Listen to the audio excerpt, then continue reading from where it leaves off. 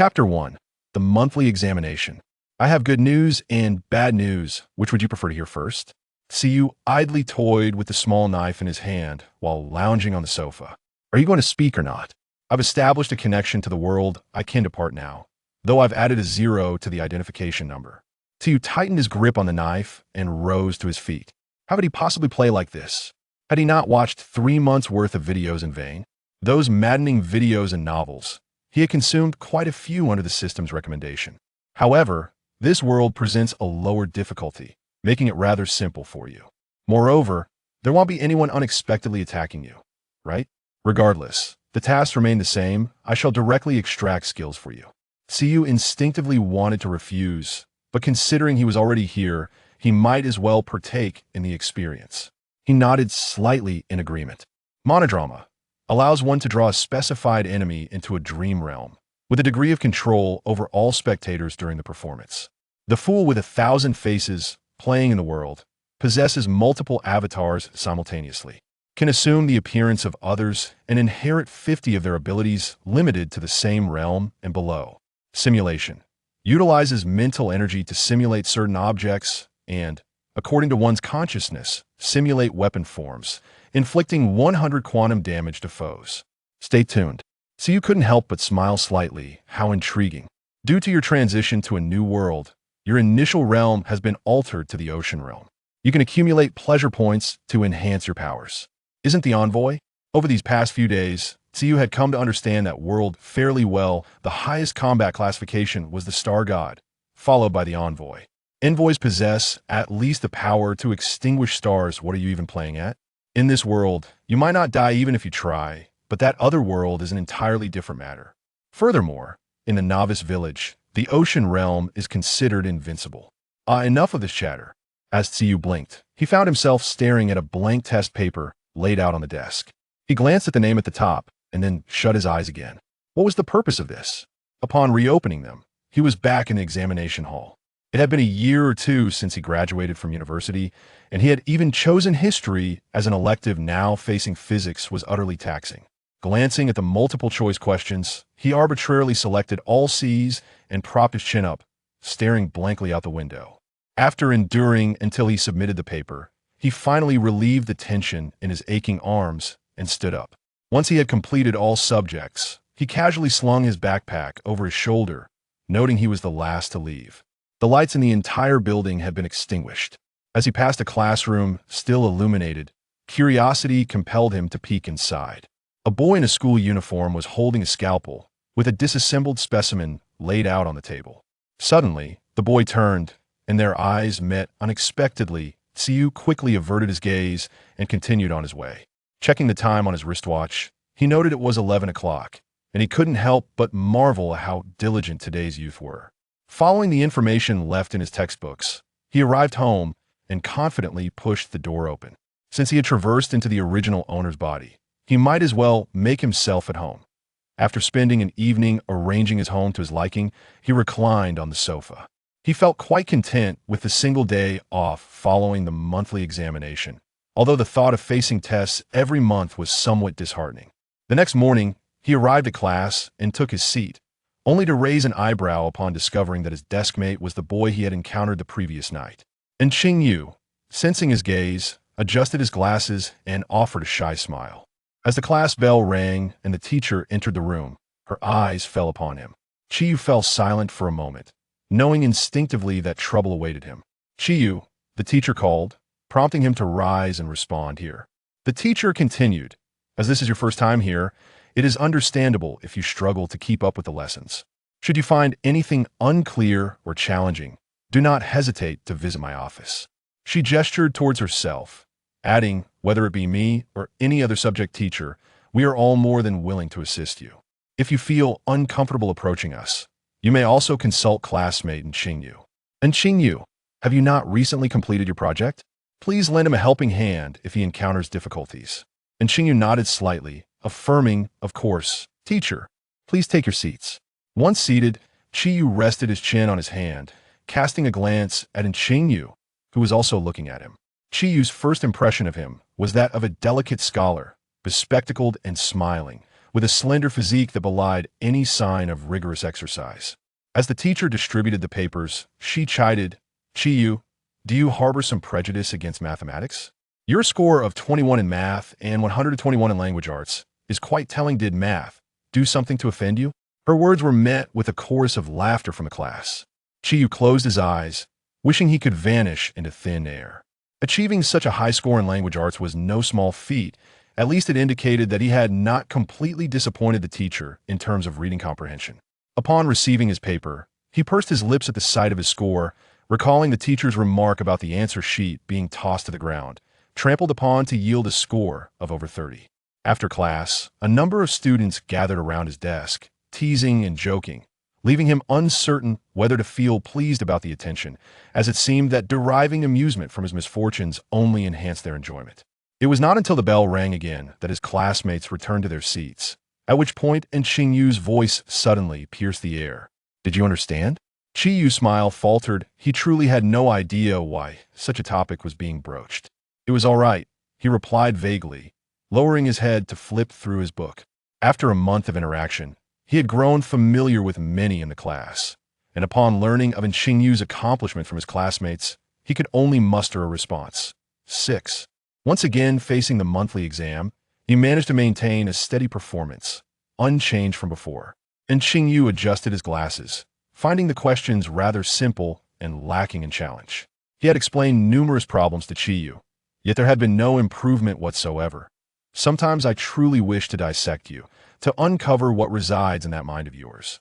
Upon hearing these words, Qinyu's body stiffened. His previously relaxed posture at the desk abruptly altered as he straightened up. In recent days, he had come to know and Qingyu somewhat. He was a person who genuinely adhered to his words. "It's merely an exam for Qingyu. There's no need to worry," Qingyu remarked, shifting his chair to distance himself a bit. After school, he sauntered out with several classmates, their arms draped over one another's shoulders. "Qingyu." He halted in his tracks and turned back to face him. "What is it?" "The teacher mentioned that whenever I have time, I should offer you some supplementary lessons fortuitously. I find myself free today." A smile spread across Qiyu's face as he released his grip, chuckling awkwardly before waving his hand dismissively. "You all go ahead." Chapter 2. The Magic. Returning to his seat with a sense of resignation, he retrieved the exam paper from his desk. After listening for a dozen minutes, he wondered if Qingyu had grown weary of teaching. He certainly felt fatigue from listening. After a yawn, he rose and placed his palm on the paper. "It's getting late, Qingyu. You should head home early. It would be unfortunate to encounter any mishaps on the way." And Qingyu lifted his gaze slightly to meet his. "All right, we shall continue tomorrow." The smile that had just graced Qiyu's lips faded instantly as he watched him gather his belongings and depart, leaving him to rest his head on the desk. Just as he closed his eyes, 3 sharp knocks echoed at the door. He turned to see Qingyu standing there, his expression neutral. "I'm leaving." Qingyu was momentarily taken aback, but quickly stood up, a faint smile illuminating his face. "Coming." Initially surprised by their coinciding routes, Qingyu had grown accustomed to it, as Qingyu invariably arrived earlier each morning. They only occasionally returned together in the evenings. As usual, Qingyu followed closely beside him, but sensing an unusual disturbance in the air ahead, he paused. As a member of the Sea Realm, his senses were notably acute, yet he was disinclined to meddle in such matters, leaving professional concerns to the experts. "Qingyu, little fish, are you hungry? There's a barbecue place down that street. Would you like to go?" And Qingyu halted, shaking his head slightly. He had tasks awaiting him at home. Qingyu grasped his wrist, reasoning that with the current desk mate gone, it was prudent to seize this opportunity. "Don't be so heartless, it's on me. Just enjoy," he insisted, gently nudging him aside while casting a glance toward the barbecue spot. Initially intent on breaking free, and Qingyu noticed Qiyu's glances toward that direction. After narrowing his eyes slightly, he relented and moved forward, guided by Qiyu's insistence. Behind them, a crimson barrier silently rose. After selecting a few skewers, Qiyu pulled out his phone to play, occasionally glancing at Qingyu, who was engrossed in his book, and he blinked. "Isn't it almost finals, little fish? Next semester, I wish to switch to the art stream." And Qingyu paused, his fingers halting on the pages, before setting the book down. "Isn't the science stream good?" Qiyyu hastily waved his hands. No, it's just that I feel I might be better suited for the art science requires too much mental exertion, which doesn't suit me. Qingyu languidly slumped in his chair, seemingly resigned to apathy, while Qingyu gently shook his head. No, I can see you actually enjoy it. Listening to his assured tone, Qingyu fell silent for a moment. Perhaps spending these days dissecting with Qingyu had led him astray sometimes. He even found it rather intriguing. However, witnessing Qingyu's fervent fascination during dissections quickly dampened his enthusiasm. He feared that if Qingyu's emotions escalated, he might become the subject of dissection himself.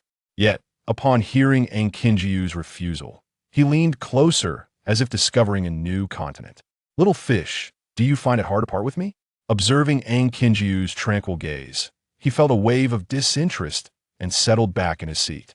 Why is there no reaction at all? Qingyu sighed. I prefer history over biology.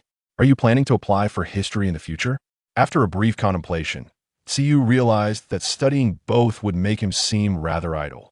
No. Qingyu looked at him with a bemused expression. Qingyu silently turned his head away. It's science, so let's keep it as science.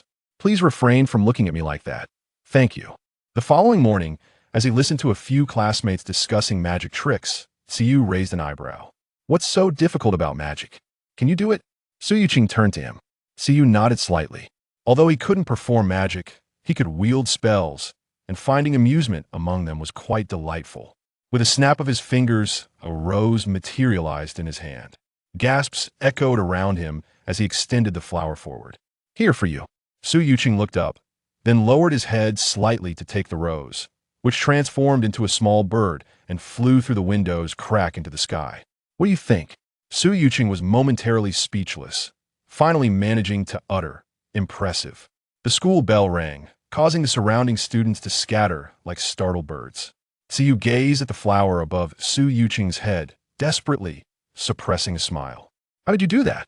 Upon hearing Qingyu's inquiry, Qingyu cleared his throat. It's a secret. Even if he wished to teach, he couldn't, for Qingyu was just an ordinary person. Time swiftly passed, and soon the final exams came to an end. Everyone sat in the classroom, awaiting their summer assignments. Qing turned at Qingyu. Are you coming to the gathering tomorrow night? Qingyu pondered for a moment, realizing he had no plans for the evening, and nodded slightly. Sure, who will be there? Me, the class monitor, Li Zixuan, Chen Mingming, Zhang Zixuan, Yu Mengting, and Su Zixin. Sound good. Qing's gaze shifted to Qingyu. Scholar, are you joining us? Qingyu shook his head slightly. Come on, let's all go. It's not like you'll be doing anything at home, Qing urged, and upon hearing this, he echoed. Exactly. Summer vacation is so long 1 or 2 days won't make a difference. Qingyu exhaled and then nodded slightly. Seeing this, Qing took out his phone to update their small group chat that on the path home after school, students carried an assortment of belongings, some requiring parental assistance to manage their loads. Chen Mingming gazed enviously at the relatively light backpack of Qingyu. By the way, Qingyu, why do you have so few things? I commute, so I sent my belongings home. Do you need help? Qingyu offered, extending a hand. Chen Mingming shook her head. No need, this little backpack is manageable. Qingyu slightly shook his head and turned to Qingyu beside him. Do you need assistance, little fish? And Qingyu handed over her bag to him, and after he took it, he caught up with Qingyu ahead. Are you playing Honor of Kings tonight? Qingyu nodded. Sure, I'll take you. I wouldn't recommend bringing another person along, Li Zixuan said, placing a hand on his shoulder. Of course. I heard there have been quite a few supernatural occurrences in Sangnan lately. In a small place like Sangnan? Qingyu mused. Having gained considerable insight into Sangnan over the past few months, it is a remote and unassuming little city. Since it serves as the protagonist's growth village, there shouldn't be any real danger. Seeing his skepticism, Li Zixuan grew anxious. I'm serious. My neighbor said he saw something resembling a blue octopus. Then that afternoon, the police took him away. Upon hearing this, Qingyu raised an eyebrow, instantly deducing that the blue octopus was likely real. However, he couldn't fathom why the protagonist had yet to appear while the anomalies had already begun. Interestingly, he hadn't encountered the protagonist, but rather a supporting character first. Moreover, I overheard neighbors discussing a child who claimed to have seen angels on the moon. Chang'e? Qingyu blurted out instinctively. Probably not. I think what you all are saying is nonsense. We should trust science, Su Yuchan interjected, shaking his head in disbelief. Li Zishuan countered, haven't you heard? The pinnacle of science is mysticism. Chapter 3. There is a reason they stick together. We will discuss this topic tomorrow. My father has come to pick me up.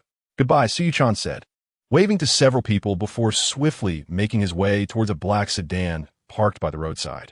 Once Li Zishuan departed, Xiaoyu turned back to glance at Qingyu's figure. Unfortunately, the throngs of students rushing home made it difficult to spot him.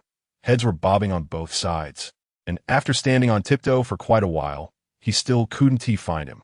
He gone, and Qingyu's indifferent voice drifted to his ears. Xiaoyu turned to look at him. Little fish, when did you manage to get ahead of us? It's because you all were moving too slowly, and Qingyu replied, effortlessly bypassing him and continuing forward. Xiaoyu hurried to catch up. Do you believe that angels exist in this world? And Qingyu nodded, yes. Xiaoyu regarded him with a gaze reserved for rare species. I thought you would assert that there are no ghosts in this world. I didn't expect you to still believe in this. Not having seen them doesn't mean they don't exist. True, Xiaoyu nodded thoughtfully. People's thoughts varied significantly. Before that incident, he had been a staunch materialist. Are you going to do your homework when you return? Can I borrow your answers once you're done? Xiaoyu asked, turning around with an eager expression. He truly lacked the motivation to contemplate summer vacation assignments. And Qingyu seemed to see right through his intentions. It's simple. Just write it yourself. Oh, upon returning home, Xiaoyu began to review his gains from recent days. Pleasure points. 137611000000 realm. Mid-sea realm, counting the zeros that followed, Xiaoyu promptly abandoned the tasks. If one could diligently complete the assignments, it would no longer be a source of joy. At the White Knight restaurant, when Xiaoyu arrived, nearly all the tables were occupied. Li Zishuan placed several dice and a stack of paper onto the table. Everyone except the academic overachiever is here. While we wait for the food, shall we play a game? Come on, I just brought some beer, Su Yuchan said, pulling a case of beer from under the table. Chun Mingming rummaged through her handbag and produced a small device. Perfect timing. I have a lie detector. Xiaoyu raised an eyebrow at the well-prepared setup on the table. You guys must have coordinated this. Li Zishuan held the 3 dice in his hand and then tossed them. The dice spun around the table before settling. 3, 2, 6, 11. It's you, class leader. Truth or dare? Truth. With whom among us would you feel most heartbroken if you had a quarrel? Qingyu, resting his chin on one hand, suddenly looked up at her. Why? If a new classmate thinks that I'm not managing well, it would genuinely sadden me. Xiaoyu was taken aback, quickly shaking his head. That's not true.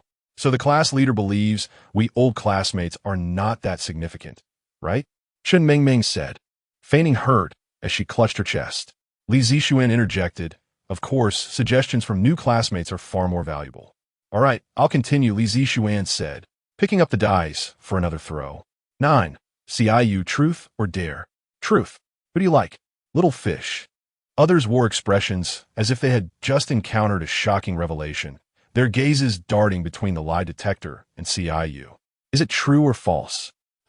Observing the astonished faces of the others, Xiaoyu couldn't help but chuckle. Ha ha ha. I was just teasing you. You actually believed it. It didn't even beep. How could it possibly be false? The lie detector assesses your truthfulness based on your heartbeat, and given how calm one might be around someone they like, it must have sounded off for real. Are you just trying to amuse us? Xiaoyu glanced at his phone to check the time and promptly shifted the topic. Strange. Why hasn't Xiaoyu arrived yet? Aren't the top students always punctual? Xiaoyu nodded thoughtfully, then turned his gaze toward the entrance. As the clock struck 7 and all the dishes were served, Xiaoyu rested his chin on his hands while observing them. It seemed that over time, their questions had grown increasingly challenging. They had already consumed 4 boxes of wine, embodying a spirit of misery that sought to drag others down as well. Shaking off the haze in his head, he stood up and walked towards the door. I need to wash my face. The chill of the corridor air invigorated him, and standing at the sink, he splashed water on his face. After drying off, he raised his eyes to meet his reflection in the mirror. Hesitating for a moment, he reached out to touch his face, then abruptly withdrew his hand, inhaling deeply before heading back. At the entrance, he coincidentally encountered Qingyu approaching. Xiaoyu, You're so slow. I thought you weren't coming. You've been drinking. Noting the slight frown on Qingyu's face, Ciyu assumed he wasn't too fond of alcohol. Don't like drinking? Upon entering the private room, he called out, Xiaoyu doesn't tea like drinking, so put the wine away. Hearing the clinking of bottles from inside, Ciyu yawned and leaned against the doorframe. I've had the least. I've only had 3 bottles. Impressive, right? He said, lifting his chin in a gesture of pride. Observing his slightly tipsy demeanor, and Qingyu sighed softly. Since you don't like drinking, if you had arrived earlier, would you have been able to answer any question we posed? And Qingyu. The initial pleasantries masked a deeper intent. Ciyu straightened up and placed a hand on Qingyu's shoulder. Xiaoyu, why are you ignoring me? You used to be quite talkative when we first met. Why have you grown quieter over time? Seeing Qingyu merely stare at him in silence, Ciyu leaned closer and gently touched the mole beneath his eye. Looking at you this way, you bear a resemblance to several people I know. As Ciyu spoke, he pondered. Perhaps those who are handsome tend to look alike? Releasing his hand, Qingyu adjusted his glasses perched on his nose. After waiting a minute or two, feeling the atmosphere in the room had settled, Ciyu pulled him inside. The others seated in the private room exchanged glances at their interlocked fingers, then simultaneously lowered their heads to type messages on their phones. Chen Mingming, after all this time, doesn't the old class monitor notice something amiss? Su Yuqing, what SMS? I think it's perfectly fine. Yu Mingting, our discussion as girls is something boys wouldn't understand. Li Zixuan, Su Zixin, are you implying that Qingyu has been led astray? Chen Mingming, ponder over it deeply. Yu Mingting, there's a reason they are intertwined. Chen Mingming, indeed. There's a reason for their connection. Class leader, they are united for a purpose. The barrage of messages left Li Zixuan in a state of bewilderment. Qingyu, noticing their engrossment in their phones, tapped the table lightly with her fingers. Why are you all constantly on your devices? Chen Mingming flipped her phone upside down on the table, chuckling awkwardly. Ahaha, it's nothing really. Ciyu cast a curious glance at her, then poured herself a glass of juice. Who among you has completed the summer homework? ISNT had understood that it's typically done on the last evening. Just a pen, a lamp, a night, and a miracle. Chapter 4. A lifetime of embracing the crowd during the summer holiday. He found himself compelled by Qingyu's coercion and temptation to complete his work the day before school commenced. The following morning, after grooming himself and donning his school uniform, Ciyu slung his backpack over his shoulder and made his way to the school entrance. Observing the throngs of students around him, he hesitated, retreating a few steps to glance up at the large characters above the entrance. Along the way, he noted that a considerable number of students appeared rather expressionless. Even their movements seemed stiff. With his hands tucked into his pockets, he quickened his pace toward the classroom. Upon entering the classroom, he cast a cursory glance around and, seeing that everyone appeared relatively normal, let out a slight sigh of relief. He rested his head on the desk, feigning sleep for a brief moment. With the sound of a chair scraping across the floor broke the silence. He lifted his head slightly to find Qingyu's expression far from pleasant. Ciyu raised an eyebrow, teasingly inquiring, "What's wrong? Did someone owe you money?" Ignoring his jest, Qingyu spoke earnestly, "It hasn't been safe outside lately. Don't wander out during breaks." Ciyu's expression momentarily faltered as he realized that this was precisely what he had intended to tell Qingyu upon his arrival. Why was it that Qingyu had preempted him? Qingyu fell silent for a moment. He could only discern that the students outside were acting strangely, though he remained unaware of the reasons behind it. "Just don't go outside," he reiterated. Hearing his dry response, Ciyu chuckled lightly. "All right." During the break, Ciyu rested his chin on the desk, idly pressing the button of his automatic pen. Su Yuqing turned to him, gesturing towards the door with his thumb. "Shall we take a stroll outside? There are quite a few people playing ball on the field." Just as Ciyu was about to decline, he stood up and replied, "All right." As he passed by Qingyu, he felt a tug on his clothing, causing him to lose his balance and tumble onto Qingyu. "What are you doing? I told you not to go outside." It dawned on Ciyu that he had forgotten his earlier promise, and with a resigned smile directed at Su Yuqing, he said, "It's only a 10-minute break. Perhaps it's best we don't go?" Su Yuqing sighed, nodding as he returned to his seat. "Fine." Ciyu followed suit. settling back into his chair and engaging in conversation with Su Yuqing. Throughout their exchange, he couldn't help but steal glances at Qingyu. After Su Yuqing finished speaking, he took out a water bottle to drink. "What's the matter?" And Qingyu could no longer contain his curiosity. Yu cleared his throat and subtly inquired, "Do you exercise often?" Remembering the earlier incident of Qingyu's hand wandering over him, a slight flush crept onto Qingyu's face. "Not really." Yu playfully pinched Qingyu's cheek, teasing, "Why are you shy, little fish?" And Qingyu turned his head away, asking, "Have you finished the paper?" Qingyu replied, "It's a newly assigned paper. How could I finish it so quickly?" As he spoke, his gaze fell upon Qingyu's completed paper, and he regarded it with incredulity. And Qingyu adjusted his glasses, revealing a bashful smile. "I did." With a soft sigh, Yu resigned himself to pick up his pen and begin writing. The next morning, as he observed his surroundings, he noted that, in contrast to the previous day, there were now significantly more students moving sluggishly. He was quite curious about what the person behind the scenes intended to do. After all, merely assimilating others within the school did not seem to stir any significant upheaval outside its walls. Hearing the bustling noise of a crowd behind him, Yu glanced back with intrigue. A throng of students encircled an individual at the center, a boy whose eyes were covered with a black cloth, holding a white cane. The protagonist, a blind person? Yu silently scoffed to himself. What are they looking at? He tilted his head slightly towards Qingyu behind him. "Isn't it fascinating, this new student?" And Qingyu tugged him along towards the classroom. "We're about to start class." Yu shot him a puzzled look. If he recalled correctly, there was still at least half an hour before class commenced. Upon entering the classroom, Yu was drawn in by the lively chatter, hastening his steps to join in their conversations.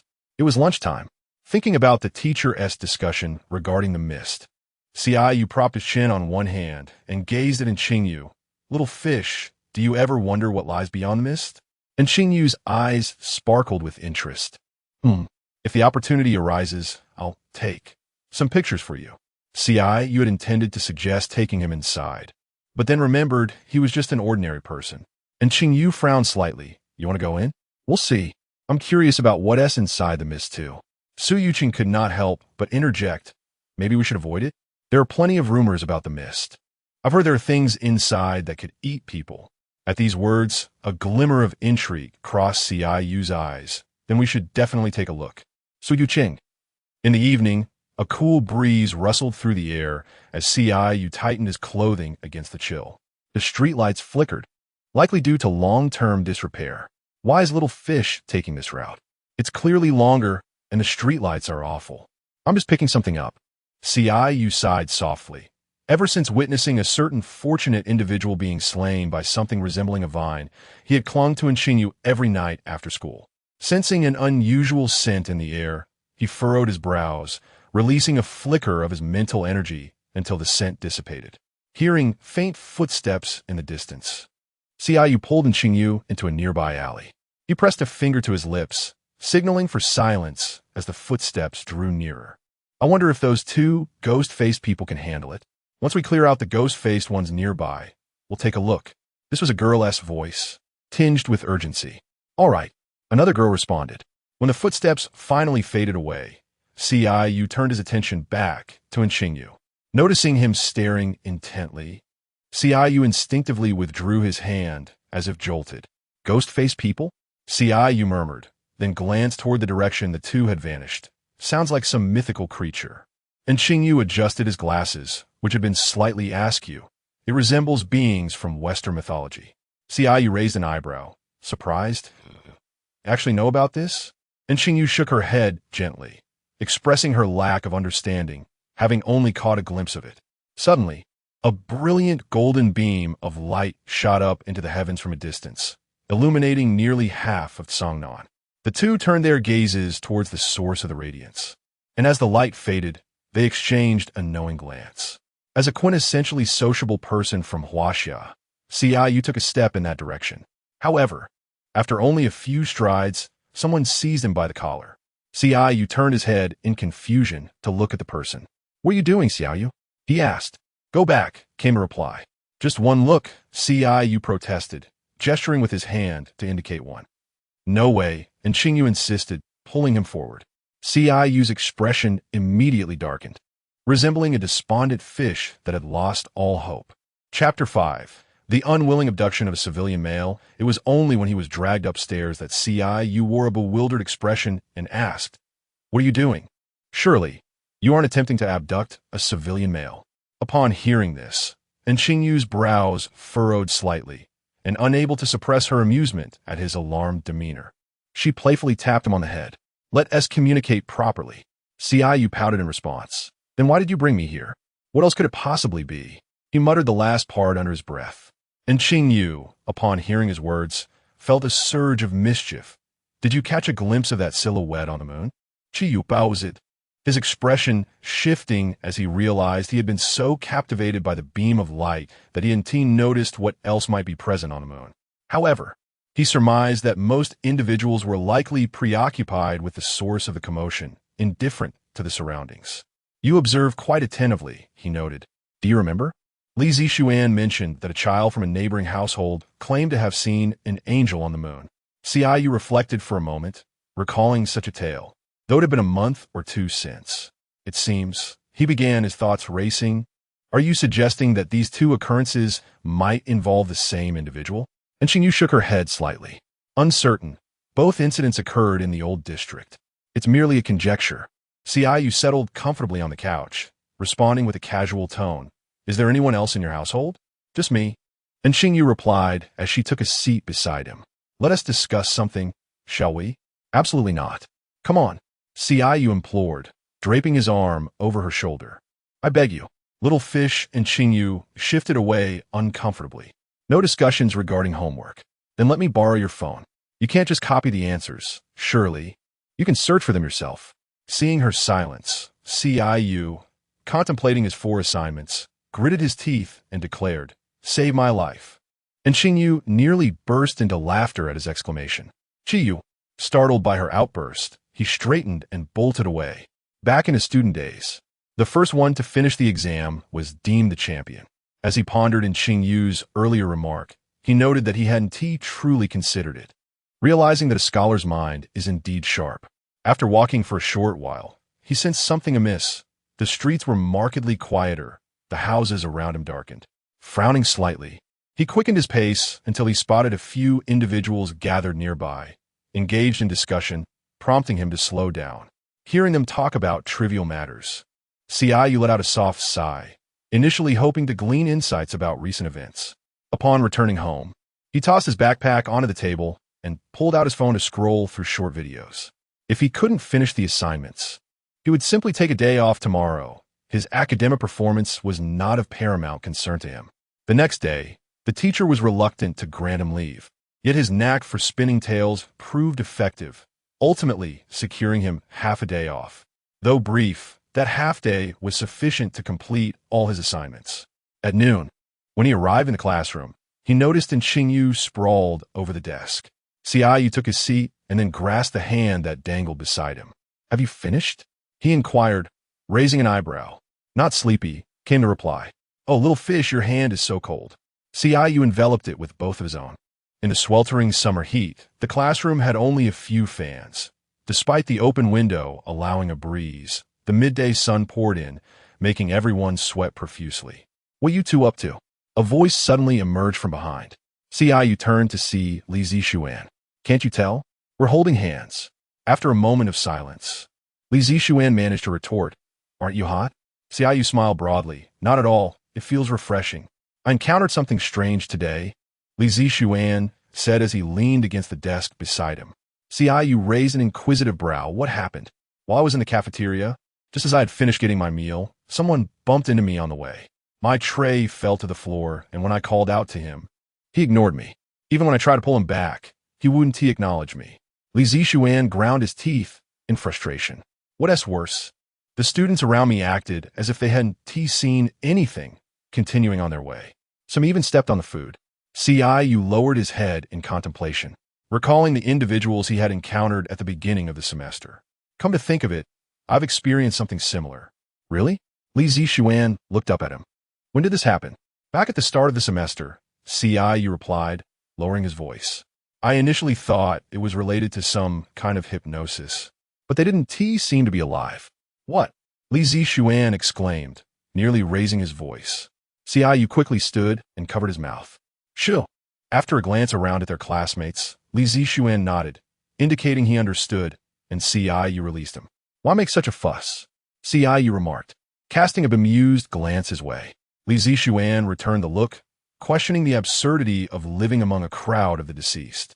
After a moment of reflection, Xiaoyu advised, It's been a while, and we are not the only ones who have noticed something unusual. It's best not to draw attention to it. Li Zixuan nodded slightly. All right, I'll heed your advice. A series of knocks resounded at the door, prompting everyone to instinctively turn their heads. The teacher wants a few of you to visit their office after class. Some students wished to inquire further, but the girl delivering the message had already departed. How can you leave a statement half-finished? How many are supposed to go? The class monitor volunteered, raising a hand. I'm the monitor. I'll go. Is anyone joining me? Li Zixuan contemplated for a moment before raising his hand. I'll go too. Xiaoyu furrowed his brow, recalling the earlier incident, and finally said, I'll go as well. The class monitor nodded. All right, so it'll be the three of us. That should suffice. The other students resumed their conversations or returned to their assignments. Why are you going to? Li Zixuan asked, looking at him in surprise. In his recollection, Xiaoyu hardly ever communicated with the teachers outside of his daily duties and classes.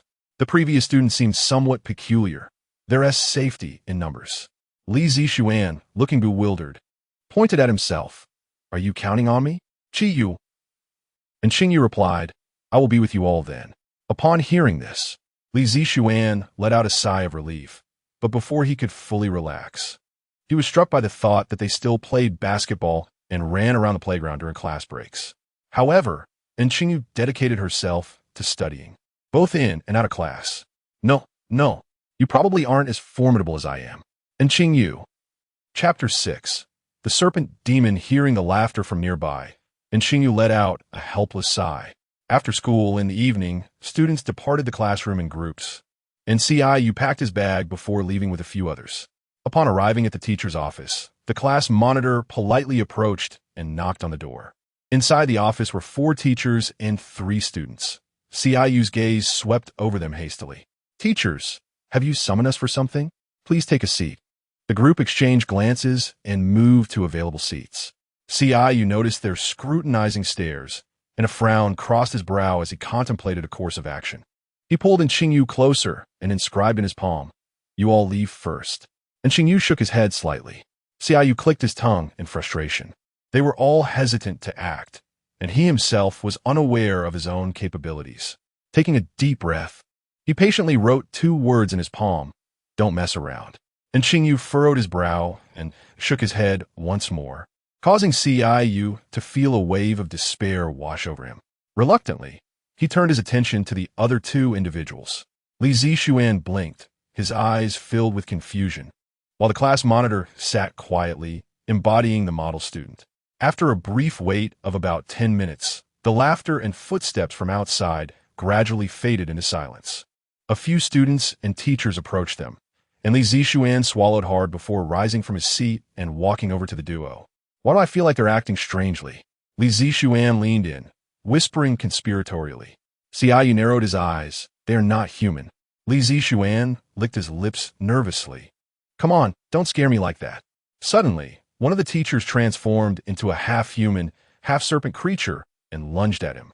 Xiaoyu stood up, but before he could react, he saw someone standing in front of him.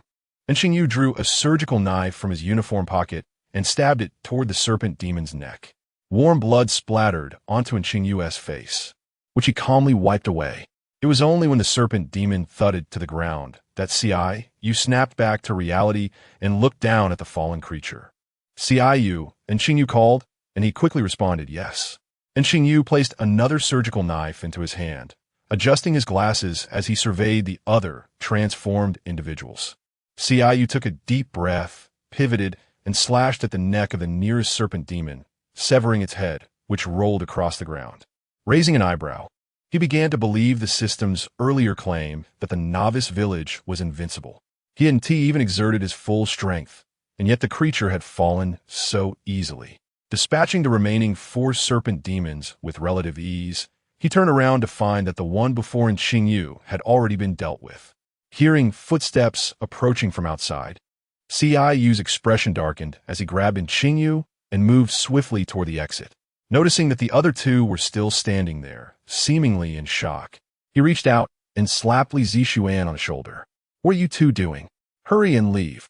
Regaining his composure, Li Zixuan hurriedly followed, his mind racing with questions, yet recognizing that their immediate survival took precedence over inquiries. As he stepped into the corridor, Qingyu attentively listened to the footsteps echoing from both sides before choosing to move towards the left, where the sounds were less pronounced.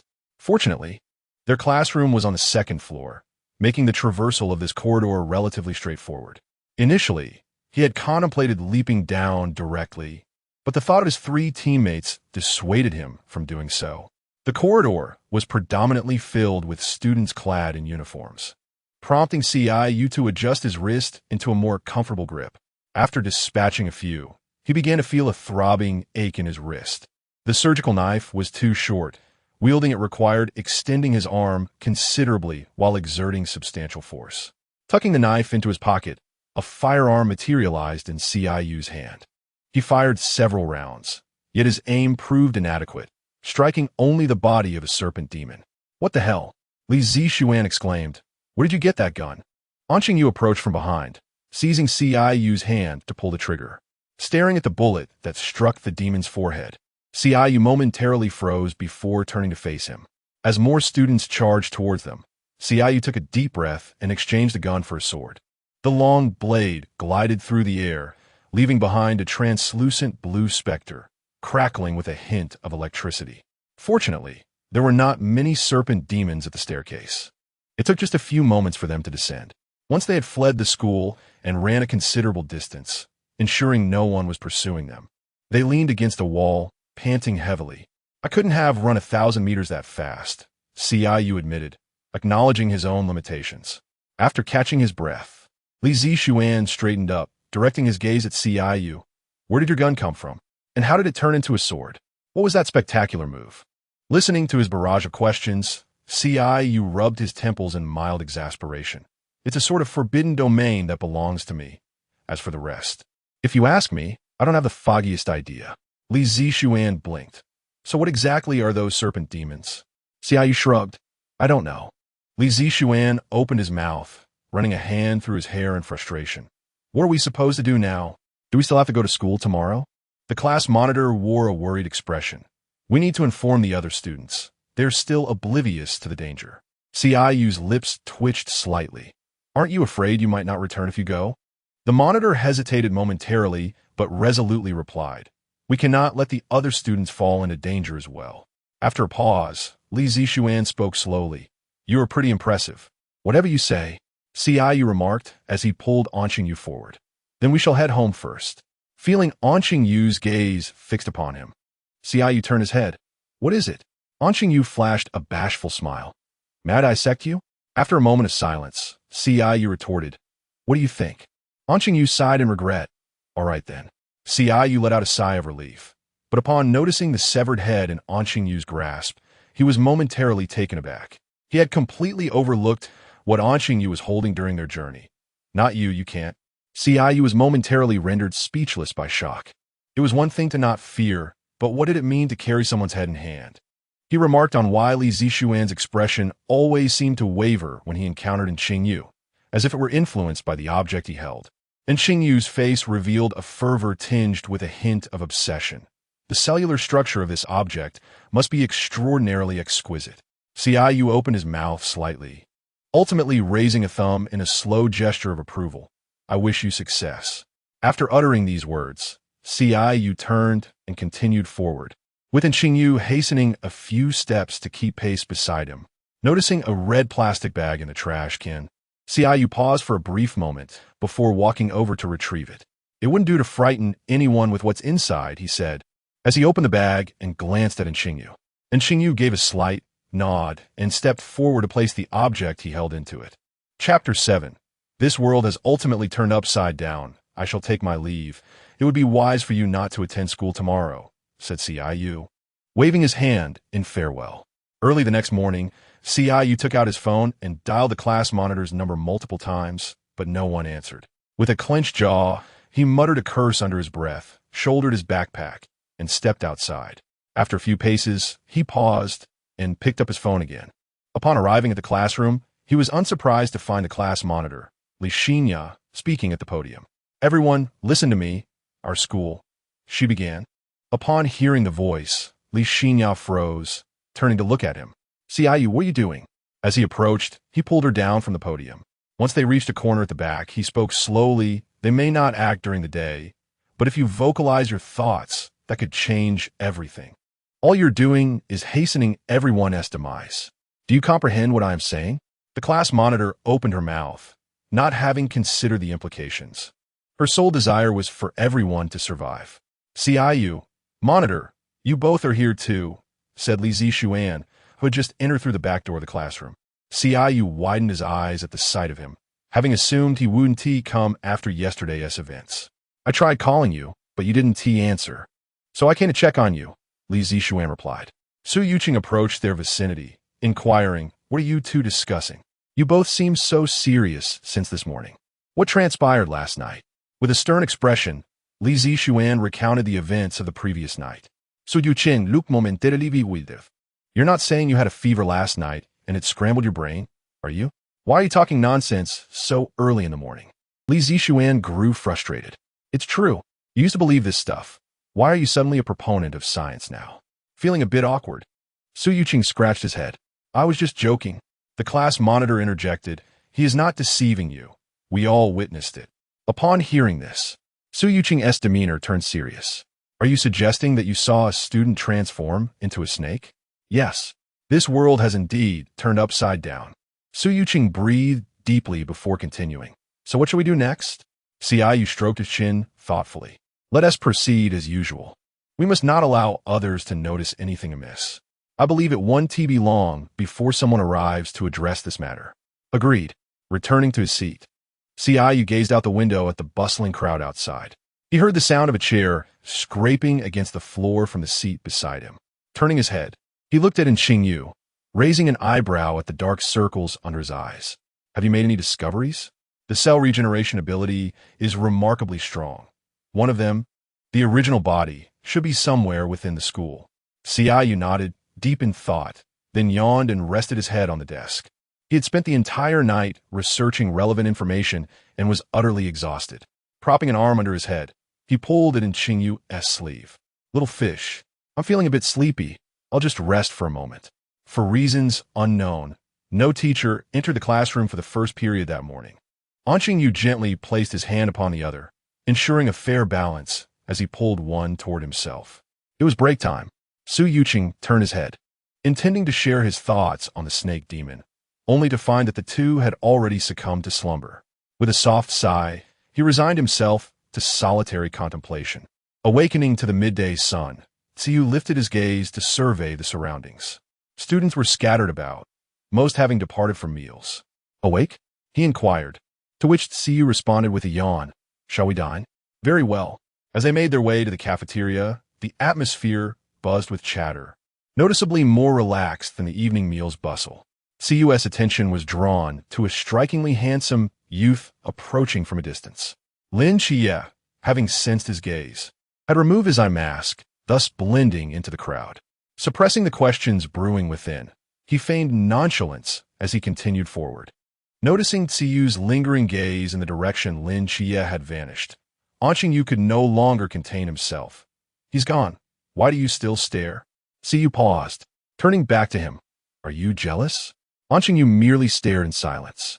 Qingyu chuckled lightly, draping his arm over Qingyu's shoulder. "I was merely teasing. Do you not find him strikingly familiar?" Qingyu, taken aback, pondered briefly before shaking his head. "I feel his appearance is quite remarkable," Qingyu noted. "He was the one with the black silk ribbon around his eye not long ago, remember?" "Ah, yes." I sensed a fluctuation of spiritual energy around him, reminiscent of that golden light from before, though he seemed not to wield any spiritual power. Qingyu glanced toward the direction Lin Qie had departed. "Spiritual energy?" I will explain this later. For now, let us eat, Qingyu said, pulling him toward the cafeteria. In the ensuing days, tranquility reigned. Li Zixuan and his companions transitioned from trepidation to gradual relaxation, though they remained cautious. In stark contrast, Qingyu arrived in class each morning, collapsing into slumber, a far cry from his previously diligent demeanor. Are you not concerned about your grades? He cast a sidelong glance at Su Yuqing. With such creatures emerging, do you still expect to attend classes with peace of mind? Su Yuqing paused, suddenly recognizing the wisdom in Qiyu's words. Should we not acquire some wilderness survival skills? Qiyu's lips twitched in a smirk. Just focus on your studies. Noticing the slightly meaningful look from Qingyu, Qingyu rubbed his nose. What troubles you, little fish? Qingyu shook his head gently. The state of those snake demons this morning was quite unsettling. Qingyu turned to gaze out the window. The courtyard was deserted during break time. Furrowing his brow, he stood up. You should go investigate. Qingyu reached out to grasp his arm. Do not go. Qingyu patted the back of his hand reassuringly. Do not worry. I shall return promptly. Chapter 8. Raising the flag, and Qingyu furrowed her brow for a moment before finally releasing her grip. Qingyu strolled through the school grounds, pausing briefly as the bell rang for class before resuming his pace. Along the way, he encountered only a few scattered latecomers. As he approached a low wall, he heard a rustling sound from the other side. His steps faltered as he turned to investigate. This wall was notably low, and many tardy students favored climbing over it. Soon, a conversation drifted over, and before long, a girl in a school uniform leapt over from the other side. She seemed taken aback at the sight of someone else. And shortly after, a second and third individual followed suit. Qingyu crossed his arms. You two aren't from this school, are you?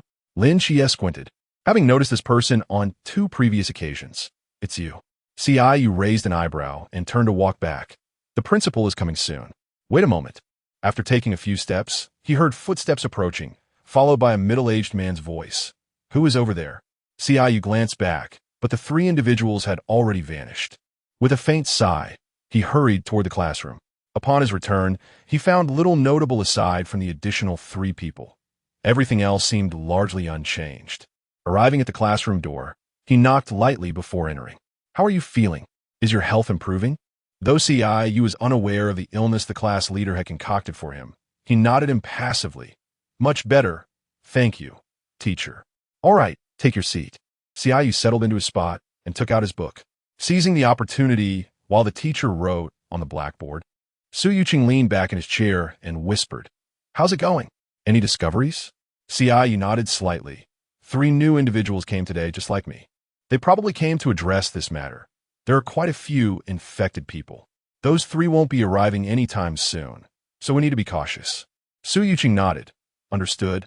Let's make sure we don't go outside then. Qingyu turned to Qingyu. I know of a place in the school without surveillance. We can climb out. And Qingyu nodded. All right. Those individuals aren't very powerful. I will protect you.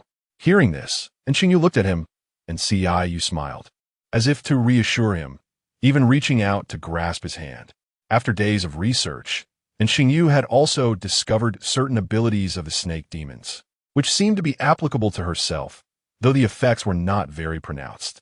During the midday flag-raising ceremony, Qingyu feigned illness as an excuse to remain in the classroom with Qingyu, resting his head on the desk.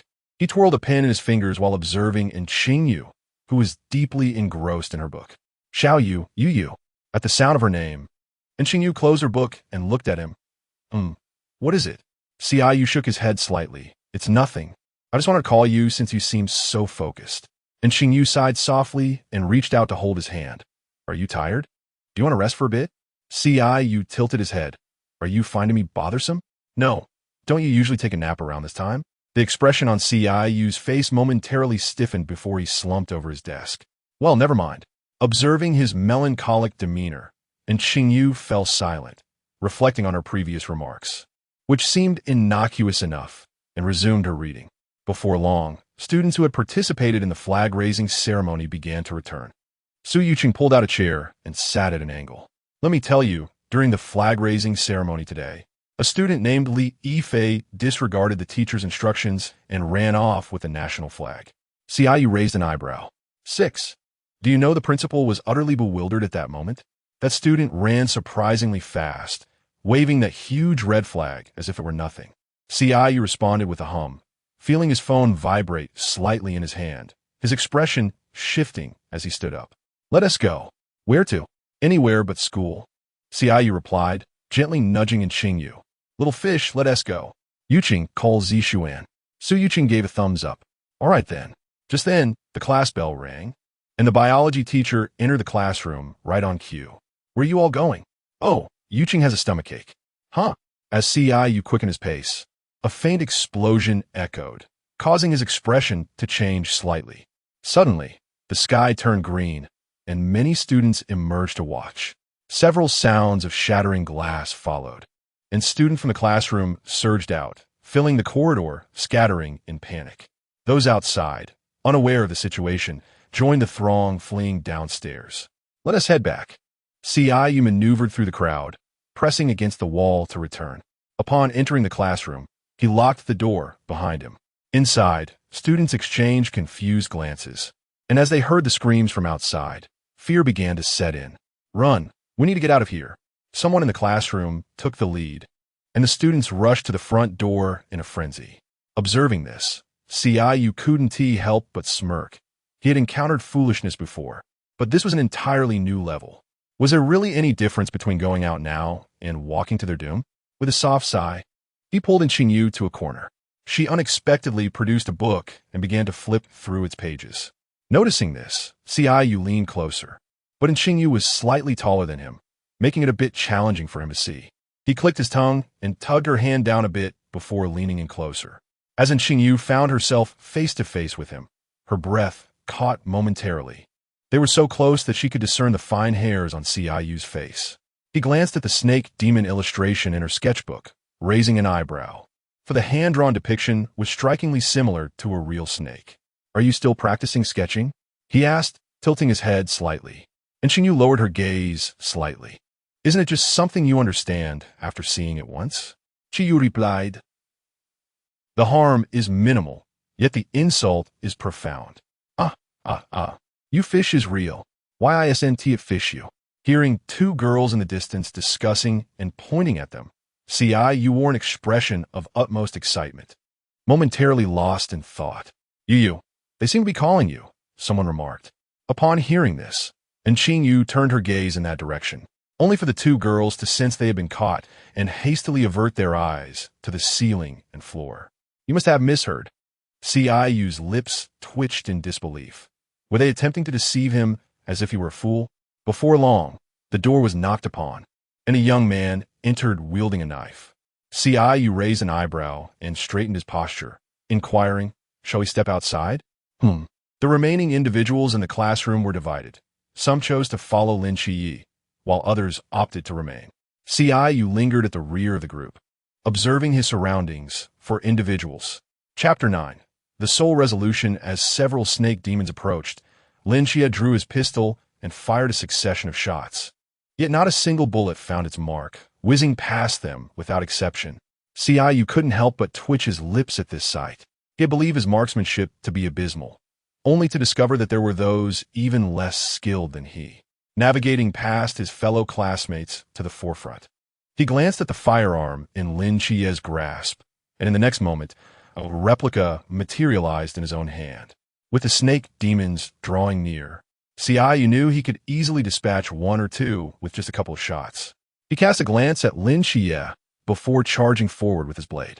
Seeing Qingyu approach, Qingyu promptly handed his gun over. You take it. After clearing the current floor of snake demons, Li Yifei led the others downstairs. Lin Qiyi, having received his assignment, ascended the stairs, while Qingyu adjusted his glasses and followed suit. Qingyu had no choice but to accompany them. As they ascended, snake demons surged toward them from the staircase, prompting Qingyu to internally marvel. Truly, the protagonist attracts firepower. And Qingyu also noted the peculiar situation.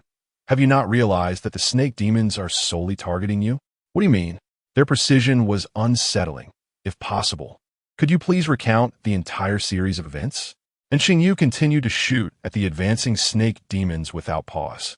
Hearing footsteps from below, you conjure a long sword. While Qingyu turned to fire several shots at the approaching foes. After dispatching the demons on their tail, you flicked the blade and followed suit. Yet, the Nantoa snake demons possessed formidable camouflage abilities and could remain concealed indefinitely. Why, then, did they choose to reveal themselves and seek their own demise? You imply that this incident should never have transpired. You narrowed his eyes. I never realized you were quite the catch. It hasn't been long. Yet someone has already taken an interest in you.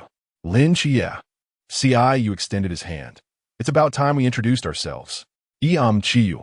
Lin Chia hesitated before shaking his hand. Lin Chia. Upon reaching the third floor, you strode ahead of Lin Chia. Ever since they began to eliminate the snake demons, he had cast aside his concerns, the only one weighing on his mind being the demon leader. Observing the leading snake demon, you raised an eyebrow and reached out. Lifting its chin, this unfortunate creature was none other than his classmate. The snake demon seemed bewildered by this unexpected display, merely staring at him in silence. And Qingyu furrowed his brow and fired a shot at the transformed individual. Qingyu silently released his hold and turned to cast a resentful glance at Qingyu before dispatching the snake demon. The trio halted at the entrance to the music classroom. As they waited for the other two to enter and received no immediate response, you turned to Qingyu, noticing a faint blue glow in his eyes. Blinking in surprise, he then glanced at Lin Chia, who exhibited a similar phenomenon, his eyes shimmering with golden light. You felt an inexplicable sense of dissonance, for while their eyes radiated brilliance, he possessed none such quality. Lin Chia kicked open the door of the music classroom, causing the students inside to scream in terror and retreat. Except for Lu Xiaoyan, the others fled the scene. At that moment, Li Yifei arrived wielding a fire axe, exclaiming, "Lu Xiaoyan is the leader of the snake demons. Run." The other female students, who were huddled together with him, shrieked and dashed backward, seeking refuge behind Lin Chia. Lu Xiaoyan hurriedly shook her head, desperately trying to explain, and rushed toward the door. Lin Chia declared, "The exorcism gun is ineffective against ordinary people." Qingyu raised her pistol, aimed, and pulled the trigger. Lu Xiaoyan staggered, then collapsed to the floor. Noticing the lack of response, Lin Chia approached and lifted her off the ground.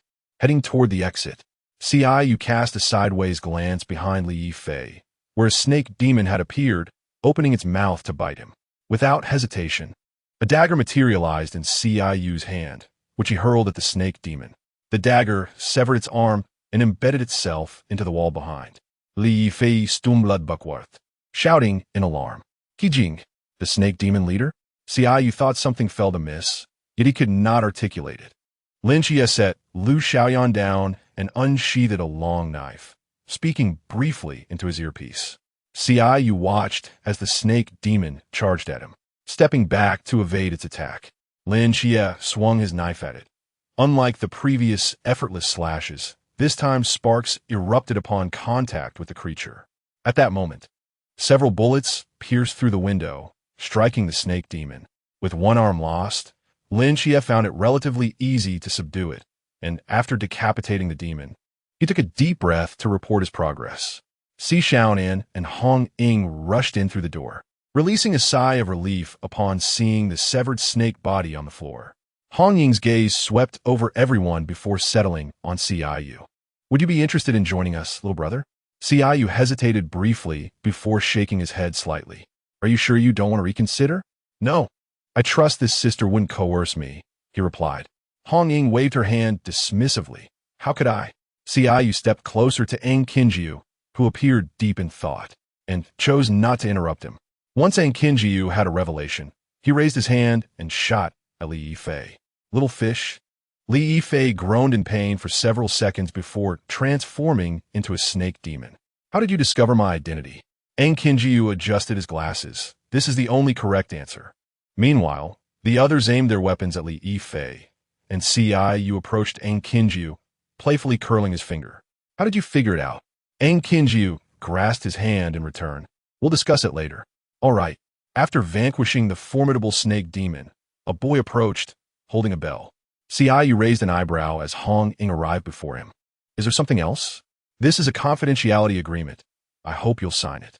Qingyu accepted it, inscribing his name, and added a playful gesture at the end. As everyone busied themselves with their own affairs, Qingyu glanced around in search of Qingyu. He observed him stealthily taking the head of the Nantaw serpent demon and, with a resigned sigh, closed his eyes, pressing his lips together in exasperation. After Qingyu departed, Qingyu conjured an identical replica to ensure absolute safety before pursuing him. With the school in such disarray, it was evident that classes would be suspended for the next couple of days. He first made his way to the classroom to retrieve his phone, then proceeded toward the school gates. At that moment, the sky transitioned from green back to its natural hue. It wasn't long before he caught up with Qingyu, who was merely carrying a backpack. Tentatively, Qingyu inquired. You wouldn't be so deranged as to stuff your head directly into that backpack, would you? And Qingyu shook his head slightly, replying, no, I'll just put a bag over it. Qingyu. Chapter 10. Your loftiness, your grandeur, your experimentation on me, following Qingyu to his abode. I observed as he deftly rummaged through the cabinet for dissection tools, then beckoned me toward the bathroom. Alarmed, I clutched the doorframe, reluctant to relent. Xiaoyu, let us converse amicably. There's no need for a dissection. And Qingyu clarified, I never mentioned dissecting you. After a brief moment of contemplation, I released my grip and accompanied him inside. He turned on the faucet, guiding my hand beneath the flow of water to cleanse it. What's the matter? I inquired. It's dirty, he replied. After a considerable duration of washing, I felt as though my hands would be stripped of their skin. That's enough. They'll all be raw if you keep this up. I withdrew my hand, teasingly adding, You are not a germaphobe, are you? I playfully touched his face, causing his fingertips to curl slightly. He then bypassed me, heading outside, prompting a subtle smile to grace my lips. I found amusement in teasing him, the most delightful aspect being that Qingyu would never take offense.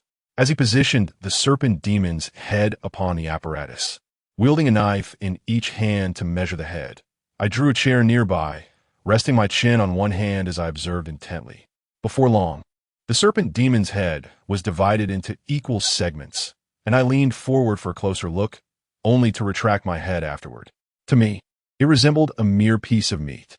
Having cleaned the blood from his hands, Qingyu turned to me, his expression contemplative. What troubles you? Do you think its meat is edible? I queried. Taken aback by my question, his demeanor shifted momentarily, eyes gleaming with curiosity. Theoretically, it should be. Would you like to try? My face contorted in distaste. Are you treating me like a lab rat? Qingyu adjusted his glasses, revealing a bashful smile. If you were inclined, I suppose you could. Taking a deep breath, I decisively shifted the subject. What is your forbidden realm? He shook his head slightly. I am not entirely certain at the moment. I shall inform you later. I sighed in mild disappointment, noticing his unwavering gaze upon me, causing goosebumps to rise on my arms. Why are you looking at me like that? Are you considering it? I could prepare it for you. Why not eat it yourself? As he turned away, I was startled and immediately stood, grasping his arm. I was only jesting. Who would consume such a thing? I tightened my hold on Qingyu's arm. I wouldn't eat it. It would be more convenient for you to observe. Exasperated, I released him. Your loftiness, your grandeur, your experimentation on me. From a nearby cabinet, Qingyu retrieved several test tubes and glass jars for a more profound dissection. I yawned and settled back into my seat. By the time Qingyu set down the scalpel, the night had deepened, the neon lights outside flickering to illuminate the darkened sky. Drawing my gaze back, I noticed him observing me, asleep in the chair. He approached, gently lifting me into his arms, laying me on the bed and tucking me under the covers. Xiaoyu. Upon hearing my voice, he paused, looking at me. Why aren't you sleeping? I asked, reaching out to grasp his hand. Observing Qingyu, who appeared to be in a state of drowsiness. Qingyu sighed, I shall step outside. After a moment of contemplation regarding Qingyu's arrangement, Qingyu inquired, You intend to sleep on the floor? Qingyu reached out to tug at him, declaring, I have matters to attend to. Qingyu regarded him with a bewildered expression, thinking it peculiar to be conducting dissections in the dead of night, unperturbed by the potential for a phantom to materialize behind him. The thought sent him abruptly sitting upright. a grin threatening to escape as he considered what he was about to undertake. "What will you do?"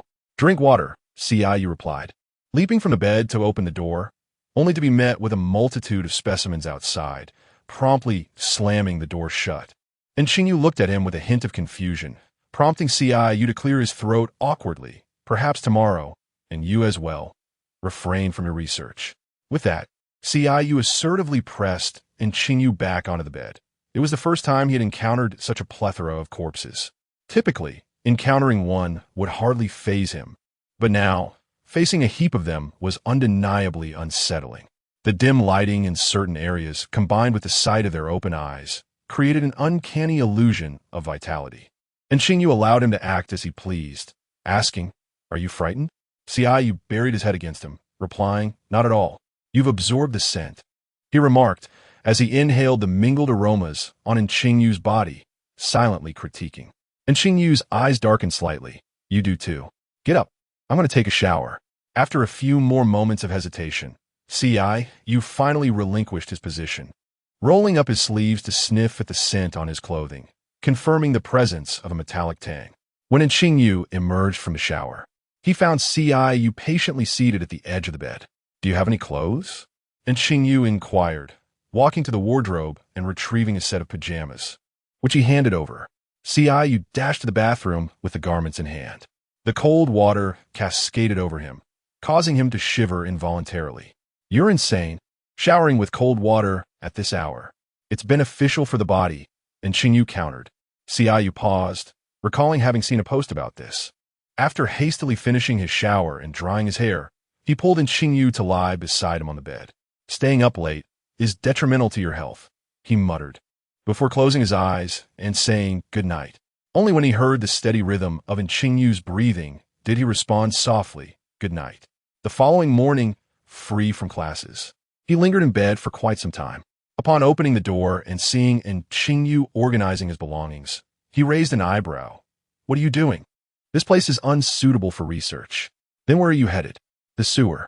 And Qingyu had contemplated this answer all night, knowing it housed the materials he required while being discreet. "Huh?" Qingyu tilted his head, displaying a look of skepticism, questioning whether he was perhaps imagining things. Once assured of Qingyu's seriousness, he slowly articulated, "Are you quite all right?" And Qingyu adjusted his glasses, affirming, "I am fine." Given Qingyu's persistent resolve, Qingyu ceased to deter him, merely assisting with the relocation of items. In the basement, Qingyu perched on a stool, gazing at Qingyu in a daze. The basement's expanse exceeded his expectations, its intricate and convoluted structure indeed providing an excellent hiding spot. Reflecting on the journey thus far, Qingyu found some details slipping from his memory, yet he distinctly recalled the multitude of twists and turns. "Xiaoyu, I find myself quite hungry," he remarked. Upon hearing this, Qingyu set aside his tasks and turned to him, inquiring, "What would you like to eat?" After a moment's contemplation, Qingyu thoughtfully replied, "Perhaps some buns. There should be vendors nearby." And Qingyu nodded slightly. Removing his gloves, "I shall go and procure some." Once he departed, Qingyu approached the head of the serpent demon, observing its structure with keen interest before glancing at the small white mouse bound nearby, bestowing it a look of sympathy. He then turned to his phone for entertainment. After their meal, Qingyu guided him through the surroundings, and feeling that he had retained enough information, Qingyu waved his hand and made his way back. The following day, a notification from the teacher appeared on his phone, announcing class. With a slight sigh, Qingyu resigned himself to the task and shouldered his backpack, heading off to school. Chapter 11. Living before dying within the classroom. The familiar faces of classmates were notably absent. Su Yuchen pointed towards Qingyu's seat and inquired, "Where has the top student gone? I haven't seen him today."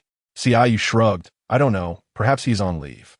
Su Yuchen furrowed his brow slightly. "I heard from others in different classes that all the students who are absent might have encountered some mishap. After all, it is rather unlikely for so many to take leave simultaneously. Moreover, many of those absent are snake demons." Qingyu hastily gestured for silence. "Let us not discuss this further. The government has already dealt with it." Su Yuchen widened his eyes slightly. "I don't recall any such incident." "Because I don't want you to know," Qingyu replied. Su Yuqin couldn't help but click his tongue. They are rather considerate. Ciyu nodded in agreement, acknowledging that treating people like delicate flowers in a greenhouse, shielding them from the sight of ordinary individuals, indeed showed a certain kindness. Don't worry about Xiaoyu. He should return in a couple of days.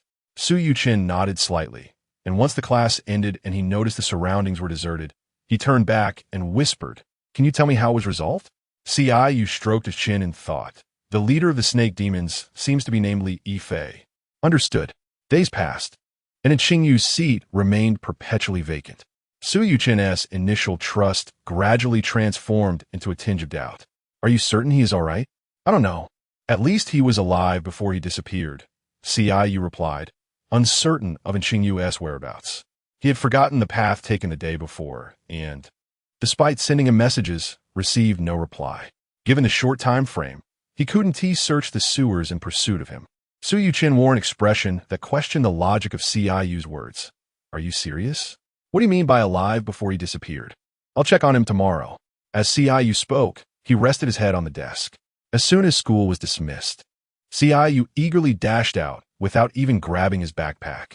He located a nearby sewer, ensuring no one was around, and lifted the manhole cover to jump inside. Upon reaching a fork in the tunnel, he conjured 2 clones to explore different passages. 4 hours later, Ciyu sat on the curb, gazing up at the sky in exasperation. After 4 hours and 3 clones, he had thoroughly examined the nearby sewers, yet found no trace of Qingyu. Suddenly, a sound caught his attention. He turned to see a white mouse nearby and swatted at it. The mouse nimbly dodged his attack. Ciyu frowned and swatted again, but the mouse seized the chance to scurry into the sewer. Seeing this, Ciyu silently averted his gaze, continuing to stare blankly at the moon. The mouse, realizing he and T followed, returned and squeaked at him. Ciyu tilted his head slightly towards the mouse, and as it approached, he grabbed its tail and lifted it, subsequently tossing it away. The disoriented mouse rolled a few times before scampering back to nip at him. Ciyu winced in pain, watching the mouse disappear into the sewer once more. Taking a deep breath, he decided to follow suit. After pursuing for approximately 10 minutes, he finally recognized a familiar place. Only upon confirming that this was indeed his destination did he slow his pace. The facilities here were markedly improved compared to his initial visit. He cast a fleeting glance around before focusing on Qingyu. Noticing the mouse perched on his shoulder, he pointed at it and inquired, "Is this your mouse?" And Qingyu nodded slightly, his gaze shifting to the blood still trickling from the back of his hand. A peculiar expression crossed Ciyu's face as he asked, "Did you set the mouse on me?" The mouse, sensing the attention, felt unjustly treated. After all, it could hardly defend itself if Ciyu intended to swat it. And Qingyu took a deep breath and stepped forward to lift Ciyu's hand. "The wound isn't deep. Apply pressure to stop the bleeding, and it will heal in a few days." After saying this, he released Ciyu and moved to a nearby cabinet to retrieve some gauze and iodine. "Why do you keep a mouse? What have you been doing these past few days?" And Qingyu's eyes sparkled with excitement as he elaborated on his recent activities. "Qingyu nodded doubtfully. Shared the vision." And Qingyu affirmed with a slight nod. Ciyu's gaze turned contemplative as he regarded the mouse. "Does it have a name?" "I named it Snowball," and Qingyu replied. Ciyu blinked. The mouse's pure white fur indeed resembled a snowball. Of course, it would be even more charming if it hadn't bitten him upon their first meeting. Stifling a yawn, Ciyu realized it was well past his usual bedtime. "Do you have a place to rest?" "I've been searching all night and am utterly exhausted." And Qingyu nodded slightly and led him forward. Once they arrived, Ciyu eagerly lay down, for dawn was fast approaching. He awoke later, when the sun was already high in the sky, and noticed Qingyu busying himself in the distance. He snapped a photo and sent it to Su Yuqing. "Ciyu, I told you he is fine. Su Yuqing, panik. JPG. Su Yuqing, wait dude, what's that in his hand?" Ciyu sent a zoomed-in version of the picture. "Can't you tell? A snake demon. Su Yuqing, impressive." Seeing this, Ciyu couldn't help but smile. Scaring him alone was hardly a feat worth boasting about. Sharing the fun with his good friend was only fitting. "What are you talking about?" Yuqing asked. "I sent him a photo to give him a fright." And Qingyu, hearing this, could only helplessly continue his research with his own materials. Glancing at the time, Ciyu recalled his unfinished homework and cast a pleading look at Qingyu. Little fish, I still need to study. Resigned, Ciyu picked up his backpack. All right, I'll take my leave first. Emerging from the nearest manhole cover, he surveyed the desolate surroundings and clicked his tongue in discontent as he made his way toward the old city. As he approached the old district, he keenly heard footsteps behind him. A glance over his shoulder revealed a woman accompanied by a man, easing his sense of caution. Walking nonchalantly behind others was unlikely to indicate criminal intent. After a short distance, noticing the pair drawing closer while he remained stationary, he paused and turned to face them. Who are you? The cult of the ancient gods, the serpent woman. Ciyu raised an eyebrow. The cult of the ancient gods sounded akin to a sinister organization. Little brother, would you care to join us? Ciyu blinked, directly inquiring about one's willingness to join, which bore a striking resemblance to a pyramid scheme. Noticing his prolonged silence, the serpent woman licked her lips. A cold type, are we?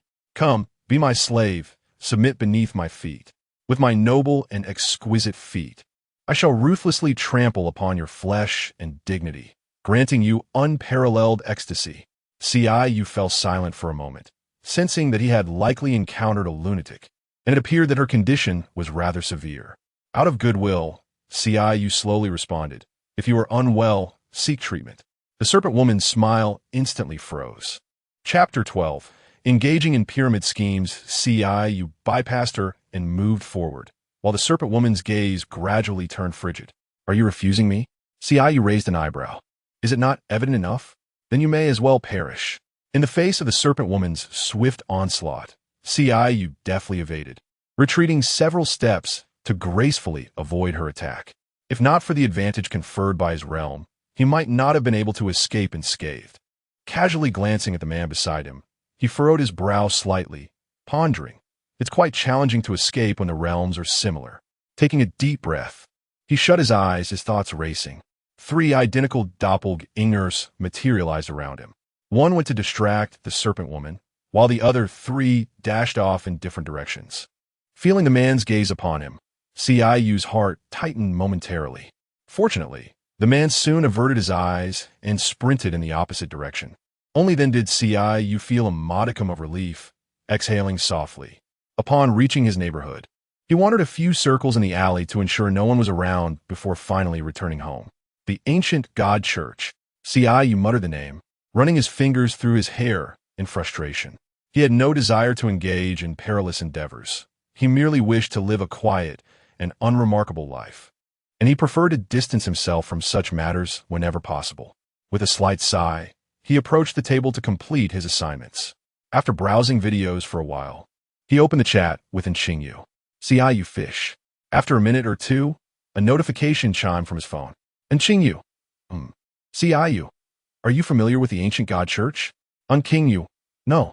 Qingyu. Okay. He set his phone down and turned on the television, tuning into the news broadcast. The following day, Ciyu arrived at the classroom and raised an eyebrow at Qingyu, who was seated. Aren't you working on your research? Almost done. Qingyu replied, glancing at him. What was that about yesterday?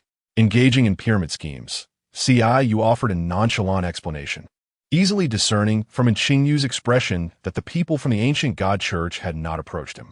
Qingyu frowned slightly. Ciyu gently patted the back of his hand. You need not concern yourself with this. Are you going hiking next weekend? We could see all of Songnan from Jinan Mountain.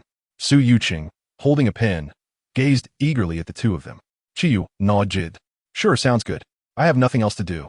As dusk descended, the campus, having concluded another day of academics, gradually quieted. Ciyu slung his backpack over his shoulder. A lollipop leisurely perched at the corner of his mouth, strolling along at a relaxed pace. At that moment, Li Zixuan approached him with a spring in his step, casually draping an arm over Ciyu's shoulder. Rumor has it that the principal thinks some classes are too sparsely populated, so they're planning to reorganize the classes. Ciyu brushed his hand off. When? Li Zixuan rubbed his hand, slightly reddened from the dismissal, but took no offense. I believe it's next month. Who knows if we'll end up in the same class? Perhaps Su Yuqing remarked indifferently. If we're not together, then we're not together. We can always hang out during the holidays. Fine by me, Ciyu replied. Wealthy dogs forget each other. As they exited the school gates, a few individuals dispersed in various directions, and Qingyu reached out to grasp him and led him towards the outskirts. Qingyu furrowed his brows slightly. He yearned to return home and recline, rather than engage in unnecessary pursuits. Be obedient, and Qingyu spoke softly, his voice imbued with a hint of reassurance. With a reluctant press of his lips, Qingyu followed behind him. In the depths of the sewer, Qingyu surveyed his surroundings. In stark contrast to before, there were evidently several more rodents this time. Upon feeling Qingyu release his grip, Qingyu seated himself on a nearby chair, casting his gaze downwards, clearly exhibiting signs of sulking. Observing his disgruntled demeanor, Qingyu exhaled deeply and retrieved a syringe from a drawer nearby. Qingyu regarded the needle in disbelief, instinctively hiding his hands behind his back. What do you intend to do? I am researching the distinctions between those who possess forbidden realms and ordinary individuals. Then why not use your own? I have already done so. After a prolonged silence, Qingyu slowly raised his arm. Following the blood draw, he slumped in the chair, disinclined to move. Soon, the edge of the chair became painfully uncomfortable. Why not procure a sofa? That corner is also rather unappealing. In response to Qingyu's complaints, Qingyu addressed each one. The stay is temporary. Oh, you may recline on the bed. It will be more comfortable. Qingyu acquiesced and moved to lie on the bed, adhering to his life principle of reclining whenever possible. As he drifted in and out of slumber, Qingyu felt a cool hand brush against his face. Little fish. The following morning, Qingyu rubbed his nose, feeling the discomfort of congestion from the previous night. The scent of the medicinal solution was still rather pungent for him. Noticing his distress, Qingyu approached, asking, "Are you feeling unwell?" Stay still. I will examine you." Qingyu cooperatively submitted to the examination, and once it concluded, he noticed Qingyu heading towards the door. Seizing the opportunity, he picked up his phone from the bedside and began to peruse it casually. Before long, Qingyu returned, one hand holding a cup of water and the other cradling several pills. Upon seeing this, Qingyu set his phone aside, and Qingyu raised his hand before him. "Take these." Qingyu lowered his head, placing the pills from Qingyu's palm into his mouth, then downed them with a gulp of water. Qingyu's fingers twitched slightly, the lingering warmth and dampness from the contact still evident in his palm. "If you cannot withstand the scent here, perhaps you should refrain from coming," Qingyu remarked, preparing to depart. Seeing him about to leave, Qingyu disregarded everything else. Opening his arms to encircle Qingyu's waist and nuzzling his face against him. "I fell ill here. Shouldn't you be responsible for me?" Qingyu visibly froze, and upon regaining his composure, he gently pushed Xiaoyu's head away. "I have arranged for your leave. You should rest for these next few days." Can I be released now?" After a brief moment of contemplation, Xiaoyu loosened his grip, watching Qingyu retreat. The hint of a smile tugged at the corners of his lips, sensing a hint of urgency in his departure. He is not blind, and naturally, he can discern that Qingyu harbors feelings for him that are anything but ordinary. Coincidentally, he feels the same way. As for the nature of their relationship, he believes it is quite satisfactory as it stands. To be able to indulge without the burden of responsibility is indeed a delightful circumstance. Should his shameless behavior ever come to light, he has not given it much thought. At worst, he might receive a beating, but he would simply refrain from retaliating. In the subsequent days, Xiaoyu found himself frequently in close proximity to him. Apart from the initial reaction from Qingyu, he remained largely indifferent afterward. Sitting on a bench, Xiaoyu supported his chin with one hand, his fingers rhythmically tapping on the table with an absent-minded air. Reflecting on Qingyu's excited gaze directed towards the snake demon, Xiaoyu let out a soft sigh. Overall, he mused that dissection held greater allure. If he were to suggest that he could also dissect Qingyu, might she not also be equally thrilled? Chapter 13. Casting glances at the blind as he pondered deeply, Xiaoyu noticed a shadow cast upon him and turned to face Qingyu. Qingyu slightly leaned forward, and, as the distance between them diminished, Xiaoyu's heart began to race uncontrollably, a delicate flush spreading from his neck to his cheeks. Observing Qingyu pick up a pen and turn to leave, Xiaoyu took a deep breath to steady his wildly beating heart, questioning why he had felt even the slightest flicker of anticipation. Meanwhile, as Qingyu departed, he reflected on Qiyu's earlier reaction, adjusting his glasses with a hint of amusement glimmering in his eyes. Although he did not fully comprehend these emotions, he found himself learning much from Qingyu. With the weekend upon them and no homework to attend to, Qingyu felt quite pleased. On the appointed day, he eagerly took Qingyu to their meeting. At the foot of the mountain, Su Yuqing waved at Qingyu, who scrutinized him from head to toe, raising an eyebrow upon seeing the heavy load he carried. "Were you here for a hike or a picnic?" Feeling a bit sheepish, Su Yuqing scratched his head, explaining, "I brought essential items: water, trekking poles, ropes, adventure lights, food, each a necessity for hiking." Qingyu glanced at the plastic bag he held, containing a few bottles of water, some biscuits, and a handful of candies. "Besides, these supplies aren't available for sale on the mountain. We must ascend quickly, or we will miss the sunset." With a slight sigh, Qingyu declared, "Let's be off." Following the most direct path upward, they traversed ground marked by countless footsteps, the branches scattered haphazardly. Qingyu squinted at the surroundings, noting that the footprints were fresh, likely made within the last 2 days, suggesting others might be atop the mountain. Perhaps it is a school-organized autumn outing.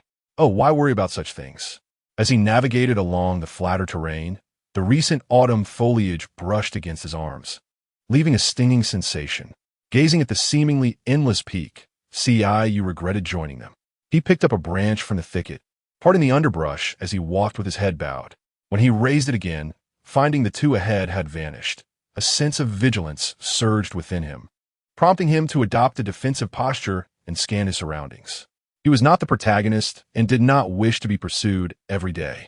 "Qingyu, why have you stopped?" Su Yuqing's voice rang out ahead, causing Qingyu to frown slightly.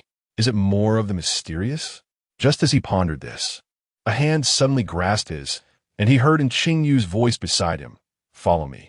"All right." After his fourth misstep, Qingyu halted, furrowing his brow. "I will carry you." "No need. We've walked for quite a while. We should soon be out of this tricky path." The route ahead was perilous, prone to missteps. Qingyu blinked, contemplating the thrill of experiencing a free fall from a height. It sounded rather exhilarating. "Come up." Qingyu reached out, feeling for Qingyu's position before clambering onto his back. Su Yuqing and Li Zixuan exchanged glances, quickening their pace. With his eyes closed, Qingyu leaned his head against him, feeling the branches brushing against his face. He pinched Xiaoyu's cheek gently and remarked, "As a patient myself, can you not consider the feelings of someone unwell? Please refrain from moving." Once the scene before him shifted once more, Qingyu hastily dismounted from Qingyu's side. He turned and gazed at the forest for a moment before patting Qingyu's shoulder. "You should follow them up first. I will join you shortly." Without waiting for a response from Qingyu, Qingyu set off on his own. Locking onto a rough direction with his mental acuity, he quickened his pace to catch up. Swinging his weapon, the branches before him were effortlessly severed, and the path became clear. The scenery around him receded rapidly, trees and underbrush blurring past. Qiyu's gaze soon fixed on several plants not far away. With a subtle twist of his wrist, a long sword materialized in his hand. He wielded the blade, clearing the surrounding flora with precision. Once the area was free of obstructions, he sheathed his sword with satisfaction. Just as he was about to depart, a sudden thought struck him, and he turned back, plucking a small portion from each plant. In no time, he caught up with Qingyu, stuffing the gathered herbs into his pocket and clapping his hands together. "This should contain some mysteries. You can study them later." Qingyu glanced at the assortment of plants in his hands and quickly extracted the one he needed. Qingyu averted his gaze, sighing, "I'm so tired." Qingyu paused for a moment, puzzled by how he could feel fatigued after merely half an hour of walking. Yet he complied and stepped aside. "Do you need a rest?" Qingyu nodded slightly and then leaned against him, prompting Qingyu to securely catch him and settle onto a nearby stone pedestal. "Xiaoyu, what kind of partner do you envision for yourself in the future?" Upon hearing this, Qingyu tightened his embrace, gazing intently at him for a while before slowly responding, "Someone talkative and lively." Qingyu blinked, considering that a lively and charming girl should not be too difficult to find. "Do you prefer such a type?" he asked, lifting his head to meet Qingyu's gaze. Qingyu reached out to ruffle his fluffy hair and softly replied, "Yes. I thought you would prefer someone intelligent," Qingyu remarked. Qingyu smiled shyly. Being a little foolish is acceptable. Xiaoyu's lips twitched at this. "Then I wish you success in your endeavors." Pondering for a moment, Xiaoyu realized that those 3 words clearly did not apply to him, indicating that Qingyu's thoughts were not too dissimilar from his own. Observing the dejected expression on his face, Qingyu sighed, speaking in a low tone. "Sometimes, being a bit clever is beneficial." Xiaoyu looked up. Confusion etched on his face as Qingyu playfully poked his lips. Xiaoyu raised his hand to wipe his mouth. "Is there something dirty?" Qingyu responded with a blank stare, feeling as though he was casting flirtatious glances at someone blind. Chapter 14. Fire on the Mountain After a Soft Sigh. Qingyu said indifferently, "It's time to leave." Xiaoyu blinked, having only just settled down for a few minutes, but seeing Qingyu's demeanor, he stood up. "Oh." After taking a few steps, he returned. "With this attitude, you'll never find a girlfriend." After climbing for several hours, they had barely rested for a mere 10 minutes. Even the donkeys of the production team wouldn't endure such labor. Qingyu glanced at him, a hint of confusion in his eyes. Xiaoyu's thoughts were too erratic. He couldn't fathom the connection between the two matters. However, noticing the frustration in Xiaoyu's gaze, Qingyu merely responded with a soft seemingly not expressing any desire for a girlfriend. By the time they reached the summit, dusk had fallen. Xiaoyu, panting heavily, sat on the ground. The direct ascent was evidently far more exhausting than climbing the steps. He had to not only discern the direction, but also remain vigilant about the path beneath his feet to avoid missteps. Taking a deep breath, he directed his gaze towards the city. A gentle breeze rustled the leaves, and the last rays of the setting sun bathed the entire city, bestowing upon it an enchanting allure. After resting for a while, he rose and sought out a tree with sparse foliage, exerting a slight effort to leap up. Perched on a branch, he rested his chin on one hand, lost in contemplation as he gazed towards the city. It was not until the final glimmer of the sun disappeared beyond the horizon that he descended from the tree. Why haven't they arrived yet? What if they fell into a ravine? Should I go look for them? Qingyu gently shook his head. "It's unsafe at night. We'll wait until dawn." Xiaoyu's lips twitched. By the time dawn arrived, wouldn't the bodies be cold? "Xiaoyu, wait here while I check on them." As he spoke, Xiaoyu retrieved a flashlight from his bag. "Don't wander off. I'll be back soon." Not long after setting off down the mountain, he spotted the two of them supporting each other. After a quick assessment and seeing no visible injuries, he let out a slight sigh of relief. "Why are you two so slow?" Su Yuqing took a deep breath. "We were quite fast, okay? Besides, there's more than one mountain here. The last time I reached the summit, it was already night." Li Zishuan nodded in agreement from the side. "Indeed, after walking for so long, I'm definitely going to top the step count leaderboard today. Spending the night out here? Are you insane? Descending at night is reckless." Xiaoyu fell silent for a moment, recalling that they hadn't even brought a tent, and his tone turned languid. "Did you bring a tent?" Su Yuqing scratched his head. "No, tents aren't very thick. What's the difference from sleeping on the ground?" Both Xiaoyu and Li Zishuan turned to him simultaneously. "Sleeping outside at night is just a buffet for mosquitoes. And who knows if a snake might bite you unexpectedly." Thinking of this, Xiaoyu clenched his fists, an urge to punch something rising within him. Upon reaching the summit, the 3 of them sat down in unison. Su Yuqing cast a teasing glance at the two. "When did you two start seeing each other?" Xiaoyu blinked, slightly doubting his own ears. "Who else with whom?" "Of course, it's you and the academic prodigy." Observing the two individuals with their identical bewildered expressions, Su Yuchan found himself equally perplexed. "You two are always so close. Haven't you consider being together? Everyone in our class believes you are a couple. And have you not noticed that even those who used to confess to the academic achievers have vanished?" Xiaoyu furrowed his brow, dismissing the earlier topic. The latter point, however, was undeniably true. He had previously witnessed such confessions, yet recently, not a single one had occurred. He initially attributed this to the impending graduation, assuming that a lack of hope had prompted them to cease their pursuits. Regaining his composure, he retorted, "Who says proximity implies a relationship? By your logic, wouldn't that mean that all 4 of us are together?" Su Yuchan nodded in agreement. Exactly. I wonder what the class monitor and the others are thinking. Ciu raised an eyebrow, recalling the class monitor's excited gaze when they observed the two.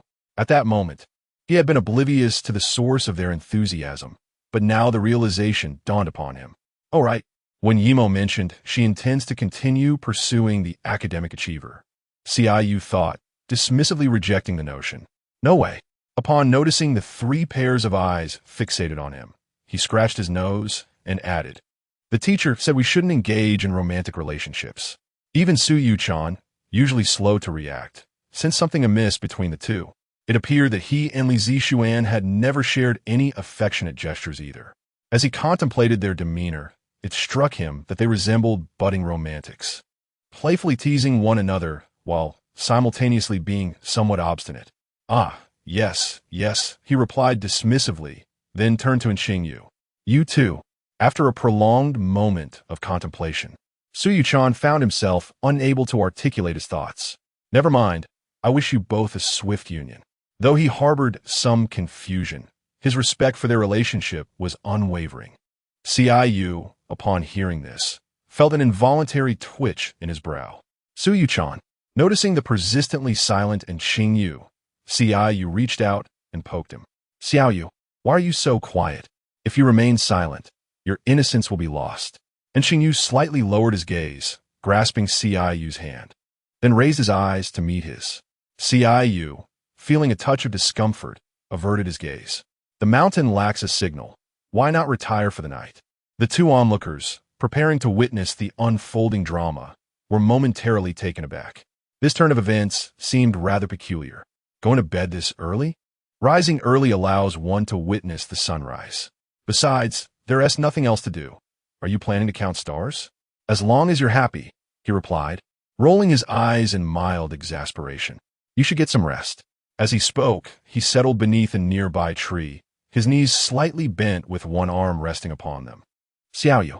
Qingyu acknowledged softly, taking a seat beside him. Su Yuchan gathered a few dry twigs from the ground, attempting to ignite a fire. Qiyu Kaoshun. Setting the mountain ablaze will land you in serious trouble. Su Yuchan paused momentarily with his fingers, then withdrew the lighter. I was merely considering warming up by the fire. Ciu redirected his gaze, leaning against Qingyu. Behave yourself. Get some sleep. Later that night, Qingyu felt an increasing weight upon him and, with half-closed eyes, glanced sideways. Ciu was draped across him, leaving Qingyu puzzled as to why Ciu was so restless in his slumber. This had occurred on 2 previous occasions, and it seemed this time was no different. He extended his hand to adjust his posture, preventing him from waking up with a stiff neck. Qingyu closed her eyes. In the early hours of the morning, a mosquito landed on her nose. Ciu could not help but sneeze, raising her hand to rub her nose while glancing around. Noticing that Qingyu was already reviewing materials at such an early hour, Ciu yawned, her voice tinged with the raspy and languid quality of someone just awakened. Little fish, you are awake quite early. Qingyu replied softly, silencing her phone. It's still early. Do you want to rest a little longer? No, thank you, Ciu replied, sitting up straight. Morning is approaching anyway. Chapter 15. Sword Mastery. You all rise exceptionally early, remarked Su Yuqing as he approached Ciu, intending to sit beside him. However, as if recalling something, he retreated a few steps and settled down at a distance of about a meter. Ciu gazed at him, bewildered. Am I some sort of monstrous entity? Su Yuqing gently shook his head. No, it's just that I value my life quite dearly, that's all. Ciu let out a light scoff, and then turned to Qingyu. Are we heading back after we finish? Qingyu nodded in affirmation. Yes.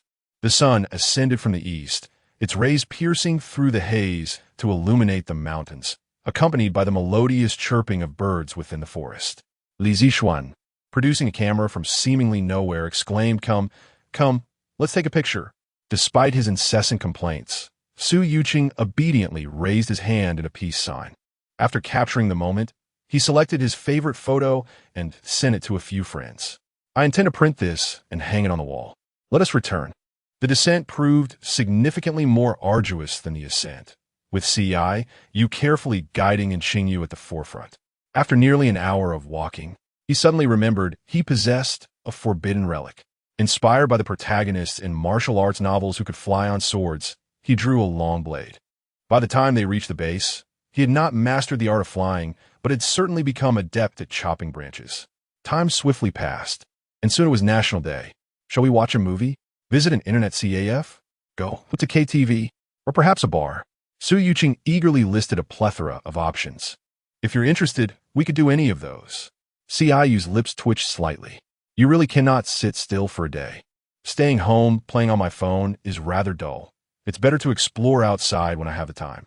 Where would you like to go? I haven't sung at KTV in ages. Ciu replied with a nonchalant.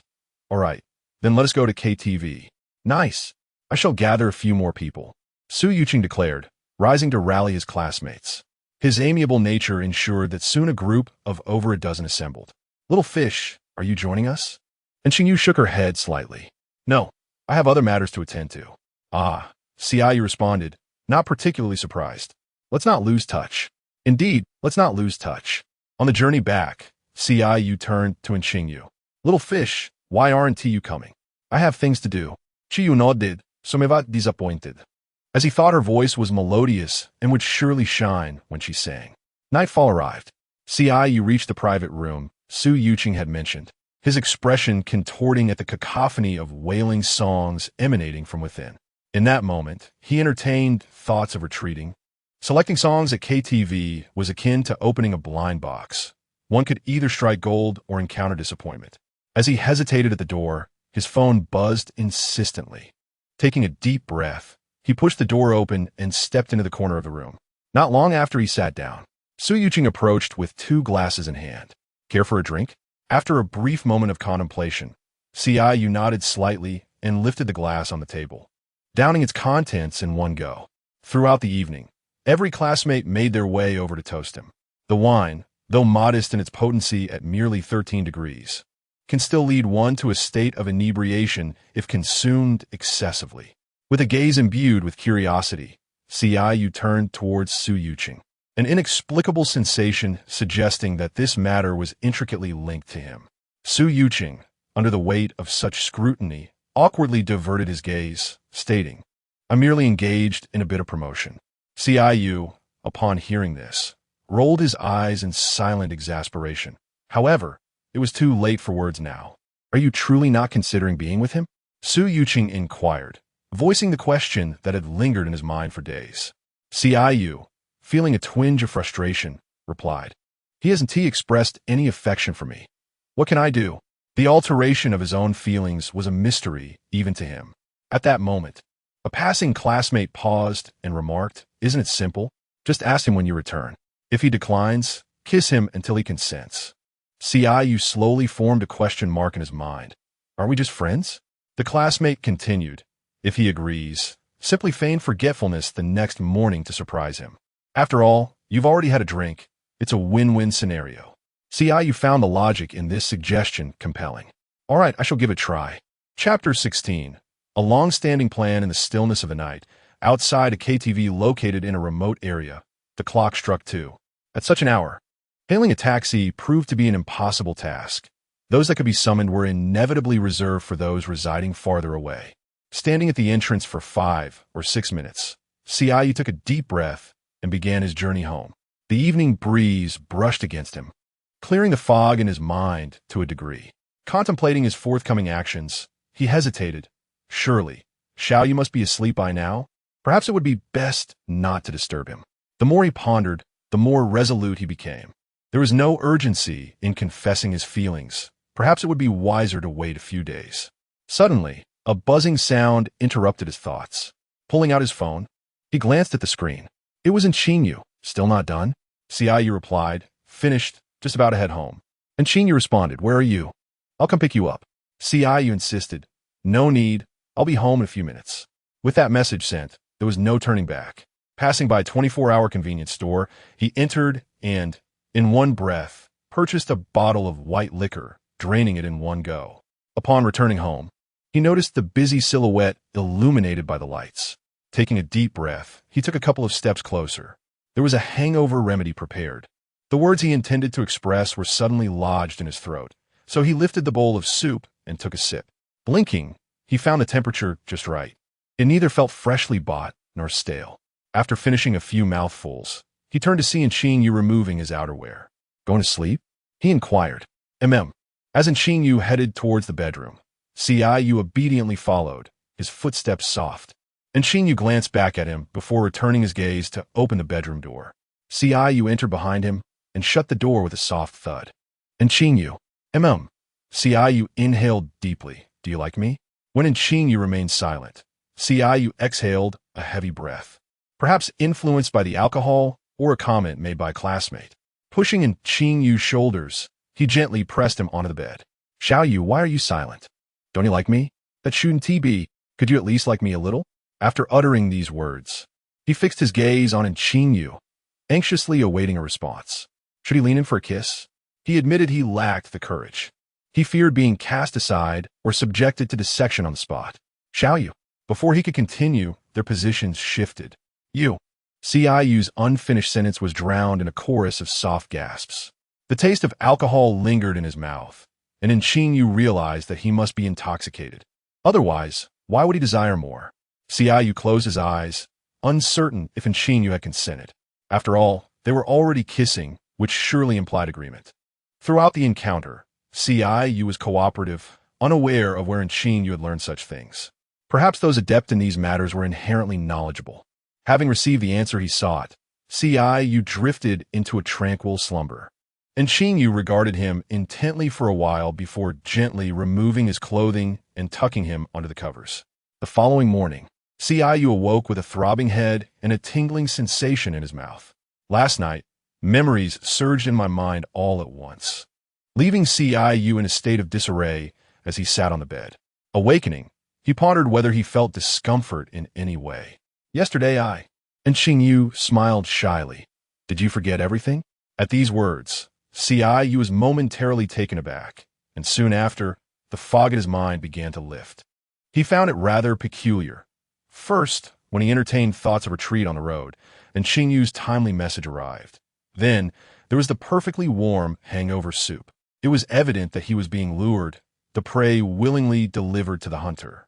One might think that Qingyu was oblivious, yet in reality, he had been scheming for quite some time. It turned out that when he said he would not go, he meant his true self would not go, but rather the fade of a mouse. If you've forgotten, I can help you recall, Qingyu offered, just as Qingyu was about to nod in agreement. He suddenly stiffened. And no, I remember. Qingyu lunged to seize the phone from Qingyu's grasp. Opening the gallery to find not only videos but also audio, this was irrefutable evidence against any denial. Struggling to rise, he found himself firmly held down. Little fish, and Qingyu. Turning over, he felt a sensation of weightlessness and instinctively grasped Qingyu's clothing. Once he settled back onto the bed, Qingyu released his hold. Qingyu averted his gaze, awkwardly shifting the topic. Little fish, when did you first realize you liked me? I forgot, it was a long time ago. Qingyu blinked. A long time ago implied that Qingyu's affection had blossomed even before his own. This realization confirmed that his recent feelings were not misguided. In recalling Qingyu's previous words, his expression turned peculiar. Little fish, are you saying that the person you described as foolish, silly, and talkative is me? Qingyu. While he was uncertain how those words had been linked to himself, he knew that remaining silent would only lead to further chaos. It's not that you're foolish. It's just that you possess a childlike exuberance, full of energy and liveliness. Observing Qingyu's desperate attempts to clarify, Qingyu let out a cold snort. Chapter 17, praising oneself for being handsome the holiday, slipped away like water from a bottle, gone in an instant. On the day school resumed, Suyu Chen arrived early at the classroom, certain that this was the earliest he had ever woken up and the first to arrive. Upon seeing Qingyu yawning as he entered, Suyu Chen, impatient with his slow pace, shoved him into his seat. So, have you managed to get angry? Oh, scholarly one? Look at those heavy dark circles. Did someone give you a beating? Tell me if it's true, and I shall help you retaliate. Qingyu blinked, having pulled an all-nighter to catch up on assignments, still struggling to recover. He had come early with the intention of snatching a bit of sleep, but before he could, he was bombarded with questions. Taking a deep breath, he patiently explained, "We are together now. this is what I worked on last night. As he spoke, he set his backpack down and then rested his head on the desk. So much homework. Su Yuchin couldn't help but echo. Indeed, so much homework. Before long, Qingyu had succumbed to slumber at his desk, awakening hours later as afternoon light poured through the gaps in the curtains, casting warmth upon him, reminiscent of a languid cat. Hearing movement, Su Yuchin turned to him. Qingyu, has anyone ever mentioned how handsome you are? Qingyu nodded nonchalantly yes. Who? Me? He replied without a hint of embarrassment. Why not praise oneself? One must possess self-awareness, and he was quite cognizant of his appearance. Su Yuchin was momentarily rendered speechless by his audacity, but, upon observing his face, found himself amused. Well, I wish you eternal self-admiration. Qingyu readily accepted. Thank you. You both are quite peculiar, remarked Su Yuchin. Qingyu regarded him with confusion. The scholar takes leave every few days, and you, every few days, are asleep. Together, in 5 days, you've hardly attended 2 classes. Qinyu's lips twitched. While Qingyu had completed his studies, he simply lacked the desire to learn. Let us not dwell on that. Noticing Qinyu's reluctance to elaborate, Su Yuchin conceded. Fine, you handle your matters, and I, the underachiever, shall refrain from interfering. Time swiftly passed to the end of the school day. Qingyu wandered around the vicinity, ensuring no one was in sight before lifting the manhole cover and gracefully descending. His familiarity akin to that of returning home. The sewers were rife with rats, their incessant squeaks echoing. Qingyu tiptoed cautiously, wary of slipping on a rat, and also mindful that these were all creations of Qingyu. He vaguely remembered Qingyu explaining these creatures, referred to as fish species. When he first heard the term, he nearly laughed. It was a rather uninspired name. Upon reaching his destination, he found Qingyu still engrossed in his experiments. With a slight sigh, he settled on a nearby bench, rummaged through his backpack for a few loaves of bread, stood up, and offered them to Qingyu. Little fish. Would you care for a bite? Qingyu shook her head slightly, stating, I have concocted a potion that can briefly replenish the nutrients required by the body. However, its effects are rather fleeting, lasting only a day. I wish to extend its duration. Qingyu blinked in disbelief, questioning the reliability of his own ears. Upon realizing Qingyu's earnestness, his expression morphed into one of utter incredulity. The last time he encountered such terminology was in a fantasy novel featuring a miraculous elixir. Indeed, as one lives longer, they encounter all manner of peculiarities. No, I cannot agree to this, Qingyu thought, rejecting the notion outright. It sounded utterly implausible. Even if one were to supplement the body with essential nutrients, prolonged abstinence from food would inevitably take its toll on stomach. Qingyu, I warn you, focus on eating properly and refrain from engaging in these nonsensical pursuits. Qingyu paused for a moment before giving a slight nod. Qingyu took hold of his hand and pulled him into the room, pondering the potential madness that could ensue if he continued his research. Who knows? He might end up injuring himself in the name of observation. Pressing him onto the bed, Qingyu stood upright, declaring, You should rest. I will take a shower. When he emerged from the bathroom, he found Qingyu lying on the bed, engrossed in his phone. Qingyu approached and lay down beside him. Little fish, he called softly. Qingyu responded with a nod, setting aside his phone to embrace him. Will you attend class tomorrow? Qingyu inquired.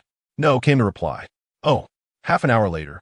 In the darkness, Qingyu opened his eyes, having slept throughout the day, rendering him unable to find slumber that night. He could not make any sudden movements nor indulge in his phone, and after merely a few minutes of lying there, he felt on the brink of boredom. At this point, he even contemplated creating a doppelganger to knock himself unconscious. Chapter 18. Simulation training ground around 3 or 4 in the morning. Drowsiness enveloped Qingyu, and he gradually succumbed to slumber. When Qingyu awoke, he glanced at the time and, noticing that class was imminent, gently nudged him. Qingyu. Qingyu murmured softly, tightening his grip around Qingyu's hand. Xiaoyu, I am so tired. Let me sleep a little longer, please. And Qingyu frowned slightly. Class is about to start. Seeing that there was no sign of Qingyu stirring, and Qingyu, feeling a bit helpless, exerted effort to pry his tightly clasped hand away and sat up. Before long, Qingyu lazily awakened, staring blankly at the ceiling for quite some time. He then rose slowly, like a languid cat, and shuffled off to freshen up. By the time Qingyu completed his morning routine, he happened to see Qingyu entering with a bag of breakfast. He casually flicked the droplets of water from his hands and walked over to sit opposite Qingyu. Xiaoyu, when do you plan to head to school? After I finish studying that plant. Qingyu nodded slightly. All right. After hastily finishing breakfast, he grabbed his backpack and dashed towards the school. Qingyu nearly burst into the classroom just as the bell rang. Ignoring the clamor within, he made his way directly to his seat and laid his head on the desk. Not long after, an inexplicable sensation surged within him, a feeling of impending deterioration. Throughout the day, he oscillated between napping and daydreaming. After school in the evening, he passed by a supermarket and recalled that there were still some items he needed to purchase, so he stepped inside. Excuse me, do you have any scissors? None. How about tape? None. Qingyu felt his brow twitch involuntarily. Do you have paper? Do you have pens? Do you have notebooks? The owner slowly shook his head. None of those either. Then what kind of supermarket are you running? Qingyu retorted as he turned to leave. Upon returning home, he spotted Qingyu standing at the door.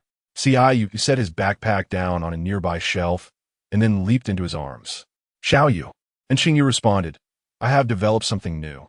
Before he could finish, Qingyu snatched his backpack and walked inside without a backward glance. He felt that Qingyu, rather than treating him as a boyfriend, seemed to regard him more as a test subject. Noticing his irritation, Qingyu promptly set down what he was holding and chased after him. What's wrong? You treat me like a test subject. Qingyu did not hesitate to voice his thoughts. Qingyu paused, then shook his head gently. I wouldn't. He always tried the food he planned to give Qingyu several times first, both to satisfy his curiosity and to observe his reactions afterward. Seeing the serious expression on Qingyu's face, Qingyu turned his head away. Oh. Qingyu stepped closer and embraced him. Sleep now. Around December, Qingyu heard the long-lost voice of the system. Current realm. Peak of the ocean realm. Ability simulation training ground unlocked. Simulation training ground. You may select any character as a teacher and elevate the initial affinity to the level of an old friend. Qingyu blinked, suddenly intrigued by the display before him. He summoned the panel and gazed upon a myriad of characters, ultimately resting his finger on the option labeled Huahua. It was well known that wherever Huahua appeared, its tail would surely follow. Thus, in this regard, it could be deemed a 2-for-1 deal. With this thought in mind, he decisively pressed the Huahua option. In the next moment, the scenery around him transformed, and he found himself enveloped by a verdant forest. Not far from him, a cautious female voice echoed. Why we walked for so long without seeing him? There's not a soul around. It feels rather eerie. Just as her words faded, another voice chimed in, Wow. Qingyu paused for a moment, then took a few steps forward, fully exposing himself to their view. Upon spotting him, Huahua's eyes sparkled with delight. It seemed he was no longer the only living being present. You, hello, Huahua greeted. Qingyu nodded slightly in response. Hello. Listening to their rather mundane greeting, the tail sprang forth. As he observed the sudden emergence of green flames, Qingyu blinked in surprise. These flames appeared to possess a personality of their own. Why are you staring at me? The tail questioned. You startled him, Qingyu retorted, waving his hand dismissively. It's my first encounter with a ghost. Oh no, my first meeting with Sui Yang. I'm a bit excited. The tail seemed somewhat exasperated by this. What is so exciting about it? Qingyu surveyed the tail with interest. Sui Yang certainly seemed to possess research potential, and perhaps presenting it to Qingyu might lead to a dissection opportunity. Taking a deep breath, he cast aside his peculiar thoughts. How could he solely focus on dissecting his friend? I have nothing to teach you, Huahua remarked, lowering her head slightly. Qingyu blinked, having never anticipated that Huahua would impart wisdom. No worries, we can simply sit and chat, he suggested. All right. With Huahua remaining silent, Qingyu took the initiative to strike up a conversation, inquiring about her daily work and friends. Gradually, Huahua began to open up, and the two of them, along with the tail, seemed to connect quite well. Noticing that time was slipping away, Qingyu stood to bid farewell. It's getting late. I should take my leave. Kid, if you truly wish to learn something, I can teach you, Huahua offered. Ciyu was momentarily taken aback, casting a skeptical glance at the tail. You. Observing his doubtful expression, the tail urged him to leave. Shoo, shoo, shoo. See you tomorrow. Wait a moment. Ciyu paused, turning to her, eager for her next words. These paper figures are for you, Hua said, producing a handful of paper figures. With so many friends around, you and T feel lonely. Ciyu blinked, then accepted the paper figures with a smile. Thank you. Chapter 19. He remained silent as he stepped outside. The morning light greeted him, and Ciyu furrowed his brow slightly. It had still been night when he entered. Does time flow uniformly? Hearing in Qingyu's voice, Ciyu quickly responded, What is up, little fish? What are you thinking about? Rubbing the back of his head, he admitted, I was just lost in thought and didn't hear you. And Qingyu nodded thoughtfully, directing his gaze toward the paper figure in Ciyu's hand. Noticing this, Ciyu raised the paper figure and asked, Do you want this? It can move. As he spoke, he recited the incantation that Hua had taught him, causing the paper figure to struggle momentarily before it gradually took flight. And Qingyu's eyes sparkled with interest. Can I borrow this for research? Ciyu nodded without hesitation, believing that since they hailed from different realms, and Qingyu could not unravel its secrets. It's just a piece of ordinary yellow paper, he said, handing over 2 paper figures. And Qingyu took the figures and turned away, engrossed in his studies. In the following days, Ciyu would sleep at school during the day and engage in conversations with Hua at night, learning simple spells and combat techniques from Weiba. After mastering another technique that Hua had taught him, Hua chuckled, I have little left to teach you. If you ever find yourself in danger, you can seek Weiba. Ciyu glanced at the proud Weiba and remarked, With such a fierce guardian, I feel reassured. Thanking him, he felt a sense of satisfaction as he stepped outside, only to be momentarily captivated by the snowflakes drifting past the window. Approaching him, Su Yuqing inquired, Yes. The new year is the day after tomorrow. Have you purchased your festive goods yet? Ciyu raised an eyebrow. Traditionally, he had only bought couplets for the new year, with his parents handling the rest. Now alone, he was uncertain about what to buy. No, he replied. Since there is still time, why not go purchase some? After a brief contemplation, he agreed, All right. After a brief outing, he settled onto the sofa and asked, Little fish, with the new year approaching, Is there anything you wish to buy? And Qingyu, not lifting his head, replied no. Ciyu nodded slightly, recalling that he could indeed buy a fish. After all, it symbolizes abundance and prosperity. The next day, he visited the market and selected a live fish, contemplating that not only could he enjoy its company, but he could also savor it later. As he passed by 2 tall, slender figures, he hesitated momentarily, casting a glance at them. He had encountered 3 or 4 such individuals on his journey. Upon returning home, he casually placed the fish in a basin, then approached Qingyu with a serious expression. Little fish, many individuals above the pond realm have come today. And Qingyu nodded slightly. I know. After a pause, he added, But they are not here for us. Ciyu was momentarily taken aback. While he understood that their presence wasn't directed at them, he was nonetheless curious about who could command such a formidable gathering of pursuers. Suddenly, the male protagonist, whom I had not seen for nearly half a year, crossed my mind, and I pondered, could it be that enhancing one's realm is as effortless as drinking water? Currently, he was merely at the pinnacle of the sea realm, and his actual combat power might only be equivalent to the early stages of the sea realm. And Qingyu, engrossed in dissection and the study of realms, had remained at the lantern realm. It was night. I pulled Qingyu outside. Let's not stay cooped up at home during the new year. Let us take a stroll. The snowball, upon seeing this, scampered up in Qingyu's pants and climbed onto his shoulder. The streets were adorned with vibrant red lanterns, swaying like lively flames in the gentle breeze. A group of children frolicked in the streets, their laughter rippling through the air. The colorful neon lights intertwined, illuminating the dark night as if it were the brightness of day. Fireworks occasionally erupted in the sky, and familiar faces exchanged New Year-esque greetings along the way. Amidst the harmonious cacophony, a sudden explosion resonated in the distance, causing me to glance in that direction with mild surprise. Soon after, explosions erupted from various locations, and I sighed, how lively the new year is.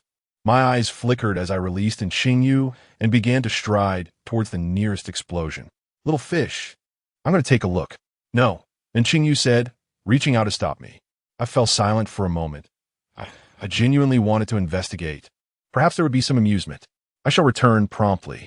I'm heading to the park. With my realm, you need not worry. Observing in Qingyu's silence, which seemed to convey acquiescence, I opened my mouth. Little fish. MHM. With a long sigh and a sense of disillusionment, I allowed Qingyu to pull me away. Upon arriving at a nearby park, I noticed the absence of any other individuals, which puzzled me. It was the new year, and there should still be residents around. The park being deserted at night felt rather unusual. Spotting a high platform not far away, I pointed towards it. How about we go there? MHM. And Qingyu adjusted his glasses, having just used shared vision to ascertain that the combat positions were still some distance away. Climbing onto the platform, I gazed at the surrounding scenery with a sense of wonder. Since this was our first new year here, it was only fitting to document it well. With this thought, I took out my phone and leaned closer to Qingyu. Little fish, smile for the camera. My head was pressed closely against his, and I raised my hand in a peace sign. Just as I was about to check the photo I had taken, I noticed someone entering the park, someone I least wished to see. The serpent woman was enveloped in a green mist, which gradually filled the entire park before settling into tranquility. I frowned slightly and pulled Qingyu back a few steps. Little fish, it seems this place has also been designated as a battlefield. And Qingyu adjusted his glasses. MHM. It would be easy to be discovered if we go out now. Perhaps we should wait and see who our target is. 7 nights. 7 nights? A sense of foreboding surged within me. This situation should not have involved just the serpent woman. Before long, Lin Xie approached, her head slightly bowed as she walked slowly towards us. Qingyu leaned against the railing, resting his chin on one hand, his concealment skills quite commendable. It was challenging to detect him unless one possessed a higher realm of perception. Observing the serpents emerging from the snake woman's hair, his expression shifted dramatically. If one were to inquire about his most despised creature, it would undoubtedly be the snake. Do you require assistance? And Qingyu softly inquired. Qingyu cast a surprised glance at him. I assumed you would wait until he could no longer endure before offering aid. No sooner had Qingyu's words left his lips than a handgun materialized in his hand, which he promptly extended towards Qingyu.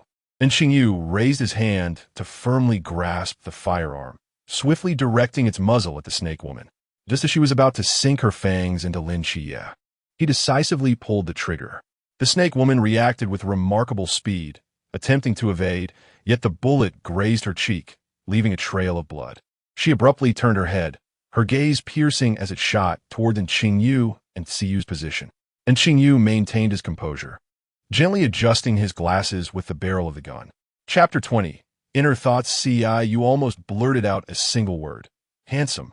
The serpent woman noticed his pupils narrow slightly. It's you. Qingyu smiled, propping himself on the railing as he leapt down to the ground. Long time no see. Sister. The serpent woman took a slight step back, feeling a twinge of hesitation. The mental power of the individuals before her greatly surpassed her own, and there were multiple opponents present. Little brother, do you truly not intend to join the ancient god society? Qingyu chuckled lightly, exasperation evident in his tone. You were contemplating my demise upon our first meeting, and now you inquire about my allegiance. A long sword manifested in his hand as he turned to Lin Xie. Shall we collaborate? Lin Xie nodded slightly. Together, they advanced towards the serpent woman, while Qingyu skillfully utilized the snowball to keenly search for her 3 eyes. Lin Xie watched as Qingyu executed a crude swordplay, devoid of technique and relying solely on brute force, and he could not help but close his eyes, unable to bear the sight. In that moment, he grasped how he must have appeared in the eyes of his instructor back then. The serpent woman was thoroughly suppressed by the two, and the only time she retaliated was when she forced Lin Xie to meet her gaze. Yet it was she who was sent flying. I found it. And Qingyu crouched before a massive eye glowing with a green light and pressed down upon it. The serpent woman clutched her eyes, emitting a heart-wrenching scream. Qingyu turned his head slightly towards Qingyu.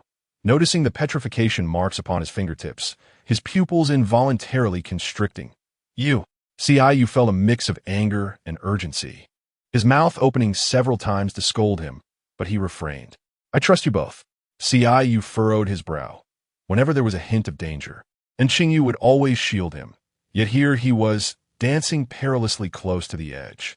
Qingyu closed his eyes, attuning his mental faculties to the surroundings, and suddenly opened them, hurling the sword in his hand. The long sword embedded itself firmly into the eye below, and Qingyu murmured, the second, the third. He then seized a long knife from Lin Chie's hand and cast it forth. Lin Chie was momentarily taken aback by Qinyu's sudden move. He had been focused on the serpent woman's actions, and his grip on the long knife had relaxed, providing Qingyu with an opportunity.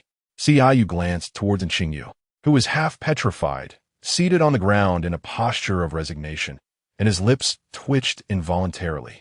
Lin Chie swung another knife towards the serpent woman. Seeing this, Qingyu quickly stepped forward to retrieve the sword lodged in the ground, then rushed to assist Lin Chie.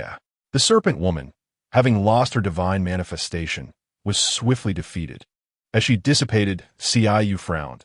It's a fake, a doppelganger. Qingyu called out internally, Tail, are you there? When no response came, he was about to call again when a burst of green flames suddenly appeared beside him. Stop calling. I'm here. Upon seeing the tail, Qinyu's eyes brightened. Tail, can you discern her true form? Do you understand the price of offending a deity? The serpent woman's figure was insubstantial, standing approximately 3 meters tall. Playing tricks, the tail remarked before diving into Qinyu's body.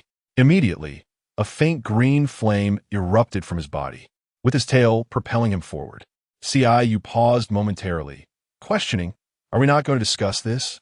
Observing himself vanquish the snake woman from a third-person perspective, he felt a profound shock, his lips parting slightly. It was an angle of himself he had never witnessed, showcasing a technique entirely foreign to him. No wonder his tail frequently chastised him. Claiming his skills were half-baked, he finally grasped this truth.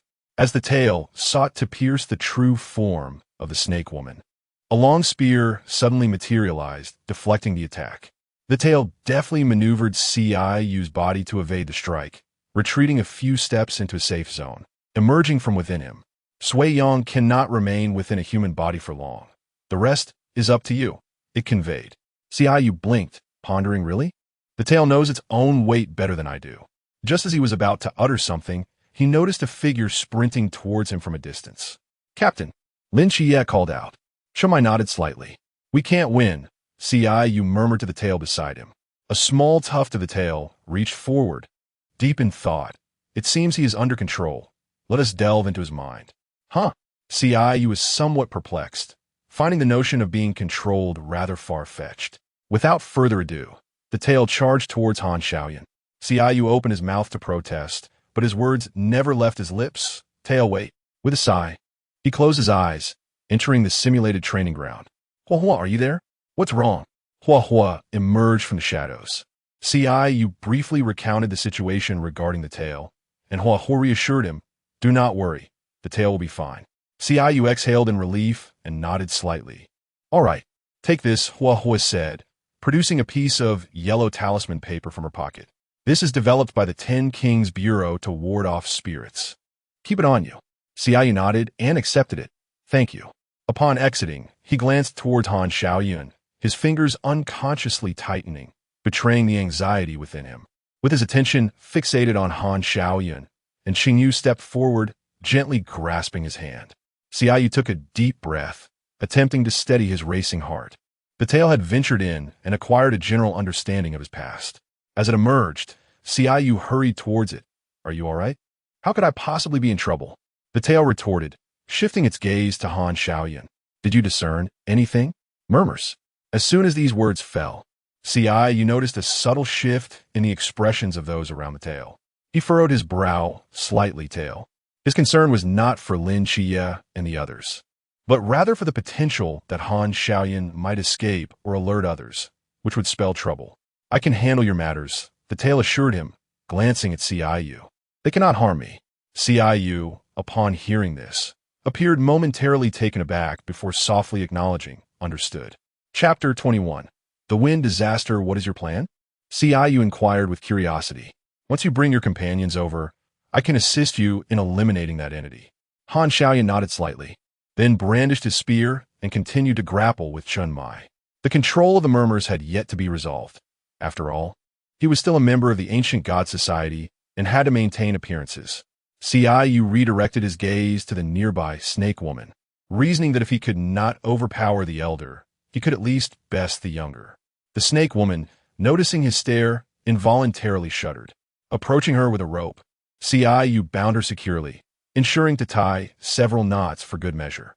Once finished, he clapped his hands and squatted beside her. Are you not a divine emissary? Why join the ancient god society? When the snake woman remained silent, Yu disinterestedly averted his gaze. Lin Xie, standing nearby, spoke up. Are you not going to assist? Me? Yu replied, his tone laced with confusion, having just demonstrated his limited capabilities. I cannot win. Lin Xie paused momentarily, opened his mouth, but ultimately took up his dagger to aid Chun Mai. Hearing his tail call him, Yu slightly tilted his head. You might as well give it a try. Encouraged by his tail, Yu found himself at a loss for words. You must adopt a steady approach. Your strength cannot be enhanced in haste. The tail continued, and besides, am I not here? Yu breathed out softly, closing his eyes as a long sword manifested in his hand. Go all out, the tail reminded. Yu nodded slightly, and a faint blue-purple electric current shimmered along the blade, flickering like ethereal light. With a gentle flick of his wrist, he swung the sword with force, unleashing a sharp wave of sword energy. Han Xiaoyan reacted swiftly, immediately positioning his spear in front of him. A resounding clash echoed as the attack's aftermath surged forth like a tempest, forcing him to stagger back several steps, his spear humming ominously, even bearing a shallow mark from the encounter. Witnessing Yu's full commitment sparked a glimmer of astonishment in the tail's eyes. This was a stark contrast to his usual disheveled demeanor. On the battlefield, the sword energy wreaked havoc, and the sound of clashing weapons resonated incessantly. Soon, Yu's grip on the sword began to tremble, nearly reaching exhaustion. Han Xiaoyan's garments were tattered by the sword energy, his body marred, presenting a rather pitiful sight. As Yu unleashed another wave of sword energy, he retreated a few steps, gazing at Han Xiaoyan, who appeared relatively unscathed, and felt a surge of frustration rising within him. Initially, he had been pierced by the spear, the pain nearly causing him to drop his sword. In contrast, despite sustaining several cuts, Han Xiaoyan seemed to have merely shed a layer of blood. Seizing the moment, Chun Mai lunged forward with dual blades. Han Xiaoyan, while fending off the assault, quickly retreated, leveraging the recoil to his advantage. He raised his right hand, forming a vortex of wind rapidly. Great wind disaster. Yu shielded his eyes with his arm, squinting as he looked towards Han Xiaoyan. Once the eye of the storm takes form, it possesses the capacity to obliterate half a city. Hence, it is imperative to halt its progression. Yu retracted his sword, and a surge of mental energy rippled outward. The scene shifted, and several individuals materialized within a theater. Han Xiaoyan blinked in bewilderment, as the eye of the storm in his grasp was on the verge of manifestation. He could hardly fathom how this situation unfolded. Yu slightly bowed his head before snapping his fingers, causing the theater's curtain to slowly part. Since joy was the theme, he decided to showcase a fireworks promotional video, considering it a means of advertisement for her. As the visuals began to unfold upon the curtain, every gaze was irresistibly drawn towards the spectacle. And Qingyu approached Yu's side and inquired, "Are you all right?" Hearing in Qingyu's question, Yu leaned against him, fatigued, and replied, "I'm utterly exhausted." As he spoke, he wrapped his arm around in Qingyu's waist, lamenting, "I shall never seek the limelight again." And Qingyu sighed softly and adjusted his head, saying, "This space is essentially a realm conjured by my mental energy. Do not worry, it is devoid of danger." After Yu finished speaking, he pulled in Qingyu before Chun Mai and asked, "Have you summoned reinforcements? Or when can we expect them?" Soon came the reply, "All right, if you feel the time is right, then proceed." Chun Mai nodded slightly. Yu casually selected a row of seats, closing his eyes to recuperate amidst the echoes of laughter that reverberated in his ears. After looping 4 times, A vexed voice belonging to the snake woman emerged from the stage, exclaiming, "Can you not turn this off?" Qingyu raised an eyebrow and glanced at the stage, retorting, "Is it not pleasing? You appear to be quite mad yourself." The snake woman, infuriated, felt as though she might vomit blood, while everyone else was seated. She remained bound to the stage. After a considerable duration, Qingyu sensed that the time was ripe and stood, declaring, "Let us go." Qingyu nodded slightly, noticing the snake woman's expression of relief, which sparked a fleeting thought of whether to leave her there to continue watching. Qingyu. The sound of Qingyu's voice roused him from his reverie, and he withdrew his mental energy as they returned to their original positions. Unlike before, a middle-aged man in military attire now stood in the square. "Instructor Yuan," Qingyu acknowledged. Yuan Gang nodded slightly in response. Qingyu exchanged a glance with Qingyu, signaling that with their presence, there was no need for him to seek additional attention. As Qingyu passed by Lin Xie, he whispered, "A group is heading toward your home." Lin Xie momentarily halted his breath before rushing in that direction. Observing Lin Xie's swift exit, Qingyu contemplated for a brief moment before deciding to follow. Having assisted him so much already, he felt compelled to lend another hand, as it presented an opportunity to forge a friendship. And Qingyu exhaled softly, reflecting on how he had just declared his intention to avoid the limelight, only to cast that resolve aside moments later. Watching the three individuals vanish one after the other, Yuan Gang's gaze shifted to Qingyu. Meanwhile, Qingyu and Lin Xie arrived almost simultaneously. A line of vehicles disgorged a dozen uniformed individuals, each brandishing firearms and knives. Qingyu formed an imaginary grip with his fingers, and a gun materialized in his hand. It was unclear who fired first, but chaos erupted in an instant. Despite their enhanced physiques, they remained ordinary individuals at heart. Approximately 2 minutes later, everyone lay sprawled on the ground in disarray. At that moment, Lin Xie's phone vibrated in his pocket. Upon retrieving it, he glanced at the contact name displayed, and his gaze softened instantly. "Ant." Qingyu then shifted his attention to the approaching Qingyu and remarked, "Little fish, you're late." And Qingyu's eyes fell upon his hand, where blood trickled across the back, dripping steadily from his fingertips onto the ground. Noticing her gaze, Qingyu discreetly concealed his hand behind his back, murmuring, "Just a minor injury." Chapter 22. Ideas from certain netizens. And Qingyu furrowed his brow slightly and stepped forward to grasp his wrist. The winter clothing was too thick for the wound to be easily revealed. Qingyu sighed softly. "Shall we take a look later?" Happy New Year." Hearing Lin Xie's voice from a distance, Qingyu echoed, "Happy New Year. Happy New Year." As this chorus of voices resonated, fireworks erupted in the distance, painting the night sky with vibrant colors. Retracting his gaze, Qingyu turned to Lin Xie, who remained fixated on the direction of home, and gently inquired, "Aren't you going to take a look back?" Lin Xie shook his head slightly, no. Qingyu quickly deduced the reason for his reluctance. "You haven't eaten all afternoon, have you? How about we share a meal?"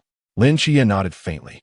After navigating through winding streets, Qingyu led them to a noodle shop nestled deep within the old town, the very place he had once searched for Qingyu. Observing the bustling figures inside, Qingyu greeted the owner with familiarity. "Happy New Year, boss." The owner paused his task of wiping the table, then looked up with a playful scold. "Happy New Year. Why are you still awake at this hour?" "I only have noodles, no rice." Qiyu's muked. It was indeed a bit odd to inquire about rice at a noodle shop.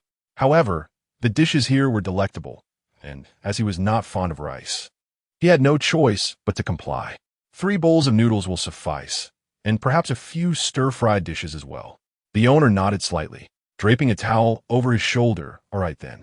Noticing the absence of other patrons, Qingyu felt at ease to speak. "Your training camp is quite humane. You even have a holiday during the New Year." Lin Xie shook his head slightly. "In previous years, we never had a break. This is the first time." Qiyu's expression faltered as he recalled the incessant explosions surrounding Songnan. Nodding, "Indeed, after this cleanup, it should become much quieter." Lin Xie frowned slightly. "Let's hope so." Qingyu removed his coat, rolling up his sleeves to reveal the wound, which appeared small yet was notably deep. and Qingyu took a cotton ball and meticulously cleaned the blood surrounding the injury before applying medication. Qingyu bit his lip, attempting to divert his attention elsewhere. Despite his efforts to ignore it, the pain from the wound relentlessly hammered at his nerves. He raised his hand, trembling slightly as he grasped in Qingyu's arm. "Gentle, please." And Qingyu's gaze flickered. He had already softened his movements. "If there is," Qingyu began, but suddenly recalled that Hua was bountiful, swiftly retracting his arm. "Qingyu, I just remembered a friend who can assist me." With that, Qingyu dashed back to his room, slamming the door shut behind him. Sitting on the bed, he closed his eyes, quickly becoming immersed in his thoughts. It has come. Observing the tail waiting here, Qingyu was somewhat perplexed. "Tail, why are you waiting here? I remember you were injured." Qingyu nodded slightly, yes. Hua stepped forth from the side. "Where is it?" "Let me see." At Hua's behest, Qingyu revealed the wound, and a flag appeared in Hua's hand, which he waved gently. As soon as Qingyu felt a warm sensation enveloping his body, he noticed that his wounds were healing at a visibly rapid pace. Once they had completely mended, he curiously touched them. Although this was not his first encounter with such supernatural phenomena, he couldn't help but express his astonishment. "Young man, your swordsmanship is quite impressive." Qingyu felt a twinge of embarrassment at the compliment. "It's nothing much. When did you acquire these skills?" he inquired, surprised by the suddenness of it all. Qingyu had instinctively wielded his sword, believing that the activation of the sword energy perhaps required a measure of mental focus. "What you need to prioritize now is physical training." Qingyu opened his mouth, contemplating the difficulty of such training, which seemed more arduous than facing death itself. In the past, he struggled to run even 500 meters, let alone 1,000. Now he wondered how much longer he would have to endure. With that thought, he chuckled dismissively. "I think I'm more suited for explosive bursts rather than protracted battles. Besides, if the situation becomes dire, I still have allies." The tail, witnessing his dismissive attitude, expressed frustration. "How infuriating. I must take my leave now. My friend is waiting for me," Qingyu stated, hastily departing, as if fearing the tail would compel him to practice. Upon opening his eyes, he found Qingyu staring at him intently, unblinking. Startled, he asked, "Why are you so close? Is the friend you mentioned that green flame?" Qingyu shook his head slightly. "No, it's another friend of mine. Her name is Hua. What is your forbidden abyss?" And Qingyu inquired. Qingyu pondered, truthfully unsure of what to call his forbidden abyss, or if it could even be deemed as such. "Joy." He finally offered a rather candid name, and Qingyu nodded slightly. Yawning and stretching lazily, Qingyu declared time for sleep. He then embraced Qingyu and lay on the bed. Throughout the 24 hours of his day, the moments spent with Qingyu during the night were the most significant. Recently, the school had been strict, disallowing even the slightest dozing off during class. In the evenings, he also needed to carve out time to practice with Hua, leaving him utterly exhausted or perpetually drowsy. It made him question the authenticity of campus life. Everyone seemed to have an abundance of time. Early the next morning, he was awakened by the notification sound of his phone. "Lin Qie, are you there?" "Qingyu, yes." "Lin Qie, can you come to the Peace Bureau when you have time? The captain wants to see you." "Qingyu, I can't make it. Please tell him my thanks are unnecessary. It was a mere effort." Lin Qie glanced at Chun Mai seated opposite him, sensing that, rather than gratitude, Chun Mai was more interested in uncovering the nature of Qiyu's forbidden abyss. "Qie, what is the update?" Redding asked eagerly upon noticing Lin Qie's expression. Lin Qie shook his head slightly. "He won't be coming." After speaking, he returned to typing on his phone. "All right. Qingyu, good. Aren't you about to start school soon? Let us meet after your graduation." Lin Qie, "It's a deal." "Qingyu, count on it." Tossing his phone aside, Qingyu stared blankly at the ceiling. Qingyu, slowly lifting his head to look at Lin Qie, he asked, "Do you find me bothersome?" Qingyu shook her head, replying in the negative. Qingyu silently turned over and picked up the phone beside her, opening a chat platform in search of assistance. "What should I do if my boyfriend finds me annoying?" Upon posting her query, responses swiftly flooded in. "Sister, what are you waiting for? It's time to find a new boyfriend. What is the point of holding on to such a boyfriend? I'm a guy, thanks. Where's the morality in this? What about the bottom line? And the address? Really? Hold on. Don't break up just yet. I'll come over and offer some advice. Qingyu furrowed her brow as she read through the entire thread, expressing her confusion with a simple. Chapter 23.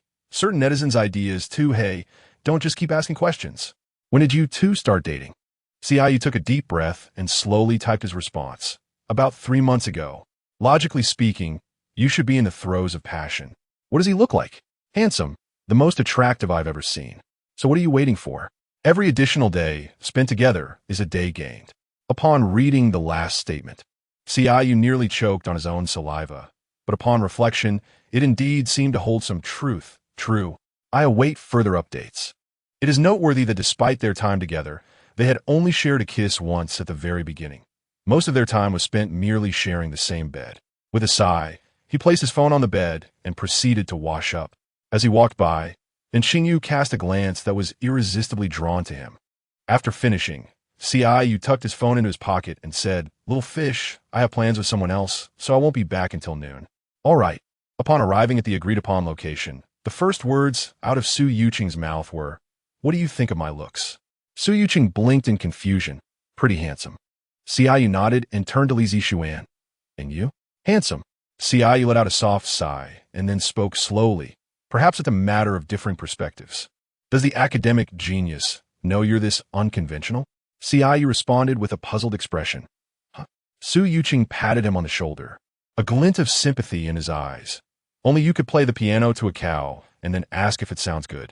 Don't worry, buddy, we won't mock you." Qingyu felt a lump in his throat, suddenly irritated. "I'll say it again, it's not playing the piano to a cow." "Understood." The three of them engaged in light banter as they walked.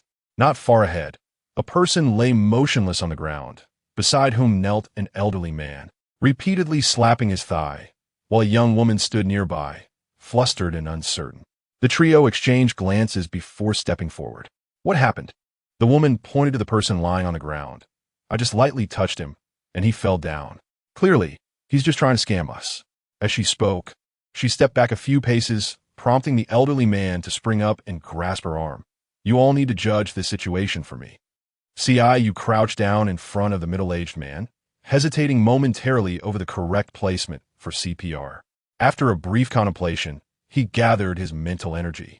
Though electrotherapy was indeed a form of treatment, quantum therapy, while not the same, appeared visually similar. The principle was ultimately about activating the heart. With that thought, he gently pressed his hand against the man's chest, and in the next moment, the man jolted upright from the ground. Qingyu quickly distanced himself. While the others were startled by the sudden movement of the middle-aged man, their expressions flickering with disbelief. A leap of 1 meter high is not something an able-bodied person does casually. The middle-aged man pointed at him, speechless. You. Qingyu waved at him. "No need to thank me." The man gritted his teeth and decisively took the elderly woman away. The young woman expressed her gratitude before departing as well. Su Yuqing decisively gave a thumbs up, fully aware that it was inappropriate, yet the exhilaration was undeniable. "Is it truly impossible to teach this to Qingyu?" Li Zishuan implored, tugging at his arm with a hint of desperation. Qingyu shook his head. "There's no way. This cannot be taught." He too wished for additional assistance, but he knew it would be futile. "That gentleman just now. I trust he won't encounter any issues?" "No. I controlled the force. An ordinary person can withstand it. Why don't you give it a try?" Qingyu suggested, his eyes gleaming with eager anticipation. Li Zishuan promptly stepped back, shaking his head vigorously. No. Su Yuqing blurted out. "Does this mean we won't have to pay for electricity?" Qingyu regarded him with an expression of disbelief. "What a talent. I was merely jesting. Have you never considered a career as a magician?" Su Yuqing paused before continuing. "Preferably one who remains undiscovered." Not interested. After a day of amusement, he returned home to find the sky completely shrouded in darkness. As he entered the living room, his gaze swept around in search of Qingyu, yet he found no trace of him, which left him somewhat puzzled. Noticing the light on in the bedroom, he made his way over. Seeing the figure lying on the bed, he blinked. "Little fish, you typically sleep quite late. Why so early today?" And Qingyu sat up, extending his arm and gently pulling him closer. Qingyu half knelt on the bed, propping himself up with one hand, his eyes filled with uncertainty. "What are you doing? And why aren't you dressed?" As he spoke, he instinctively reached for the blanket to cover him. Did you not say you wanted to? Before he could finish, Qingyu swiftly covered his mouth. If you dare utter those last 2 words, you're finished. The 2 words he had previously typed online were undoubtedly just bravado. After all, who hasn't boasted on the internet? The thought of Qingyu discovering his prior query caused his face to flush with embarrassment. This matter shall not be mentioned again. With that, Qingyu fled the scene, thoroughly startled by Qingyu's earlier remarks. Remaining there was out of the question. Ultimately, he decided to return to his former residence. Closing the door behind him, he leaned against it, exhaling a deep breath. Taking a moment to collect himself, he quietly retrieved his phone and scrolled through the morning's posts. He saw it. Face him head on. I dare not. Just as he sent that reply, he quickly followed with another. Why? He enjoys dissection. Is dissection more important than you? Dissection. I implore you to eat something decent. Qingyu slowly crouched down, perusing the comments, acknowledging that he indeed felt somewhat cowardly. He couldn't simply act on impulse. Moreover, he wasn't from this world. While he could deceive someone emotionally, he certainly couldn't deceive him physically. Yet, perhaps it wasn't entirely out of the question. Shaking his head, he cast aside the wicked thoughts that invaded his mind, convinced that his current state was rather satisfactory, sensible, preventing him from sinking too deeply.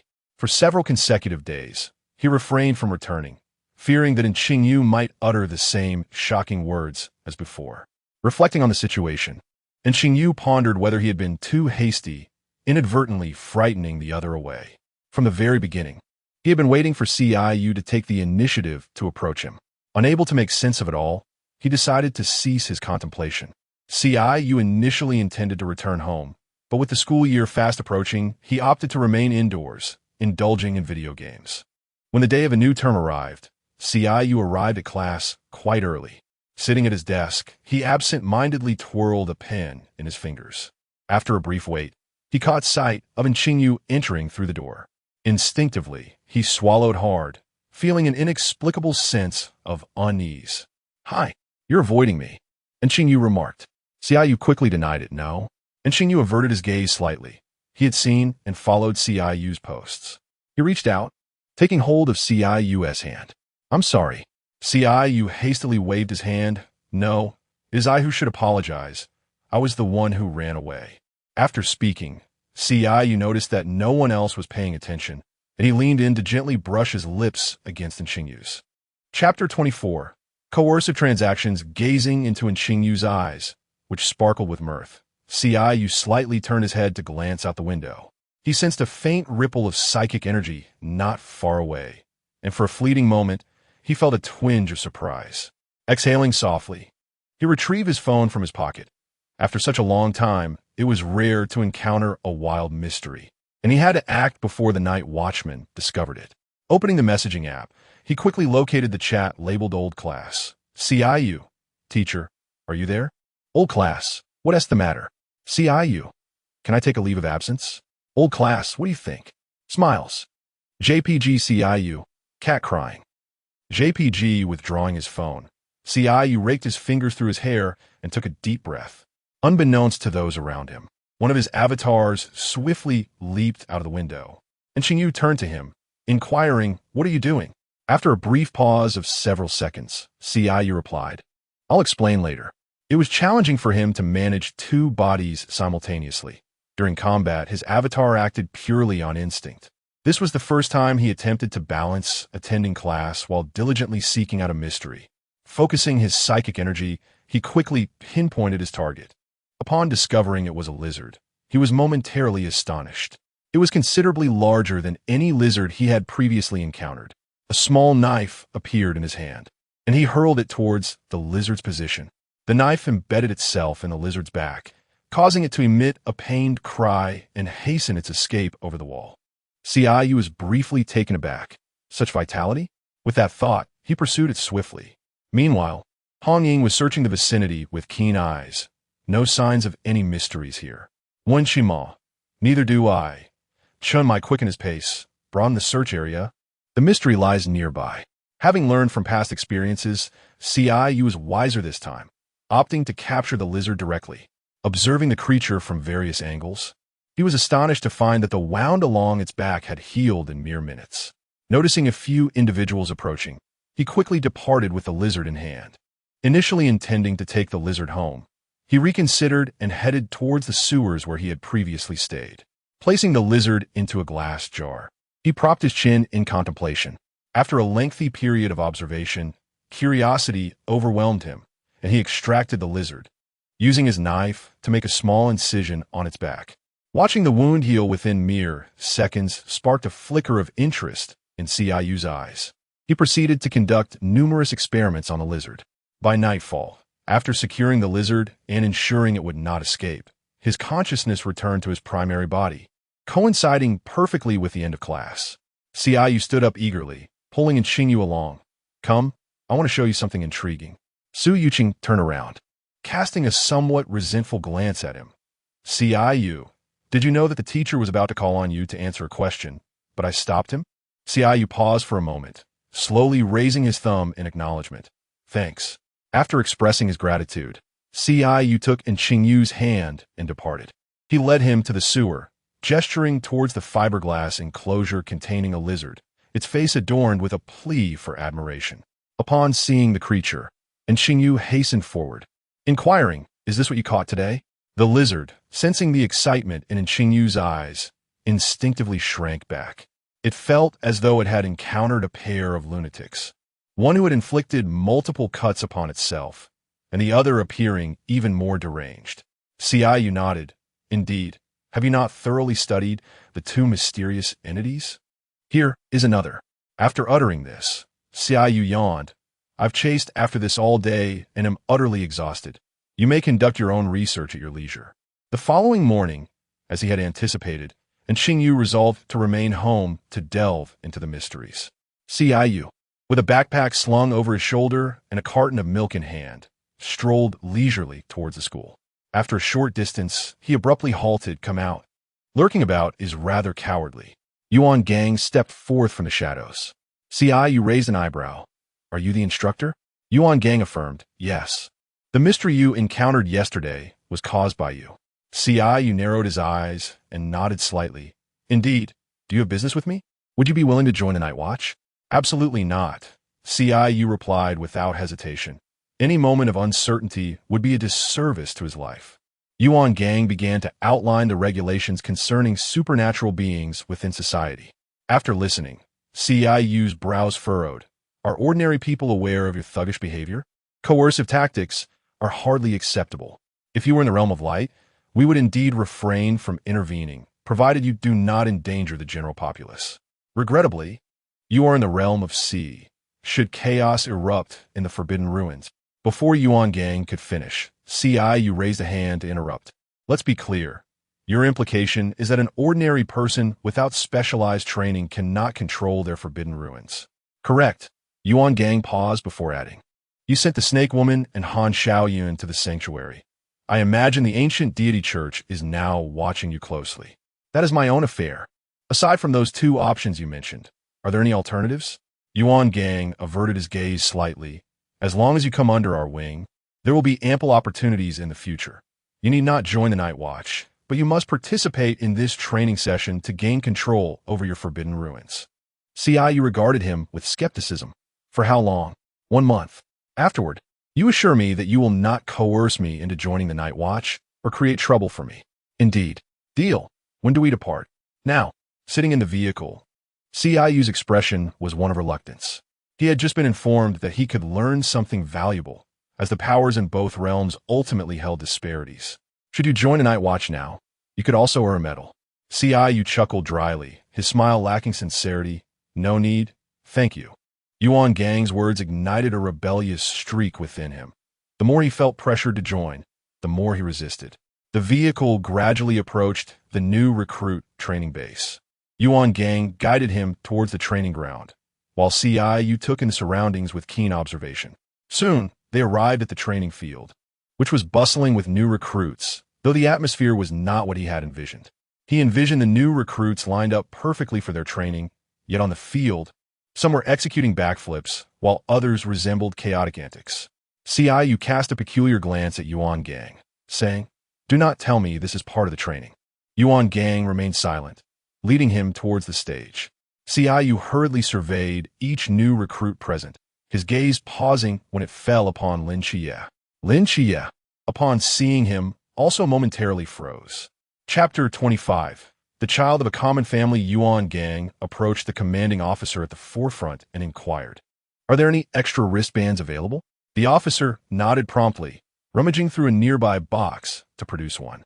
Upon receiving it, Xiaoyu took a step back, his expression clearly displaying reluctance. "Isn't there a chance to exchange it?" "No," came the swift response. Resigned, Xiaoyu reluctantly donned a wristband, and in the next moment, an electric current surged through his body, causing him to lose control. Oh no! Fortunately, he quickly recalled the techniques he had learned over the past few months with Huohua. With his feet planted at the edge of the platform, he exhaled a sigh of relief. Falling in front of so many observers would be utterly humiliating. Raising his arm, he waved it at Yuan Gang, declaring, "This isn't so difficult after all. There are no spare clothes for now. I will provide you with some in a couple of days." "All right, your phone?" Xiaoyu bit his lip and tossed his phone to Yuan Gang, only to suddenly remember something important. "Wait a moment, let me send a message." He swiftly retrieved the phone from Yuan Gang's hands. "Arrested. See you in a month. Don't worry about me," he typed, then promptly powered down the device and handed it back to Yuan Gang.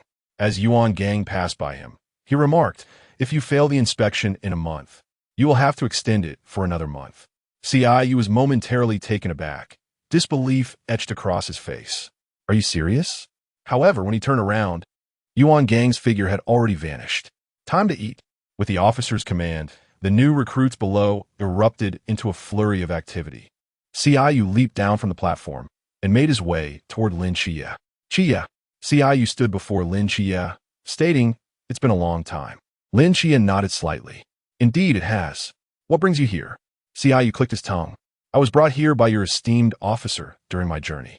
He emphasized the word esteemed with a hint of sarcasm. Suddenly, a plump figure performed several backflips, blocking their path. "Qingyu paused, bewildered." "Xie, do you know him?" Lin Xie nodded slightly. "This is Xiaoyu." Bailey Tu Ming, the chubby figure, extended his hand with a tremor. "Hello, I am Bailey Tu Ming, but you can call me Fatty." Xiaoyu hesitated momentarily before shaking his hand. "Hello." Following Lin Xie, they arrived at the cafeteria, which was relatively empty at that moment, as most were still en route. The two of them grabbed trays and casually found a seat. "Weren't you not planning to join the night watchman?" "Yes," Xiaoyu affirmed, recounting how Yuan Gang had brought him here and, in a moment of passion, could not help but curse at him a few times. "You're leaving in a month?" "Yes." As they conversed, Bailey, Tu Ming, and Xiao Yuan approached from a distance. "I am utterly exhausted," Bailey Tu Ming exclaimed, glancing around furtively before pulling out a Rolex from his pocket. "Xiaoyu, don't be shy about the welcome gift." Qingyu stared in bewilderment, then asked with a strange look, "Where did you get this from?" "Just some inexpensive local specialties," Bailey Tu Ming replied nonchalantly, as if the watch worth tens of thousands was nothing. Qingyu paused, incredulous. "Does your family have a lot of money?" Bailey Pang quickly waved his hand, saying, "Do not misunderstand. I am merely a child from an ordinary family." Xiaoyu opened his mouth, and it was undoubtedly not his illusion. Lin Xie across from him had indeed rolled his eyes. "No need for thanks," he remarked. Xiaoyu tugged at the corner of his lips, considering it merely a quirk of the wealthy. "You should accept it. After all, it is not of great value." Bailey Pang stated as he placed the watch on the table. "Or do you not fancy this model?" Lin Xie slowly responded, "Qingyu, you should keep it." With a glance at Lin Xie, seeing he had said so, Xiaoyu had no choice but to pick up the watch from the dining table. "Thank you. From now on, we shall be friends," he nodded. A week later, Xiaoyu sat atop the roof, shaking an object in his hand. Current realm, infinite. Upon hearing the system's announcement, his eyes brightened. The amusement found in the training camp far surpassed that of school. For instance, new recruits staying up late at night to practice backflips in the dormitory, sharing their dark histories, and Bailey Pang's pursuit of romance, among other tales he could scarcely keep track of. Yet, what intrigued him most was Lin Xie, who had missed the target 3 times in the training camp, a rarity indeed. Noticing the increase in selectable participants for the simulation training ground, he unhesitatingly chose Jing Lu. Firstly, it was undoubtedly fitting as he practiced swordsmanship. Secondly, he yearned to spar with Yuan Gang. Taking a deep breath, he leaped from the rooftop and headed towards the dormitory. Compared to the other new recruits, the instructors were somewhat lenient in their supervision of him. In the dormitory, as a temporary addition, he found himself alone, which he relished as a welcome respite. Taking another deep breath, he eagerly immersed himself in his mental state. Deep within the forest, a figure stood with arms crossed. Upon hearing a sound, the woman turned to face him. Qinyu's breath caught momentarily.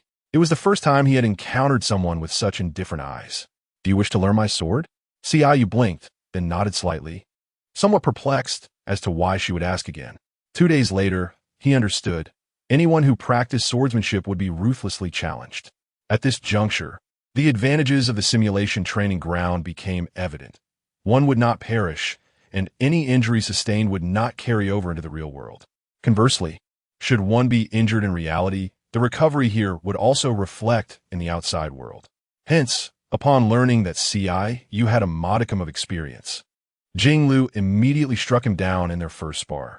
Nonetheless, Qiyu found this extraordinary flaw in the system quite enjoyable. Observing Lin Qi, whose demeanor grew increasingly haggard by the day, he inquired, "Are you all right?" Qiyu shook his head slightly. "No, just a bit tired." Bai Li Pang appraised him with surprise. "You have reached the infinite realm." "Yes, just achieved it last night." A nearby recruit could not help but exclaim. "At the same age, others are at the infinite realm, while I am still at the pool realm. Is it possible he is younger than you?"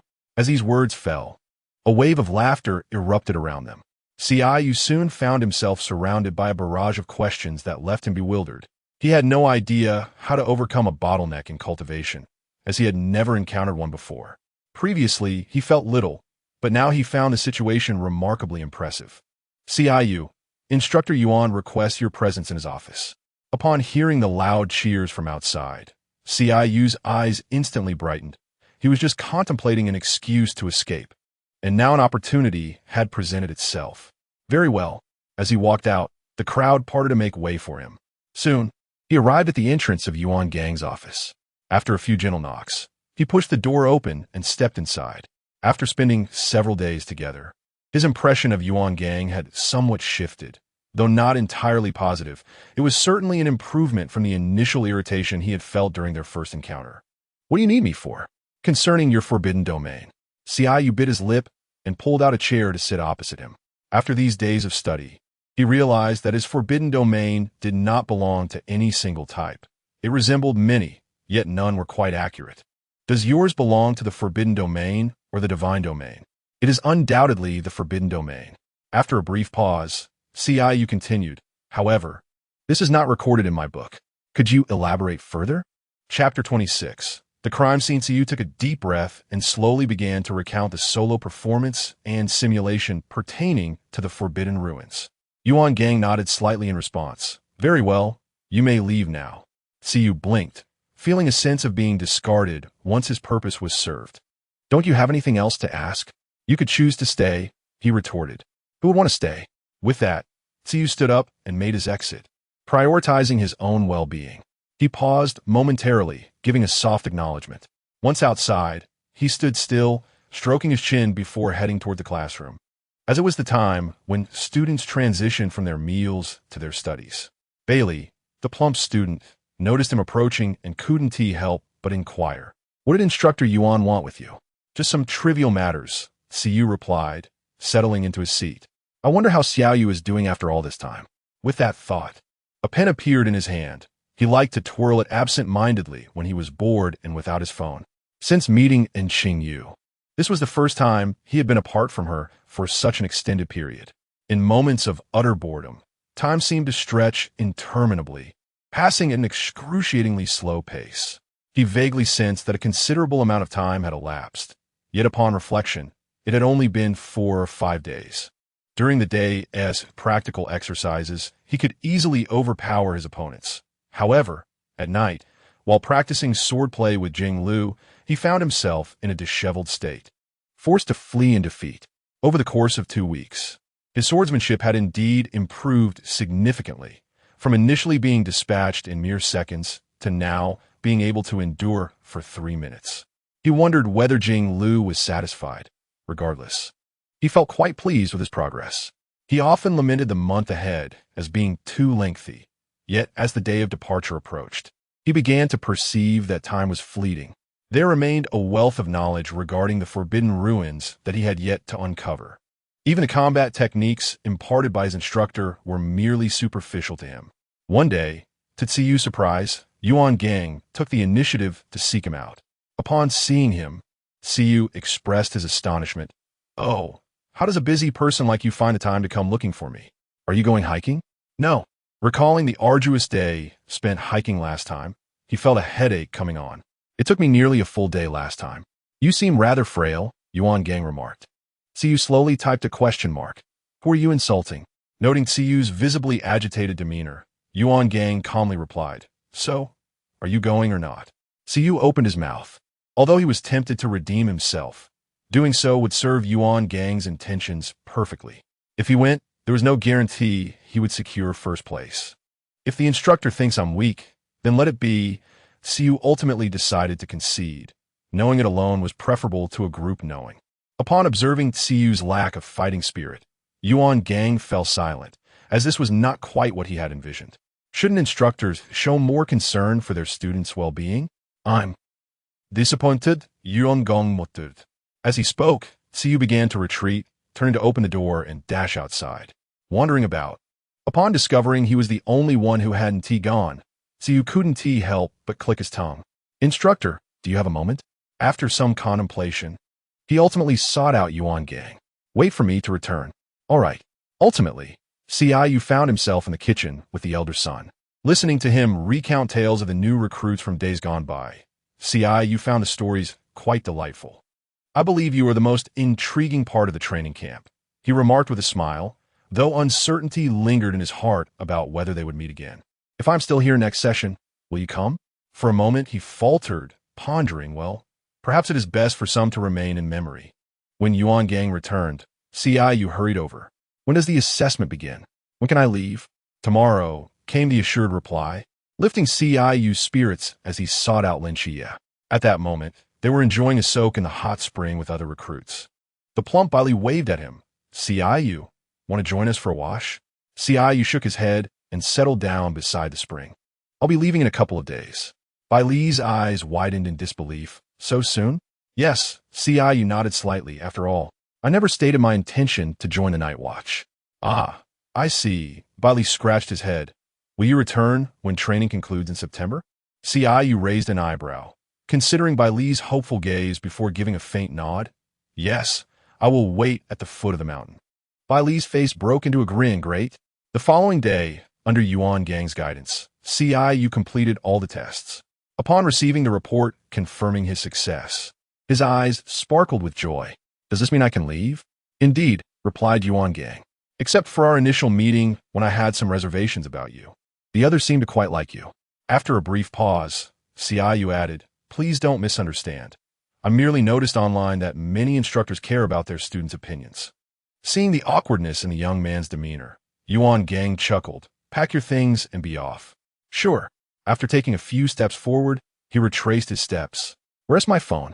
Yuan Gang opened the drawer and handed it to him.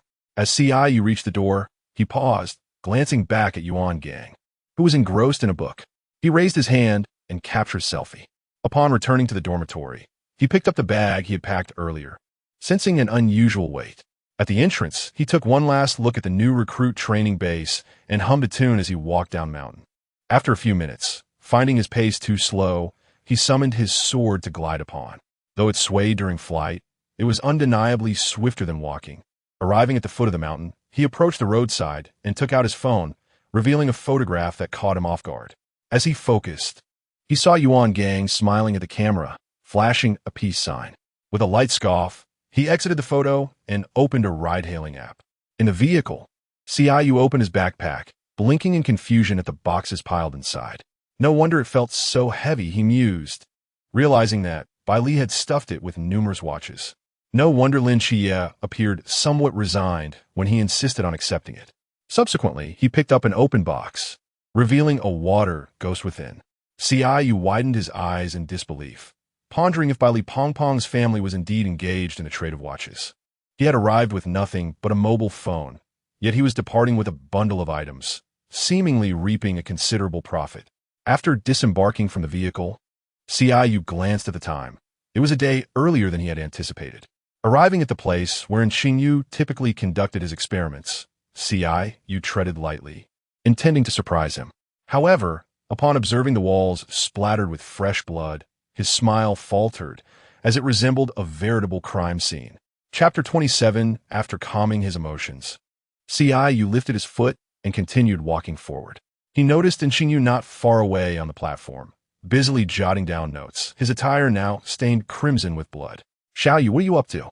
And Qingyu, with a slight movement of his fingers, closed his notebook and turned to face him. "You're back." Qingyu nodded slightly and approached him, curious about the experiment Qingyu was conducting. And Qingyu adjusted his glasses and stepped forward, pulling Qingyu along as he said, "Things are still a bit disorganized." Qingyu blinked, sensing something amiss but unable to articulate it. "You're not hiding anything from me, are you?" "No," and Qingyu replied. Observing his candid demeanor, Qingyu dismissed his suspicions. "How has your research been going these past few days?" "It's nearly complete." "Good. I brought back a few books from the training camp. Would you like to take a look?" Qingyu gestured to the backpack slung over Qingyu's shoulder. "Sure," and Qingyu responded, removing the bag for him. "I could carry it myself," Qingyu said, reaching for it. And Qingyu shook his head slightly. "No need." Throughout their journey, Qingyu shared stories about the training camp, leaving the matters of the lab far behind. Ever since leaving the camp, his training hours had significantly increased. Initially, he could only spare an hour or two with Jing Lu for swordsmanship, but now he could devote at least 8 hours daily and even find time to study magic with Huahua. The reason for his diligence was simple. The sword hung over his neck, and fighting was imperative. Simultaneously, he and Qingyu had returned to their previous rapport. Unbeknownst to them, Tom had quietly slipped into summer vacation. Propping his chin on one hand, Qingyu gazed at Qingyu, who was seated and engrossed in his book. After observing him in silence for a while, he stood up and approached Qingyu from behind, wrapping his arms around his neck. "Xiaoyu, it's been a while. Should we go out for a bit? Balancing work and leisure is essential." And Qingyu closed his book and looked at him. "Where to?" Qingyu pondered. Uncertain of the destination, he considered locating Su Yuqing, who might be hosting a gathering that evening. After a moment of silence, he slowly spoke. "Two people alone isn't much fun. Let's find Yuqing. Didn't he say he was free every day?" Agreeing on a meeting point with Su Yuqing, Qingyu took Qingyu's hand and hurried off. Su Yuqing sat in a CF, stirring his coffee, his reflection in the glass revealing a troubled expression. Noticing the two approaching from a distance, he composed himself and stood, greeting them with a smile and a wave. "Scholars, over here." Regaining his composure, he turned to the nearby server. "You could bring those 2 cups now." "Okay." As the two settled across from him, Su Yuqing spoke softly. "I thought you might wait a while longer before coming out." Qingyu chuckled. "There's not much going on, after all." "True, especially since there's no homework. You seem preoccupied." This statement was not a question, but a certainty. Su Yuqing paused for a moment, then nodded slightly. "Care to share? Perhaps we can help you brainstorm." Su Yuqing took a deep breath. "Not long ago, a situation arose at home. Initially, it was just my father who fell ill, and my mother, in caring for him, also contracted the illness. Fearing that I might become infected as well, they sent me away." Qingyu raised an eyebrow. "What illness?" Su Yuqing shook his head slightly. "They didn't disclose it." After a brief pause, he continued, "I sense they are concealing something from me." Qingyu stroked his chin in contemplation. "Since they prefer not to share, it must be something difficult to articulate. But I'm their child. Why would they guard against their own? Moreover, it appears they do not wish to be ill. I have been lingering at the door for several days. Yet I haven't seen them procure any medicine or visit a hospital." Qingyu opened his mouth, momentarily at a loss for words. Having never experienced such a situation himself, after running a hand through his hair in frustration, he suggested, "How about I join you for a drink?" Su Yuqing raised an eyebrow, surprised. "Aren't you someone who dislikes alcohol?" "Well, it's fortunate. Otherwise, I would have extended an invitation you would refuse," Su Yuqing replied, casting a glance at him that revealed a hint of grievance. Qingyu paused, then retorted, "Who drinks every day?" I've only invited you 2 or 3 times a year, and this is the first time this year. He blinked, recalling that it felt like more frequent occasions. Shall I reserve a private room? Su-Yuchin said, shaking his phone in hand. His thoughts were currently chaotic, and a drink seemed quite appealing. All right, let's go. Su-Yuchin stood up first. Qingyu raised an eyebrow and glanced down at the 3 untouched cups of coffee on the table. Surely, their purpose for coming here was not merely to go through the motions. Upon reaching the private room, Su-Yuchin immediately downed a glass of liquor. My mother has been asking if I have a girlfriend lately. Where am I supposed to find one?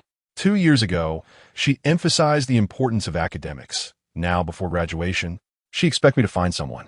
It's not that simple. Qingyu rested his chin on one hand. Do you have someone you like? Su-Yuchin shook his head. I'm so busy every day. How can I pursue anything? To be honest, I envy you too. He continued, the studious types tend to be rather aloof, while you're more approachable. After all this time, I have yet to see you quarrel. Su-Yuchin glanced back and forth between them. Qingyu smirked slightly. It's all good. After several rounds of drinks, Su-Yuchin and Qingyu sat somewhat unsteadily on their stools, while Qingyu maintained a proper posture, having consumed only a small glass since the beginning. Why do you think they guard against even their closest ones? Qingyu yawned slowly before responding. Why shouldn't they? You don't have anything to hide, do you? Well, Su-Yuchin blinked, realizing that the only person close to Qingyu seemed to be in Qingyu. What secrets do you keep from the studious type? Su-Yuchin chuckled, teasingly saying, surely, you can't be deceiving him about your health. Upon hearing this, and Qingyu turned his gaze toward him, possibly because he had been sitting at a distance and had remained silent for quite some time. It seemed both had momentarily forgotten his presence. Qingyu raised a finger and shook it. Superficial. What does that mean? At most, one could merely deceive sentiments. To seduce the body is utterly disgraceful. Su-Yuchin appeared somewhat dazed. Had his ship only just begun to sail, and now it was destined to capsize? And Qingyu slightly furrowed her brow upon hearing the words. See you. Startled by Qingyu's voice, the two were caught off guard. Qingyu slightly parted his lips, his mind racing in a frenzy, at a loss for words, ultimately opting for silence. The previously lively atmosphere seemed to plummet to an icy stillness in an instant. Su-Yuchin reached up to wipe non-existent sweat from his brow. Think faster, or my brother is doomed. Chapter 28, he began to comprehend why Qingyu had an aversion to alcohol. It seemed that excessive drinking led one to divulge secrets indiscriminately. Reflecting on this, he resolved to moderate his drinking in the future, for the last thing he wished was for his past indiscretions to be unveiled. After the recent incident, his muddled mind cleared slightly, and he rose, gesturing towards the doorway. I just remembered that I left the gas on at home. Seeing him attempt to leave, Qingyu reached out to detain him, but Su-Yuchin deftly sidestepped, casting him a glance reminiscent of a scornful heartbreaker. Qingyu clenched his fists, mentally chastising Su-Yuchin with fervor. Eventually, when they were alone, and Qingyu approached him, towering over him with an authoritative gaze. For a moment, Qingyu found himself at a loss for words. No, please let me explain. The instant he uttered that phrase, regret washed over him. He had wished instead to convey that he was merely jesting. Noticing that he kept his head bowed, and Qingyu, displaying a hint of displeasure, lifted his chin with a gentle hand. As he met in Qingyu's eyes, the words he had intended to express lodged in his throat. Although Qingyu had said nothing, Qingyu inexplicably felt a chill creeping down his spine. After a prolonged silence, Qingyu continued, it's just. And Qingyu narrowed his eyes slightly. Are you leaving? Qingyu shook his head slightly while reaching for Qingyu's arm. Maintaining that position was causing discomfort in his neck. I'm not leaving. Little fish, would you please let go? At this thought, Qingyu silently cursed that dim-witted system. It hadn't allowed him to utter more than a few words in a year, neither indicating a desire to leave nor to stay. And Qingyu's fingers twitched before he released his grip and leaned down to meet Qingyu's gaze directly. This matter requires a lengthy explanation. Qingyu pursed his lips. Upon noticing in Qingyu's displeased expression, he took a deep breath, encircled his neck, and pressed his lips against his. And Qingyu was taken aback for a moment. then reached out to tuck the stray hair from Qinyu's forehead behind his ear, subsequently capturing his head and kissing him fiercely. Qingyu let out a muffled moan, pain shooting through him, nearly bringing him to tears. He was certain Qingyu was seeking retribution. As a cold hand slipped beneath his clothing, his body involuntarily trembled. After a few moments of pressure, Qingyu felt a tingling sensation in his legs. For some inexplicable reason, he sensed an air of threat, as if daring him to flee would result in a harsh consequence. This thought sent a shiver down his spine, and his breathing quickened. After a brief pause, his breath gradually steadied. After all, Qingyu was not that kind of person. Little fish. Qingyu responded softly at the mention of his name. I like you too. This isn't a deception of feelings. Moreover, I would never deceive you in matters of the body, Qingyu stated, raising Qingyu's hand to plant a kiss in his palm. So, please don't be angry, all right? All right. Qingyu was momentarily taken aback. As the realization of what he had just said dawned upon him, his face flushed crimson, reflecting on a month prior. He pondered whether Qingyu was indeed capable of such actions. This thought made Qingyu bite his lip. Perhaps the alcohol had emboldened him, and he felt a flicker of anticipation. Qingyu picked him up from his seat and began to carry him outside. Little fish, I'm quite thirsty. I wish to have some water. Qingyu reached out and tugged at his collar. Qingyu cast a fleeting glance at him. Her gaze slightly lowered. We are almost home. Qingyu released his grip and responded with an acknowledgement, feeling an unusual sensation within himself. Otherwise, why would he perceive Qingyu as rather delectable? He shook his head, casting aside such thoughts. No matter how appetizing she appeared, consumption was not an option. The warm summer breeze carried the fragrance of blossoms, and Qingyu found himself momentarily dizzy from the intoxicating scent. As he slightly raised his gaze to admire Qingyu's profile, he could not help but ponder. Surely this matter must have passed? Upon returning home, Qingyu gently placed him on the sofa before turning to pour a glass of water. After gulping it down, Qingyu still felt a lingering thirst. Xiaoyu, I desire more. As he raised the cup in his hand, Qingyu furrowed her brow slightly. He had already consumed quite a bit, and logically, he should not be able to drink anymore. With this question in mind, Qingyu nonetheless turned to pour him another glass. After finishing, Qingyu quietly stared at her, and after a prolonged silence, he stood up on tiptoe and kissed her again. He was intoxicated, and it was perfectly normal not to reason with a drunkard, was it not? Qingyu's eyes fluttered, and she reached out to embrace his waist. Xiaoyu, Qingyu murmured as he tugged at her clothing. Why do I feel even thirstier than before? Qingyu. Qingyu replied, grasping his hand. Seeing this, Qingyu could only use his other hand to pull. Being trapped would surely be his undoing. Chapter 29. He alone was hurt, is that all right? Qingyu inquired, lifting his gaze toward him. Qingyu slightly nodded, half embracing him as they proceeded to the bedroom. Qingyu blinked, sensing something amiss. After all, he merely requested an article of clothing. Was it so difficult to provide? It was only when he began to remove his own garments that Qingyu realized he might have misinterpreted his intentions. Xiaoyu, I didn't mean to. Qinyu's words were abruptly interrupted by Qingyu's response. Imagine. Qingyu wore a bewildered expression, observing that Qingyu continued undeterred. Typically, Qingyu understood his incomplete thoughts. Yet today, his mind felt as if it were clouded. Qingyu opened his eyes to behold the stark white ceiling, his complexion shifting from red to pale. Just the day before, he had confidently claimed not to deceive him regarding their physical interaction, only to find that he had indeed been misled later that night. Though it was he who initiated the encounter, the essence remained unchanged. Propping himself up on the bed, Qingyu felt an overwhelming ache coursing through his body. The previous night, he had inadvertently bumped his head against the wall and even struck his foot against the corner of the bed. Gradually maneuvering to the edge of the bed, he attempted to rise and venture into the living room to retrieve his phone. Intent on berating Su Yu-chun for his unreliability, he had fled at the first sign of trouble. As he stood, his legs buckled, nearly causing him to collapse.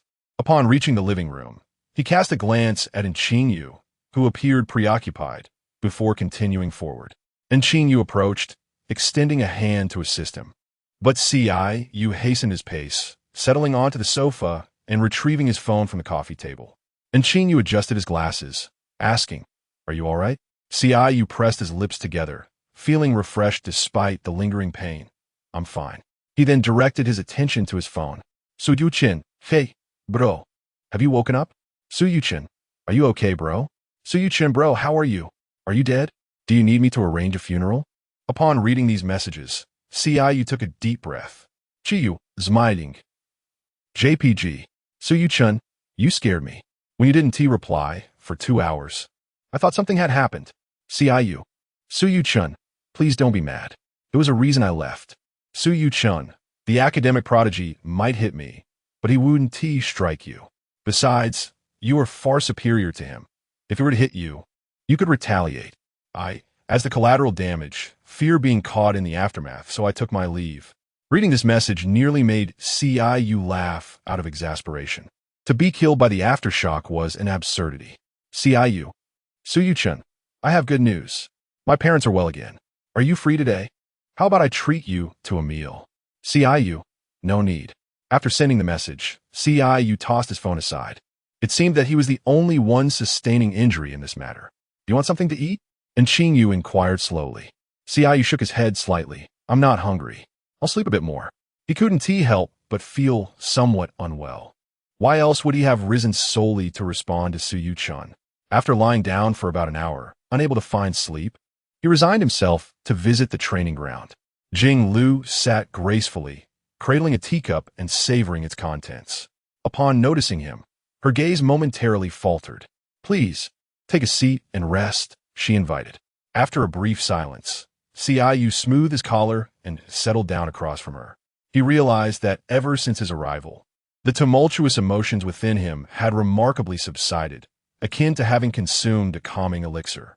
Is there truly nothing you require assistance with, master? He inquired, feeling somewhat sheepish after exerting himself to learn so much, yet being unable to offer any help in return.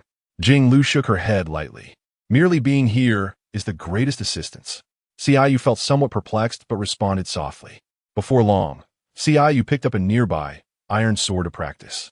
After a while, he paused upon hearing a sound and looked towards the entrance of the woods. Hua Hua, Wei Wei, he called. Since Qingyu's arrival, he had noticed that Hua Hua and Wei Wei had been absent for quite some time. Wei Wei had even cheerfully remarked, "You have a natural talent for swordsmanship. It is only prudent to practice more." At that moment, Qingyu had been enduring a relentless onslaught and nearly choked on his own frustration upon hearing those words. Hua Hua nodded slightly. Indeed. Qingyu raised an eyebrow. Did you not mention that affairs at the Ten Kings office are quite hectic? How is it that you find the time to come here? Hua Hua, for a brief moment, appeared somewhat bashful. Observing this, Wei Wei could no longer contain himself and spoke up. Hua Hua came here to hide after encountering some demons. Qingyu found himself momentarily at a loss for words. Hua Hua, anxious, attempted to silence Wei Wei. You need not say any more. Qingyu smiled faintly. Would you care to join me for tea? Hua Hua chuckled. Certainly. Hua Hua gestured towards his neck and hesitantly asked, Would you like Wei Wei to assist you in reclaiming it? Qingyu, feeling a touch embarrassed, coughed lightly. No need for such trouble. If you require assistance, feel free to seek out me and Wei Wei at any time.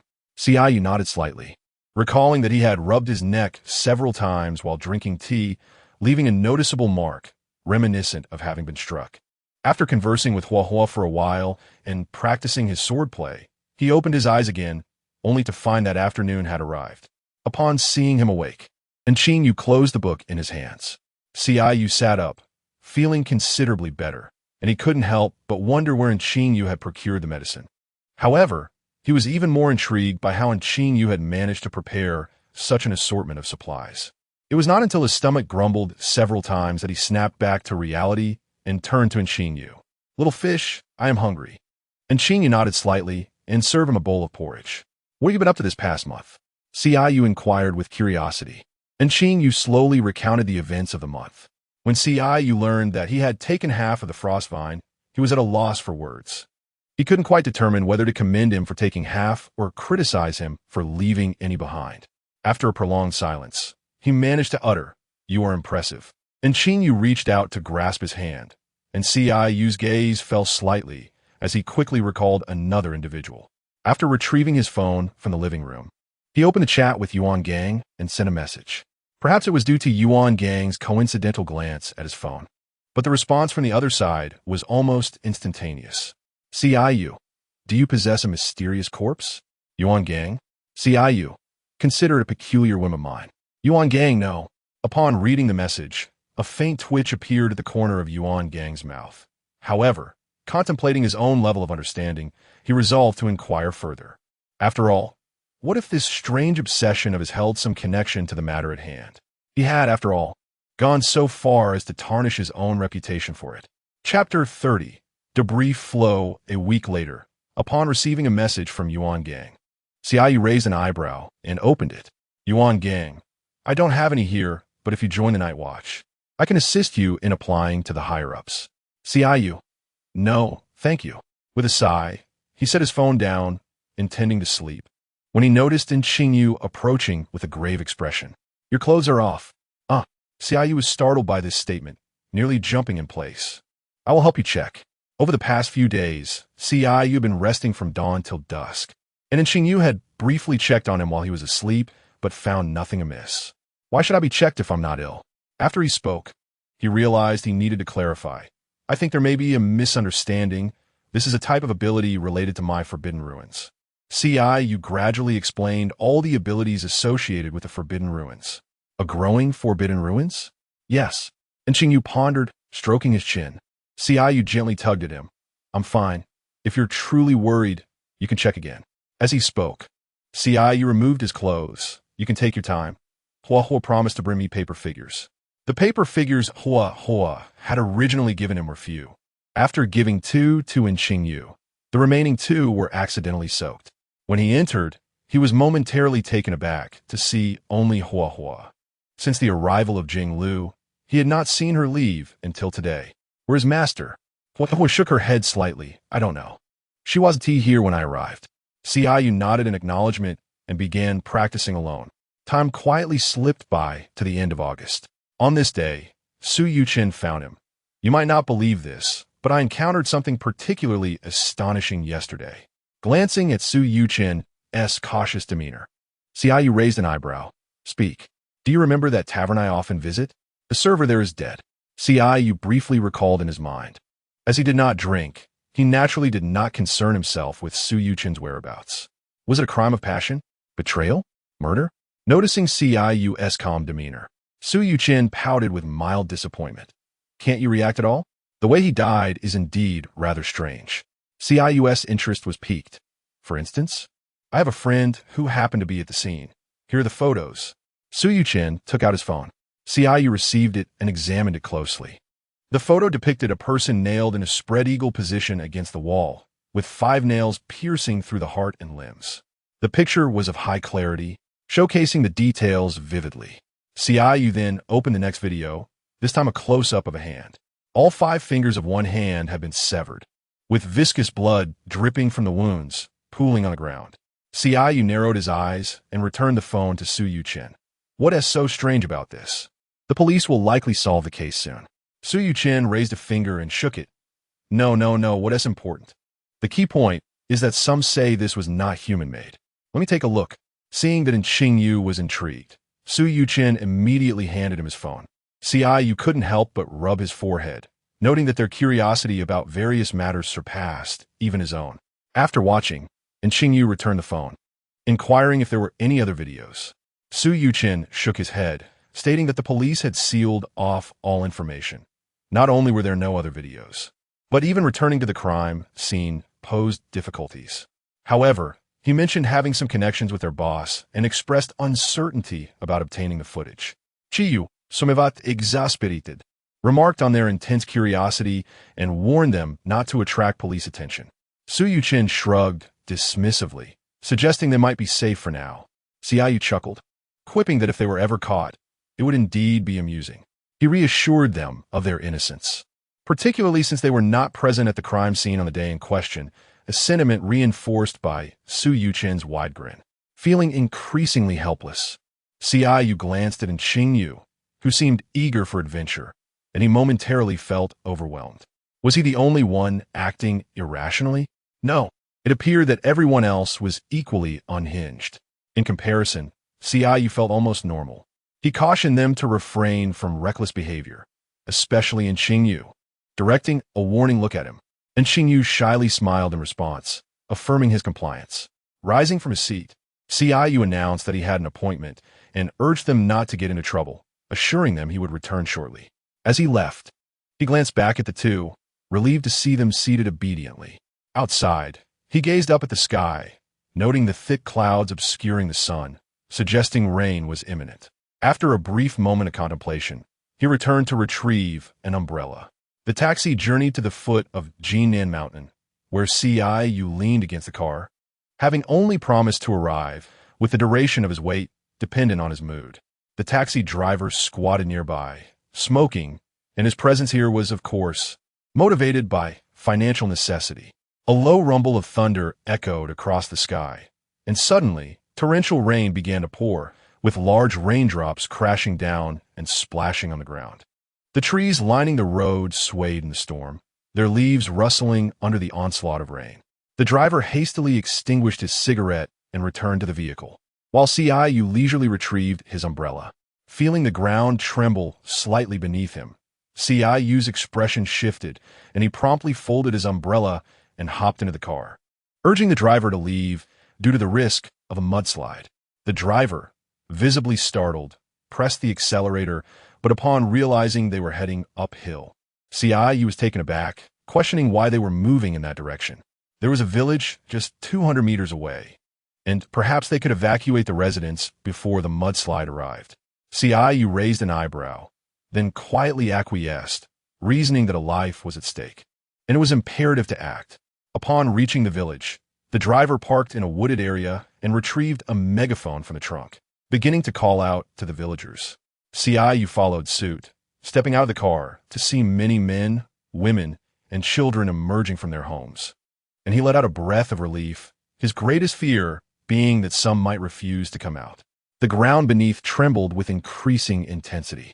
Qingyu slightly tilted his head towards the mountain peak, observing torrents of water carrying mud, trees, and stones cascading downwards. Noticing that they remained frozen in place, Qingyu raised his voice, gesturing fervently, "Hey, over here, hurry!" Spotting a small boy lagging behind, Qingyu swiftly dashed forward, grasped the collar of his shirt, and pulled him back. Almost instantaneously as he began to run, a devastating mudslide flattened the village in a heartbeat. The men instinctively positioned themselves at the forefront, bracing their backs against the vehicle. The pronounced veins on their foreheads indicated that they were exerting every ounce of strength they possessed. The vehicle began to slide downward slowly, and with a resounding crash, the glass shattered, allowing mud and debris to inundate the interior. Qingyu furrowed his brow, stepping forward and extending his hand. Although he lacked defensive skills, he believed he could protect these individuals for the brief span of the mudslide, which would last no more than a few seconds. Chapter 31. Suffering for others, yet not for oneself. As the voices around him gradually faded, the tension among all present began to dissipate. Qingyu spoke softly, "Do not linger here. Move to a safer location." One by one, everyone departed, leaving only him, the driver, and 3 other middle-aged men in a stalemate. "We are immensely grateful for your rescue. How can we allow you to take risks to leave last?" The middle-aged man, realizing he could not sway the driver, turned to Qingyu with resignation. "Child, you should go first. Leave this to the uncles." Qingyu gently shook his head. "You should leave. After all, I am a soldier." With no other option, Qingyu resorted to a semblance of authority, knowing that if he continued to be so deferential, he might be stuck here until nightfall. The other 4 exchanged glances and slowly withdrew to a safe distance. Seeing this, Qingyu stepped back, swiftly avoiding danger. A vehicle crashed loudly, tipping over and splashing water everywhere. Qingyu shook the water from his hair and leaned against a tree, arms crossed. "Big brother, thank you," he heard a small, dirty-faced boy say as he looked down. "It's nothing," Qingyu replied. At that moment, a cry approached from afar, capturing everyone's attention. Upon seeing them, the man broke into a smile. Qingyu turned his gaze back to the boy, ruffling his hair. Go find your parents. The boy nodded, okay. The driver approached him with a look of regret. I want to take your money. I've called for a car that is on its way. You can see it on the road. I have decided to join the others in the mountain rescue. Will you come along? Qingyu shook his head slightly. No need. Assistance will arrive shortly. In the distance, several vehicles were approaching, and Qingyu shifted his gaze. A black umbrella was held low, nearly obscuring the face beneath it. As he began to descend the mountain, the headlights of several cars pierced through the rain, causing him to squint. Instinctively, he raised his arm to shield himself. One vehicle halted beside him, and he paused, turning his head. What is the matter? Yuan Gang stepped out and stood before him. I remember you possess the ability to wield a sword. How is your practice progressing? Qingyu sighed, his expression tinged with resignation. For it was evident that Yuan Gang wished to enlist his aid in the rescue. It's going well. Our people will take at least 10 hours to reach the summit. How long would it take you? Qingyu pondered, stroking his chin thoughtfully. I'm not sure, but it will certainly be less than 10 hours. Can you assist? Upon completion, I promise to provide you with a mysterious corpse. At these words, Qingyu's eyes sparkled with interest. He had been troubled these past days about where to find more mysteries, and now it felt as if a pillow had been delivered to his drowsy self. All right, where's the location? Never mind. I will find someone to accompany me. With that, Qingyu summoned a long sword and stepped onto it, then waved goodbye to Yuan Gang as he sought out Lin Qie. Scanning the crowd, he quickly spotted Lin Qie. Qie, Qingyu called, extending his hand. Lin Qie hesitated for a moment before placing his hand in Qinyu's. With a gentle pull, Qingyu hoisted him up and quickened his pace. Originally, Qingyu intended for him to stand at the back, but upon considering the likelihood of him falling, he decided to position him in the front for protection. The height difference between the two was negligible, and with a sigh, Qingyu turned his head. Why grow so tall? Lin Qie, taken aback by this remark, was puzzled. Weren't they of the same height? 2 hours later, as they hovered above the village, Qingyu controlled their descent. The surrounding houses lay in ruins, each brick and tile marred by muddy traces. Faint cries for help reached their ears, prompting them to exchange a glance before heading in different directions. After approximately an hour, they managed to rescue all the villagers in the vicinity. Using his abilities, Qingyu quickly erected a makeshift tent to shelter everyone. Once they were settled and basic bandaging was completed, he stepped outside to find Lin Qie standing amidst the wreckage, seemingly lost in thought. Approaching him, Qingyu set up a sunshade and laid down a mat, sitting cross-legged. Qie stopped staring and take a seat for a while. As he spoke, he produced a cup of warm water, a gift from Qingyu, akin to the spatial ease found here. Noticing Lin Qie drenched, Qingyu offered him a towel and then retrieved a set of sleepwear, his only clothing option in this place. Dry off and change. We want you catching a cold. After grabbing an umbrella, he stepped outside, feeling uncomfortable in his sticky attire. Upon returning, he found Lin Qie had already changed. Sitting across from him, Lin Qie wore a serious expression. There are 3 from the Chuan realm and 1 from the Sea realm. Qingyu nodded slightly. Yes, we shall wait for them. Their strength is insufficient to detect me. After a moment's pause, he added, Rest assured, I will protect you. How about we have something to eat? He produced 2 cups of instant noodles, deftly tearing open the packaging and adding the seasoning in one smooth motion. Once prepared, he pushed 1 cup towards Lin Qie. Rather than falling into their traps, let us wait for them to come to us.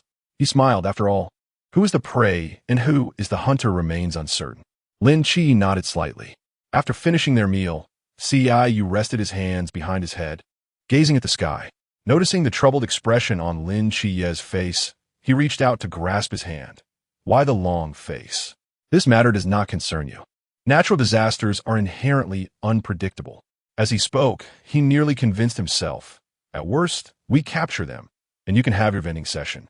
Lin Qie tilted his head slightly to regard him, and Qingyu smiled back, reflecting on what he himself had been doing at that age, either studying or exploring the mountains and rivers. A hint of unrecognized tenderness flickered in his gaze as he continued. All right, you must have exerted considerable mental energy earlier. Get some rest and don't overthink it. I'm here. Lin Qie opened his mouth, about to say something, when Ciu interjected, "Emo brother." This remark decidedly dampened the mood, causing Lin Qiye's gratitude to lodge in his throat. Seeing him lie down, Ciu finally exhaled in relief. The weather outside was far from pleasant. After a moment's thought, he retrieved a thin blanket to cover Lin Qiyi. "Thank you." A muffled echo emanated from beneath the covers, where Lin Qiye lay. Ciu, feeling rather bored, took out his phone to pass the time. After an indeterminate period, he heard Lin Qiye's voice ask, "Do you need to rest for a moment?" Ciu gently shook his head and subsequently retrieved 2 boxes of self-heating hot pot. The instant noodles were nearly digested, and he was beginning to feel a pang of hunger.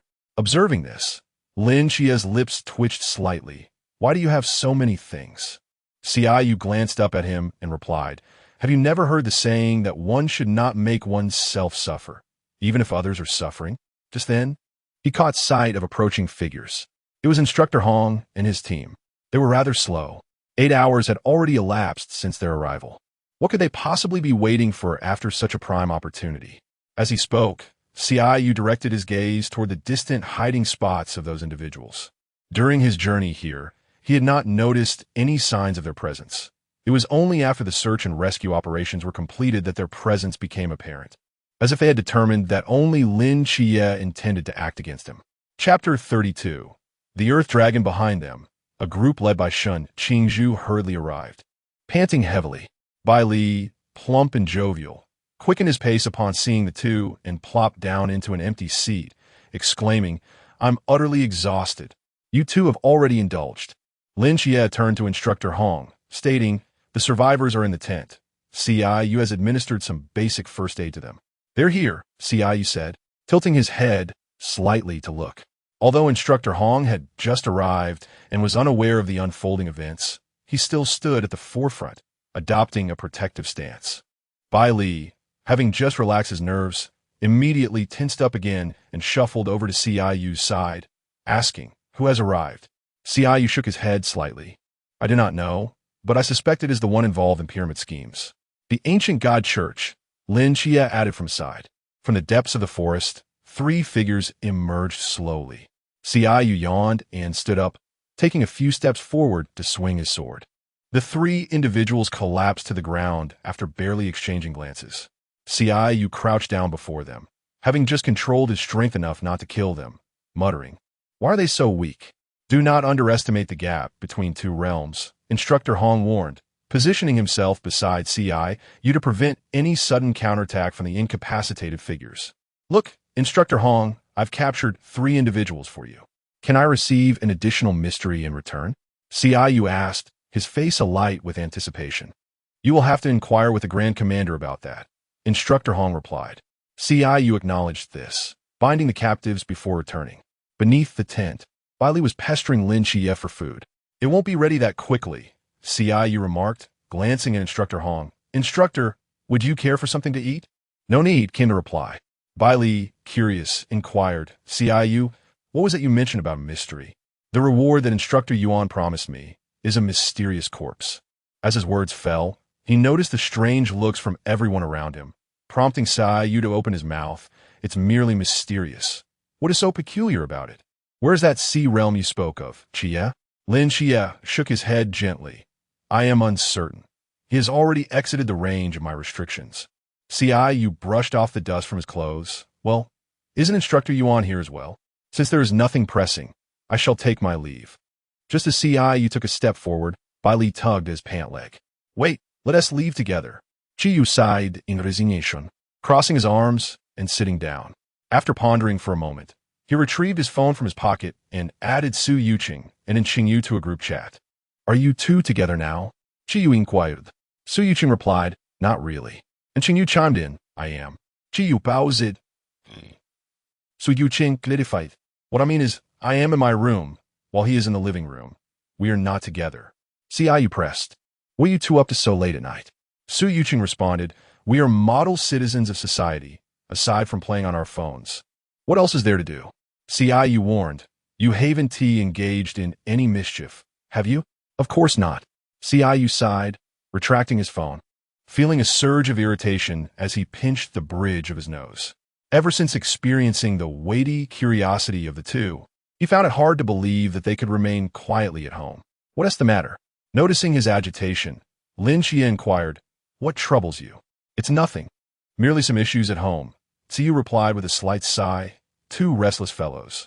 With his hands clasped behind his head, he gazed at the night sky, observing Bailey Pang Pang and several others gathered around enjoying a self-heating hot pot. "Qingyu, do you truly have no extras?" Bailey Pang Pang asked, slurping on some wide noodles. Qingyu rolled his eyes in exasperation. "There are only 5 boxes, all on the table. Who would take so much for no reason?" We agreed not to eat. Yet only I adhered to that. Hearing faint movements from below, Qingyu abruptly opened his eyes. "There's something down there." Bailey Pang Pang maintained his eating posture as the ground suddenly shifted. The next moment, they, along with their meal, plummeted downwards. Qingyu grasped Lin Xie with one hand and held onto Qingyu with the other, firmly standing on his sword. Instructor Hong sees the two falling figures swiftly descending, while Bailey Pang Pang ensnared the remaining solitary individual along with himself, using Yaoguang. Qingyu felt a sense of relief that the survivors' tents were set up on a relatively gentle peak 50 meters away. Otherwise, they would have tumbled down too. Directing his sword downwards, he noted the absence of any light from below, and only after confirming they were on solid ground did Qingyu retract his sword and pull out his phone to activate the flashlight. Bailey Pang Pang surveyed the surroundings. "Where are we?" Qingyu shook his head slightly. "It seems like we are underground. Stay close, don't get separated." Instructor Hong called to everyone to proceed forward. Half an hour later, Qingyu raked a hand through his hair, irritation etched across his face. What is the point of the Earth Dragon's idleness in creating such a vast cavern? Ever since learning from Instructor Hong that it was the Earth Dragon's doing, 9 out of 10 of Qinyu's remarks expressed his impatience toward the creature. Didn't Qingyu wish for mystery? Isn't this fortuitously won? Instructor Hong spoke slowly. Qingyu paused. True, but such a skill shouldn't be employed on a person, right? It would be rather amusing if, in the midst of a battle, it suddenly rolled over and pinned you to the ground. Chia, can you determine its exact location? Lin Chia nodded slightly. Yes, it should be nearby. As they ventured deeper, the surrounding magma became increasingly apparent. Chia, Qingyu began earnestly. Lin Chia turned his head toward him. Yes, I've noticed that since encountering you, it's either been fighting or on the way to fight. The first time at school, the second during the new year, and now here. Lin Chia. Bailey Pang Pang interjected. That proves you two are fated. Qingyu remarked, indeed, a cursed fate. From ahead came the sounds of battle and the roar of some creature, causing Instructor Hong to halt and address the group. You all wait here while I go with Qingyu to take a look. Qingyu shook his head slightly. I can manage on my own. What battle experience does a mere boy possess? Qingyu. Oh, you think highly of yourself. Upon reaching a corner, Qingyu peeked out to find 2 men standing before the Earth Dragon. Murmurs. Instructor Hong spoke with a grave expression. Qingyu raised an eyebrow. Quickly recalling the name, it was him. Stepping out of the shadows, Qingyu asked, Do you have a moment? I could use your assistance. As soon as he finished speaking, the tail appeared beside him, declaring, One for each of us. Leave it to me. Upon witnessing this, he retracted his hand and turned to face the two. The Earth Dragon roared, launching several fireballs towards them. Qingyu deftly evaded the attack and charged forward. Ever since leaving the simulation training ground, he had only encountered opponents of a lower realm. At times, he couldn't help but marvel at the fact that this truly was a novice village. With his advantage in realm, he swiftly dispatched one of them. The fireballs rained down densely as he retreated, skillfully wielding his sword in defense. Chapter 33. A true man retreating to the corner. Qingyu deftly concealed himself behind the wall. Bai Li, looking utterly bewildered, inquired, How did you get over here? Qingyu shrugged nonchalantly. I had no choice. The enemy's attacks were too relentless. Instructor Hong, he gestured with a thumbs up, a true man. Noticing Bai Li's slightly perplexed expression, Qingyu cleared his throat. Let me think. Lowering his gaze, Qingyu pondered the techniques that Mirror Stream had employed against him. The initial encounter strike had been more potent than any subsequent ones. Could he channel all his mental energy into a single strike? It seemed feasible. As this thought crossed his mind, a faint blue glow emanated from the sword in his hand. When the onslaught became less intense, Qingyu stepped forth and swung his sword at the Earth Dragon. Upon witnessing it collapse, he steadied his breath before sheathing his sword and advancing. Catching sight of Lin Qie peering out, Qingyu raised an eyebrow. Are you seeking a sense of involvement? Why not deliver the final blow? Lin Qie's eyes instantly lit up, his face brimming with excitement at this unexpected opportunity. The two approached the Earth Dragon, and after Lin Qie dealt the finishing strike, Qingyu shifted his gaze to the side, focusing on the murmuring figure nearby. Once the tail emerged, Qingyu patiently awaited his moment and swung his sword. Thanks. After the tail retreated, he squatted before the Earth Dragon and sliced away a piece of flesh. It's too hot here. Let's find somewhere else to stay.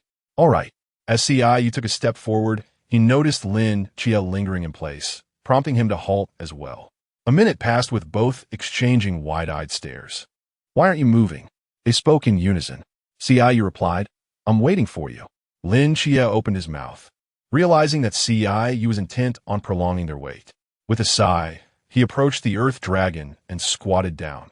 If they lingered any longer, the instructor and the others would likely return. Observing as Lin Qie's hands slowly formed a magic circle, Qingyu marveled at the sight of the Earth Dragon's corpse vanishing. His mouth agape. He had taken a sizable piece, and Lin Qie had done the same. Shall we depart? Qingyu nodded slightly, choosing not to voice anything further. After all, everyone harbors their own secrets. The two quickened their pace and soon reunited with the others. Bali shuffled over. What were you two doing? Why so slow? Distributing the spoils. Care to join? Bali hastily waved his hands. No, that's unnecessary. After leaning against the wall for a brief period, a sound resonated overhead, prompting Qingyu to open his eyes and rise. Before him, Yuan Gang descended, enveloped in golden light. Qingyu exhaled, feeling a sense of awe. If we follow this path upwards, we can exit. Without hesitation, Qingyu stepped onto his sword, stating, I shall take my leave first. Do not forget the mystery you promised me. It was now evening, and he swiftly navigated along the city's edge until he arrived near the sewers. Upon entering, he found Qingyu motionless, sprawled across the table. Qingyu raised an eyebrow. Typically, Qingyu brimmed with energy, often engrossed in research, frequently sacrificing sleep for his pursuits. With a faint sigh, he lifted Qingyu and carried him towards the bedroom. Noticing the pallor of Qingyu's complexion, his brow furrowed in concern. Had it not been for the steady and strong pulse he felt, he might have feared something dire had occurred. After gently placing him on the bed, Qingyu turned to take a shower. Upon emerging, he towel-dried his hair while retrieving his mobile phone. Qingyu, where have you been? Su Yuqing. I went home. Su Yuqing, such a good boy. After drying his hair, Qingyu turned off his phone and lay down beside Qingyu. The following morning, upon awakening, he found Qingyu still asleep. Curiously, he reached out to poke his face. I'm back, came Qingyu's faint voice. Hearing the frailty in his tone, Qinyu's brow knitted in worry. Are you unwell? No, just a bit tired. Qingyu gazed at him intently for a moment before turning away. All right, you should rest well. With that, he walked out. He was not naive. He could tell there was something being concealed from him. Yet, one was his close friend and the other his boyfriend. What could he possibly do? After a brief stop to purchase breakfast, he returned, seeing Qingyu already dressed. Qingyu set down the food. Aren't you going to sleep a little longer? No need. I plan to visit the school this afternoon. All right, I'll accompany you. At moments like this, he couldn't help but envy Qingyu's intellect. Both were the same age. Yet one was nearly a doctoral candidate, while the other was merely an undergraduate. Little fish, I can't do it. You must teach me. Sure. Qingyu buried his head in the crook of Qingyu's neck, nuzzling affectionately. I love you. In the afternoon, Qingyu encountered Su Yuqing at the school entrance. Who waved at them? I knew you would return this afternoon. Qingyu crossed his arms. Today is the last day for registration. What do you think? Su Yuqing scratched his nose. Let us go in while it's still quiet. After registering their information, the two made their way to the dormitory with their room keys. Sharing a major and being the last to register, it was only natural they were assigned to the same dormitory. Who would have thought it would just be the two of us? Qingyu remarked. Isn't that a good thing? It's quiet with fewer people. Why are both of you studying biology? Just found it interesting. What about you? My dream is to become a forensic doctor. May your dreams come true. They encountered two individuals promoting campus cards, but they ignored them, well aware of the complexities involved with such cards. After organizing their belongings in the dormitory, Qingyu logged onto the campus forum. Contrary to his expectations, many posts were complaints about stolen takeout. I thought they would be judging campus beauties and handsome boys, but it seems contemporary students are more concerned about their takeout. Qingyu chuckled softly. Discussing this is far less important than eating. It's a pity Zishuan went to another city for university. Otherwise, we could have shared a dorm. Su Yuqing sighed slightly. What do you plan to do during these free days? Of course, I'll go out and explore. Staying here is quite dull. Come on, let us find out where the cafeteria is. Qingyu responded affirmatively to his suggestion. He remained at the school until evening before finally returning. Noticing that Qingyu was absent, he casually found a chair to sit in. After a short while, he heard a sound from outside and looked up to see Qingyu approaching with a stretcher. He was momentarily taken aback, and Qingyu also paused upon noticing him. The outline of a person was faintly discernible on the stretcher, and in a surge of excitement, he stammered, "What have you been doing?" Just as Qingyu was about to explain, a flurry of footsteps echoed from behind. Upon seeing Lin Qie, his expression shifted to one of greater confusion. "What are you two doing together?" Lin Qie, upon noticing him, sheathed the knife he had been holding, while his gaze flickered between the two of them. Chapter 34. The greater good over family ties. You two are conspiring. Qingyu remarked, his gaze contemplative as it fell upon the figure on the stretcher. How intriguing. When he lifted his eyes again, his look towards the pair was laden with reproach. He contemplated departing along the wall, lest he succumb to the temptation of enacting justice upon Qin. As he passed by Qingyu, he was abruptly seized. It wasn't Tias. Caught in the act of his thoughts, Qingyu cleared his throat awkwardly. "Ah, so you are colluding to steal a corpse?" Lin Qie interjected from the side. "He is the one stealing. I am merely pursuing him." Qingyu blinked. "That is quite audacious. I can comprehend stealing something mysterious, but stealing a person is beyond my understanding." Turning back, he directed his comments towards Lin Qie. "You two are quite audacious. Not only did you fail to catch him, but you also ended up in his den." Pulling Qingyu aside, he approached Lin Qie. "I believe there must be some misunderstanding here. Are you friends?" "My boyfriend," Qingyu declared, a hint of pride evident in his expression, leaving Lin Qie momentarily bewildered. Qingyu interjected, "That is of little consequence. What matters is why you're seizing his corpse. For research. Once I am done, I will return it to you."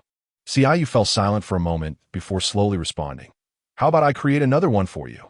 Upon seeing both of them turn their gazes towards him, Qingyu snapped his fingers, and beside him, an identical stretcher materialized. "How did you accomplish that?" "Just a minor trick. You cannot discern any difference, especially since your spiritual power is significantly lower than mine," Qingyu replied, as a thought struck him and he began to retreat. "Never mind. You two can converse amongst yourselves." From the perspective of fortune, the bond between the two was evidently close. Given the current circumstances, it seemed they were at the onset of their narrative, thus unlikely to delve deeper. Upon arriving at the laboratory, he donned a pair of gloves and extracted a piece of earth dragon meat, carefully slicing a small portion to examine. Sometimes, finding amusement in such tasks proved quite enjoyable. Before long, he heard the two conversing as they approached, and Qingyu set down his scalpel. "Have you come to an agreement?" Lin Qie nodded slightly. "I suppose so." Noticing they continued forward, Qingyu stood and followed. Upon reaching an open area, he squinted at a painting on the wall, recalling that it had not been there recently. I too noticed that the bloodstains of the scene seemed somewhat sparse, so I simulated the scenario of the incident. This cup in my left hand represents the simulated blood loss, while the cup in my right hand reflects the blood loss reconstructed from the photographs. Qingyu listened intently, reflecting on the details. Indeed, the blood loss appeared minimal. It seems quite scarce. Has someone tampered with it? Or could it be related to that tool? Qinyu's words seemed to trigger a realization. How did you conduct your simulation? And Qingyu subtly shifted the topic. It has been established that the blood loss from that corpse is significantly less than that of a normal individual. Qingyu responded. The thought of having severed a piece of meat during his first attempt at cooking had caused him considerable pain. The notion of losing an entire finger was unfathomable. Observing the gentle lowering of Qingyu's head, Qingyu let out a soft sigh, mentally attributing a significant portion of the blame to Su Yuqing. What comes next? A fleeting glance at the corpse in the tavern. And Qingyu's gaze was piercing as it fixed upon Lin Chia. You cannot enter, yet you can facilitate my entry. I would be remiss to apprehend you. Chia, grant me this favor. Qingyu paused, adding, perhaps little fish could discern details that elude your perception. And Qingyu nodded slightly in agreement. With my assistance, you shall expedite the unraveling of this case. Though you possess considerable intellect, it pales in comparison to mine. Lin Chia's expression stiffened. What did you say? And Qingyu cleared his throat lightly. My implication is that I excel in matters concerning the deceased. Once the two reached an understanding, Qingyu turned to depart. You may proceed to investigate. I shall retire for the night. When he awoke once more, he found Qingyu engrossed in studying the earth dragon. Qingyu settled beside him, propping his chin on one hand, silently observing his research. After an indeterminate span, upon witnessing Qingyu set down his tools, Qingyu finally inquired, how is the investigation progressing? And Qingyu shook his head slightly. There has been little advancement. A visit to the scene is imperative. Qingyu nodded thoughtfully. If that is the case, then let us set it aside for now. I wish to visit the tavern tonight. Instinctively, Qingyu considered declining, but, acknowledging the resolute nature of his companion, he sighed in resignation. Very well, I shall accompany you. Observing that Qingyu appeared ready to speak, Qingyu smiled. To refuse again would be quite impolite. Agreed. Under the quiet, desolate streets shrouded in night, two figures ambled forward in succession. The surrounding establishments had shuttered, and the dim, yellow glow of the streetlights cast shadows upon the yellow caution tape. The pair halted before the caution line. Qingyu surveyed the vicinity, raising an eyebrow upon noticing a vehicle in the distance, crossing the caution line into the tavern. And Qingyu meticulously scrutinized every corner of the establishment. Utilizing the faint moonlight, Qingyu navigated the shadows, careful not to disturb the scene. Noticing Qingyu heading towards the backyard, he rose to follow. Observing the hesitation etched upon Qingyu's face, Qingyu blinked and softly asked, What troubles you? And Qingyu shook his head slightly. Do you possess any footage? At this, Qingyu handed him his phone, and Qingyu opened the gallery to locate the video. After viewing it once, he pondered, glancing at his own hand, then opened it again. Moments latte. A subtle smile graced his lips as he returned the phone to Qingyu. Little fish, do you not feel this resembles a reverse playback? If growth occurs rapidly, it indeed could mirror the speed depicted in the video. Qingyu appeared momentarily stunned, his eyes brightening as he looked up at him. How did you deduce that? Qingyu's expression turned slightly awkward. He could hardly admit it was the result of numerous experiences for being struck. This is inconsequential for you. Just know that you are aware. After stating this, Qingyu lowered his head in contemplation, then approached the tavern's entrance, glancing towards the street.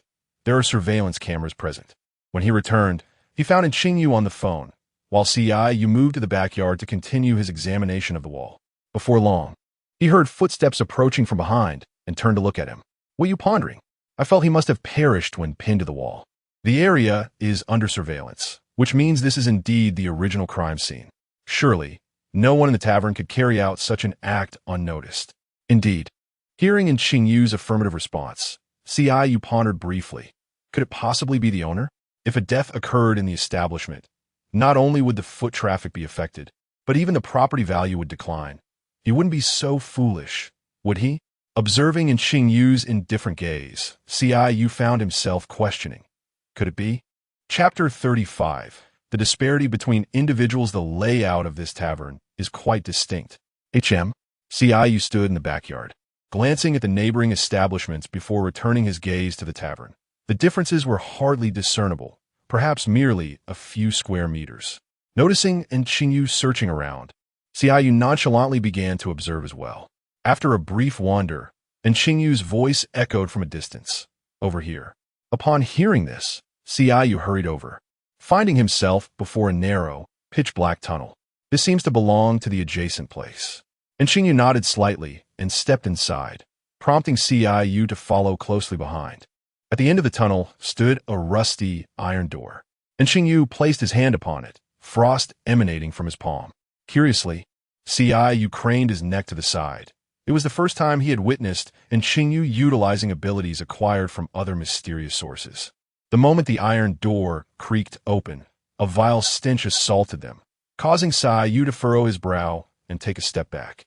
"Unpleasant," he remarked, and Qingyu, hearing this, retrieved a mask from his pocket and offered it to him. "You've worn this before." And Qingyu paused momentarily. What I mean is, there might be bacteria." Noticing Qingyu's silence, Ciyu took the mask from his hand and donned it. "Well, honestly, it's indifferent whether there are bacteria or not." As Qingyu rubbed his fingers together, he turned and ventured inside. Through the mask, Ciyu touched his nose. The mask effectively mitigated the foul odor, and he noticed a faint scent that belonged to Qingyu. There was a fundamental difference between wearing a mask and not. One was snug while the other was loose. This mask had likely only been worn briefly by Qingyu. Contemplating this, he glanced up at Qingyu. The walls of the storage room were draped in cobwebs, suggesting it had been abandoned for quite some time. On the far wall, 2 ghastly bloodstains marred the surface, surrounded by several nail holes. Observing that Qingyu was still conversing with Lin Xie, Ciyu quietly approached. After listening to the entirety of the conversation, he scratched his head, feeling inexplicably as though his brain itched, as if it were about to grow. He considered himself not particularly foolish. However, in their presence, he felt nearly intellectually crushed. As Qingyu ended the call and noticed Ciyu, who appeared deep in thought, he stepped closer and grasped his arm. "Are you pondering the case?" Ciyu shook his head slightly. "No, I'm contemplating the vast differences between people." He gazed deeply at Qingyu before turning to exit, with Qingyu trailing closely behind him. Ciyu tilted his head slightly to look at him, perhaps due to his obsession with analysis and neglecting his meals. Qingyu appeared somewhat frail. Once outside, Ciyu removed the mask and regarded him earnestly. "Little fish." Qingyu lowered his gaze slightly. Ciyu cupped his face with both hands and leaned in to kiss him, his mind unhelpfully recalling a method taught by an online acquaintance. Since sleep was elusive, a kiss would suffice for delight. Just then, a sudden ringtone pierced the air, causing Ciyu to freeze, retract his hands, and step back. Lowering his head to wipe his lips with the back of his hand, he looked up to see Qingyu's expression darkening. "What's wrong? We need to go to the airport." Ciyu gave a slight nod and swiftly pulled him towards the nearest airport. By the time they arrived, the door to the time capsule was slowly closing. As Ciyu quickened his pace, he also utilized the forbidden ruins to obscure their figures. Once aboard the aircraft, he exhaled a sigh of relief. If they were to fail, it would be an immense humiliation.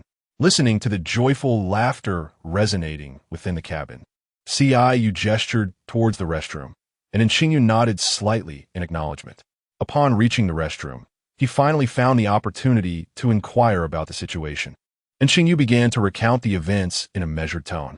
Ciyu was momentarily taken aback. Wasn't this supposed to be a novice village? Why were they all playing at such a grand scale?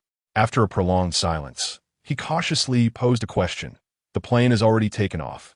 How did Qi manage to board?" Surely he couldn't have simply.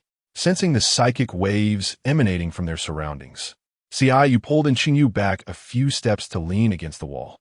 In the next instant, a figure materialized precisely where they had just stood. The previously confined space now felt exceedingly cramped with 3 individuals present. Qingyu looked at Lin Xie with astonishment in her eyes. "You can also teleport? Is it the ability of the item you possess?" Observing Lin Xie speaking softly with someone through an earpiece, Ciyu leaned closer to Qingyu. That cube in his hand does not seem like a forbidden item. It appears to be something enigmatic. He had actually wished for the tail to assist, as it would likely be more adept at handling such supernatural forces. However, the potential panic it might incite made him reconsider. "By the way, I've been meaning to tell you both I was the top of my class when I graduated from the training camp." Ciyu raised an eyebrow. Was this not a testament to the protagonist's talent? Moreover, the tone of boasting was quite fitting for a youth of 18 or 19. Lin Shi glanced up to find both of them looking at him with strange expressions, which left him puzzled. What's wrong? Do you usually enjoy showing off like this? Frankly, it comes off as somewhat forced. At that, Qingyu couldn't help but let out a chuckle. Lin Shi. Pushing open the restroom door, Lin Shi stepped out, followed closely by the two, noticing the complex gazes of several individuals around them. Qingyu licked his lips, feeling an unsettling sense that they were harboring unwholesome thoughts. In the cockpit? It seemed so. Lin Shi nodded slightly, proceeding towards the front of the aircraft. After walking a few meters and noticing the empty corridor devoid of any crew members, Qingyu slowly voiced his concern. Are the attendants all under control? Or perhaps they boarded early and have yet to arrive? Seeing both of them turn their attention towards him, Qingyu scratched his nose. You may continue.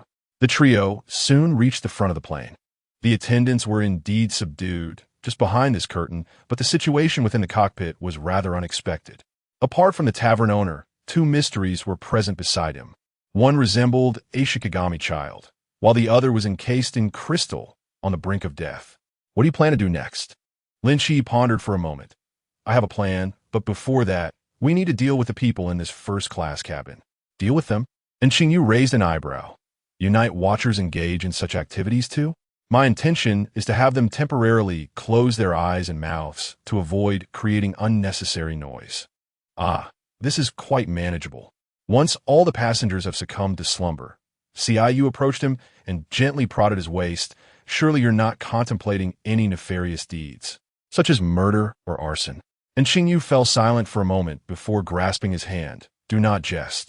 At this, Qingyu's expression became subdued. He moved to the cabin door, and then Qingyu began deciphering the code. In less than a minute, he raised his hand and entered the password.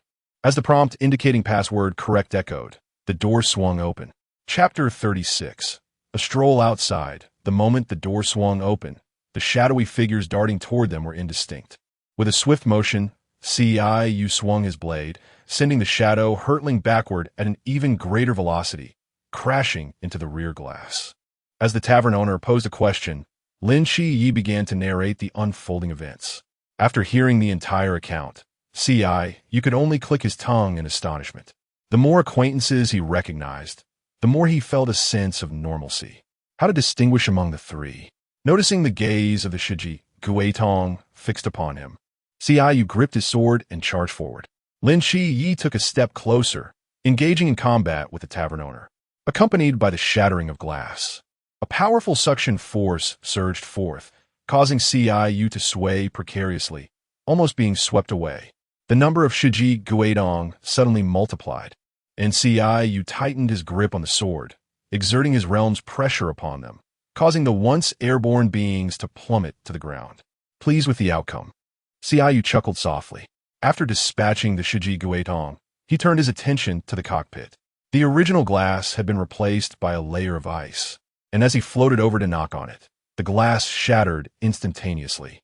Stepping onto his sword, he soared out, witnessing the tavern owner lunging toward Lin Shi. Qingyu aimed a strike at him. The owner's head was on the verge of detachment when, in an instant, countless threads pulled it back into place. So, Qingyu fell silent for a moment before uttering, 6. Observing the traces left on the aircraft, Lin Shi addressed him, Be gentler. I've been quite gentle. Qingyu replied, a hint of grievance in his expression. Was it easy for him to control his strength while striking? Taking a deep breath, he swung his sword once more, simultaneously delivering a kick. In midair, Qingyu unleashed a full-force blow. Only after confirming the owner was beyond recovery did he return. Having dealt with that, let us retreat. Approaching the glass once more, he noticed the ice he had just broken was refreezing. Resigned, he knocked it open anew. Meeting in Qingyu's gaze, Qingyu allowed a slight smile to grace his lips. With those two dealt with, only the insect remained. As he spoke, he began to survey the surroundings. Lin Shi approached the pilot seat and retrieved a shard of ice crystal from beneath the chair. Upon seeing the crystal, the three of them paused in surprise. The insect that had been inside was nowhere to be found, and even the crystal bore a crack. And Qingyu examined the ice crystal, stating it was broken from the inside. If I'm not mistaken, it has likely escaped. Qingyu frowned slightly, so I have still failed. The sacrificial offering cannot be.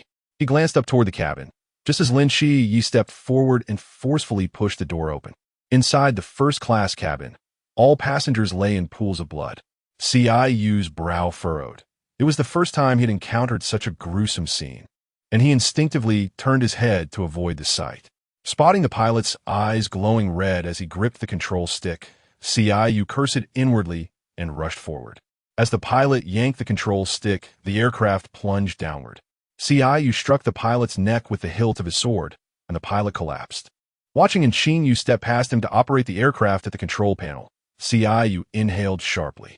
Although he was aware of Qingyu's remarkable ability to learn quickly, mastering a skill within mere seconds seemed implausible.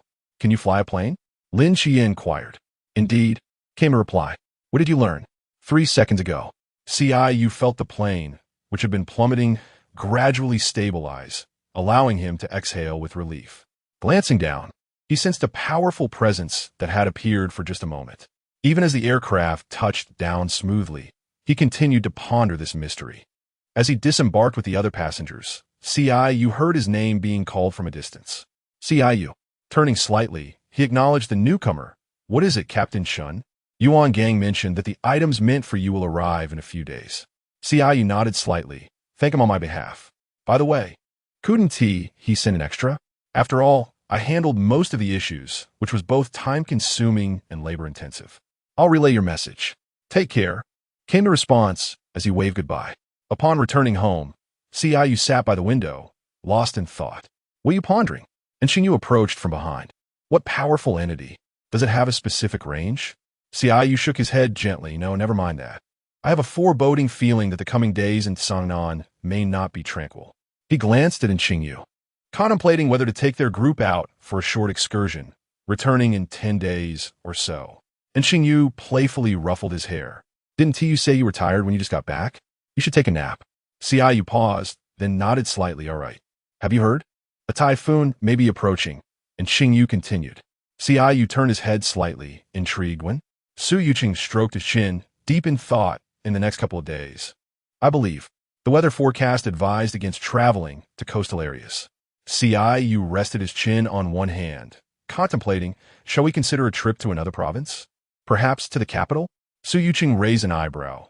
"What prompted the idea of visiting the capital?" "It will be fine during summer vacation. But now that school has just commenced, it's hardly feasible."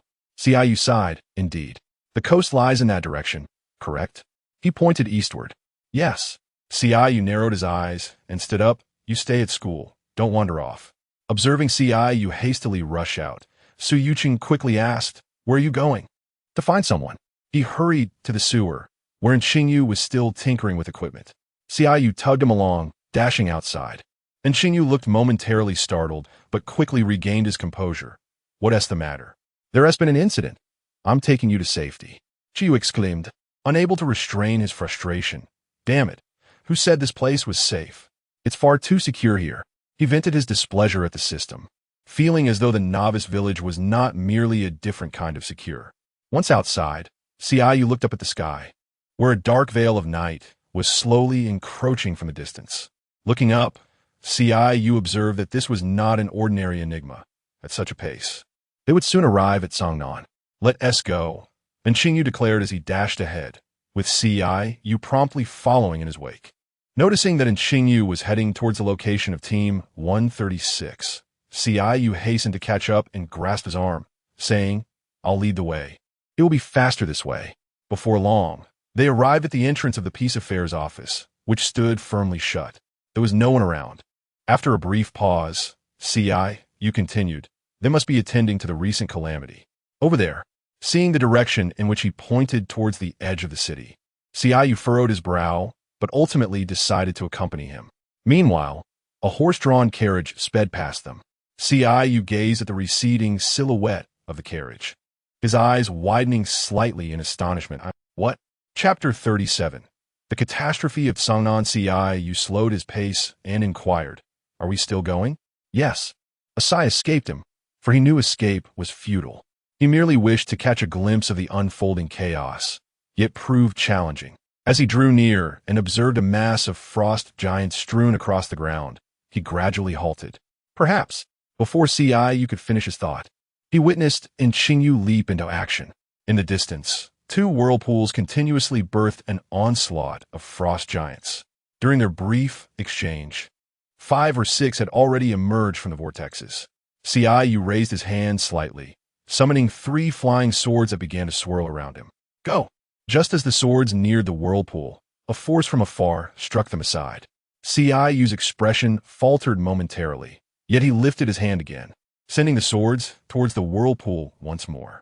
Simultaneously, 3 identical clones materialized beside him, each attacking the vortex from different angles. With a resounding crash, one of the whirlpools was completely shattered, unleashing a torrent of powerful air that caused Qingyu to stagger back a few steps. A booming sound echoed, and as he looked up, he saw an aircraft hovering in the air. The door opened, and a figure leaped from it. Sensing the newcomer's presence, Qingyu commanded his swords to retreat. Impressive, little brother. The freshly landed Qingyu was momentarily taken aback by the compliment, then cleared his throat, responding, not too shabby. He raised his gaze to see 2 colossal figures approaching slowly. Climb. He turned to Qingyu, seeking confirmation. Are we truly devoid of allies? Qingyu shook his head slightly. All who could come have arrived. Its target is me. I possess what it desires. As long as I stay away from the city, it shall remain safe. No. As he spoke, Qingyu stepped onto his sword, soaring towards the massive squid. Qingyu. And Qingyu reached out, attempting to grasp him. Qingyu smiled at him. Perhaps a miracle may yet occur? 3 swords swirled around the squid, momentarily hindering its advance. Seizing the opportunity, Qingyu called for his companion. Tail. Tail hesitated upon seeing the enemy before him. Have they grown more formidable in your absence of a few months? Qingyu nodded, a hint of resignation in his expression. Indeed, Tail, do you possess any means to counter this? If not, we may indeed meet our demise. With your current state, I can only hold it at bay temporarily. If you were an immortal being, perhaps I could slay it. Qingyu took a deep breath, gesturing towards the 8 individuals engaged in battle with the wolf dogs.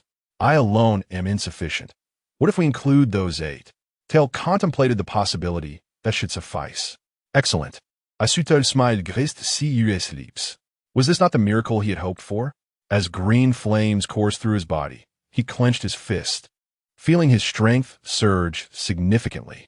When he raised his gaze again, he was momentarily taken aback by the 3 individuals blocking his path. Though it was their first meeting, their coordination was remarkably harmonious. What to do? Qingyu extended his hand towards a mysterious figure, and they vanished from sight. Upon the stage, confronted with an abrupt change of surroundings, the octopus momentarily faltered before surveying its surroundings and targeting the individual below. With determination, it launched an assault. Sitting calmly in the audience, Qingyu supported his chin with one hand, nonchalantly raising the other. Although he was not invincible in this realm, the octopus, having sustained injuries previously and benefiting from a power boost in its own territory, would not pose a formidable challenge. After deflecting the attack, Qingyu tilted his head slightly and remarked, "Dance for me." On stage, the octopus's body began to undulate, its tentacles flailing wildly. Qingyu could not suppress a smirk at the sight, and, sword in hand, advanced step by step towards the stage. With a single stroke, he dispatched the creature. Just as he returned to the reality, a chill crept down his spine, as though something had locked onto him. After that last maneuver, his mental energy was nearly depleted. With a slight exertion, he retreated a few steps to where Qingyu and the others were gathered. Noticing Lin Qie among them, Qingyu raised an eyebrow. I thought he would drag you along until this ordeal concluded. I came on my own accord, Lin Qie replied, drawing closer. Do you still want the body? Qingyu responded with a reproachful glance. I saved your comrade, and I expected you to express gratitude or at least inquire about my well-being. Yet, your first question is this? As he spoke, he stepped back to stand beside Qingyu. Lin Qie questioned, Aren't you fine? Qingyu replied with a resigned expression. If you wish to return, I can give it to you. The Phoenix squad seemed to be at a disadvantage. Qingyu turned his gaze towards the battlefield. Without the aid of its tail, they could only barely hold off the hellhound.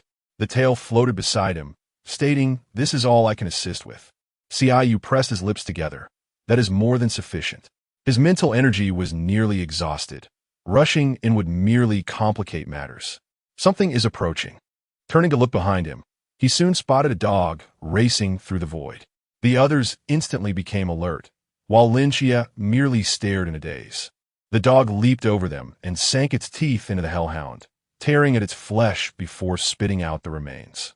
The meat of that abominable outer god is so foul, even dogs refuse it. As soon as the words left its mouth, large question marks appeared above everyone's heads. This dog bore an uncanny resemblance to the little black stray. Lin Xie murmured, observing the scene. Perhaps they belong to the same breed, Qingyu suggested, blinking. The ancestors' choice in dogs must have been quite similar. Lin Xie shook his head slightly. It was not merely the appearance. The wrinkles on its face and the scar on its brow were identical. Watching the hellhound being pinned to the ground, Qiyu's eyes sparkled with admiration. What a magnificent, divine dog. He felt it somewhat disrespectful to simply call a dog, hence the prefix of divine. Lin Xie couldn't help but wince at the name, thinking yet another one lacking in creativity had emerged. Clearing his throat, Qingyu inquired, if it dies, does that mean it will all come to an end? Chunmai shook his head slightly. The curse of Shiva still lingers upon me. They will not relent so easily. Qingyu raised her gaze towards the distant forest, where the occasional sound of explosions echoed, and a fleeting yellow figure darted past. Lin Xie, will you join us? Xia Simeng approached her sister. Lin Xie shook her head in refusal. No. What about you? Xia Simeng turned her attention to Qingyu. One of you must join us. Qingyu was momentarily taken aback. After all, he was not a night watchman, so why was he being involved in this matter? The question felt somewhat dubious. I'm not a night watchman. That is of little consequence. Well, there is still fighting over there. Are you not considering lending a hand? Qingyu gestured towards the distance. Xia Simeng glanced over. There was a human powerhouse who did not require her assistance. Yet in order to make a favorable impression on the new recruits, she nodded in agreement. All right. Chapter 38. Enraged with embarrassment only when their figures had completely vanished did Qingyu finally exhale in relief. In the next moment, a tremendous pressure surged from behind, causing Qiyu's body to stiffen instantaneously. The faint remnants of his spiritual energy dissipated entirely. Gazing at the distant forest, he felt a twinge of regret for having driven them all away with a single statement, leaving him vulnerable to this overwhelming force. Xiao Nan. Hong Ying's voice carried a hint of disbelief. Chunmai, Xiao Nan, is this mental control? You fool, Wu Xiaonan replied in a low voice. Mental control would not suddenly grant someone the power of the Klein realm. He was not mistaken. Xiao Nan stepped forward slowly, declaring from the very beginning, I have not been a night watcher. All the documents from when I joined the team 2 years ago are fabrications. Xiao Nan does not truly exist. I am merely an agent. The agent of Loki, the god of deception. Qiyu's fingers twitched slightly, the residual energy from his tail struggling against the oppressive force. He felt a wave of dizziness, as if his mind had been struck by some unseen force. I'm sorry. I must take Shiva's curse away. As soon as the words left his lips, darkness enveloped him, and he collapsed to the ground. After a moment, he half opened his eyes and noticed an unfamiliar figure standing before Lin Xie. Gritting his teeth, Qiyyu rose to his feet. Who are you? Is there anyone still awake? As he observed the figure raise a hand, a chill ran down Qiyyu's spine.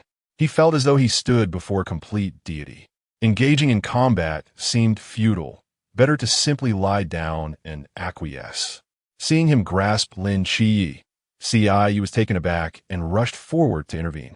In an instant, the space around them warped, and the three found themselves several kilometers away. Qiyyu tightened his grip on Lin Xie's arm.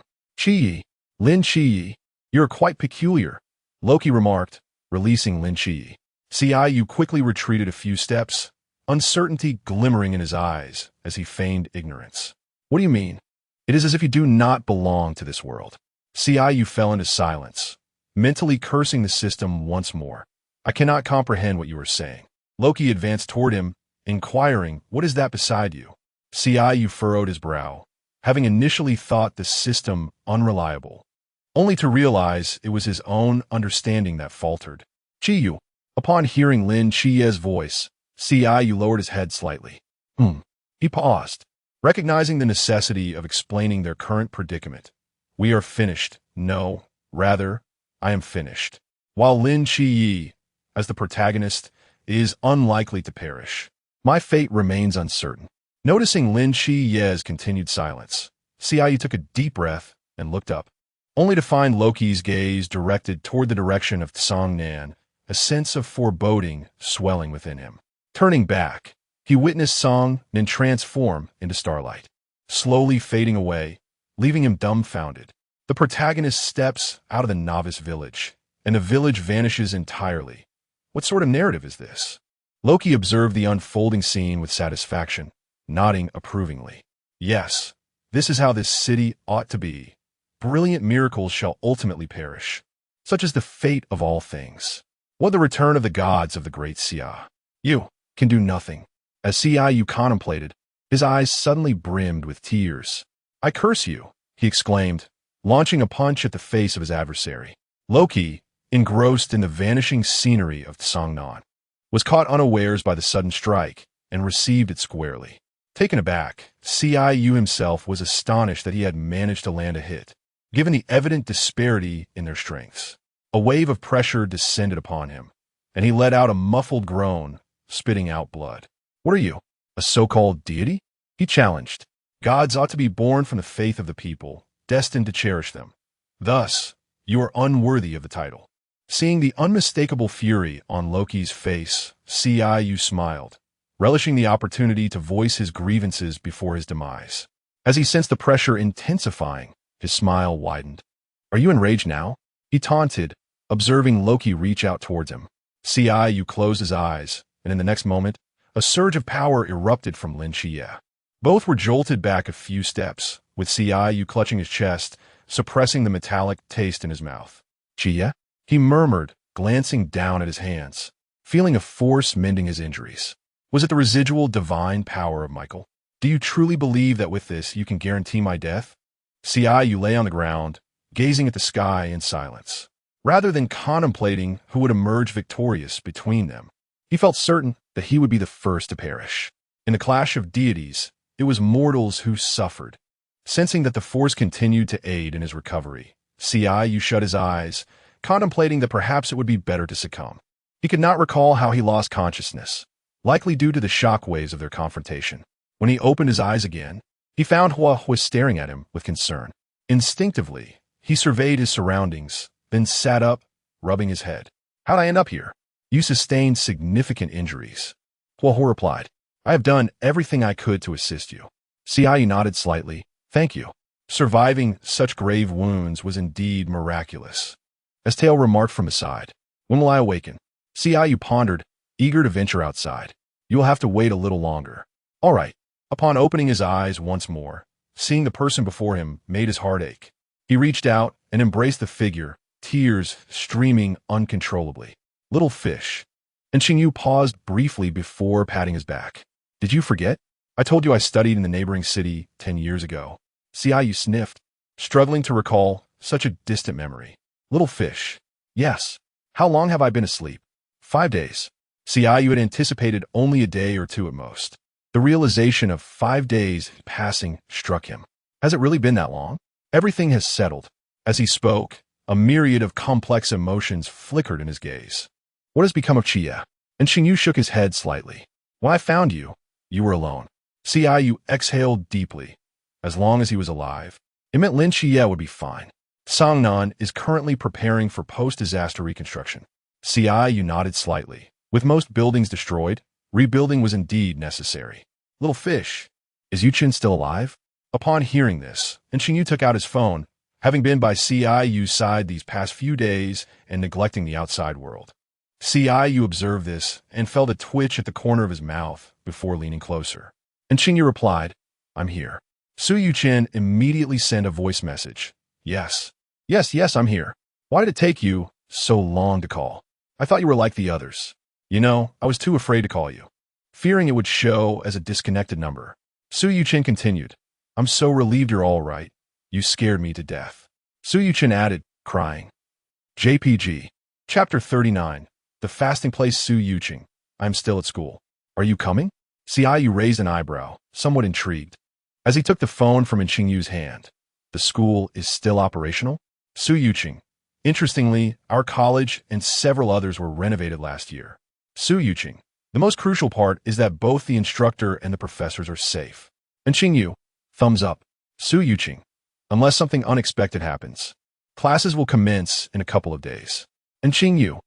After putting down the phone, he turned to Qingyu, feeling a twinge of regret for not bringing him along. Little fish. Qingyu said as he wrapped his arm around him, resting his head on his shoulder. Where's my phone? And Qingyu inquired, his expression puzzled. He had only managed to recover the person, but the phone's whereabouts were a mystery. I don't know. Qingyu released his hold, disbelief evident in his eyes. Not only had he been attacked during an outing, but now even his phone was missing, utterly outrageous. With a slight sigh, he gradually stood up. Accompany me to buy a phone. All right. After purchasing a new phone and setting up a new SIM card, he was overwhelmed by a barrage of notifications as soon as the device powered on. 99. When did he become so popular? Qingyu scrolled through the messages. 5 were from Yuan Gang, 4 from Hong Ying, and 70 from Su Yuqing. The remaining were all friend requests. He was somewhat speechless at the fact that Xia Siming had attempted to add him 17 times over 5 days, even using different accounts to do so. After some contemplation, he decided to accept Xia Siming's friend request. Qingyu here. Xia Siming. Have you thought over? Would you like to join us? Qingyu. Do you know where Lin Qie is? After some thought, he posed this question. Since Qingyu was unaware of Lin Qie's whereabouts, he must have already left Songnan City. Xia Siming, the fasting place. Qingyu? Though he had no idea where the fasting place was, the name itself did not bode well. With this thought, he turned on his heel, pulling Qingyu towards the Peace Affairs office. Peace Affairs office. When Qima, who had been leisurely seated, was startled by their sudden intrusion. What brings you here? We'd like to inquire about a few matters. Hong Ying approached from the side. What? Qingyu slowly began. Why is Qie at the fasting place? When Qima was taken aback, who told you? Xia Siming. So, why is he confined there? He has encountered some mental issues and is undergoing treatment. Qingyu, olfachi na kefalo chiolino. And Qingyu frowned slightly. Mental issues, treated in a prison? In any case, he is not here now. If you wish to find him, you likely will not be able to do so in the short term. Qingyu nodded slightly, leading Qingyu out. There was little more to be gleaned from them. It would be wiser to consult Xia Siming. Taking out his phone, he briefly reviewed the messages Xia Siming had just sent. Qingyu, apologies, Captain Xia. I have no intention of joining the Night Watchers at this time. Qingyu, may I ask you a few questions? Xia Siming, what? Qingyu, how is Qi now? Xia Siming, I don't know. I haven't heard any news about him. He probably hasn't woken up yet. Qingyu, all right, thank you. Xia Siming, if you wish to join the Night Watch, remember to consider us first. Qingyu, resta surd. Qingyu slipped his phone into his pocket and let out a soft sigh. Should I go in? If he truly has a mental illness, I should be able to help him. After all, I am quite skilled at performing craniotomies. If he is not ill and is merely incarcerated there, we could attempt to assist him in escaping. Glancing at him, Qingyu felt that Qingyu would prefer the former. What mental illness requires a craniotomy? He had never heard of such a thing. It would be pointless for you to go. He hasn't woken up yet. Qingyu gently patted Qingyu's shoulder. At the very least, we should wait until he wakes up before going. In the classroom, only a few scattered students were present. Qingyu slightly lowered his head, his gaze intently fixed on his phone. Su Yuqing curiously leaned over to look at the content on Qinyu's phone and was momentarily taken aback. Why are you watching escape videos? Qingyu, without raising his head, replied, to gain experience. What experience are you trying to gain? Su Yuqing slowly typed out a question mark. You aren't planning a crime. Are you? Qingyu rubbed his neck. Not to that extent. Upon seeing the teacher enter through the front door, Qingyu instinctively tossed his phone into the desk compartment. Not only did this action resonate around him with a series of thuds, the teacher paused momentarily, then looked up at them. I'm not collecting phones. Qingyu retrieved his phone and examined it closely. Fortunately, he had a case, or with the force he just used, he believed the screen would have cracked. Have you considered asking on the forum? Qingyu slightly tilted his head to look at him. You never know how idle contemporary university students can be. Qingyu blinked. Judging by Su Yuchin's expression, he indeed seemed quite idle. After applying to live off campus with a counselor, Qingyu shouldered his backpack and headed home. The original owner had arrived in Songnan 5 years ago. Properties under construction are generally cheaper than those around them, and coincidentally, the one he bought was not built 10 years ago. Inspired by the health methods he read about on the forum, Qingyu thought he could give them a try. After searching for a long time without finding a basin, he had no choice but to go to the living room to ask in Qingyu, "Little fish, where is the water basin?" "In the storage room," Qingyu acknowledged and went to the storage room. Upon seeing the plump fish in the basin, he blinked. He vaguely remembered buying it during the new year, and to his surprise, it hadn't been eaten yet. However, judging by its plump appearance, it seemed Qingyu often fed it. Qingyu crouched down and poked the fish. Having only one basin for keeping fish, he wondered what he would use. Contemplating this, he stood up and leaned against the doorframe. "Little fish, why don't you eat it?" "I don't like eating fish." And Qingyu replied, looking up at him, "Do you want to eat it? I can cook it for you." Upon hearing this, Qingyu immediately felt guilty. He didn't like eating fish, yet had helped feed it for over half a year. He felt quite inhumane. "No need for me to do it myself." Qingyu expressed his desire to scoop the fish out of the basin. With a smooth flick of its tail, the fish splashed water into his face. Carrying the basin to the kitchen, Qingyu took out his phone and began to search for recipes for braised fish. After perusing the online instructions, he instantly felt a surge of confidence. Seizing a mallet, he struck the fish on the head, lifting his hand to observe the dent left in its skull. Blinking in surprise, Qing approached and gently placed the fish into the sink, saying, "Allow me." Qingyu, feeling slightly embarrassed, rubbed his nose and stepped aside. Typically, he had only purchased dead fish for his mother. This was his first experience with a live one. Chapter 40. Cheating as he chewed on the fish in his mouth. He casually scrolled through his phone. "How do you usually elevate your realm?" Hearing in Qingyu's question, Qingyu nearly choked on his food. How was he supposed to know about cultivation? He had always relied on cheating. He certainly couldn't admit to that. Everyone else was diligently practicing, while he took shortcuts. That would surely incite public outrage. After pondering for a moment, Qingyu reluctantly replied, "It comes naturally. Just consider it as me having cheated." To his surprise, Qingyu paused for a moment. "You don't know either?" Observing the slight disappointment in her expression, Qingyu discreetly shifted the topic. "What made you think of elevating your realm?" Qingyu shook her head slightly. "I just wanted to ask." Qingyu acknowledged her response. Ever since his return, he sensed something was amiss with her. Now, hearing this question, his suspicions were further solidified. Watching in Qingyu, who had lowered her gaze, he contemplated, elevating her strength? Could it be that she wished to escape more swiftly? With that thought, he shook his head. He trusted more in Qingyu's intellect for her escape than brute strength. Why the urgency regarding her realm? Perhaps, one day, it would elevate on its own. He set down his chopsticks and continued. "Haven tea they mentioned? Songnan 1 TC, any mysteries for 3 years, so you needn't worry." And Qingyu responded softly. Qingyu recalled something and placed a bundle of white thread on the table. "I got this from the tavern owner. I thought it might be useful for you." Upon hearing this, Qingyu picked up the strange thread. Noticing the intrigue in her eyes, Qingyu felt a slight relief. Since more than half the students had left school, the daily amusement had diminished considerably. With fewer students, naturally, there were also fewer teachers. Conversely, opportunities to attend lectures at other schools increased.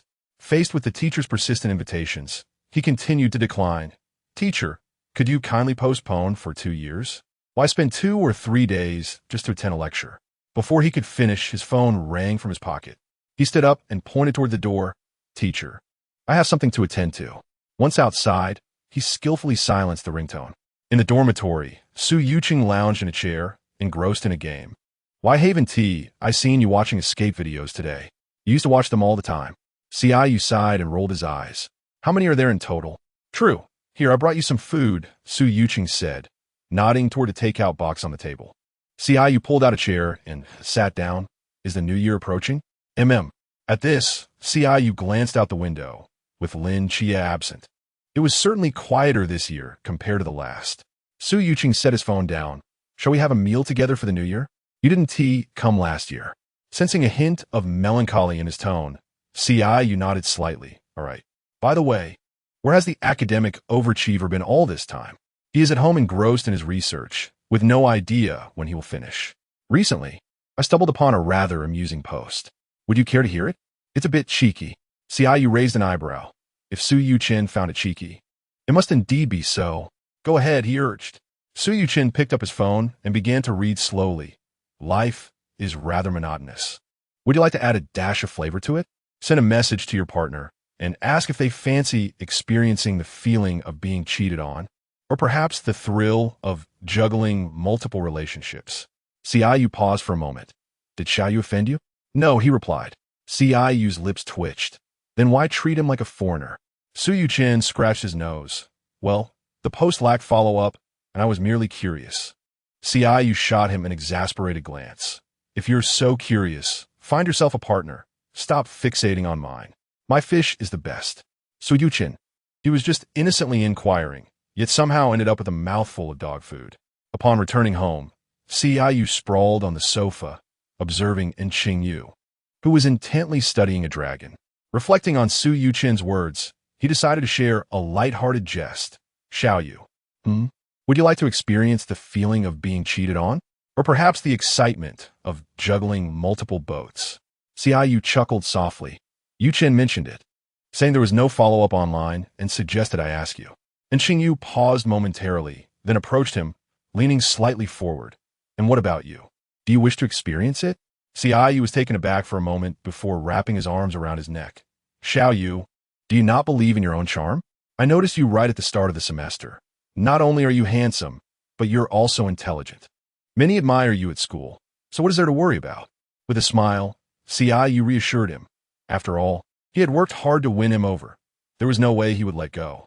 Later that night, lying in bed, he snapped a picture of Qingyu, and just as he was about to send it to Su Yuchen, his fingers hesitated before typing. Qiyu, no reaction. Su Yuchen, no way, you really did it. Su Yuchen, you're this kind of person, D. Qiyu, wrapped up.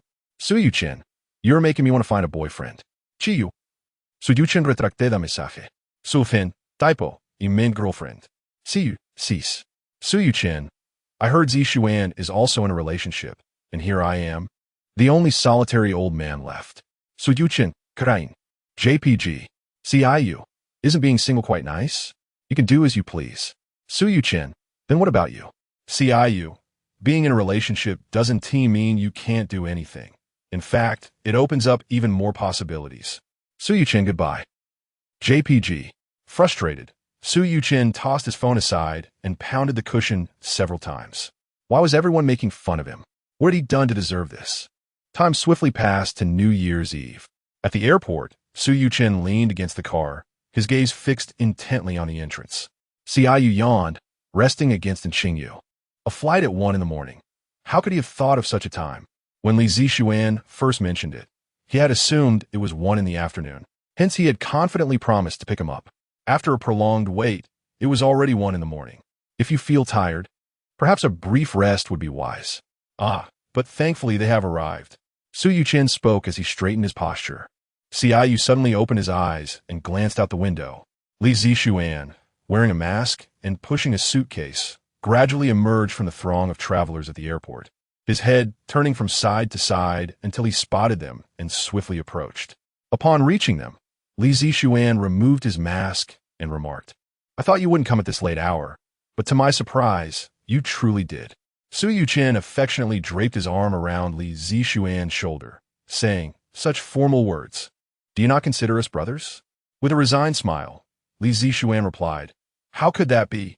Now let us hurry and get in the car. It is time to return home. Chapter 41. My home is gone. Li Zishuan's expression froze. My home is gone. Su Yuchen paused for a moment. Realizing that his own home was also lost, his parents were renting elsewhere, and he had been residing at school. Their gazes simultaneously shifted to Qiyu, who sat quietly in the car. Receiving their attention, Qiyu lifted his head, contemplating the modesty of his own living quarters, a bedroom, a laboratory, a space for documents, and a room filled with miscellaneous items. Indeed, there was little room to spare. Tentatively, He suggested. So, will you sleep on the sofa? Li Zixuan nodded. I can sleep anywhere. I'm not picky. Get in the car, Su Yuchen instructed, opening the driver's door. On the road, Su Yuchen couldn't help but ask, why haven't you brought your girlfriend back? Li Zixuan sighed. She said Songnan is too remote, and besides, a lot has vanished recently. She is unwilling to come. Xiaoyu looked up in surprise, inadvertently catching a glimpse of Su Yuchen's bewildered expression in the mirror. Then why are you here? Li Zixuan gazed out the window, his expression gradually softening. Because this is my home. Su Yuchen nodded vigorously. Yes, yes. No matter what happens, this will always be our home. Xiaoyu tightened his grip on Qingyu's hand, sensing that Li Zixuan's girlfriend might not be reliable. Xiaoyu, do you feel like she is not very dependable? Yeah. Xiaoyu looked up at Li Zixuan, who rested his chin on his hand, a frown adorning his face. He appeared somewhat foolish, easily deceivable. It's fine. If she doesn't want to come, then she doesn't have to. I can manage on my own. Xiaoyu fell silent for a moment, realizing that this sentiment made him seem even more naive. Upon returning home, Xiaoyu quickly freshened up and then lay down on the bed. The car ride always made him drowsy. Even if he wasn't too tired at first, a stroll around would soon lull him to sleep. The following morning, upon seeing the mountain of breakfast on the table, Xiaoyu looked at Li Zixuan in astonishment. Thank you for your hospitality. Xiaoyu's lips twitched. I don't believe it. But you didn't have to buy so much. Can you even finish all this? Li Zixuan scratched his head. I just figured I didn't know what you both usually eat, so I bought a little of everything. Xiaoyu sighed slightly and took out his phone to call Su Yuchen over. Morning party, where is it? Su Yuchen eagerly scanned the surroundings. Xiaoyu pointed to the table. Look there. Su Yuchen slowly typed a question mark. Dumpling party? Xiaoyu nodded. Exactly. Su Yuchen exclaimed. After eating, I feel so stuffed. I never knew dumplings could have so much filling. They are practically a vessel for anything. Xiaoyu nodded in agreement. Where shall we go today? The restaurant I usually frequent is gone. Su Yuchen lamented, his voice tinged with despair. Why does this happen to us? Xiaoyu patted his shoulder. All right, stop wailing. Su Yuchen shut his mouth and rested his head on the table. Shall we go to an internet CAF? We could enjoy some chicken there, Li Zixuan suggested. I agree. Su Yuchen quickly raised his hand. Perfect, we have nothing to do. Xiaoyu, are you going? As he spoke, he glanced at Qingyu, and Qingyu nodded slightly. Let's go. It was New Year's Eve, and every household was busy with a thorough cleaning. The younger ones were often conscripted for labor, leaving the internet CAF relatively empty. Upon reaching a corner, Xiaoyu returned from the counter with several bottles of beverages. There are snacks in front. Feel free to grab some if you want, he said, placing a bottle of drink in front of each person. Let's dig in. As night fell, it was evident that fewer people were setting off fireworks compared to last year. Every household had their doors and windows tightly shut, resulting in a noticeable decline in the festive atmosphere. Most of those remaining at home were children who had little understanding of the traditional holiday. I should have taken more photos. Now, there isn't a single one on my phone, Li Zixuan sighed. Indeed, I used to find taking pictures bothersome. And even if I did take some, I would delete them. My storage isn't even full, yet I just can't seem to keep them. I don't know why. Su Yuchen lamented. Xiaoyu, listening nearby, remarked dryly, the crux of the matter is that both of you have your quirks.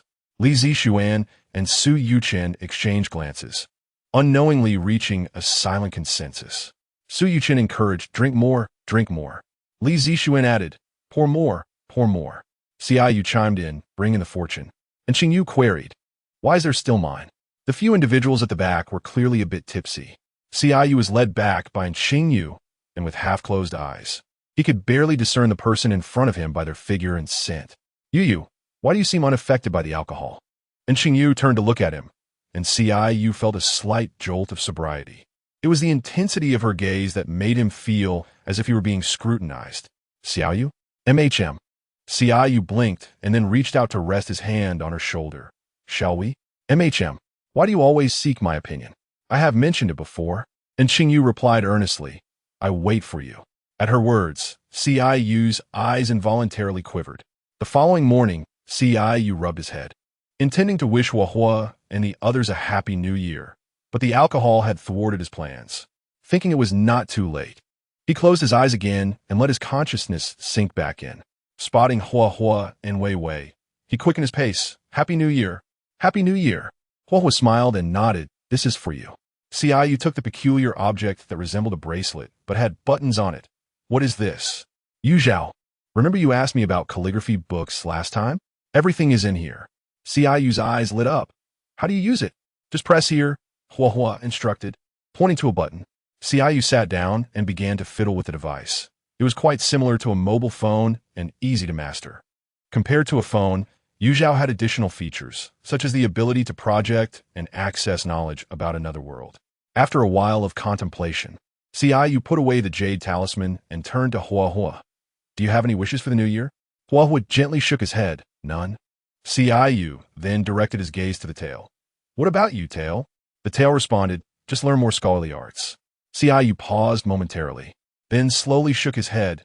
Tail, perhaps you should consider a different wish. The tail, somewhat speechless, replied, I give up. Yu, feeling a bit awkward, cleared his throat. Why discuss such things during the new year? It's a pity the space here is too confined. Otherwise, we could engage in other activities. With a sigh, Yu continued, isn't there a bamboo grove behind? If we cut down some bamboo, we could do what you desire. Yu quickly shook his head. No way, that grove is my favorite spot. The tail drifted slowly around. I'll go explore other places then. Fine, but don't wander too far, Yu said as he sat on a stone stool, continuing to fiddle with the jade talisman, believing that in Qingyu might find it intriguing. Before long, the tail returned. This forest is quite expansive. We could select a section to shape it to our liking. Yu nodded in response. No need to go that far. Too much effort would complicate things. Stretching lazily, Yu remarked, if there is nothing else, I should take my leave. Upon stepping outside, Yu climbed from his bed to the living room. Little fish, take a look at this. What is it? The jade talisman. It has many functions. Yu offered it to him. Would you like to see? And Qingyu nodded slightly. An hour later, having thoroughly examined the jade talisman, and Qingyu returned it. Where did you acquire this? A gift from friend. The materials are quite rare, some of which don't seem to originate from here. Yu chuckled, attempting to divert the conversation. Is that so? I want to know. By the way, how is your research progressing? And Qingyu gave him a brief glance before retracting his gaze. It's nearly complete. Yu watched the fireball in Qingyu's hand, his thoughts racing. Over this time, the abilities he had gained from the mysterious figure seemed to surpass his own. Little fish, would you be interested in dissecting me? And Qingyu shook his head slightly. No. Yu sighed in disappointment, acknowledging the response. Chapter 42. The unsavory characters after the summer break. Su Yuchen rubbed his eyes in disbelief at the transformed school. It had only been a little over a month. How had so many new buildings emerged? Yu stroked his chin thoughtfully, suggesting that it must be related to the Forbidden Ruins, recalling the Nantua snake demon. Just the day before, the school had been in disrepair, and now it seemed revitalized. The government evidently places great importance on education. Yu nodded in agreement, indeed. Initially, one would expect Tsangnan to flourish, yet it seemed to grow increasingly desolate. It will improve, given sufficient time, he reassured. There are noticeably fewer vendors. Su Yuchen sighed deeply as he spoke. Yu found himself momentarily speechless.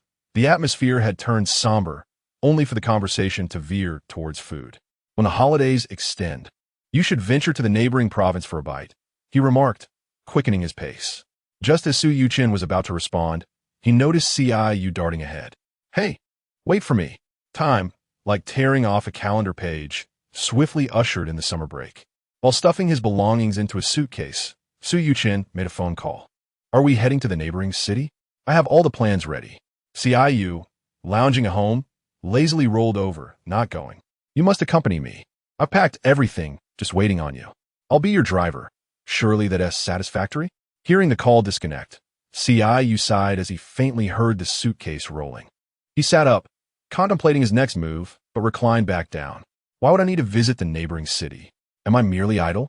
10 minutes later, a knock echoed from the door, and Qingyu approached to open it. Yu emerged from a bedroom. Do you recall the question I posed last year? Su Yuchen hesitated momentarily, sensing it was not a favorable inquiry. What? Since there is nothing else to do, why not find a job? Su Yuchen responded, no way. I'm not in need of money. Why would I work? How about a brief visit? I assure you, the plans I've crafted will satisfy you. Qingyu glanced helplessly at Qingyu, who showed no inclination to refuse and relented with a slight nod. Fine. Are you not taking anything from the academic prodigy? No need. Why do you always refer to him as the academic prodigy?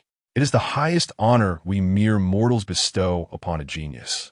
Qingyu couldn't help but pinch the bridge of his nose, bewildered as to how he had befriended someone whose mind seemed to lack a cog. Enough banter. Let us depart. Under the night sky, the trio walked back to their hotel. I told you, I prepared the itinerary. I hope today's excursion has been to your satisfaction. Qingyu tilted his head slightly to glance at him. Aside from a few missteps that had somewhat dampened the mood, the overall experience had been quite pleasant. Not bad. Excellent. Tomorrow, we'll visit a few more places before we can return. Should we procure a memento or something? No. How far is the hotel you booked? Suyuchin checked the map. Not far now. Just 500 or 600 meters to go. All right. Do you not feel that this year has been remarkably quiet? In the past, there would have been numerous events within the year. Qingyu paused momentarily before slowly turning to him, and after confirming his words, she raised her hand and playfully slapped his head. You dreadful fellow, aren't you happy with the tranquility? Suyuchin rubbed his head, wearing an expression of innocence. I was merely inquiring.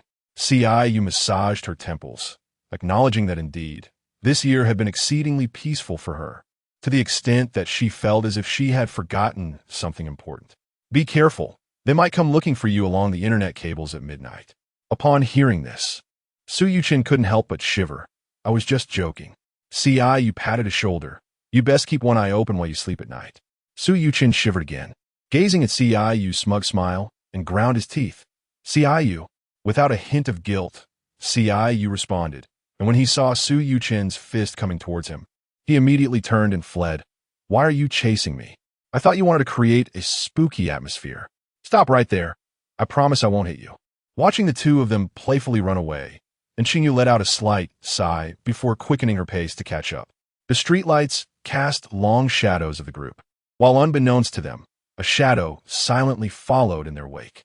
In the dead of night, as Qingyu leaned against Qingyu, drowsily dozing off, she suddenly felt someone nudge her. Little fish, what? Qingyu abruptly turned to the side, startled. She had merely intended the previous remark as a jest, never anticipating the arrival of a mysterious presence in the dead of night. The two exchanged glances and simultaneously dashed towards the neighboring room. As Qingyu kicked open the door, the mysterious aura within the room vanished in an instant. Observing the still sleeping Suyuchin, she approached him with an exasperated expression and gently patted him. Wake up, you're in trouble. And Qingyu stepped aside to switch on the room light. Suyuchin slightly raised his head, bewildered, and stared at the two of them. What brings you here? Just as you wished, a mystery has come to find you, Qingyu said, crossing her arms. Upon hearing this, Suyuchin sprang up from the bed. Is he insane? What does he want with me? No need for such rhetoric. I'm merely fulfilling your wish. After Qingyu spoke, she turned to Qingyu. Did you discover anything, little fish? And Qingyu shook her head slightly. No. It is exceptionally adept at hiding. Suyuchin felt a lump in his throat and collapsed back onto the bed. With you saying that, I begin to think I ought to be dead. Qingyu lightly tapped his head. Enough, this place is not safe. We should relocate. And Qingyu shook her head. It's too quiet here. What does such silence signify? Suyuchin's voice gradually diminished, observing the door that had been kicked open. Suyuchin blinked in disbelief. With such commotion, the staff would certainly have come to investigate. If they hadn't, there could only be one reason. It couldn't be as I'm thinking, could it? Suyuchin shrank back, speaking in a hushed tone. Yes, it seems we are likely the only three remaining here. Qingyu nodded slightly. Its realm is likely boundless, comparable to mine, and I cannot assure victory against it. As Qingyu slightly bowed his head, he suddenly felt that Sangnan resembled a novice village. Upon leaving, he discovered that the outside world was filled with insurmountable challenges. What to do then? One cannot simply await their demise. Qingyu stroked his chin in contemplation. Given the commotion, the sentinel stationed here must be aware. As long as we manage to survive, we shall be fine. Suyuchin breathed a sigh of relief. As long as there is hope, That's sufficient. I shall never venture elsewhere again. I thought you were going to confront the challenges head-on. I have but one life, and I cannot endure such tribulations. Qingyu yawned and began to walk back. I shall return and rest for a while. Oh no, dear brother. Suyu Chen exclaimed, executing a swift slide to grasp his thigh. Chapter 43. What could be more embarrassing than being caught peeping? Feeling a pair of piercing eyes fixed on him, Suyu Chen was startled and hastily released his grip. Haha, it was unintentional, he chuckled awkwardly. Qingyu raised his head to glance at Qingyu, little fish. You startled him. And Qingyu replied, something is coming. As Qingyu spoke, he swiftly grabbed one individual and leaped toward the window. While plummeting, he noticed an object hurtling towards him, causing him to furrow his brow, and he then stepped onto his sword, soaring into the outskirts. Turning his head to glance back, he wondered, is this yet another pyramid scheme? Suddenly confronted by a vortex that appeared before him, Qingyu hesitated for a moment before deftly maneuvering his sword to evade it. Just as he began to breathe a sigh of relief, two more figures materialized in front of him. Why are there so many people? Suyu Chen remarked, unable to suppress a gulp. After leaving behind two doppelgangers, Qingyu continued to fly. If he were alone, he might have dared to fight, but regrettably, he was accompanied by two, one of whom was merely an ordinary person. Feeling a wave of dizziness and pressure, Qingyu gritted his teeth, diverting his focus to protect the two. With their presence, his speed diminished significantly, rendering his efforts akin to a leisurely jog. I'll buy us some time, Qingyu declared, releasing his grip. While you're at it, could you assist me as well? You move faster alone, and perhaps I could extend our delay, came the response from the two. Hearing their words, Qingyu couldn't help but feel exasperated. What a jest! Their strength might surpass mine. Together, you would barely be able to hold a candle to them. Perhaps, Suyu Chen retorted, making a final desperate attempt. Qingyu, somewhat speechless at his words, noticed his phone ringing. With a soft click of his tongue, he controlled a paper figure to retrieve the device. Upon seeing the caller's name, he paused momentarily before answering. Hello, can you hear me? What are you doing? It sounds rather chaotic. Don't even mention it. A bunch of ruffians has been pursuing us from who knows where. A vortex appeared a few dozen meters ahead, and a masked figure emerged from within. Damn, Qingyu muttered under his breath. Why are there so many? Are you still in Songnan? I'll find someone to assist you. They'll arrive in no more than half an hour from your neighboring city. I'm right next door. After a brief pause, the voice on the other end responded. Are your pursuers a group of young people? How do you know? Are there 5 men and 2 women among them? I'm not sure. I didn't TC. But there is one particularly bothersome purple vortex. Qingyu grounded himself and looked at the figure before him, a long sword materializing in his hand. You always seem to appear just in time. That's a night watcher. Startled by Instructor Yuan Gang's exclamation, Qingyu halted his motion to swing the sword. Huh, is the vortex with you, Instructor Yuan? The vortex, upon hearing the voice, responded uncertainly. It's me. Qingyu, you often claim to dislike fighting. How come you're in a scuffle with them? Qingyu immediately defended himself. They initiated the confrontation, and I have been on a run. You were the one who fled first. With a slight hesitation, it seemed that no one among their ranks had the audacity to leap out of the window. What do you want from me? Are you not the one who frequently complains about the promises I have yet to fulfill? A moment of confusion crossed Qingyu's face. You can't possibly be suggesting I handle this alone, can you? With a massed team at your disposal, do you not possess an array of peculiar items that could prove useful? Qiyu's expression shifted. Huh? Why do you all cease your actions? Startled by the sudden voice that emerged beside him, Qingyu instinctively retreated a few steps. The place he had just occupied flickered briefly before revealing a shadowy figure wielding a knife, soon followed by several others.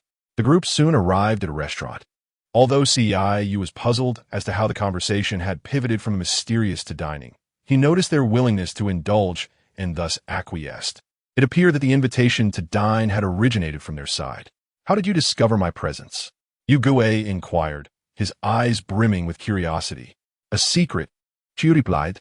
No wonder Instructor Yuan remarked on your abundance of bizarre items. A smirk tugged at Qingyu's lips as he tilted his head slightly. Noticing Qingyu's eyes filled with curiosity and a desire to decipher the enigma. He promptly called out to him, "Little fish." And Qingyu turned his head slightly. Qingyu reached out and grasped his hand. "Was that paper figure of yours?" "A secret," he reiterated, controlling the paper figure to pour tea for everyone. "Be careful. It's hot," he warned Qingyu with a smile. After a simple meal, Qingyu gazed thoughtfully out the window. So many had failed to capture a single mystery, yet the one across the way moved with such swiftness. Furrowing his brow at the thought, he pondered what could be done when so many had been unsuccessful. Suddenly, he turned to Su Yuqing. Su Yuqing, meeting his gaze, could not help but shiver. "Do not regard me with such an expression. It is rather unsettling. The mystery has already set its sights on you. It will undoubtedly return," Qingyu warned.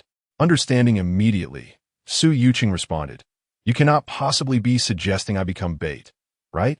We are friends, after all. Please lend a hand. Otherwise, we may never catch a glimpse of it, and we will be unable to return," Qingyu urged. Su Yuqing sighed, regretting this journey and recalling Qingyu's words. He felt it was time to seek refuge in a class. "If you go, we will do everything in our power to ensure your safety." At the sound of this voice, Qingyu turned to the one who had remained silent since the outset. Wang Mian presented a stark contrast, towering in height, yet possessing an unexpectedly soft appearance and voice, emanating an inexplicable aloofness. Feeling the collective gaze of 9 pairs of eyes upon him, Su Yuqing let out a resigned sigh, adopting a heroic demeanor. "All right, if it means becoming bait, then I shall." Qingyu, observing this, felt a twinge of exasperation. "Do not present yourself as if you are marching to your doom. Rest assured, I will ensure that the tail follows you." "I trust you," Su Yuqing mumbled under his breath. "They probably will not come tonight. It would be best to rest well." "I concur," Qingyu affirmed, leading Qingyu outside. Sensing the gaze behind him, he turned back. "What is it?" The rose cleared her throat awkwardly. "Is there anything more embarrassing than being caught in the act of spying?" Qingyu responded affirmatively. Upon returning to the room, Su Yuqing gazed at Qingyu with a hint of confusion. "Do you truly place such trust in them? Do you not have faith in the police?" Qingyu countered. Su Yuqing scratched his head. "It's just that I have no concept of the night watchers. In all my years, this is the first time I've heard of such an organization." At these words, Qingyu's eyes flickered slightly. It was indeed a name that had faded into obscurity. Chapter 44. Speak what should be spoken early the next morning. Qingyu was initially concerned that Su Yuqing, possibly being targeted by a mysterious presence, might have a restless night. However, seeing his carefree demeanor, Qingyu felt a pang of reluctance to witness such nonchalance. "You seem remarkably unfazed." Su Yuqing shrugged dismissively, stating, "I came to a realization last night. Death is an inherent aspect of life. One will inevitably meet their end, whether sooner or later." Qingyu responded, "Didn't you say you wouldn't be coming this morning? Perhaps we should take a stroll around instead." As Su Yuqing turned to face the other two, he inquired, "Qingyu, you will protect me, won't you?" With a slight nod, Qingyu affirmed, "Of course." Just as the trio stepped outside, they encountered the swirling vortex, which was also heading out. "Where are you all going? I thought you had nothing planned." "I'd like to explore a bit," the vortex remarked. "Perfect timing. I have nothing to do either. Let us go together." On the road, as Qingyu observed Su Yuqing sauntering leisurely with his hands behind his head, he fell silent again, beginning to understand the feeling of urgency that a eunuch must feel while the emperor remained indifferent. "Oh, don't be so tense. He can't just appear before us at any moment." Qingyu halted, an ominous premonition surging within him. It seemed as if the man's words had a peculiar way of manifesting. "Silence doesn't mean you'll be mistaken for a mute. Su Yuqing checked awkwardly. Are you all from the same school?" Upon hearing the vortex's question, Su Yuqing nodded slightly. "Indeed, we've been in the same institution from high school through university. This one is currently pursuing a doctoral degree." As he gestured towards Qingyu, his face radiated pride in his friend's accomplishments. Qingyu shyly adjusted his glasses, smiling bashfully. Throughout their journey, the four engaged in casual banter. That night, Su Yuqing entered his room alone, feeling a sense of trepidation as he lay down. The hotel was eerily quiet, enveloped in darkness, and despite his preparations, Anxiety began to creep in. No sooner had he settled in a bed than a burst of green flames appeared before him, causing Su Yuqin to scream and scramble downwards in panic. What a failure! The tail scolded. I'm here to assist you. You are the tail? Indeed, that is I. Su Yuqin sighed with relief.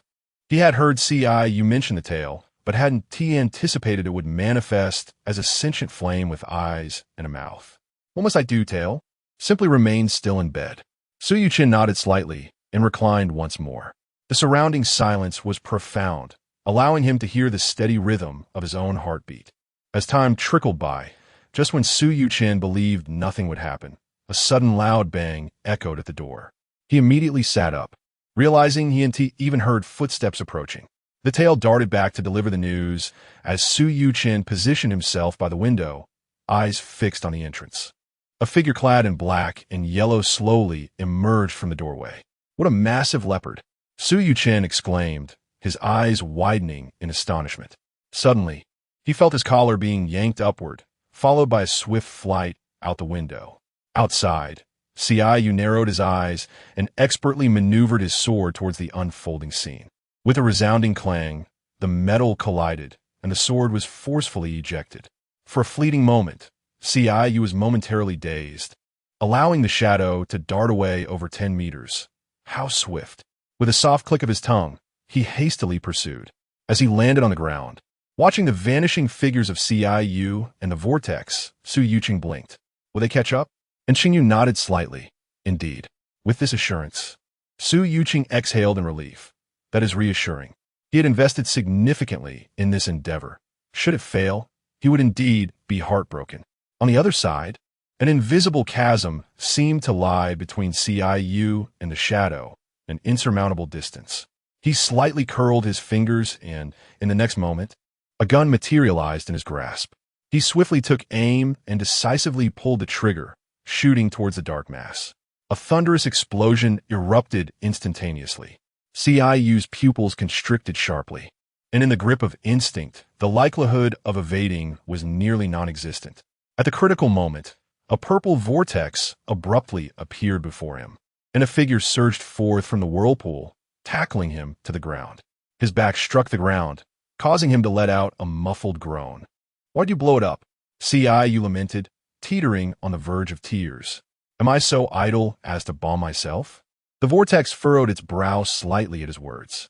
Surely, he could not be attempting to lead us astray? Realizing this, Qingyu's expression turned grave. The two remained stationary for another 2 or 3 minutes, and seeing that no one approached, Qingyu sheathed his sword. Shall we return? All right. Recalling that he had left behind 2 clones, Qingyu directed one of them to move forward. Xiaoyu, Yuqing. Su Yuqing's eyes brightened upon seeing him. You're back? Did you find anything?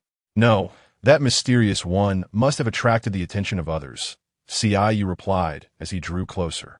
And Qingyu scrutinized him from head to toe. You're not injured, are you? Qingyu smiled. No, after all, it was just the 2 of us against the vortex. Noticing a flash of yellow darting around the corner, Qingyu instinctively positioned himself in front of Su Yuqing. Qingyu. A claw passed through him, leaving Su Yuqing momentarily stunned, instinctively raising his hand to touch. At that moment, a cross-shaped sword aura shot out from the corner, striking the leopard with precision. Before the leopard could react, it was hit and slammed against the wall behind it. At last I've got you. Qingyu smirked slightly, stepping out from the shadows with his sword in hand. As he observed the leopard struggling to rise, he raised his hand and slashed a few times in its direction. Confirming that it was utterly defeated, Qingyu finally sheathed his sword. Qingyu. Su Yuqing rushed forward, embracing him, as he had nearly believed that Qingyu had perished in his attempt to save him. Qinyu's mouth twitched. Why are you crying? It was merely a clone. How was I to know that was a clone? Seeing Su Yuqing weeping profusely, Qingyu was about to utter some comforting words when they morphed into disdain. Ugh. You've smeared your snot all over me. Thankfully, this too is just a clone. As Qingyu spoke of retracting his doppelganger, Su Yuqing unexpectedly stumbled, causing a momentary quiver in his tears. How was I unaware of your sensitivity before? He exclaimed. Upon hearing the voice, Su Yuqing lifted his gaze. In the distance, Vortex and Qingyu were approaching. You deceived me with your tears. Su Yuqing could not help but accuse. Ciyu shrugged, his expression somewhat innocent. How could you think so of me? I was the first to rush to your aid. As he spoke, Ciyu bypassed him and crouched before the carcass of the cheetah.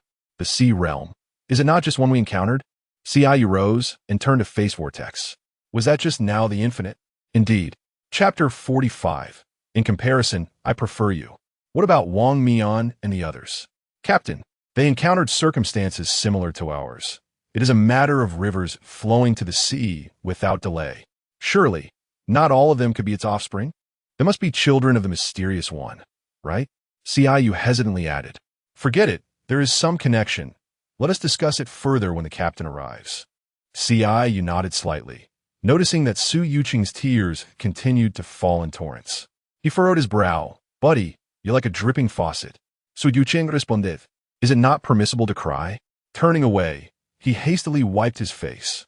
Ciyu truly honored his promise. When he vowed to protect, he committed fully. Reflecting on this, a subtle smile graced his lips. He had indeed found a remarkable brother. Feeling a couple of pats on his shoulder, Su Yuqing turned his head to see who had approached. Ciyu handed him a pack of tissues. Wipe your face. It's quite unbecoming. He retracted his earlier statement. Once again, they found themselves in that familiar restaurant, in the well-known private room. Ciyu gazed vacantly out the window. Dining at such an hour seemed a bit peculiar. A new task awaited them. If it could not be resolved within 2 days, they would return after completing the mission. Ciyu, if you all leave and it catches up to you, can you manage alone? Ciyu nodded slightly. Yes, although I cannot match its speed.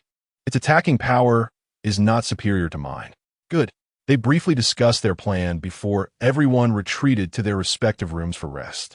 Your doppelganger. Ciyu glanced up at Qingyu. You can't see it either, can you? And Qingyu softly acknowledged with a nod. That merely signifies my success, Ciyu remarked, rubbing against him. I believe it will not return, at least not for a direct confrontation. Indeed, its intelligence is not lacking. It might no longer be in this city. Possibly, in any case, we must remain vigilant. What if it makes a surprise return? Ciyu adjusted himself into a comfortable position. Let us sleep. 2 days passed. Half the group remained to wait patiently, while the other half dispersed throughout the city in search. Yet they found nothing. It is time for us to leave. Ciyu nodded slightly yes. When the mass team departed, Su Yuqing approached the wardrobe, hastily stuffing clothes into a suitcase. Let us be off. Qingyu, arms crossed, leaned against the wall. No rush. We might be able to wait another 2 days. Why? Su Yuqing looked at him, bewildered. Songnan is already sparsely populated. If you draw here, won't there be even fewer people? Upon hearing this, Su Yuqing's head drooped, his spirit visibly deflated. There are not many people around. There is no need to worry about casualties. It is prudent to leave only after confirming it no longer pursues you. Fine. After this, if you wish to travel elsewhere, we can accompany you. Su Yuqing shook his head vigorously. No, Songnan is quite nice. We are leaving, Ciyu said, pulling in Qingyu along as they headed out. Where are you going? I have grown weary of the nearby restaurant, and shall seek sustenance elsewhere. Fear not, for I have left you 3 avatars. With that, Ciyu waved his hand dismissively while turning away. Is that so? Su Yuqing quickly followed suit. I too wish to dine. Ciyu, with unwavering resolve, declined his request. You should remain here quietly. Whatever you desire, I shall procure for you. Su Yuqing's expression reflected his discontent. Confined within the hotel, Su Yuqing felt as though he were withering away. The severed power lines left him devoid of electricity. The scant battery life of his phone was reserved for awaiting messages. Yet he dared not glance at the time. With no other recourse, he rummaged about the room, nearly dismantling the hotel in his restless search. It was only upon their return that he greeted them with a beaming smile. At last, you have arrived. Do hurry, for I am on the brink of starvation. We took considerable time to arrive. It was rather swift under the circumstances. Shall we not depart the day after tomorrow? Indeed, the following day, having procured ample supplies the previous day, Ciyu nestled within the hotel, awaiting their return. As the hours dragged on, he felt as though his ears were growing calloused. Su Yuqing, you speak far too much. Is this not a consequence of my idle hands? Ciyu retorted. Ah, so this is your justification for pestering me? Exhausted by his incessant chatter, Xiaoyu closed his eyes in search of Ho Hua and the others. Any news? Upon hearing Ho Hua's inquiry, Xiaoyu shook his head slightly. Nothing yet. There is no need for undue haste. I understand. What is meant to come will arrive in due course. What purpose does urgency serve? With that, Xiaoyu moved to a nearby stone pedestal to pour himself a cup of tea. Su Yuqing, having spoken at length without eliciting a response, could not help but glance over, only to find Xiaoyu with eyes shut, clearly in slumber. His eyes widened in disbelief. Is it truly possible to fall asleep under such conditions? And Qingyu, upon hearing this, set aside the cheetah head he had been examining and approached. Casting a glance at Xiaoyu before shifting his gaze to Su Yuqing, he recognized that Xiaoyu was deliberately ignoring Su Yuqing's incessant prattle, and even he had contemplated silencing Su Yuqing's incessant words. The next day, he wished to engage in Qingyu in conversation, but upon seeing him wield a scalpel, Su Yuqing swallowed hard, the glint of the blade casting an ominous light upon his face, prompting him to veer away. Time swiftly passed to the day after tomorrow. Upon receiving news of their impending departure, Su Yuqing nearly wept tears of joy. Once seated in the vehicle, he pressed the accelerator, hastening towards Songnan.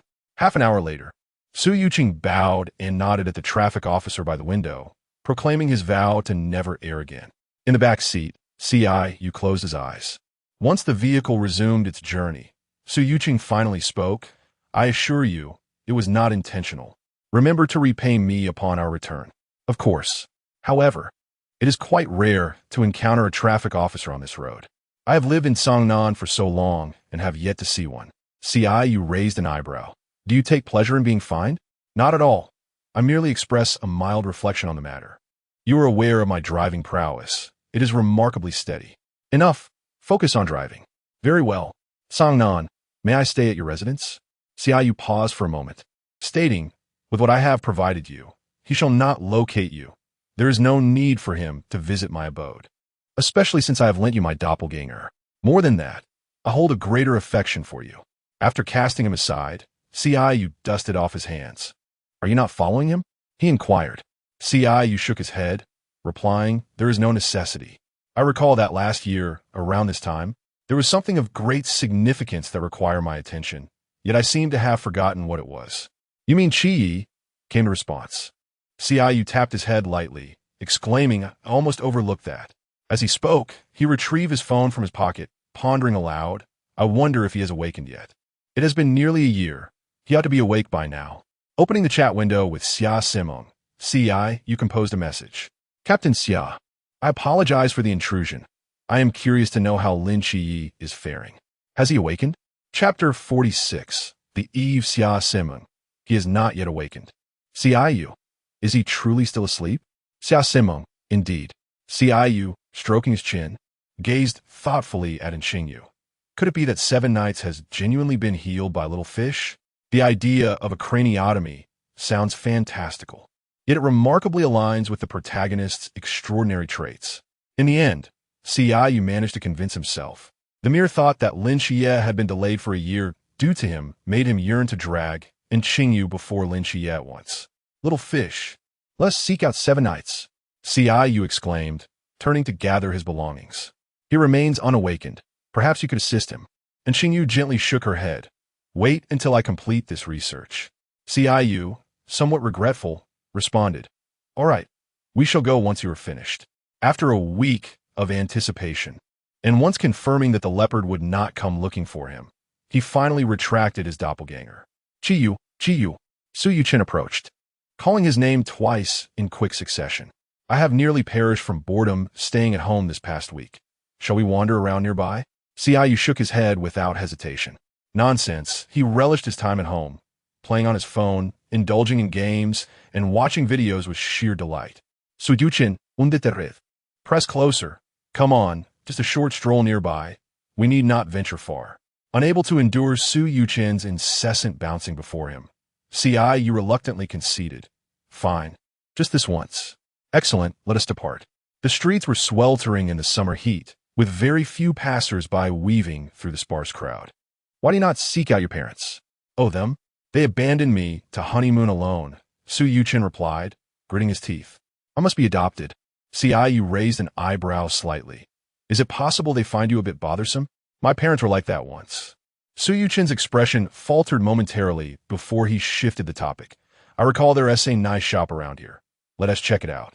Xiaoyu responded with a low acknowledgement, as time swiftly advanced to the end of September. Little fish, why do you not spar with me?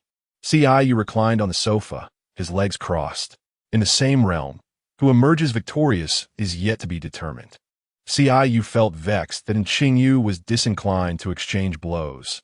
Despite his myriad techniques from the Forbidden Ruins, all his moves were self-taught or gleaned from texts.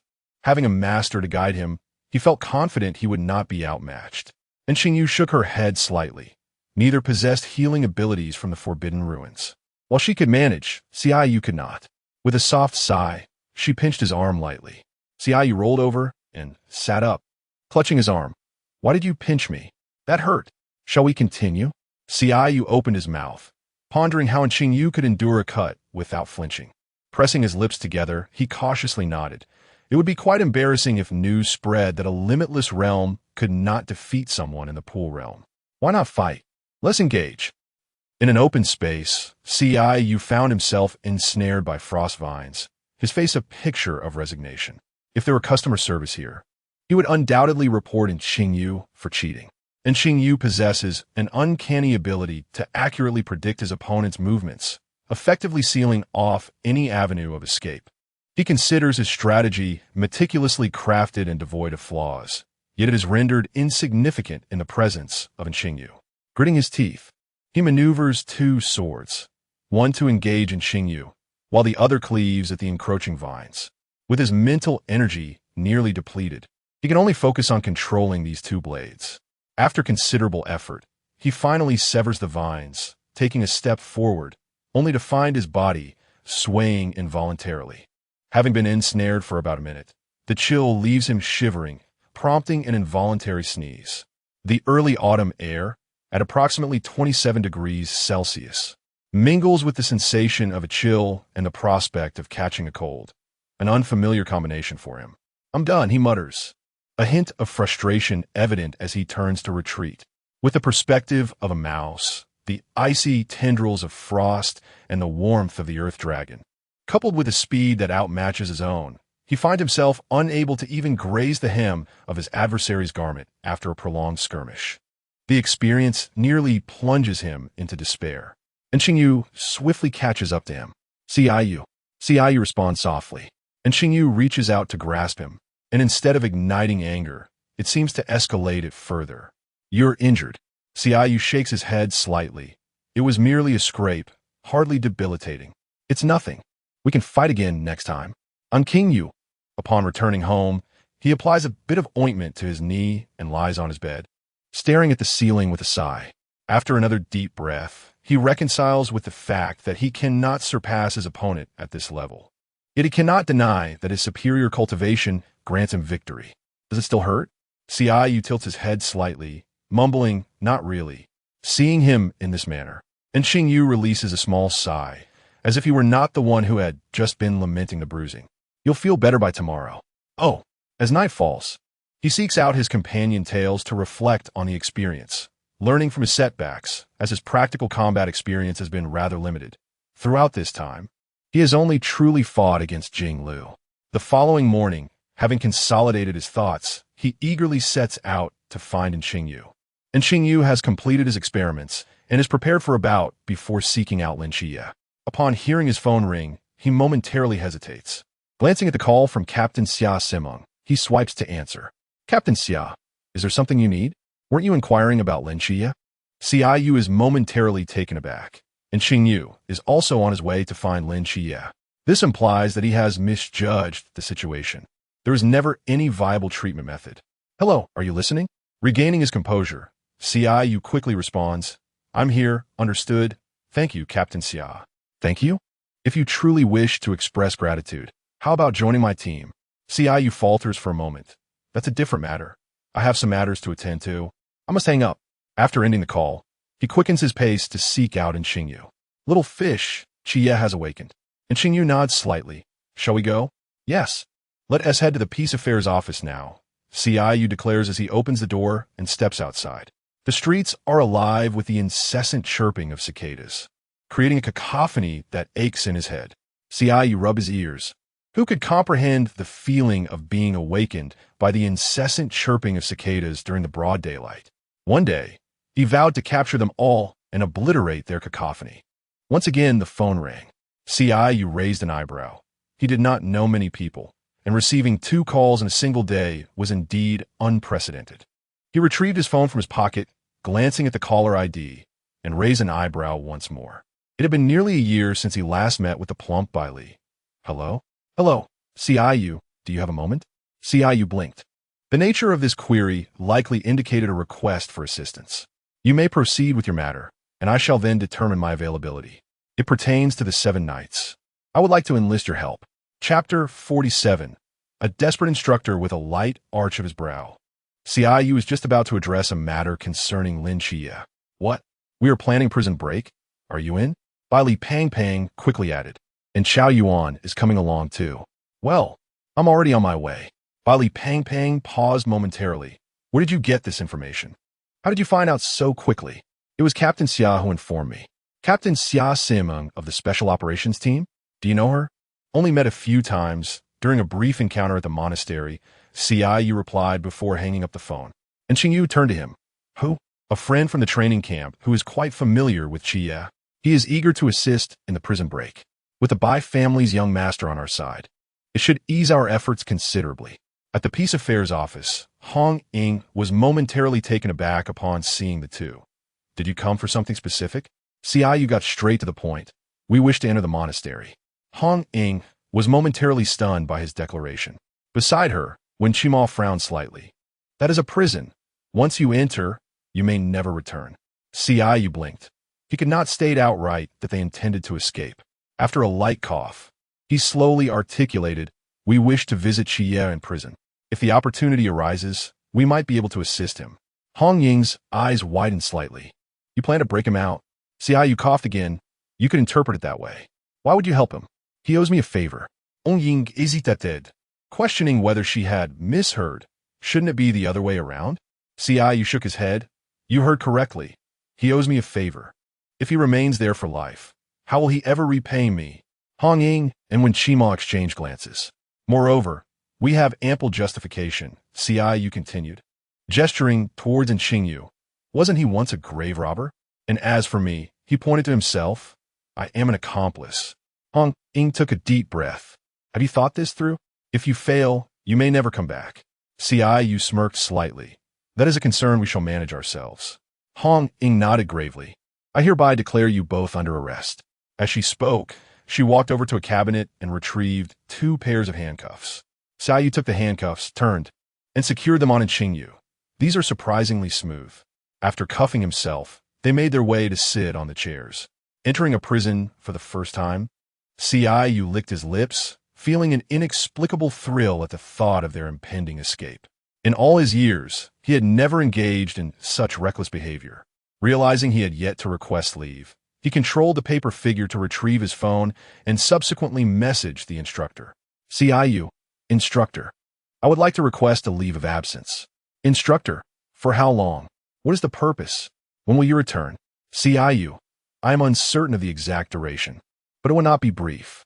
Instructor, what are you planning to do? Qingyu, this matter is of utmost importance. If not handled properly, I may never return. Controlling the paper figure, Qingyu took a photo and sent it to the instructor. Qingyu, await my good news. After a brief pause, the instructor sent a voice message, prompting Qingyu to hesitantly tap to play it. In the next moment, a voice filled with despair resonated. Where is the address? Quickly tell me where it is. And what on earth have you done? The instructor's expression was one of shock. Qingyu blinked, and at that moment, he could almost visualize a despondent instructor. His students had encountered trouble during the break, and, as their instructor, he would inevitably bear some responsibility. Remain calm, he thought. Let's not discuss this for now. When the escort arrives, he observed the 2 individuals before him, both seemingly bewildered. They appeared to be students, hardly resembling the notorious criminals described over the phone. Moreover, One of them was a figure of considerable prowess, which seemed rather implausible. As the escort approached, both individuals followed suit obediently. At the entrance of the fasting hall, Qingyu surveyed his surroundings with subtle caution. Just then, a person approached them, stating, "The master is looking for you." Qingyu was taken aback. "Me? Yes, come with me." With a slight furrow of his brow, he trailed behind, puzzled as to why Master Chen sought him. He was led to a door where the attendant halted. "The master is waiting for you inside." Taking a deep breath, Qingyu pushed the door open and stepped in. His gaze was immediately drawn to the elderly man seated at the center, his hair as white as snow. "Please, take a seat." Qingyu glanced at the chair opposite him, clearly designated for him. Exhaling deeply, he approached and sat down. He initiated the conversation. "Are you the esteemed master among the 5 pillars of humanity? You may call me Master Chen. Such lofty titles are rather unbecoming, and I am unaware of who coined that term," he replied. For a brief moment, Qingyu remained silent, setting aside their respective statuses. He perceived a certain warmth in the old man's demeanor, reminiscent of a kindly grandfather. "What brings you to summon me, master? I wish to see you and, in the meantime, share a cup of tea," the master answered. Qingyu felt a slight sense of relief as he lowered his gaze to the cup of tea before him. He could only distinguish between milk tea and pure tea, unable to grasp the nuanced flavors that connoisseurs spoke of with such reverence. As the handcuffs were removed, he mustered the courage to lift the cup and take a sip of delicious tea, perhaps due to his guilty conscience. He found himself reluctant to remain in the master's company. He drained the cup in one go. "Master, I have finished. You do not wish to share tea with me?" Qingyu chuckled awkwardly. "How could that be? I was merely a bit parched from the journey." Observing the cup being refilled, he took small sips. "Is it customary for every visitor to partake?" He pondered this, shaking his head slightly, and Qingyu had accompanied him. Yet he had not seen him here. "Feel free to share your thoughts with me, old man." Qingyu hesitated before speaking. "I was just contemplating the quality of the food in the fasting hall. I might check it out around noon." Qingyu nodded, feeling increasingly restless during the subsequent 2 hours. Upon learning of his impending release, Qingyu promptly rose to his feet, expressing gratitude to the master for the hospitality extended to him before taking his leave. Once outside, he exhaled a deep breath, reflecting on the half-truths he had spoken and pondering how much Master Chen had believed. Fortunately, he had managed to deceive them, and it appeared he would not be pursued in the near future. Dressed in prison garb, he was escorted by several guards to his cell, halting before the door marked 07294. "Qingyu, this shall be your cell," they announced. He stepped inside, and the guards closed the door behind him. He had anticipated that his cell would not be too far from Qingyu's, yet throughout the journey, he had not caught a glimpse of him. With a slight sigh, he settled against the wall and sat on the ground. "What did you end up here?" a voice inquired. Without raising his head, he replied lazily, "That's none of your concern. Do you have any idea who I am?" The voice pressed on. "Why should I care?" Qingyu retorted, closing his eyes. Chapter 48. NPC quotes. As noon approached, he opened his eyes and sensed a malevolent gaze upon him. Qingyu turned his head to see a fellow inmate across the cell watching him intently. After a moment of silence, he steadied himself against the wall and stood up. Below was the designated free activity period, during which the inmates were allowed to leave in an orderly manner. Qingyu moved forward and opened the cell door, joining the flow of people heading outdoors. He noticed the man from across the way trailing behind him and let out a quiet sigh. Upon reaching the outdoor activity area, he felt a hand reaching for him from behind, prompting him to sidestep. Just as he was about to speak, an unexpected voice rang out beside him. "Little brother, you are here too," the snake woman said, licking her lips. Noticing the flicker of fear in the man's eyes behind him, he quickly ran off. And Qingyu sighed once more. He had just arrived and had not provoked anyone, yet trouble seemed to be cascading upon him. "Come be my slave, bow before me," she continued. "There are many like you here, being watched closely." Qingyu raised an eyebrow, intrigued. His understanding of this place was minimal, but the snake woman had been here for over a year and surely possessed some knowledge. "What type am I?" he inquired. "A pretty boy." "Qingyu, little brother, have you given it any thought? Submit to me and serve only me." Upon hearing this, Qingyu turned and walked away, questioning his own sanity for even considering seeking information from the snake woman. She swiftly positioned herself in front of him, blocking his path. "Little brother, sister, I genuinely have matters to attend to," he replied, continuing forward with a calm tone. "I see several snipers around. You wouldn't want to cause a ruckus here, would you?" Detecting the subtle threat in his words, the snake woman's fingers froze mid-motion. Satisfied, Qingyu withdrew his gaze and surveyed the surroundings, where numerous fitness equipment pieces were available. The area was fortified with soldiers, making any escape seem utterly absurd. With a faint sigh, he began to wander around. Not far away, he noticed someone carrying a massive stone and running laps around the field. Qingyu approached, sensing that this individual was likely Lin Qingyu. After walking a short distance, he caught sight of a group approaching him, among them the man who had just fled. A headache brewed as he rubbed his temples. At that moment, two individuals suddenly appeared in front of him. Raising an eyebrow, he decided not to ignore them. As he passed, he overheard Lin Qiyu's name, causing him to halt in his tracks and quickly stride toward the two individuals. "Do you know Lin Qiyu?" he inquired. Lin Qiyu, noticing the gathering of people, set the stone down and walked over. Upon seeing him, Qiyu's eyes brightened. "Qiyu," he called. Lin Qiyu nodded slightly, his expression complex. Sensing the tension, Qiyyu gestured to the side. "Shall we find another place to talk?" Lin Qiyu agreed with a nod. In the secluded corner of the cafeteria, two individuals sat facing each other. Qiyyu scrutinized the attire of the person before him, and after a moment, he spoke cautiously. "Forgive my boldness, but do you suffer from a mental illness?" "I have recovered," was the reply. Qiyyu blinked in surprise. "So you truly do? How did you manage to get in here?" As the purpose of his visit came to mind, Qiyyu's expression turned serious. Lin Qiyu, after listening to his account, appeared somewhat at a loss for words. "So, you allowed Sister Hong Ying to get you all imprisoned?" "Indeed." Lin Qiyu let out a slight sigh. "3 is certainly better than 1. Are you not afraid of never being able to leave again?" Qiyyu shook his head slightly. "No, aside from the trouble posed by the master, the others are manageable." After exchanging a few more words, when the designated time arrived, Qiyyu stood and walked toward the cell. Upon returning, he sat on the ground and let out a soft sigh. The places where he could roam were limited. He had searched everywhere yet failed to find a Qingyu. Reflecting on the words of the snake woman, his expression shifted through various shades of concern. Could it be that what she said was true? Are those of our appearance indeed quite popular? Contemplating this, Qiyyu's expression turned pensive, and after a moment, he rubbed his face. His worry was not for Qingyu's safety, but rather for the potential mishap of accidentally harming someone opposite him, which would complicate the matter of dealing with a corpse. Closing his eyes, he took a deep breath and directed his consciousness into the training ground.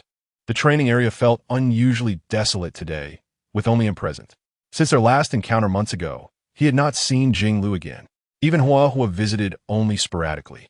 Pondering the likelihood of something significant occurring on their end, Qiyyu ran his fingers through his hair. After taking a deep breath, he retrieved the jade token. After a brief examination, he opened his eyes and laid down on the bed. Hearing a noise nearby, he opened his eyes to see an individual squatting a short distance away, seemingly tinkering with something.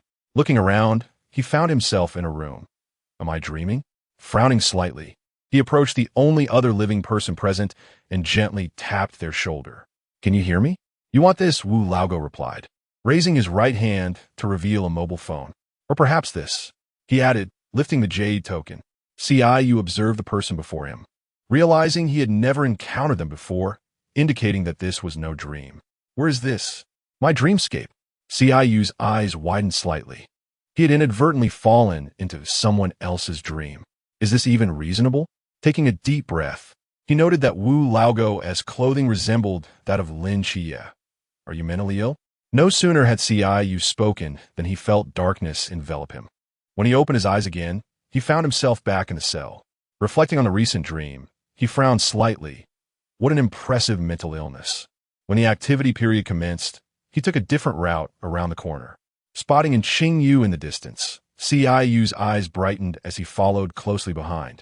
As he exited the prison, he noticed Qingyu being confronted by a scarred man, prompting Qiyyu to frown and stride forward. From now on, You will be under our boss Han. Upon hearing this remark, Qingyu's expression darkened momentarily. The scarred man, taken aback by the sudden intrusion of an unfamiliar figure, blinked in surprise. As he discerned the newcomer's face, a glimmer of excitement ignited in his eyes. Yet another exceptional specimen, slightly inferior to the one clad in a hospital gown, yet still of the type I find appealing. Qingyu chose to disregard the latter part of that statement, his mind preoccupied with the notion of being marginally superior to the hospital gown individual. The thought of him having flirted with the protagonist caused Qingyu's gaze to shift, tinged with curiosity.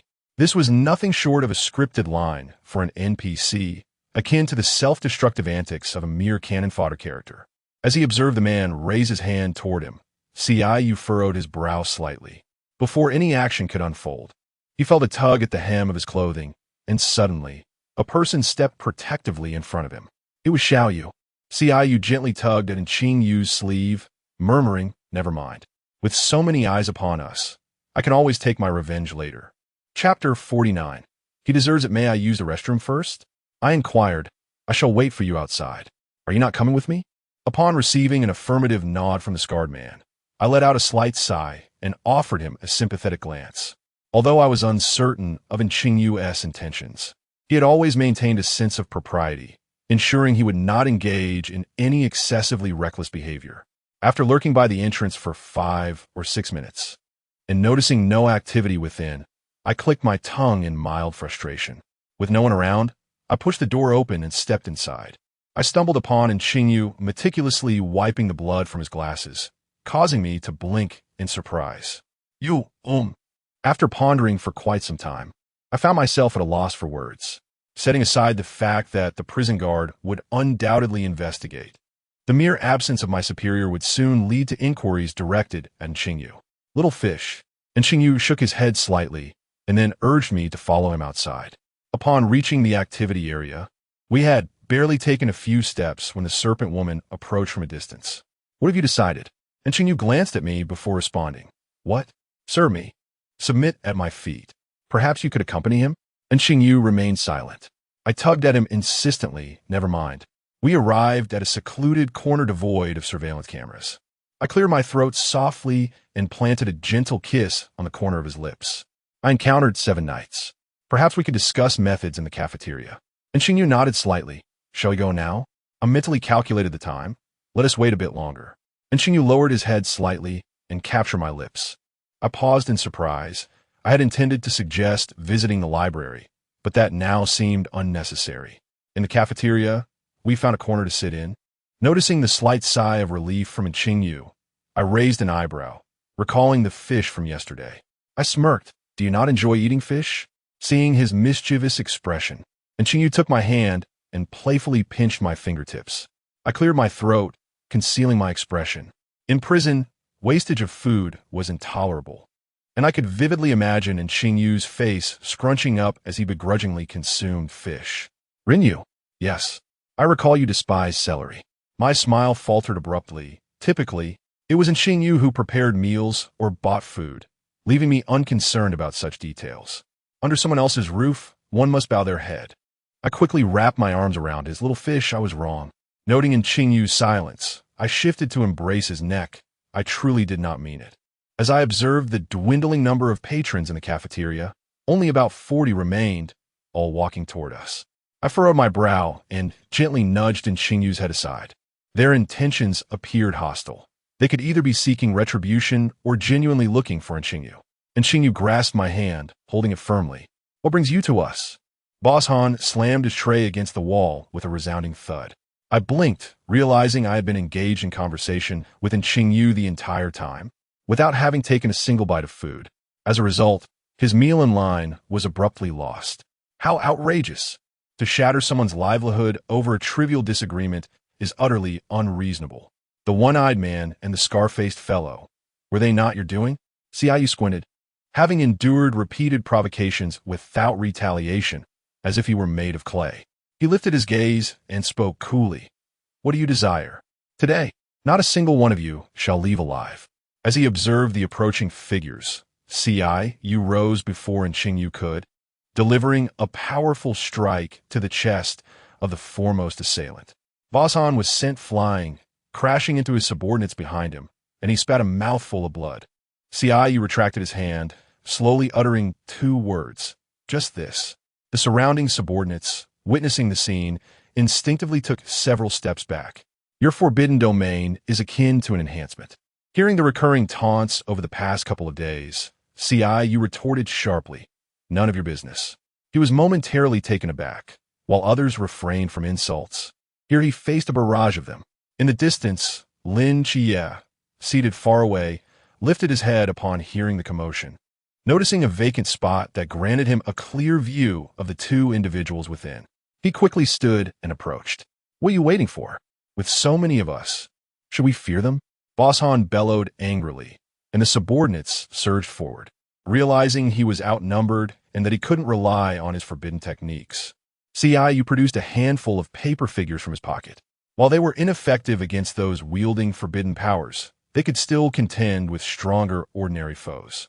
The paper figures dispersed, delivering equal punches and kicks to each advancing individual. Noticing the droplets of blood emerging from Qingyu's fingertips, Qingyu couldn't help but furrow his brow. It is said that the fingers are connected to the heart. Witnessing such pain was distressing. His gaze shifted to the fallen individuals, his expression growing increasingly hostile, consumed by thoughts of their deserving fate. Controlling two paper figures, he directed them to assault the individuals inching backward on the ground. Boss Han seized one of the paper figures and, with a fierce tug, failed to tear it apart. Qingyu raised an eyebrow, recalling that Hua had mentioned this was her enhanced version of the paper figure, which would not simply split in two upon a single tear. Hearing a rising chorus of wails behind him, Qingyu turned to find that all those encircling him had lost their hands, now hanging limply. He widened his eyes in disbelief. Little fish, this has gone too far. Regaining his composure, he quickly spoke. Upon hearing this, Qingyu swiftly reattached his hand, and Qingyu blinked, noticing that their hands were perfectly intact, showing no signs of the recent severing. Everyone present, including Qingyu and Lin Qingyu, stood in stunned silence. Qingyu swallowed hard, nearly stepping back. To sever a hand only to reattach it, that was truly monstrous. And Qingyu, noticing Qinyu's gaze, offered a shy smile. Qingyu tugged at the corners of his mouth, then shook his head, dismissing the earlier scene. What did it truly prove? It showcased Qingyu's exceptional medical skills, accomplishing so many surgeries in quick succession. Contemplating this, Qingyu slowly raised his thumb. Impressive. Lin Qingyu advanced towards them, wielding a chopstick as a weapon. Qingyu. Lin Qingyu nodded slightly, his gaze fixed on Boss Han, who was being besieged and battered by a throng of paper figures. Initially, he had contemplated joining the fray to inflict additional damage. But upon witnessing Han's battered and bruised visage, he decided against it. With a subtle gesture, he retracted the paper figures, observing as Boss Han rose to his feet and launched a fist toward him. In a swift motion, Lin Qingyu countered by driving his chopsticks into Han's shoulder. I shall render one of your arms useless merely as a lesson. Should you dare provoke me again, or incite them, I will not hesitate to end your life. After all, it is not a crime for the deranged to take a life. Chapter 50. A glimpse of fate as Qingyu stood in contemplation. Qingyu paused, casting a glance in his direction. Qingyu retrieved the fallen chopsticks from the ground and, with a change of angle, jabbed them into Han Laodai's shoulder. My apologies. It seems he lacks an understanding of human anatomy. That last strike did not incapacitate you entirely. But fear not, you are now completely rendered useless. Hearing Qingyu's words laced with sincerity, Qingyu let out a soft sigh, pondering how anyone could fail to acknowledge such politeness. Qingyu casually pulled Qingyu, who was still engrossed in the unfolding drama, to follow the departing Lin Qingyu. Within the activity area, three youths sat cross-legged beneath the shade of trees, engaged in a discussion about the circumstances within the fasting institution. With too little information at hand, their lengthy deliberations yielded no substantial intelligence. The following day, as Qingyu made his way to the cafeteria, he was intercepted. Han Xiaoyan? Qingyu regarded the person before him with mild curiosity. May I have a word? Qingyu nodded slightly. Very well. He followed Han Xiaoyan up to the library on the second floor. It was mealtime, and the place was nearly deserted. What brings you here? Xiaoyu leaned back in his chair, speaking slowly. The ancient god sect has been making moves lately. Xiaoyu hesitated, realizing that news from the outside world rarely penetrated this place, indicating that the matter must pertain to the internal affairs of the fasting institution. Could it be they intend to stage a prison break? No, their aim is to eliminate a certain individual. Xiaoyu's mouth fell slightly agape in surprise. The significance of the person confined here must be immense, warranting such a perilous endeavor. Who? Wu Laogo, someone imprisoned in the psychiatric facility, much like Lin Xie? Xiaoyu nodded thoughtfully. You do not intend for me to thwart their plans, do you? You lack the necessary strength for that. Xiaoyu replied. Just ensure that you keep an eye on the snake woman, preventing her from escaping amidst the chaos. Should she mature, she will pose considerable trouble for you. Xiaoyu nodded slightly. I would be vigilant regardless, as I too do not wish to release my adversaries. Indeed. Xiaoyu pondered for a moment before inquiring. Has the snake woman not revealed your status as a traitor? If that were the case, why would they share such vital intelligence with you? Han Xiaoyan shook his head gently. I am as oblivious to the snake woman's thoughts as you. Xiaoyu rose and strode towards the exit. I understand. Thank you for this information. Throughout his journey, Xiaoyu remained absorbed in thought. As he passed a corner and noticed an approaching carriage, he halted. The attendant waved at him. The master requests your presence. Xiaoyu paused momentarily before approaching the carriage door, recalling the scripted gestures from a television drama. He offered a bow. I am unaware of the reason for your summons, master. Step aboard. Join me for a cup of tea. Xiaoyu pressed his lips together, feeling as though he were being summoned for interrogation. Upon entering, a gentle aroma of tea enveloped him. The interior was far more spacious than it appeared from the outside. Books were neatly arranged on shelves against the wall, and a low table stood before him, where Master Chun sat cross-legged at its center. Xiaoyu took a seat opposite him. You remain unaffected by the town suppression steel. Xiaoyu's fingers tightened around the teacup, turning pale at the tips, an unconscious gesture revealing his inner tension. Realizing his indiscretion, he exhaled, allowing his fingers to relax. I cannot comprehend what you are saying. The thoughts you harbor are etched upon your face. They cannot deceive an old man like me. Xiaoyu sighed in resignation. What do you intend to do then? Do you envision me as a bloodthirsty fiend? He raised his gaze slightly, his expression conveying, are you not? You seek Lin Xie, do you not? Indeed. What purpose do you have in searching for him? Master, since you were aware from the outset, why did you allow me to enter? Are you not apprehensive that I might muddle the waters? Xiaoyu attempted to divert the conversation. To directly state that they were there to assist Lin Xie in escaping would render him no different from a moth drawn to the flame. You are here for Lin Xie. Then I shall grant you a favor to facilitate your endeavor. Xiaoyu lifted his teacup and took a sip to quell his anxiety, contemplating the absurdity of being imprisoned while simultaneously owing someone a favor. He lowered his head, staring vacantly at his reflection in the teacup. He had initially intended to divulge the actions regarding the ancient god sect to Master Chun. Yet upon realizing this was a prime opportunity to escape, he swallowed his words. His gaze wandered, noticing a dark stone stele on the lawn not far away. Xiaoyu pointed. Is that the town suppression stele? Yes. Xiaoyu nodded thoughtfully. His purpose for being there had been largely revealed, and consequently, he felt less intimidated by the person before him. Master, what brings you here? Hearing Lin Xie's voice, Xiaoyu turned his head towards the entrance. This is a prison under my jurisdiction. Is it not quite normal for me to be here? Come, join me for a cup of tea. As Lin Xie ascended, Xiaoyu offered a slight wave and shifted aside. Noticing their casual conversation, Xiaoyu lowered his head to sip his tea. Once he finished, he gestured towards the teapot, and Master Chun nodded slightly in response. Observing this, Xiaoyu poured himself another cup. After refilling 3 times, Master Chun turned his gaze towards him. Amusement lacing his tone. It appears you take great pleasure in visiting me for tea. Xiaoyu hesitated before nodding slightly. Having been dragged here without a meal, he had nothing else to consume but tea to stave off hunger. As one pot emptied, Master Chun replenished it with a new brew. I have other varieties here as well. Today, Let us savor them. Qingyu nodded slightly. The following day, within the activity area, Qingyu was training nearby, while Qingyu and Qingyu sat beneath the shade of a tree, enjoying the coolness. What were you up to yesterday? I went for tea yesterday, Qingyu replied, letting out a small sigh. Master probably suspects our intentions. And Qingyu furrowed his brow. What did he say? He mentioned granting me a favor, Qingyu said, leaning against Qingyu's shoulder. Han Xiaoyun indicated that the ancient god sect might be making moves. What? Qingyu recounted Han Xiaoyun's words to him. They intend to kill Old Wu? Indeed. Do you know him? And Qingyu narrowed her eyes slightly. Qi. Upon hearing the voice, Lin Qi approached. After listening to their account, he thoughtfully rubbed his chin and inquired, Have you informed the master? Qingyu gently shook her head. No, let us not discuss the veracity of this matter for now. If we were to inform the master, he would heighten his vigilance, and our chances of escaping would be utterly diminished.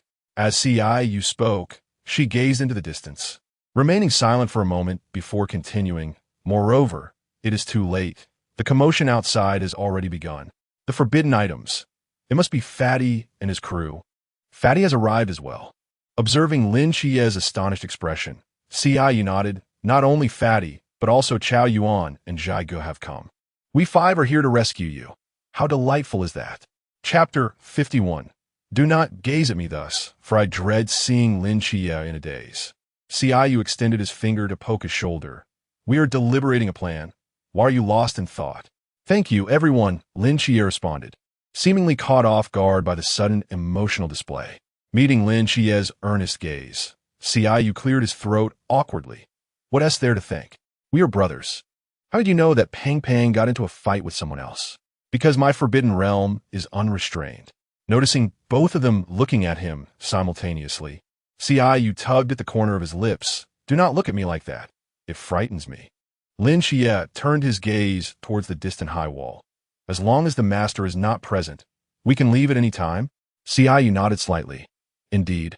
And even if the master is here, I still have an 80% assurance. 80% is too low. Let us wait until we have a full 100% before departing. Lin Qi and Qingyu exchanged glances, finding 80% still inadequate. It is fine for me alone. But with you too, I fear unforeseen circumstances, Qingyu remarked as he stretched languidly. I am famished. Let us eat while we converse. Upon entering the cafeteria, witnessing a group of individuals bowing in unison before them, Qingyu staggered back in astonishment. What are you doing? Leader Qingyu, Leader Lin, Leader in greetings. Your meals have been prepared. Qingyu stared incredulously at the individuals, wrapped in bandages and battered, who, instead of focusing on plotting revenge, were ingratiating themselves. And Qingyu took his hand, guiding him forward, whispering softly in his ear, Ignore them.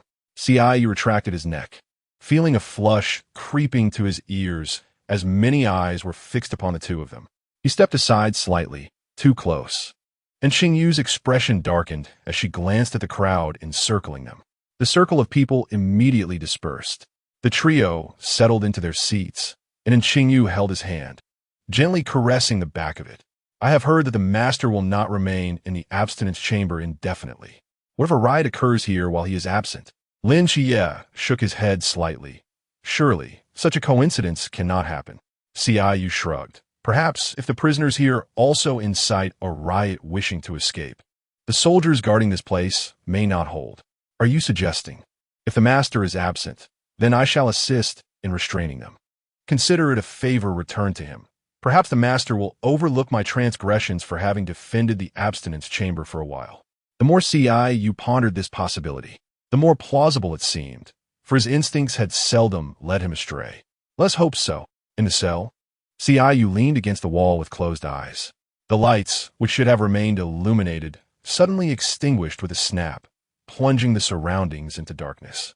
Listening to the cacophony and the clattering of the iron door, Qingyu opened his eyes and gazed outside. After a moment of silence, he stood up, extending his hand to gently grasp the lock. With a click, it opened, and Qingyu pushed the door ajar, stepping into the tumultuous environment where his actions seemed feeble amidst the noise. Following the direction of his memory, he soon arrived at Qingyu's cell door. Wonderful. I can utilize the Forbidden Realm now.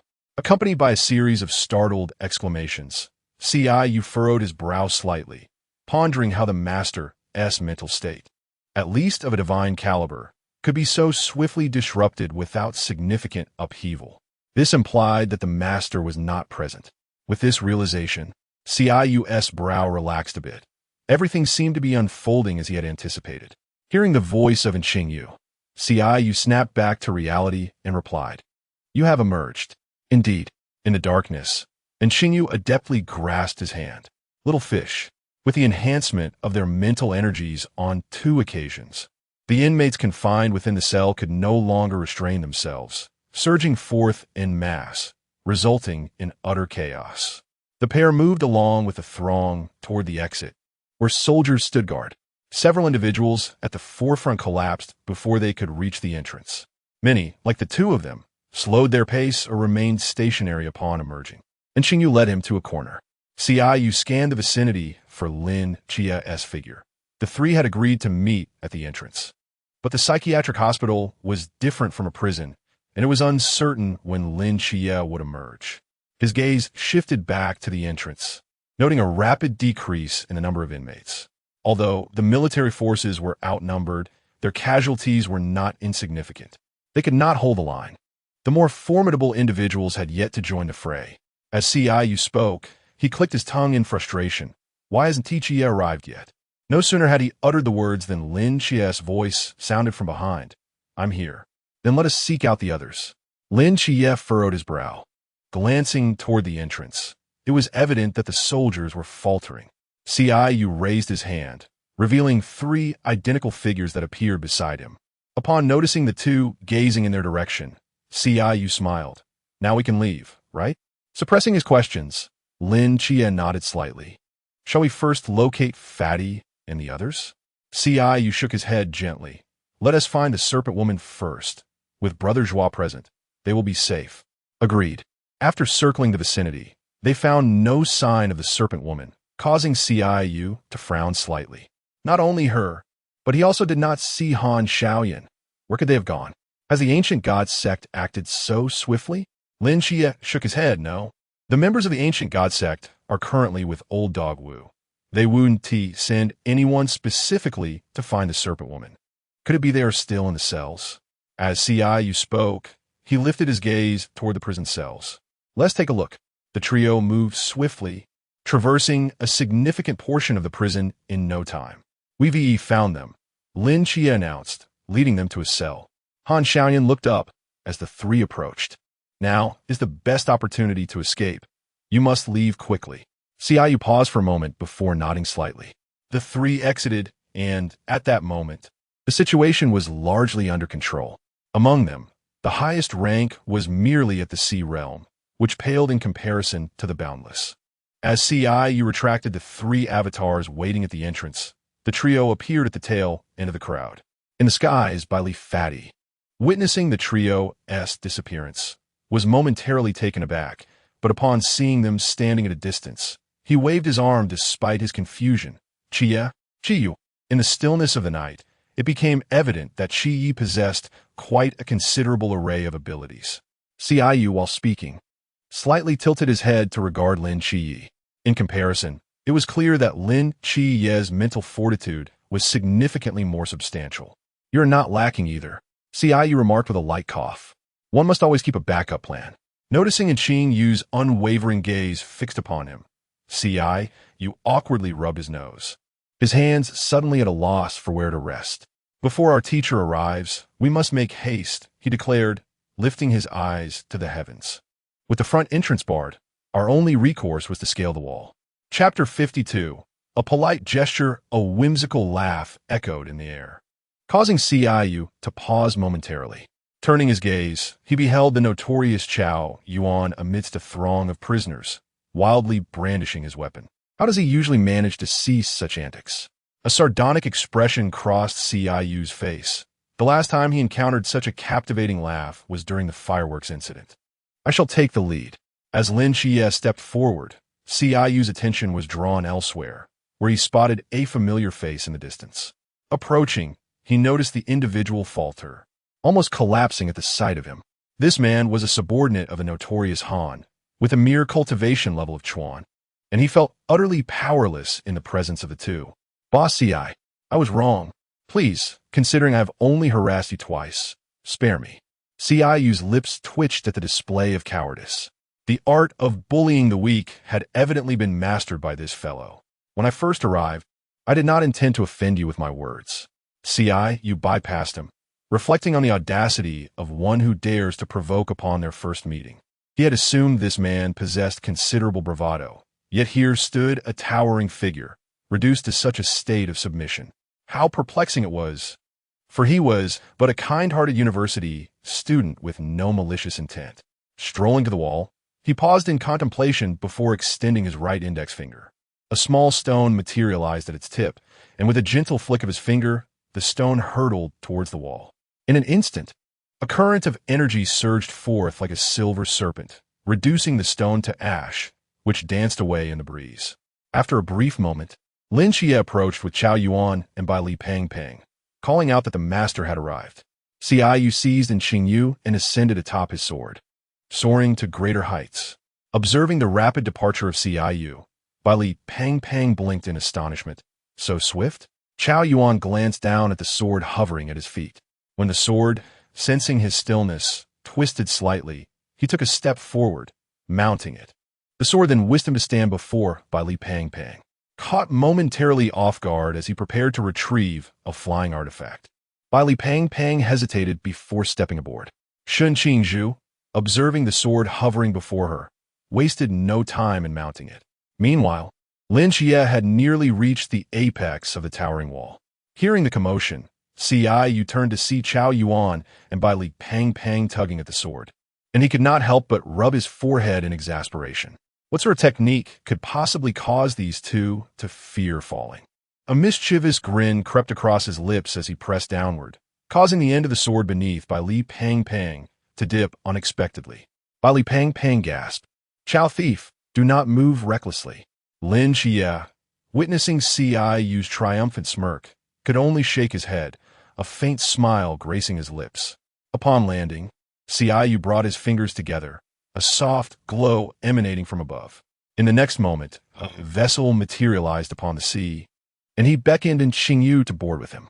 Bai Li Pang Pang, reclining comfortably in a chair he retrieved from his spatial storage, remarked, "I was concerned about how to return, but it seems this has been resolved quite swiftly. CIU, your Forbidden Realm is truly remarkable." With a hint of bewilderment, CIU glanced at him before producing a piece of chocolate and offering it to Qingyu, saying, "It has been quite a while. You must be hungry. Please, indulge in this." And Qingyu lowered her head slightly and took a bite of the chocolate.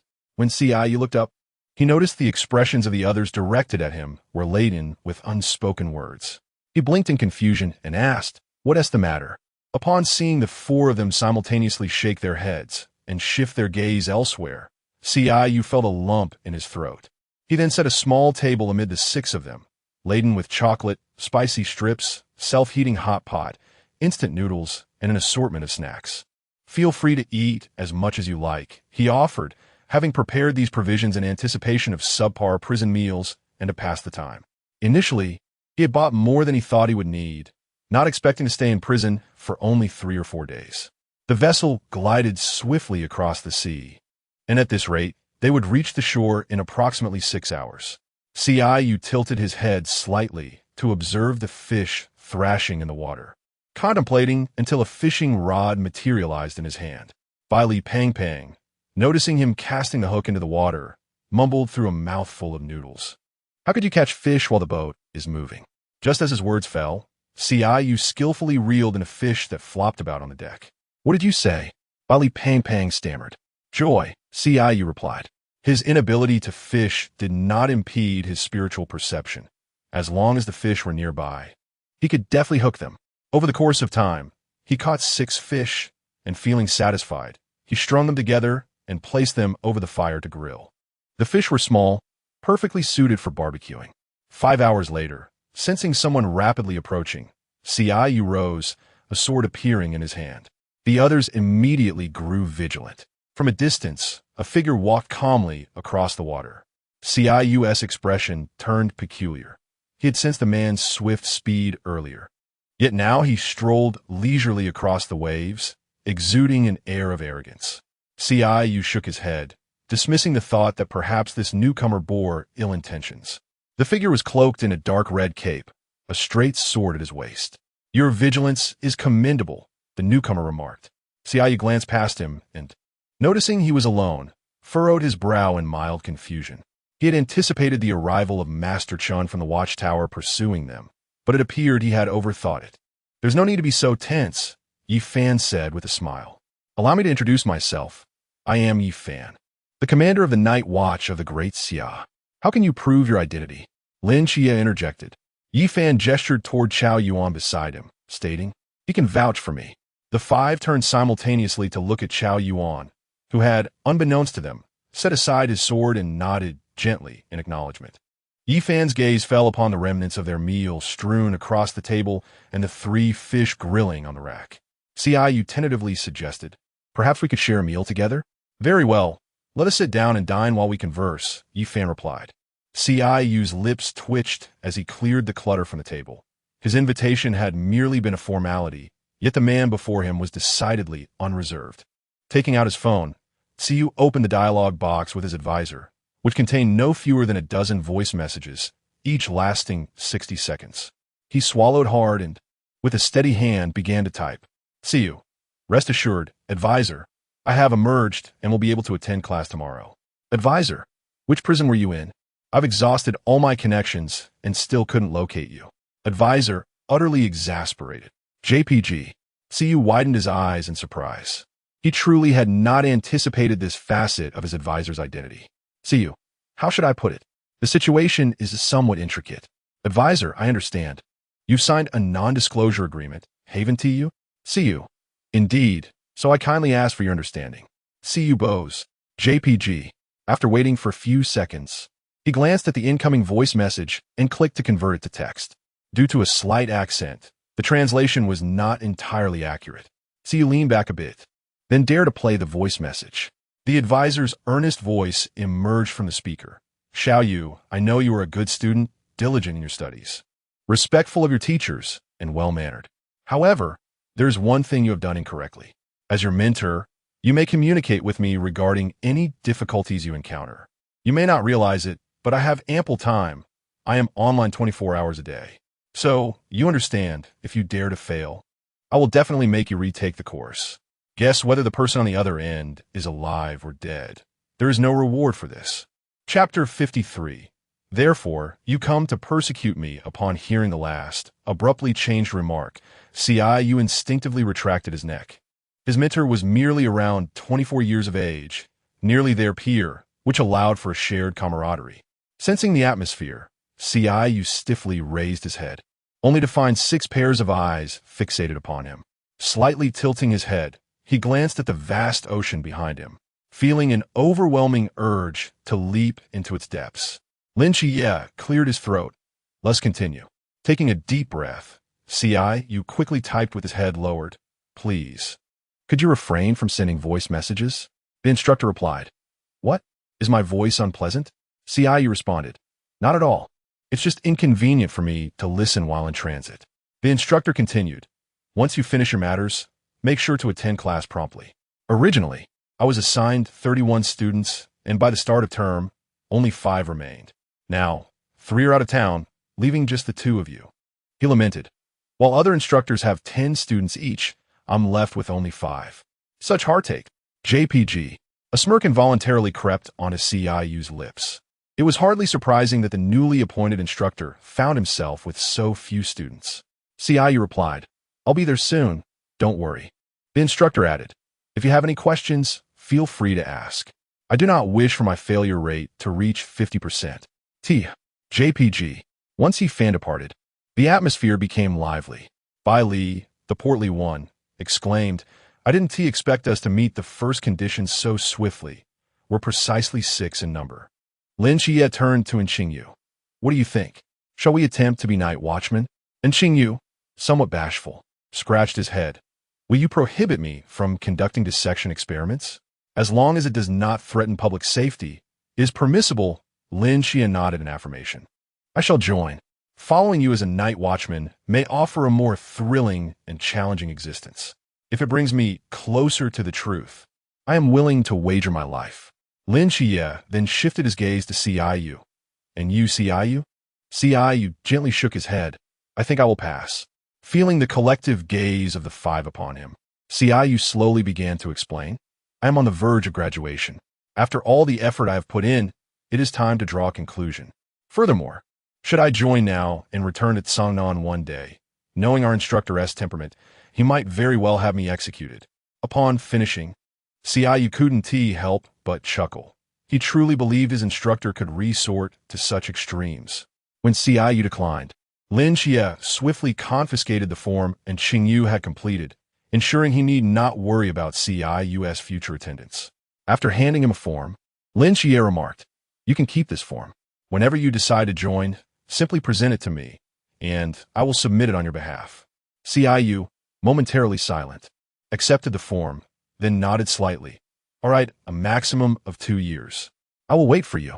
Noticing Qingyu staring at him, Ciyu placed his hand on his shoulder. 2 years is but a fleeting moment. And Qingyu softly replied, In the distance, the outline of the city was faintly visible, with waves crashing rhythmically against the shore, swiftly bringing the boat to land. A task has arrived. Lin Qian lowered his head slightly to check his phone.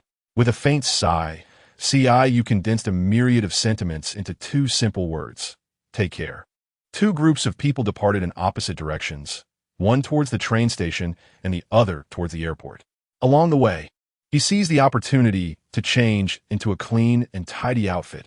After all, wandering the streets in prison garb could lead to an amusing predicament if reported to the authorities. By the time he arrived in Sangnan, it was already afternoon. Ciyu stifled a yawn as he made his way to the university. In the dormitory, Su Yuchen sprang to his feet in excitement upon seeing him.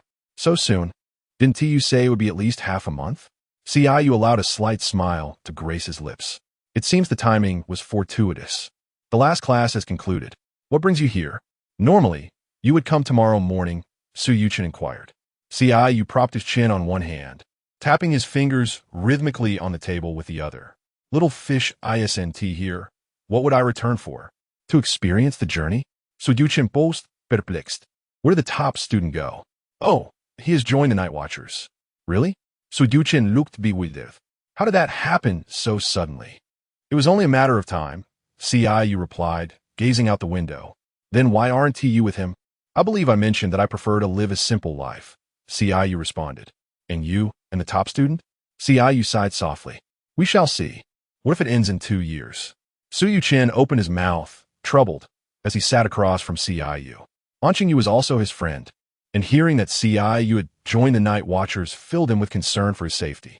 He had witnessed the enigmatic nature of that world. A moment's inattention could spell disaster. If you were in my shoes, would you join? Ciyu asked, looking at Su Yuchen. Su Yuchen hesitated for a moment before shaking his head slightly. No, I aspire to be a forensic doctor or a police officer. One day, I want to stand before my parents, adorned with medals, and proclaim that their son is the best. A glimmer of amusement flickered in his eyes. I am their only child. The line of work you speak of is far too perilous for me.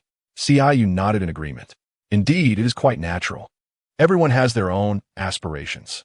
It is unfortunate that of the 4 of us who pledged to remain together after high school, only the 2 of us remain. Su Yuchen sighed heavily. Ciyu opened his mouth, hesitating whether to reveal that he too would depart in 2 years. It's all right. As you said, people wander freely across the world. Though we may not reside in the same city, as long as the other lives well, that is sufficient, Su Yuchen smiled. Come, let me treat you to a meal. We can eat anything we desire in the cafeteria. Ciyu opened his mouth and then nodded. All right, but I shall order the most expensive. Su Yuchen, with an air of mystery, pulled Ciyu back to the dormitory. Observing his demeanor, Ciyu felt a vein in his forehead pulse involuntarily. It was evident that something ominous was afoot. If you have something to say, just speak plainly, he urged. Clearing his throat, Su Yuchen began to pace the room. This is a long story. Ciyu shot him a sidelong glance, arms crossed. Go on. I have plenty of time. This story dates back to 2 days ago. You see, Granny Zhang from next door wanted me to deliver a letter to her son. Xiaoyu slightly nodded. Indeed. Hasn't her son moved to the neighboring province? I had the delivery boy take the letter over there. But it has been quite some time, and they have yet to respond. Thus, Grandma Zhang asked me to check in on her when I have the opportunity. Xiaoyu scrutinized him from head to toe. You agreed to this. Su Yuqing scratched his head. I was just thinking it would be uneventful. And besides, Grandma Zhang seems rather lonely here by herself. Xiaoyu retorted. So you intend to impose on me, is that it? Chapter 54. Guidance from the wise. Su Yuqing lunged forward, grasping his brother's clothing. Brother, you are indeed my true brother. Please, lend me a hand. Xiaoyu's lips twitched in exasperation as he reached for the fabric being tugged at. Let go. With a deep breath, Su Yuqing tearfully recounted. You have no idea how Grandma Zhang took care of me when our parents were away. How could I possibly deny such a small request from her? Resolutely, he added, I'll take care of your thesis for this semester. Xiaoyu paused, momentarily taken aback. It was unreasonable to decline such an offer, especially for something as mundane as bringing a meal. All right, but this will be a one-time exception. And let go, he said, yanking the shirt from Su Yuqing's grip. Su Yuqing quickly scrambled to his feet. Great, I'll go get the car. Upon arriving at the location mentioned in the letter, Su Yuqing approached the door, knocking intermittently 5 or 6 times. Yet, there was no response from within. Strange, it's a holiday. There should be someone here, he mused. Perhaps the VE stepped out. Let's wait a bit. Xiaoyu returned to the car. The two waited until nightfall, but still, no one appeared. The wall over there is quite low. Why don't we take a peek? Su Yuqing suggested, gesturing toward a nearby low wall. Xiaoyu contemplated for a moment before nodding slightly. All right. He walked over to the wall, lightly tapping his toes before leaping up, gripping the edge firmly. With a gentle shift of his arms, he gracefully lowered himself onto the wall. Su Yuqing mimicked his actions, leaping up to grab the edge, propelling himself alongside Xiaoyu. The courtyard below was desolate, the smooth tiles covered in a fine layer of dust. A small pool in the courtyard was littered with fallen leaves, while nearby chairs were also blanketed in dirt and foliage, indicating neglect for many days. Why is it so deserted? This is the right address, Xiaoyu exclaimed. Hey, who are you? What are you sneaking around for? A youthful voice piped up from the side. Turning, they saw a boy of about 13 or 14, brandishing a broom and glaring at them. Xiaoyu released his grip and dropped to the ground. We were sent by Grandma Zhang to deliver a letter to her son. State your names, the boy demanded. Exchanging glances, they simultaneously replied, Ci and Suyu. The boy leaned the broom against the ground. You've come to deliver a letter? Uncle Zhang left 5 days ago. Su Yuqing nodded slightly, stepping forward to retrieve the letter from his pocket. Little friend, could you please help me deliver this letter to Uncle Zhang? I'll buy you some candy. The boy rolled his eyes, seemingly unimpressed. I'll deliver the letter, but you can keep the candy.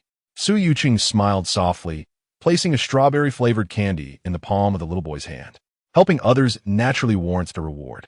I beg of you, dear child, he said, waving goodbye as they both returned to the car. Su Yuan spoke with a touch of sarcastic tone. Oh, Xian. Su Yuqing retorted promptly, and in the next moment, both burst into laughter.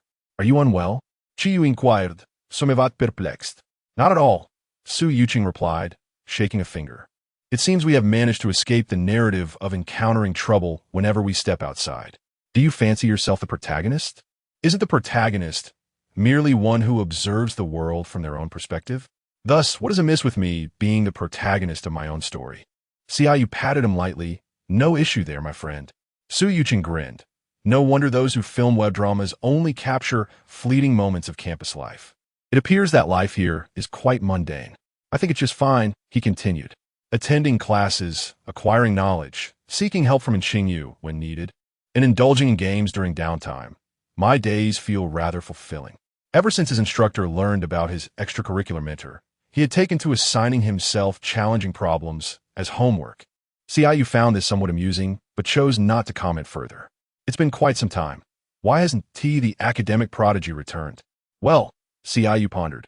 After completing one task, another comes along, leaving no respite like a tireless workhorse. Su Yuqing twitched at that remark. Realizing the accuracy of Ciu's description and understanding the reluctance to join. So, Does that mean you rarely see each other?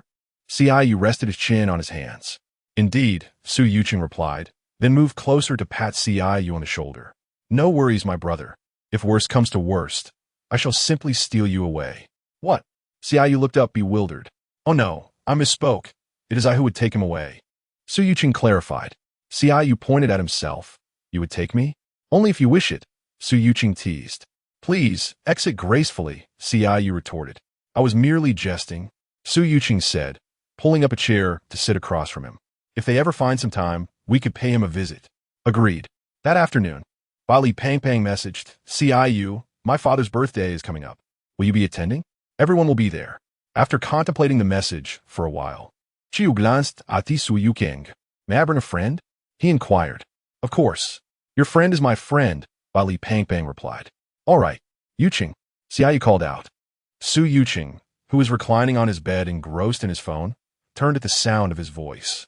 What is the matter? Are we going to Guangzhou and Shenzhen? Why the sudden interest in Guangzhou and Shenzhen? Su Yuqing asked, then seemed to realize something. I see. The academic prodigy is there. ISNT. Indeed.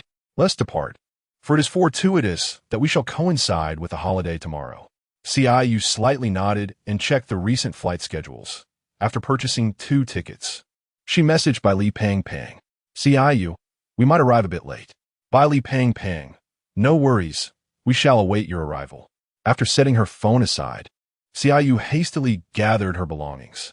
She had yet to visit Guangzhou and Shenzhen and was uncertain about what to expect from those cities. Su Yuqing remarked as he sat up, "It is not much different from here, merely a tad more bustling." Wishing everyone a joyous Dragon Boat Festival. Chapter 55. The birthday banquet of the Bai family. The following morning at Guangshan Airport, the 2 companions made their way through the hall toward the exit. So, what should we do next? Qingyu momentarily hesitated before responding. Fatty, I didn't mention it. Really? Su Yuqing's expression was one of disbelief, as if he was being teased. Qingyu bit his lip, realizing that it was indeed his fault for not inquiring about the location yesterday. It was already past 9, and the banquet must have commenced. Fatty might not even be checking his phone. With this thought, Qingyu ran his fingers through his hair. He paused in contemplation, then took out his phone to search for the Bai group on the navigation app. Upon finding the location, his eyes brightened as he hailed a cab on the map. Su Yuqing pointed to a row of taxis parked at the roadside in the distance. Why not just call a car directly? Qingyu shook his head slightly. There's a discount on the platform. Seeing Qiyu's determined expression, Su Yuqing nodded in agreement. The vehicle drove smoothly to the entrance of the Bai group, where Qingyu looked up with a serious demeanor. Although he was supposed to attend a birthday banquet, he felt as though a conflict was brewing inside, even sensing a divine presence. After exiting the car, he thoughtfully stroked his chin and said to Su Yuqing, "You stay here. Let me go up and take a look first." Su Yuqing looked at him in confusion. "Aren't you here for the birthday banquet? Why are you so tense?" "I'll explain later. You can wander around for a bit. I will return shortly." With that, Qingyu dashed toward the entrance. A quick glance revealed that the first floor was mostly deserted. He hurried to the elevator, scanned the floors, and then summoned his sword to ascend. At that moment, his familiar, Tail, appeared beside him, surveying the surroundings. "What do you need from me? I might need your assistance shortly. Leave it to me." Through the window, he observed a tense standoff inside. Noticing a broken glass panel nearby, he swiftly flew over on his sword. The voices from within were clear, and the intense glares directed at the central figure suggested a desire for retribution. Uncertain of the situation but sensing danger, Qingyu decided to create a clone, donning a mask and cloak, and directed it to fly to the other side. "Tail, I'm counting on you." Tail responded and then melded into the clone. With Tail's cover, it perfectly concealed Qiyu's aura. As he flew through the broken window, all eyes turned toward him. Feeling slightly embarrassed, Qingyu scratched his head and said, "Apologies for my tardiness." As he spoke, his gaze inadvertently drifted toward a figure outside the window. Seizing the moment when all attention was on Qingyu, Tail silently slipped in through the broken glass. Qingyu redirected his focus to Qingyu, eyeing him closely. Meanwhile, Tail had already positioned himself behind Bai Xian, brandishing a dagger aimed at his heart. As they turned to look, Tail vanished into the darkness behind Bai Xian. Upon witnessing the scene, Zhuqing hastily pursued them. Ciyu's gaze swept over the faces of the other 6 individuals. Their expressions bore hints of disarray, with the exception of a young girl clad in blue, who appeared relatively unscathed. Lin Xie, noting this, introduced Ciyu. "This is our new member, Jialan." Ciyu nodded slightly, smiling. "Hello." Jialan stammered in response. "You." "Hello." After a brief pause, Ciyu's eyes returned to Lin Xie, expressing concern. "You don't seem well." No sooner had Ciyu spoken than Lin Xie staggered forward and collapsed, prompting Ciyu to rush to his aid, exclaiming, "Xie!" Who could have anticipated that his casual remark would lead to such a fall? This lad was merely exhausted, having fainted from fatigue. The tail, drifting over to assess his condition, remarked, "Didn't you learn techniques to boost your vitality? Use them." Ciyu, relieved, nodded slightly. One hand supported Lin Xie, while the other formed a mystical gesture in the air. Noticing a marked improvement in Lin Xie's complexion, Ciyu acknowledged the tail with a subtle nod. Seeing that there was nothing more to attend to, the tail bid farewell to Ciyu and departed. Qingyu, observing the others still lingering in place, gently lifted Lin Xie onto his back and began, "Let us not linger here. We must leave." With that, he stepped forward and pressed the elevator button for the first floor. Su Yuqing paced anxiously at the entrance, his agitation palpable until he spotted Ciyu's figure approaching, prompting him to rush forward excitedly. However, he was taken aback when a man suddenly blocked his path. Blinking in confusion, Su Yuqing asked, "Who are you?" "I am Zhuqing, the head of the Special Processing Division of the Night Watchers," Ciyu replied, nodding slightly. He then turned his gaze to Qingyu. Receiving the cue, stepped forward to engage Zhuqing in conversation. Su Yuqing, standing behind, waved at him, and Ciyu advanced. Su Yuqing directed his attention to the individuals behind Ciyu, inquiring. Ciyu subtly shook his head, signaling him to remain silent for the moment. At the base of Team 010, Ciyu and Su Yuqing crouched by the door. "Why don't you go inside?" Ciyu tilted his head to look at him.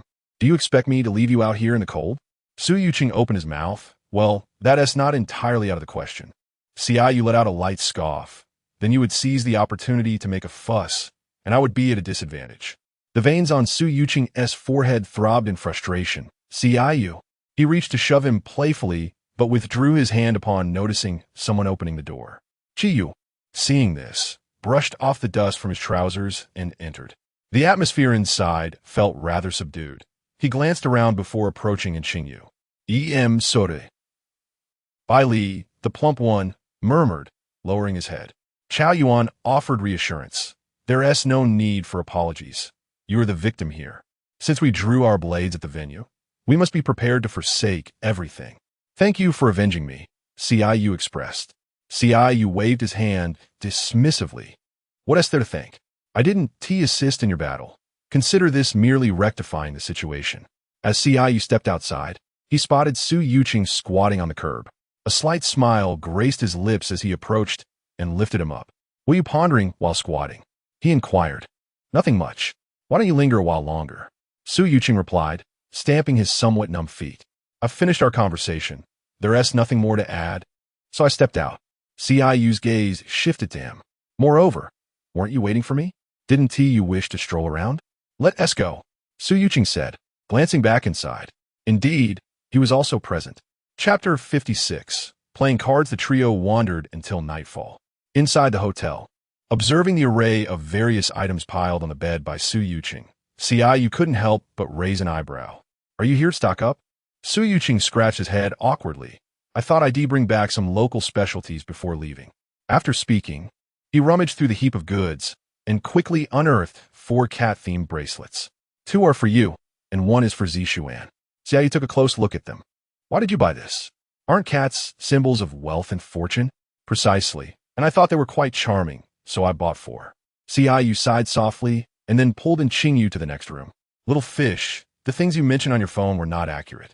Now that we have time, tell me about it, especially the girl in the coffin." As Ciyu recalled the girl in the blue dress, he mused. Could it be that Jialan is the one who was unearthed? And Qingyu nodded slightly. Indeed. Ciyu rested his head on Qingyu's lap. listening attentively as he meticulously recounted the events of recent times. A peculiar light flickered in Qinyu's eyes as he poked in Qingyu's leg. It sounded rather intriguing, and it seems you've gathered quite a bit. And Qingyu grasped his arm. When are you leaving? Qiyu turned to face him. Probably tomorrow. School starts the day after. And Qingyu responded softly and then gently kissed his lips. Qiyu tightened his grip on his collar. Little fish, let's sleep. And you? When will you depart? After a while. The higher-ups of the night watch are discussing penalties. Qiyu ground his teeth, feeling that after hearing about the events at the Baisha birthday banquet, they were in a precarious position, deserving of their fate. And Qingyu rubbed his head reassuringly. Don't worry. The punishment won't be too severe. Qiyu nodded slightly. I wonder when we will meet again. He sighed, contemplating that if it weren't for today's incident, he might have considered joining the night watch based solely on the events recounted by Qingyu. It seems that both in games and novels, the theme of corruption among the elite persists. Soon enough, the next morning arrived. Qiyu awoke to find Qingyu absent and quickly freshened up before heading next door to find Su Yuqing. When Su Yuqing opened the door, he yawned widely. Why are you all up so early? Qiyu shot him a bemused glance. Wasn't it even earlier in high school? That's different. Now, I can barely drag myself out of bed for an 8 a.m. class. Can you help me take a leave? Su Yuqing paused mid-yawn, then looked at him. Do you know how long they will stay? No idea. Just as long as they can, I suppose. All right. Su Yuqing turned back into the room, picked up his phone from the bedside table, and pondered before sending a message in their group chat. Su Yuqing, wake up, instructor. Don't sleep in. Lao Zhang, what's going on? The instructor's nickname was simply derived from the first character of his name, which Su Yuqing had humorously abbreviated to Lao Zhang. Su Yuqing, I will be taking a few days off with Qiyu. Lao Zhang, going forward. JPG, Lao Zhang, if both of you are on leave, what am I supposed to do? Su Yuqing, just consider it a break for yourself. Lao Zhang, I don't care what you two are up to. Even if your legs are broken, you must crawl back to me. Su Yuqing, oh come on, teacher. Qiyu, the wind is quite strong on the rooftop. See you, Futo. JPG, Lao Zhang, no, my friend, let's converse properly. Come down first. It's just a leave of absence. What's the big deal? Qiyu, I merely wanted to say that you shouldn't send voice messages. I can't hear them. Lao Zhang, if you take leave one more time this semester, I will mark you absent. See you, okay, niece. Upon realizing their leave was approved, Su Yuqing couldn't help but cheer. I happened to buy a deck of cards. Let us play together. Qiyu nodded slightly, realizing he already had a few million happiness tokens in their game of Happy Landlord. And he was confident he could best these two. Before long, and Qingyu entered with a bag of breakfast and placed it on the table. You actually bought this, Su Yuqing remarked, standing up to wash his hands. Qiyu picked a cup of millet porridge from inside. We plan to leave in a few days. We've already secured permission. Good. Observing the smile at the corner of Qingyu's lips, Qiyu calmly took a photo with his phone while sipping his porridge. This beauty could easily grace a magazine cover. After finishing their meal, they tidied the table. Su Yuqing rolled up his sleeves and took out the playing cards to shuffle. I've been playing card with the old man next door since I was a child. Always winning. In the first round, Qingyu won. In the second round, the commoners triumphed. In the third round, Qingyu emerged victorious again. After 10 rounds throughout the year, every time Qingyu's camp was involved, they won without exception. Su Yuqing and Qiyu exchanged glances, each discerning a sense of defiance in the other's eyes. The two began to cooperate with their glances, and at times, their luck would favor them, while at others, they would merely draw a few cards. Scholar, I suspect you might be cheating, Su Yuqing pondered over his hand. And Qingyu adjusted his glasses. It's quite easy to calculate. The two exchanged bewildered looks, knowledge entering their minds in a peculiar manner. Su Yuqing pointed at himself. Do you need to calculate against us? Qiyu, feeling the piercing gaze from beside him. Su Yuqing coughed lightly. I meant playing cards. The primary goal is to relax. What else with the calculations? Qiyu nodded in agreement, having nearly become overwhelmed from the numerous rounds played. If they switched to Happy Landlord, he would have declared bankruptcy outright. Good. Seeing in Qingyu's agreement, Su Yuqing's eyes brightened instantly. A 5, a 7. Knock, knock, knock. Hearing a knock at the door, Su Yuqing glanced toward it. Since he had just arrived, it was unlikely anyone was looking for him. indicating that the person outside was seeking them. Standing up, Su Yuqing peered through the peephole and, seeing the same group from yesterday, opened the door. Bailey Pang Pang squeezed in. I am Bailey Pang Pang. Don't be shy about the welcome gift. Bailey Pang Pang, with a jovial demeanor, thrust a Rolex into Su Yuchen's hands. Taken aback, Su Yuchen hastily returned the watch, exclaiming, I cannot accept this. Who presents such extravagant gifts upon a first meeting? Bailey Pang Pang paused momentarily, then inquired, do you not favor this brand? I have others. Upon hearing this, Su Yuchen found herself at a loss, contemplating the origin of such ostentatious generosity. Ultimately, she cast a glance at Qingyu, who shrugged nonchalantly. The watch gifted by Bailey Pang Pang still resided in his home. Feeling the weight of awkwardness, Su Yuchen forced a smile and gestured for them to enter, saying, please come in. Are you engaged in a game of dodiju? She continued, yes, Pang Pang. Do you wish to join us? Qingyu raised his gaze slightly toward Bailey Pang Pang. Bailey Pang Pang waved his hand dismissively, then pointed to Lin Qi, stating, I'll pass. Inquire if Qi wishes to play. Chapter 57. Monogamy. Qingyu slightly shook his head. No, are you here to find Xiaoyu? As he spoke, he exchanged a glance with Su Yuqing, who understood the signal and moved to his side. You all chat first. I will leave with Yuqing. While saying this, Qingyu placed a few card in his hand onto the table. This round is a draw. And Qingyu paused as she looked at the 2 cards in her hand, then nodded slightly. The 2 of them walked together towards the entrance, and once outside, Su Yuqing let out a sigh of relief.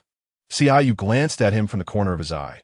If it were just him and Qingyu, he would have been willing to sit and chat a bit longer.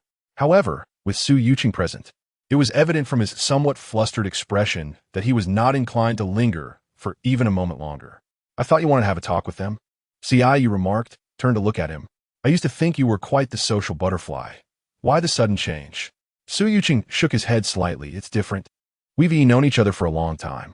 When the people around you are extraordinary, you, as an ordinary person, can feel quite out of place. Su Yuqing was well aware of this truth. Qingyu regarded him for a moment.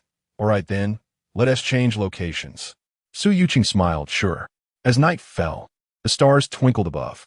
In a barbecue shop nestled in a secluded alley, the 3 of them were seated in a corner.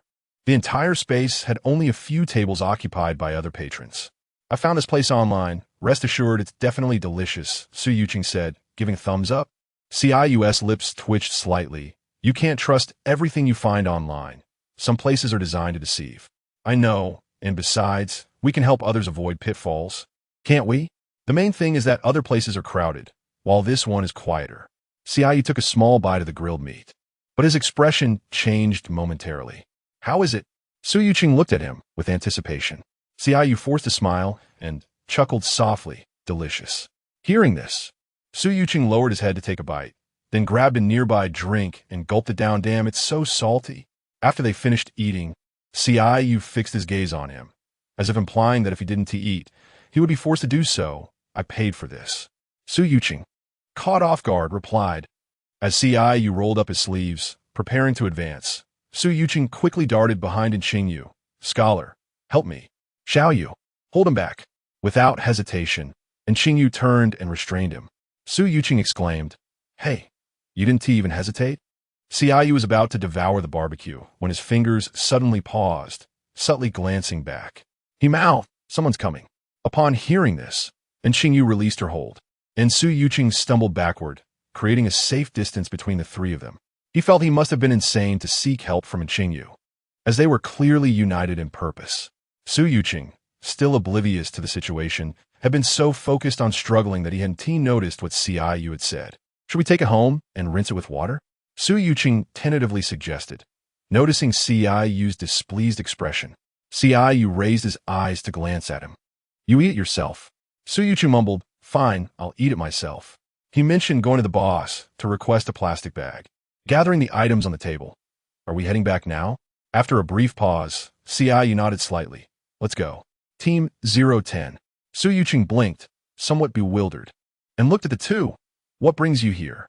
Someone had been watching us closely just moments ago. As Qingyu spoke, he pushed the door open and walked inside. At this, Su Yuqing furrowed his brows deeply, thinking how odd it was for someone to spy on others while they were eating. Coming back to his senses, he saw the two had entered, and he hurriedly followed. After listening to the account, Lin Chia nodded thoughtfully. You all. Suddenly, Lin Chia paused mid-sentence. He intended to caution against walking alone. Yet, Qingyu seemed far more formidable alone than the three of them combined. Noticing Lin Chia's interruption, Qingyu raised an eyebrow in confusion. Lin Chia nodded slightly. I understand. Well, I just wanted to remind you to be careful. Since we're on this topic, we'll take our leave. As Qingyu waved goodbye, he motioned for them to depart. The next morning, Su Yuqing saw Qingyu sitting on the bed. Engrossed in his phone, he approached and nudged his shoulder. Karaoke? Friend. Qingyu glanced up at him, then shook his head slightly, not going. Please, please, Su Yuqing urged, clasping his hands together. Qingyu rubbed his temples, feeling a bit of a headache. You really have not had a moment's peace, have you? Su Yuqing lowered his head slightly, knowing that Qingyu was about to leave. He simply wanted to have some fun together before he departed, hoping to leave a lasting impression in his memory. He did not wish to be alone. Fine, Qingyu finally relented just this once. Scholar, are you going? Su Yuqing, having secured one, turned his gaze to Qingyu. Qingyu glanced at the two, then nodded slightly. Inside the bar, vibrant lights danced chaotically, dazzling the eyes painfully. The surrounding clamor rose and fell, creating a cacophony that made one's ears ache. Weren't we supposed to go karaoke? Why are we at a bar? Qingyu sat in a corner, rubbing his temples. I mistakenly chose the wrong place. KTV is next door. Shall we head there? Su Yuqing suggested, kneeling gently. With a slight sigh, Qingyu raised his glass and downed it in one gulp before standing up. Let us go. Hearing this, Su Yuqing quickly finished his drink and followed closely behind. Not long after, Qingyu was intercepted by two women and a man. Is there something we can assist you with? Hey, handsome, do you have a girlfriend? One of the girls spoke to Qingyu, prompting Qingyu to raise an eyebrow and watch the unfolding scene. Su Yuqing leaned in from his side. He has a girlfriend. I wouldn't mind adding another. You probably wouldn't either, especially since you're here. Qingyu, overhearing her words, chuckled while leaning on Qingyu's shoulder. Little fish, they're asking you, do you mind? The fact that Qingyu was being flirted with seemed quite remarkable to Qingyu, given her appeal to both genders. Qingyu held the hand resting on her shoulder and lifted it slightly. You should be asking him. One husband, one wife. Quite intriguing. I like it even more. And it's a buy one, get one free deal. Upon hearing these words, Qingyu's smile faltered slightly.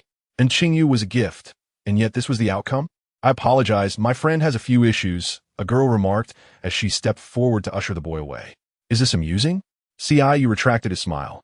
The mere thought of monogamy now eliciting a chuckle. Aren't you worried that the top student might be taken away? Seeing his cheerful demeanor, Su Yuqing felt somewhat speechless. Qingyu raised a single finger and shook it, for it is widely acknowledged that secondary characters often possess profound affection. What is there to fear? I am quite liberal. Su Yuqing. Chapter 58. Chess within the KTV. Qingyu selected a song on his phone that he particularly cherished. As the melody concluded, Su Yuqing erupted into enthusiastic applause from below. Qingyu, you're remarkable. I had no idea you could sing so well. Qingyu scratched his head modestly. It's not that impressive. I used to enjoy singing back in middle school. Upon hearing this, Su Yuqing speculated that there must be a story behind it. So, what happened? Why did you stop singing? Qingyu let out a wry smile. What else could I do? They said it would hinder my studies. Su Yuqing was momentarily taken aback, recognizing the familiar rhetoric of a concerned parent, a refrain he'd heard throughout his childhood. After a slight sigh, he reached out and patted Qingyu on the shoulder. It's all right. I understand you. Observing Qingyu's hesitant expression, Qingyu was momentarily taken aback. If memory served, the original owner had lost both parents at a young age, leaving behind a substantial inheritance. With a forced smile, Qingyu replied, just relatives. Seeing Qingyu nod slightly, Qingyu returned to selecting songs on his phone. A sharp mind picks up on discrepancies swiftly. He realized that a single statement could reveal flaws in the narrative. Adhering to the principle of saying less to avoid mistakes, he opted to sing and drink instead. Imagine if you showcased this talent at school. You'd undoubtedly be the most dazzling figure around. How about displaying your skills during the school anniversary? Su Yuqing teased, shaking the dice in his hand. Xiaoyu rolled his eyes in mild exasperation. Simply singing for you is already generous. Why ask for more? Su Yuqing feigned. What a pity there is no video recording. As the hour grew late, Xiaoyu yawned and stood up. We should head back. In the hotel, Xiaoyu collapsed onto the bed, burying his face in the pillow. Aren't you going to shower? He was asked. As he flipped on his back, he replied, You can help me. The moment the words left his mouth, he paused. He had intended to say, Hold me, but inadvertently requested assistance. I'll manage. And Qingyu said as he approached and lifted Xiaoyu from the bed. All right. That was not what I meant, Xiaoyu protested. Well, and Qingyu replied, You should let me set you down then. Days later, upon learning that they would be attending a study session, Xiaoyu couldn't help but express his enthusiasm. Sounds great. We'll undoubtedly learn some unexpected things. Yu Cheng and I will head off first. Be careful on the way, was the response. To which Xiaoyu replied with a low acknowledgement. At Sangnan University, their advisor hurried to the campus upon hearing of their return. Su Yuqing, noticing the advisor's somewhat displeased demeanor, rubbed his nose. Please don't be upset. We were only gone for a few days. Write a valid reason for your absence. Otherwise, your credits will be deducted, the advisor insisted. Su Yuqing gestured an okay sign, understood. Once he finished, the advisor glanced at the report. My father was hit by a car, so I took a few days off to care for him. The advisor raised an eyebrow. Does her father know he was hit by a car? Su Yuqing chuckled awkwardly. Aha, how could he? I'm being serious. Let me have it, Xiaoyu interjected, handing over the leave request. For the funeral. After the instructor finished reading, he looked up at him. Has someone in your family passed away? Xiaoyu slightly nodded. It's somewhat related to a friend's family. The instructor's expression changed as he recalled Xiaoyu mentioning the cold wind on the rooftop. He placed a comforting hand on Xiaoyu's shoulder and spoke earnestly. It's merely the passing of an elder. One must always look forward. Xiaoyu maintained a composed demeanor, though he was unsure of the instructor's thoughts. Yet he had provided a rationale for him. Please pour me a glass of water, the instructor said, handing him the cup from the table. Xiaoyu nodded slightly, and as the instructor left, he turned to Su Yuqing. Take care of Xiaoyu these days, and ensure he doesn't do anything foolish. Su Yuqing paused momentarily before nodding, thinking he should have concocted a story about a deceased elder himself. Upon exiting the office, Su Yuqing draped an arm over Xiaoyu's shoulder. Not bad, brother. Why didn't I think of that? Aren't you afraid your father will find out and scold you? The instructor doesn't have my father's contact information. How would he know? Current realm, boundless pinnacle. Noticing an additional character available in the training ground, Xiaoyu thoughtfully stroked his chin before selecting Qingyu. Having learned most of the others, he knew he had to grasp some military strategy. Closing his eyes, he delved into his consciousness and soon found himself in a bamboo grove, where he spotted a tall, slender figure. Upon hearing the sound, Qingyu turned to him. Shall we play a game of chess? A smile danced at the corners of Qingyuan's mouth. Xiaoyu was momentarily taken aback before nodding slightly. The second game was still ongoing, and Xiaoyu found it increasingly difficult to maintain a smile. He was not particularly adept at chess, and this time, he faced an opponent who completely dominated him. Young people should not be overly impatient, he mused. Xiaoyu raised his gaze slightly, taken aback by the youthful face delivering such sage advice. Were you saying, General? This is not Luofu. Being a general is merely a temporary title. You may call me Qingyu. Xiaoyu hesitated briefly before nodding. Qingyuan's words always carried a hint of a smile, making him appear gentle and approachable. Very well, then let us continue. Qingyu excited softly, nodding in agreement. After playing a few rounds, he gradually discerned the patterns. The pieces on the board were limited. Xiaoyu rested his chin on one hand, his gaze fixed intently on the endgame before him, brimming with confidence that he would win this round. Let us go. I will take you to train, Qingyu said, rising with a piece in hand, tossing it up and down. Xiaoyu instinctively nodded, inadvertently glancing at the board and noticing a missing piece. He suddenly looked up at Qingyu and exclaimed, Qingyu, you stole my piece. After several games, their relationship had evidently grown much closer. Qingyu inquired about various aspects of Xiaoyu's world, to which Xiaoyu responded with unreserved honesty. They soon arrived at an open area. A sword appeared in Ciu's hand. Shall we have a duel? Qingyu appeared momentarily startled before nodding. After just a few exchanges, Qingyu detected the shadow of an old friend in Ciu. Who is your master? Jinglu. Observing the change in Jingyuan's demeanor, Ciu tightened his grip on the sword.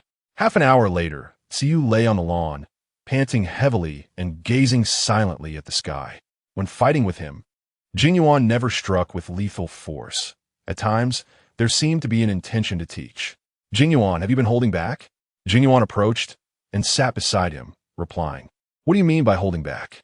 Noticing his cheerful expression, Ciu let out a faint sigh. Propping himself up with his hands, Ciu remarked, After all, you are General Luofu. A general is not necessarily skilled in martial arts. Ciu was momentarily taken aback. It felt as though he were being treated like a child. Chapter 59. Training in Dreams. I have pressing matters to attend to in Luofu, so I shall not impose further. Ciu nodded slightly, and once he departed, he rose from the ground, reflecting on today's sword techniques, replaying them in his mind several times. The following morning, Su Yuchan noticed the dark circles under his eyes and looked at him, puzzled. I recall you went to bed quite early last night. What happened? Overexerting your mind? Ciu shot him a glance, somewhat speechless, as this was a matter he found difficult to explain. After yawning and freshening up, he returned to bed. Please take notes for me. Su Yuchan paused, looking at him in confusion. Are you going to sleep now? Ciu raised a hand, and a doppelganger appeared beside Su Yuchan. Just pull him along. Su Yuchan. Gazing at that figure, Su Yuchan couldn't help but bite his lip. Such a skill was so useful that he too desired it. Who would want a puppet that could attend classes on their behalf? After a deep slumber until the afternoon, he languidly sat up in bed, stretching his limbs. Glancing at the time on his phone, he swiftly got out of bed and rummaged for a packet of instant noodles. As he noisily slurped his noodles, he casually opened his phone. It had been over 20 days since he last heard from Qingyu, and curiosity piqued within him about how their training was faring. With a soft sigh, he took out his phone and sent Qingyu a message, thinking that while it may not be visible now, it would be seen eventually. On the campus network, the topic of food delivery consistently held the top spot in training discussions. He hurriedly finished his meal and returned to bed. The thought of Qingyu returning from training, and if he couldn't match him, would only highlight his own weaknesses. At the training ground, Ciu observed the three of them standing still and raised an eyebrow. It was the first time four of them had gathered here so lively. As he approached, he noticed a somewhat tense atmosphere between Qingyu and Jinglu. Ciu blinked and turned to Hua. What are they doing? Hua shook his head slightly. They were like this when I arrived. Taking a deep breath, Ciu stepped forward. Since we are all here, let's not stand idly. How about we sit down and enjoy some tea together? A smile broke across Jingyuan's face as he looked at Ciu. All right. With his agreement, Ciu moved to a nearby stone table to brew tea. After exchanging a few casual remarks, he noticed the atmosphere between them had eased somewhat, allowing him to breathe a sigh of relief. He feared a scuffle might result in destruction of the place.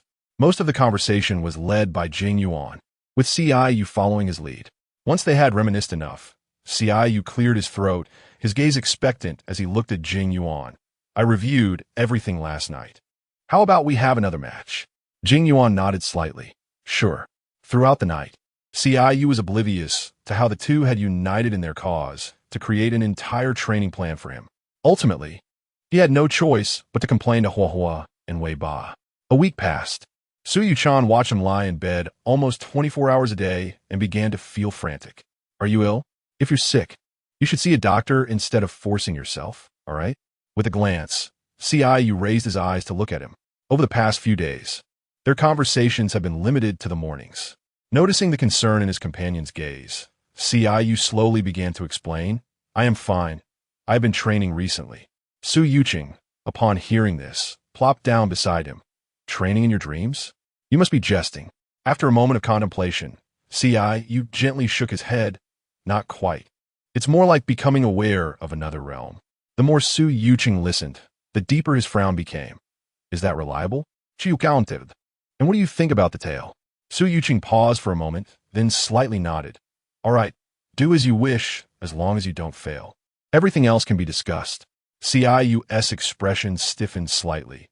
He believed the instructor would, out of humanitarianism, give him a helping hand.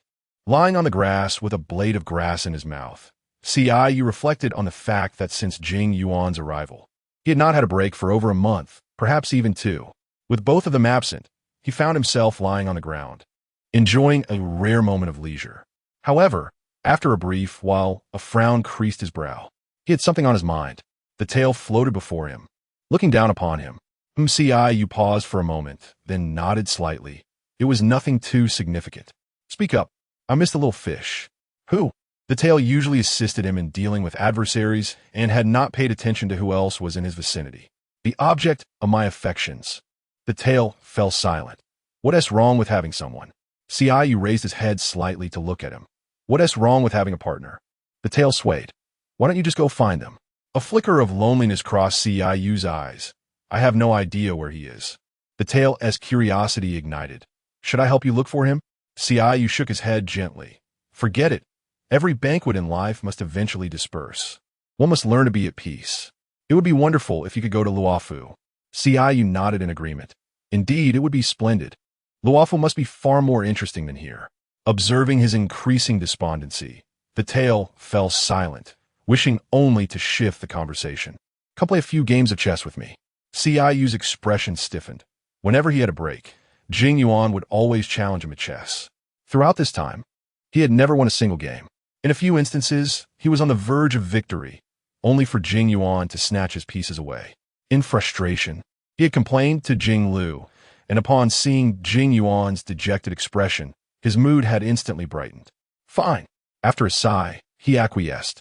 It was only a game of chess. While he could never surpass Qingyuan, he surely could not be outdone by the tale. After winning a game against the tale, his eyes visibly brightened. These past days had been filled with setbacks, nearly eroding his confidence. Again, the tale, seeing his enthusiasm, felt a sense of relief. Youthful resilience in the face of adversity was indeed a commendable trait. Exhausted from the games, Qingyu lay back on the grass and looked at the tale. Honestly, are you letting me win? The tale shot him a sidelong glance. Initially, he had indeed been lenient, but later on, he had played earnestly, only to discover that he truly could not best this young man. No. Receiving his negative response, Qingyu's lips curled into a slight smile. You might as well peruse those books on the jade tablet.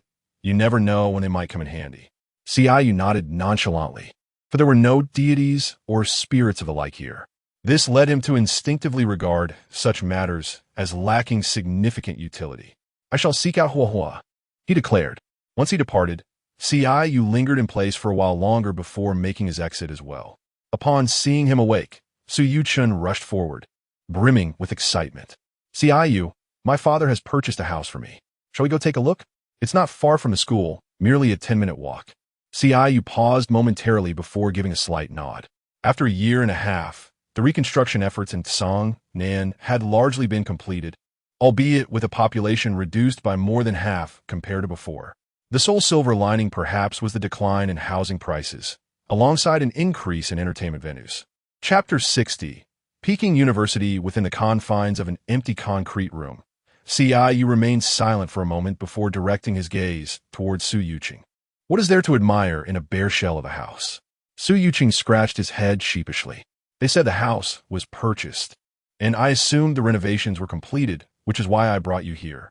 As he spoke, his voice diminished to a whisper, and noticing Qingyu's silence, he awkwardly tugged at the corners of his lips. There are plenty of shopping malls and squares nearby. We might as well wander around since we have some free time. Qingyu cast him a slightly exasperated glance before nodding ever so slightly. Upon returning to school, Qingyu had not lingered long when he heard from the instructor that 2 individuals were seeking him, leaving him somewhat perplexed. Within Qingyu and the others having departed, he found himself unfamiliar with anyone else in this place. Given the visitor's apparent intent, he anticipated trouble. As he entered the instructor's office, the tension in his concealed hands gradually eased. He had prepared himself to incapacitate the instructor swiftly should the 2 visitors pose a threat. However, he never expected the individuals seeking him to be Hong Ying and Wen Qima. The instructor calmly sipped his tea. They have already arranged your leave. You may depart now. Ciyu hesitated before nodding slightly. Be sure to have a good conversation with your cousins. The expression on his face stiffened. He was unaware of having any cousins. He glanced at the two of them before giving a slight nod. Then we shall take our leave. At the Peace Affairs office, Ciyu reclined in his seat, arms crossed. What brings Captain Hong Ying to seek my assistance? Hong Ying smiled. If you don't mind, you can call me Sister Hong Ying, just like Qingyu does. Ciyu was momentarily taken aback, then nodded slightly. Very well, Sister Hong Ying. We have discovered traces of a suspected mysterious entity in the eastern part of the city, and we would like to request your help. Ciyu was momentarily astonished.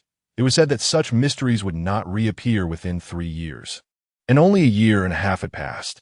Such a deviation from the norm should not occur among individuals like them, who are often relegated to the periphery. Are you certain? Ciyu's voice carried a hint of skepticism. Hong Ying nodded with a degree of seriousness. Yes, it appears to be from the neighboring city. We are unsure why it has suddenly manifested here in Songnan. Ciyu's expression stiffened. The familiar neighboring city was linked to the known mysterious entity. Could it be that it had followed a trail to this location? The thought deepened his conviction in the possibility. Shall we proceed now? Hong Ying nodded slightly. Yes. In the eastern part of the city, after disembarking from the vehicle, Ciyu leaned against the door, his complexion pale. He felt neither the swiftness of his sword nor its steadiness. He believed he must have been deranged to have boarded the vehicle in the first place. Observing the equally pallid Wen Qima who had exited the car, both recognized a shared sense of plight in each other's eyes. This was the last place where the mystery had appeared. Ciyu nodded slightly and led the way, sword in hand, into the building. After thoroughly searching the entire floor, the three of them found no sign of the elusive entity. It can't have simply retreated, Ciyu remarked with an odd expression. Hong Ying shook her head gently. The traces of this entity were discovered yesterday. With an air of contemplation, Ciyu stroked his chin and nodded. Very well. I shall remain here for a few days. He added, it's troublesome, but Wen Qimo will accompany you. Ciyu responded affirmatively and casually settled upon a stone. Wen Qimo leaned against the wall beside him. As the wind swept in, carrying grains of sand that struck their faces, Ciyu furrowed his brow slightly, allowing his mental energy to ripple outward, forming a protective circle that kept the sand at bay. This place is truly dilapidated. Hearing Ciyu's complaint, Wen Qimo surveyed their surroundings, observing the crumbling state of the unfinished structure, the walls in tatters, the cold air seeping through, and the encroaching weeds. The entire scene was indeed in ruin, evoking a sense that with a stronger gust, the edifice might collapse in an instant. Closing his eyes, Ciyu sought a comfortable position against the wall. After 2 or 3 days of vigilant waiting, the mysterious figure still did not appear.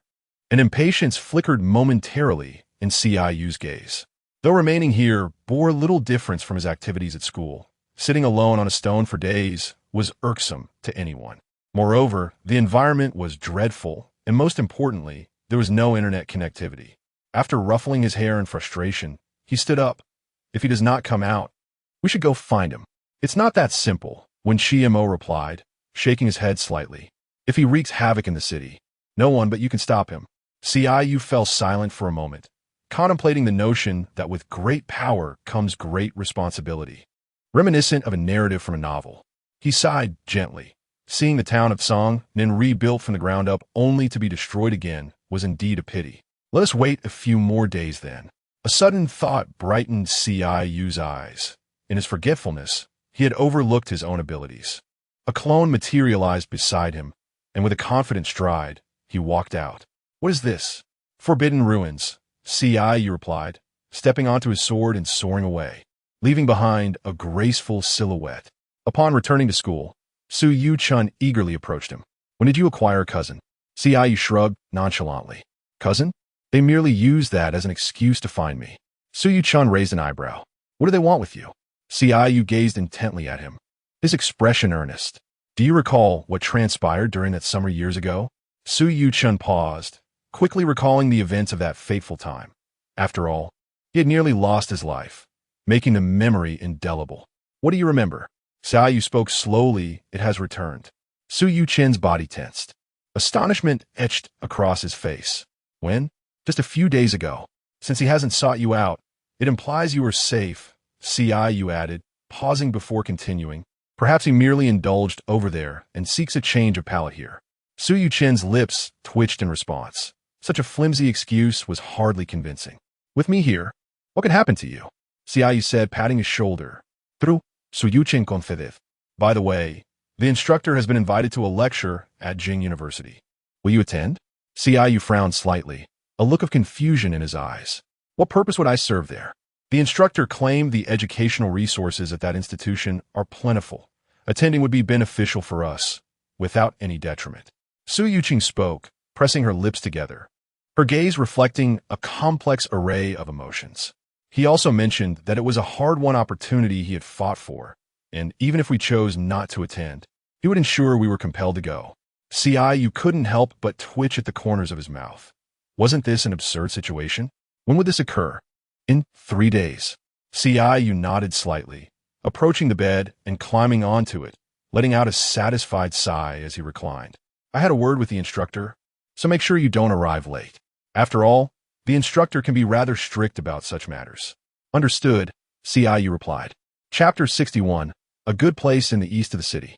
When Shima's spirit remained acutely attuned to the subtle shifts in the environment, noticing someone approaching swiftly, he glanced over, anticipation flooding through him. After a few moments without a response, he turned to look again. Ciyu, with eyes closed, appeared to be in a deep slumber. When Shima approached and gently tapped Ciyu's shoulder. Wake up, don't sleep. Ciyu opened his eyes and met his gaze before rising to his feet. You'd better run far away later. When Shima paused briefly, then nodded softly. In a battle of immeasurable intensity, even his involvement would be of little significance. Drawing from their previous encounter, Ciyu summoned 3 avatars, surrounding the monstrous creature from 4 directions. Suddenly, a shadow darted past the stairway. Ciyu narrowed his eyes, focusing intently. Before him stood a sleek black leopard, approximately 3 meters in length. Taking a deep breath, Ciyu unleashed a torrent of sword energy that surged towards the leopard like a tidal wave. With a fierce roar, the leopard extended its forepaw to meet the oncoming sword energy, effortlessly tearing through it as it charged at Ciyu. Frowning slightly, Ciyu retreated swiftly while launching several more sword strikes. The sharp blades left deep gashes upon the leopard's hide, typically renowned for its speed and ferocity. The leopard displayed a clear deficiency in defense. Realizing this, Ciyu's eyes flickered with determination, and in the next moment, both he and the leopard found themselves on a stage. Suddenly thrust into this unfamiliar setting, the leopard instinctively took a step back, eyes filled with wariness. Fixate on Ciyu.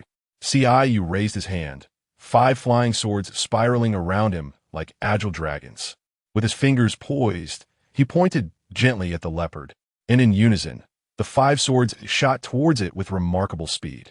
The leopard evaded 3 of the swords with its impressive agility, but the remaining 2 grazed its fur, leaving behind crimson lines. It let out a thunderous roar, its fur bristling as it lunged towards Ciyu with incredible velocity, generating a fierce gust of wind. Ciyu stood resolute, his demeanor composed, and as the leopard closed in, he lightly tapped the ground with his toes, soaring into the air like a nimble swallow. Mid-flight, Ciyu transformed into Lin Xie. Since that incident at the fasting site, he had found Lin Xie's divine alterations quite useful. Though his realm was somewhat inferior, its diverse applications could momentarily confound the beast. As he prepared to summon something, Ciyu's expression stiffened. At a critical moment, he found himself unable to recall a poem. Wisteria hangs from the clouds, flowers entwined in the spring. Suddenly, several tendrils of wisteria appeared on stage, ensnaring the leopard like a dumpling. Seizing the opportunity, Ciyu directed the 5 flying swords to renew their assault. The swords whistled sharply as they pierced towards the leopard from various angles. After a brief entanglement, the leopard regained its mobility, twisting its body in an attempt to evade the oncoming strikes. Yet, due to that fleeting moment of delay, the 5 swords converged upon it simultaneously. The flying sword pierced its body from various angles, one strike penetrating the brain, resulting in an instant demise. Ciyu exhaled deeply, opening his eyes. Retrieving the sword from his grasp, he stepped outside, glancing at Qingyu as he passed the corner, leaving behind a single phrase before continuing on his way. Dead. When Qingyu appeared inside, only to find not a trace of a corpse, nor any signs of struggle. Where had the enigmatic body vanished to? Turning on his heel, when Qingyu hastily pursued him. You regarded him with a half-smile. When seeking assistance, is it not customary to offer some form of recompense? When Qingyu paused, his expression momentarily faltering. Are you suggesting that your desired compensation is the corpse? You nodded slightly. Indeed, is there a problem with that? After a brief silence, when Qingyu shook his head, even if you had no interest, they would still take the body for disposal. Thank you. You waved his hand dismissively. What is there to thank? We are merely fulfilling our respective needs. I have matters at school to attend to, so I must take my leave. With that, he swiftly mounted his flying sword and sped towards the school. With an hour remaining until the gathering, he was keen to avoid being the sole latecomer. Upon returning to the dormitory, you hastily donned a set of clothes and dashed downstairs. Su Yuqing waved at him upon noticing his presence, and, as he drew nearer, spoke up, "Where have you been? Your sudden disappearance startled me. I had some matters to attend to. I thought you weren't coming. I even considered asking the instructor for leave." You chuckled. "Let us go." Su Yuqing nodded in agreement, placing a hand on his shoulder. "I wonder how many days we can stay in Beijing." You tilted his head slightly to look at him. Beijing is not like Songnan. There will surely be more peculiar occurrences there. After expressing this, he cast a confirming glance at Su Yuqing. Su Yuqing responded with a look of surprise. By the time they arrived, 3 others had already gathered. The instructor cleared his throat and stepped forward. "Allow me to introduce my students, Su Yuqing and Ciyu." Su Yuqing took a step forward to greet them. "Greetings, teachers." Indeed, in Beijing, upon disembarking from the plane, Ciyu pushed his suitcase towards the airport exit. "Shall we head straight to the school?" The instructor shook his head slightly. "First, we need to find your classmates." Su Yuqing raised an eyebrow in surprise. "You have other students?" The instructor responded with a hint of exasperation. "I have 5 in total." Su Yuqing nodded dismissively. All right. At the night market, pedestrians bustled to and fro, making it challenging for anyone to navigate through the crowd, let alone while pushing a suitcase. Su Yuqing gritted his teeth. "This is what you call a good place." The instructor cleared his throat awkwardly. The location he provided me was unexpected. Su Yuqing rolled his eyes silently. Now that they were here, it was too late for complaints. You cast a sidelong glance at him. You could have simply called him over. The key is that he has already placed the order. After a brief silence, you solemnly handed the suitcase over to him. "Then I will trouble you with this." Su Yuqing mirrored the gesture, saying, "Instructor, good luck. I have faith in you." As they plunged into the crowd, the instructor hurriedly rushed forward, exclaiming, "Wait for me." Arriving at a beverage shop, you cast a swift glance and ordered 3 cups of lemonade. With a straw in his mouth, he was nearly propelled forward by the throng. Leaning against the wall, the instructor, struggling with 2 suitcases, huffed and puffed to keep up with the 2. Upon reaching a familiar establishment, he called out to the crowd, Su Yuqing, noticing that they continued to advance. He set down his suitcases and squeezed his way through. At a nearby table, Bai Li, who was about to enjoy a meal, paused momentarily, sensing he had heard Ciyu's name. Chapter 62. Have you consumed it? As they approached, the instructor called out to the 2, waving his hand, Ciyu. Su Yuqing. Upon hearing his voice, Ciyu paused momentarily and turned his head. The instructor, noticing his attention, gestured for him to come over. With a slight turn of his foot, Ciyu walked towards him. Upon their approach, the instructor remarked, "I've been calling you for ages, and you've ignored me completely." Qingyu smirked slightly. "Have you found the person?" The instructor nodded slightly. "Indeed, follow me." Ciyu bit his tongue and glanced into the distance. "Is there someone? Or is it just an illusion?" Su Yuqing leaned closer to him. "What's wrong?" Ciyu shook his head slightly. "Nothing." The trio halted by the wall, where a girl in a school uniform was seated. She greeted them with a smile. "Instructor, long time no see." The instructor nodded slightly and pulled out a chair next to her to sit down. The girl smiled at them. "We haven't introduced ourselves yet. My name is Lin Jiqing." Su Yuqing nodded slightly. "I am Su Yuqing, and this is Ciyu. You go ahead and eat. I'll go grab some more things. With that, the instructor stood up. Once the instructor left, the girl turned to them. Does our instructor have a girlfriend? Su Yuqing looked at her with a complex expression. Give it up. Teacher-student relationships rarely end well. Ciyu nearly spluttered his drink. What are you thinking? I was merely asking for someone else. Lin Jiqing shot him a slightly exasperated glance. Su Yuqing cleared his throat and laughed. Haha, I was just joking. I have no idea if the instructor has a girlfriend. That belongs to his personal privacy. I heard he holds a master's in biology. Yes. At this moment, a juicy piece of gossip came to mind. Ciyu's eyes sparkled with interest. Who doesn't enjoy a bit of gossip that doesn't involve themselves? Lin Jiqing gestured for them to come closer. Come a bit nearer. Both leaned in, and the next moment, a burst of laughter erupted. Ha, you fell for it. Ciyu and Su Yuqing exchanged glances, speechless. Ciyu took a sip of the lemonade on the table. It's not that I don't want to tell you. It's that the instructor won't allow it. Su Yuqing leaned closer to Ciyu, whispering, she can't possibly think we still believe her, right? Ciyu observed her demeanor and nodded slightly. Su Yuqing raised an eyebrow. What a social butterfly. What is your major? Biology. I'm in vehicle engineering. Ciyu handed her the milk tea he intended for the instructor. What does that primarily involve? Lin Jiqing set the milk tea aside and began to explain. Upon returning, the instructor felt a sense of satisfaction seeing the three engaged in cheerful conversation. It seems you're all getting along quite well. Su Yuqing nodded slightly. Why did it take you so long to order? There's no helping it. There are too many people.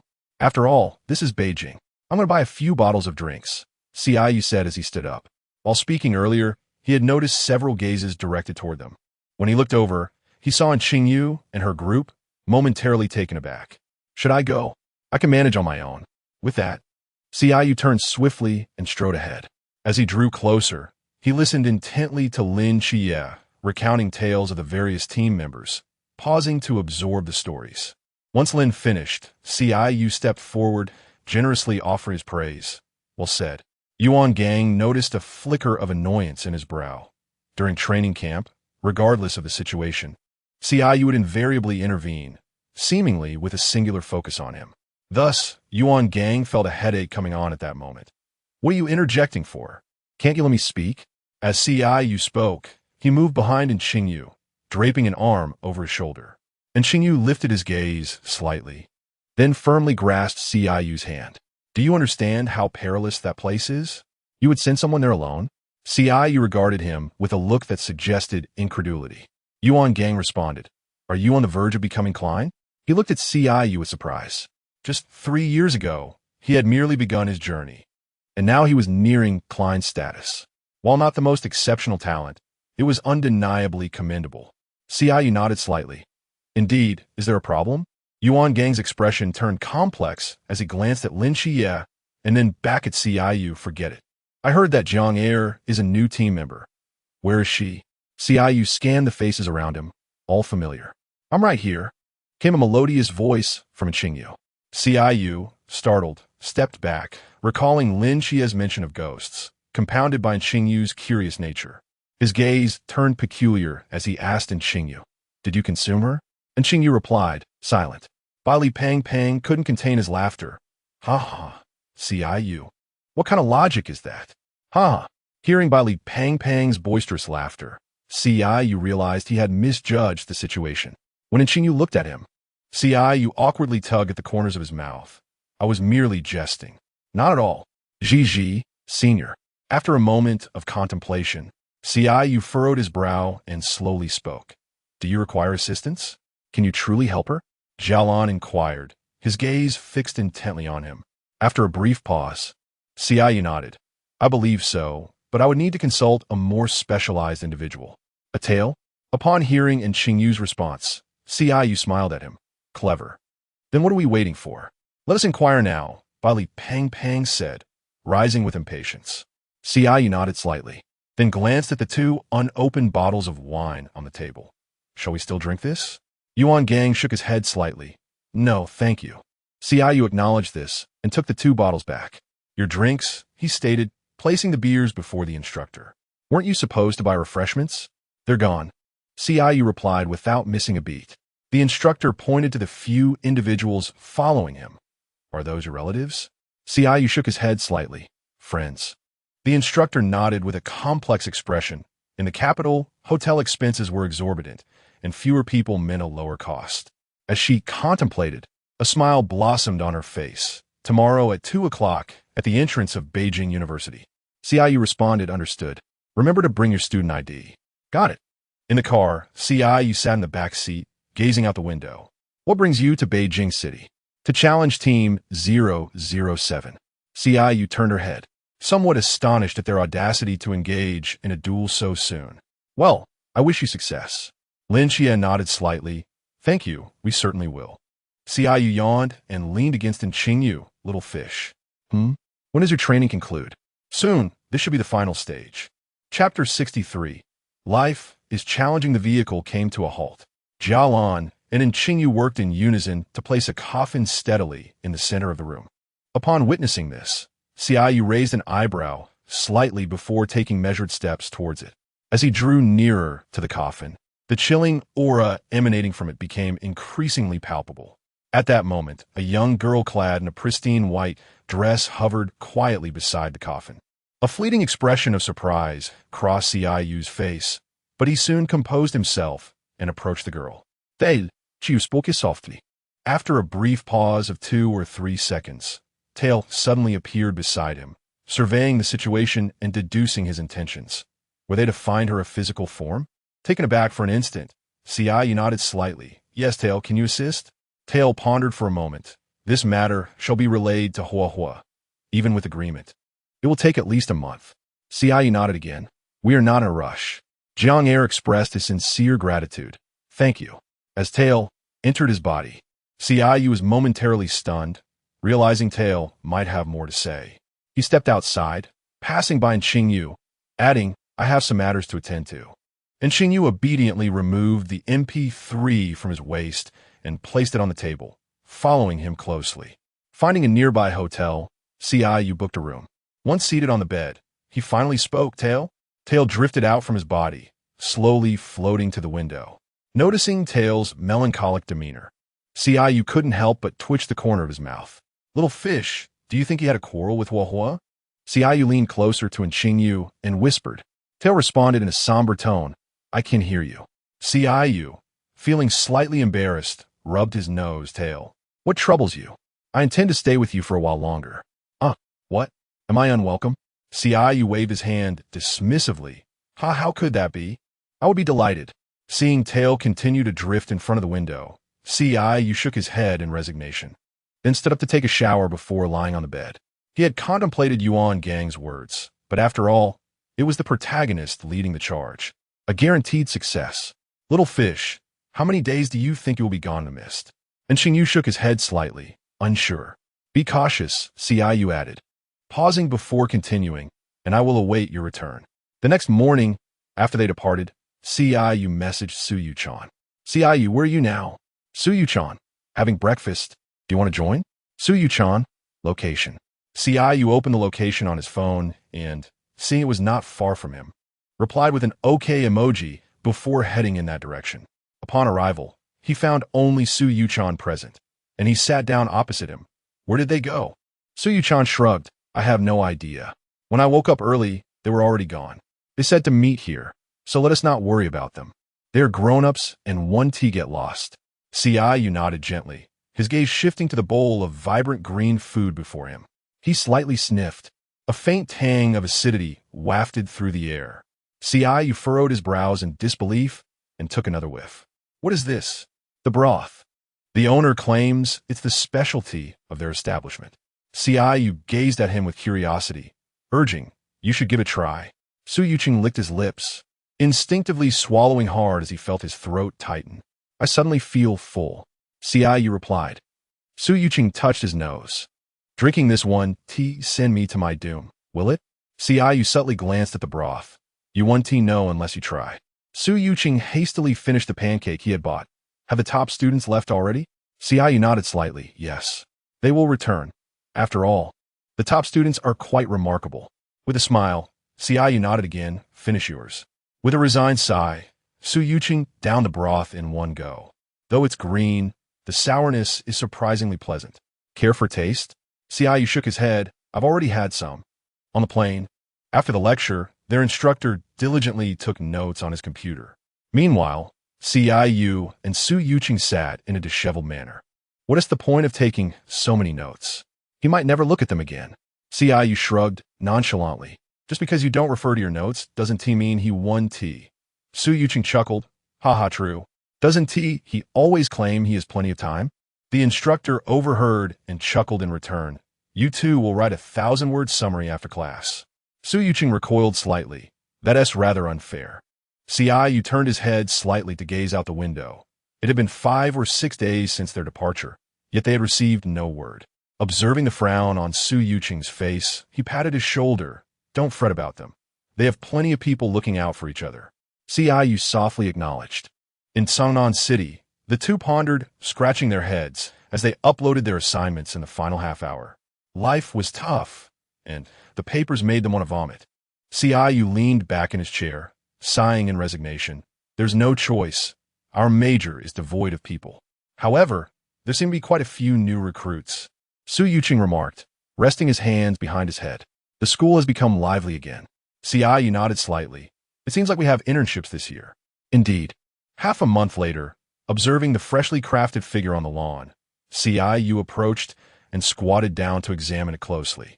After a moment, he reached out to gently touch it, his eyes widening in surprise. What a lifelike mannequin.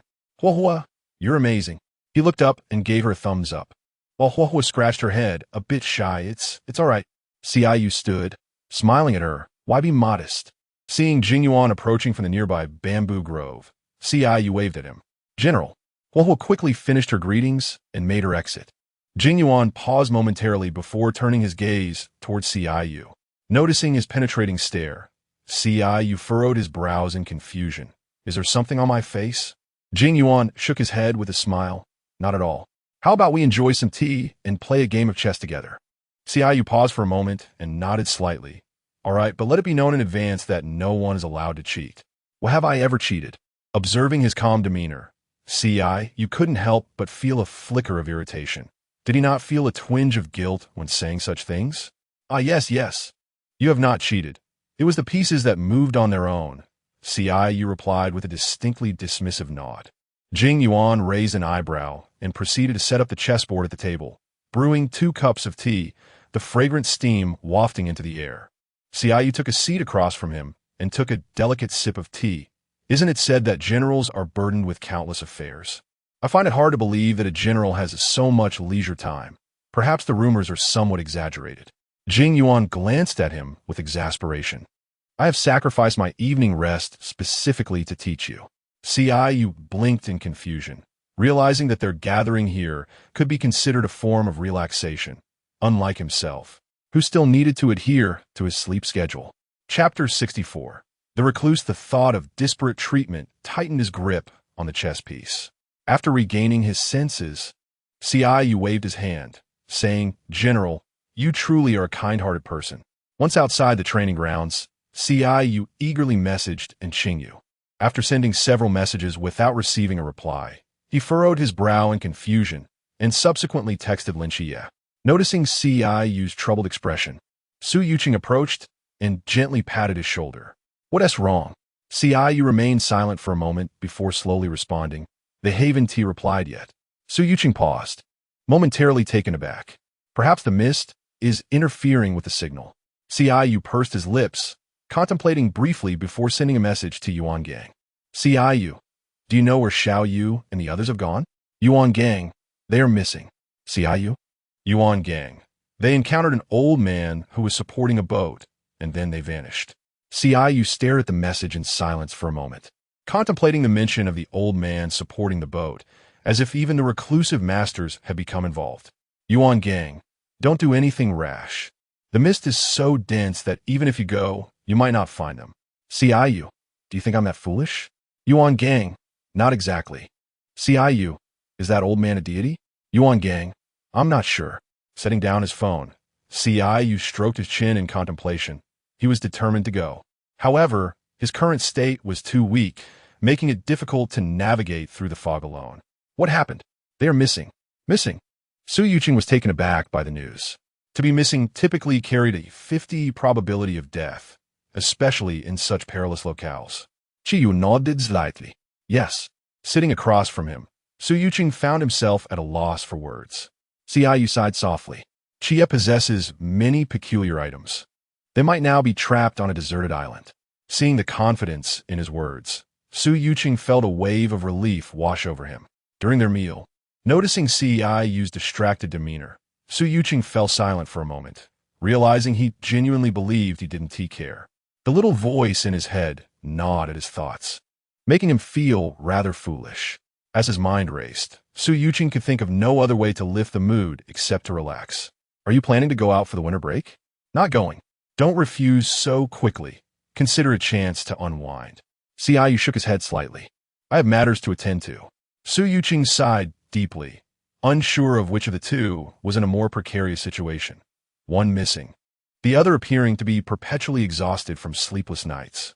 Proper balance between work and rest could yield greater results. He shouldn't push himself too hard. Ciyu looked at him incredulously. If you could just make less noise during the day, I could actually get a good night's sleep. Su Yuqing was momentarily stunned. So you stay up late because I'm too noisy during the day? Is there any other reason? Am I training from dawn till dusk, neglecting sleep? As Ciyu spoke, his expression grew increasingly incredulous. What a joke. Su Yuqing mused. If only he could traverse time. He would undoubtedly give his past self a resounding slap. What was there to worry about day after day, only to end up feeling foolishly moved? Fear not, for I possess ample time. No matter how hard I strive in the short term, ascension is inevitable, is it not? Su Yuqing nodded vacantly beside him. Thus, you ought to refrain from indulging in insipid novels. Do you take me for a protagonist with boundless prowess, ascending in strength within a brief period and wreaking havoc? At this, Su Yuqing nearly choked on his own saliva, incredulous at the mention of such a cliché character. Ciyu, speak sensibly. Ciyu rolled his eyes slightly in exasperation. It is you who has conjured this absurdity. Su Yuqing deleted the text he had initially composed, nearly resorting to a backup plan. Observing Ciyu, still managing to smile, he felt a sense of relief. Current realm, Klein. In a state of confusion, one will not be detected by enemies of the same tier or below. Upon reading this ability, Ciyu's lips twitched. What use is it to remain undetected at the same level? Is it not more crucial to counterattack those of a higher realm or escape their grasp? During the spring festival, Ciyu found himself lost in thought in the laboratory. Realizing that not a single mouse remained, he furrowed his brow, directing his gaze towards the specimens preserved in formalin. Here, he was the sole living creature, and he found himself missing the snowy white mouse. After standing in contemplation for a moment, he began to search his surroundings. A completely white mouse should be easy to find in the sewers. After a fruitless round of searching, Ciyu sat down, grinding his teeth in suspicion that Qingyu had taken Snowball with him when he departed. With a slight sigh, he picked up his phone. The festive season was also upon the Xianzhou side, and it had been 3 or 4 long days since he last saw the trio. As the numbers on his phone screen dwindled to 0, he silently wished Happy New Year. Suddenly, a message from Su Yuqing popped up, Happy New Year, followed closely by Li Zixuan's own greeting. Su Yuqing added, So, on this grand occasion, we have not forgotten you. Isn't that delightful? Ciyu hastily retracted a message of gratitude. Su Yuqing inquired, Where are you? We have prepared fireworks. Would you like to watch them together? Last year, they had forgotten to buy them, but this year they were determined to make up for it. Ciyu slipped on his shoes and rushed outside towards the sewer. Where are you? I am coming to find you. Upon arriving at the designated spot, he waved to them. Li Zixuan gave him a once-over. I feel like you've changed. Ciyu was momentarily taken aback. He did not perceive any change within himself, save for perhaps his realm. What had changed? He could not pinpoint it, but something undeniably had. Su Yuqing placed a hand on his shoulder. I think he hasn't changed. He is just the same as before. Li Zixuan responded with a hint of annoyance. You two spend all day together. It's remarkable you can notice any change at all. Aren't we supposed to set off the fireworks? If we delay, it will be dawn before we know it. Su Yuqing pushed the two forward. Then what are we waiting for? Bursting into vibrant colors, the fireworks illuminated the night sky above the city. And Qingyu took out his phone to capture a photograph to send to Qingyu. At the outset, he would occasionally send messages to Qingyu. But after 2 months of silence, he resorted to merely sharing photos and school announcements, treating her like a mere notebook. The pinned message at the top remained easily accessible, and should they reconnect in the future, Qingyu could readily point out any of his shortcomings. Chapter 65. The Mist on the following morning. The trio gathered to investigate information. Li Zixuan rested his chin on one hand, intently perusing the materials concerning the mist, his expression grave. Meanwhile, Su Yuchen reclined on the sofa, remote control in hand, his gaze fixated on the broadcast about the mist. Unable to contain his frustration, he remarked, "There is so little information about the mist. After searching for ages, all I've discovered is when it first appeared. The Great Xia has imposed a blockade on information beyond the mist, making it exceedingly difficult to uncover anything." Qingyu, feeling drained, lazily turned over. Being dragged out early in the morning by these two to sift through intelligence was exhausting. Su Yuchen cast the remote aside, exclaiming, "If worse comes to worst, we could at least have a world map. How is it that there is not even a single world map?" Qingyu paused, slightly taken aback, then set down his book. Although he lacked a world map, he vividly remembered the approximate locations of various tectonic plates. He intended to use his computer to create a diagram, but as his gaze inadvertently fell upon the jade tablet beside him, he furrowed his brow. After a moment of silence, he reached for the jade tablet, recognizing its superior functionality. The 7 continents and 4 oceans, Qingyu silently recited in his mind, arranging them in rough order. After marking their relative sizes and positions, he nodded to himself in satisfaction. The other two noticed his actions and leaned in for a closer look. Su Yuchen observed the tablet, which displayed patterns resembling little chicks and several circles, and inquired, "What is this?" Without lifting his gaze, Qingyu replied, "A world map." After a brief silence, Li Zixuan finally mustered a response. "It's well drawn. Perhaps refrain from drawing next time." Qingyu. He continued to scrutinize the diagram for a few more seconds, feeling content with its simplicity and clarity. Su Yuchen pointed to the nearest small circle to Great Xia, suggesting, "I think they might have drifted to Japan." Li Zixuan pondered for a moment before indicating a more distant large circle. "I believe it should be here. After all, they've been adrift for months. How could they have drifted so close? What if they turn into modern-day Robinson Crusoes and encounter a Saturday?" Li Zixuan burst into laughter at his own remark. "You're quite something." Su Yuchen rubbed his nose and looked at Qingyu. "Don't you think that makes sense, Qingyu?" Feeling both their gazes upon him, Qingyu silently stood up.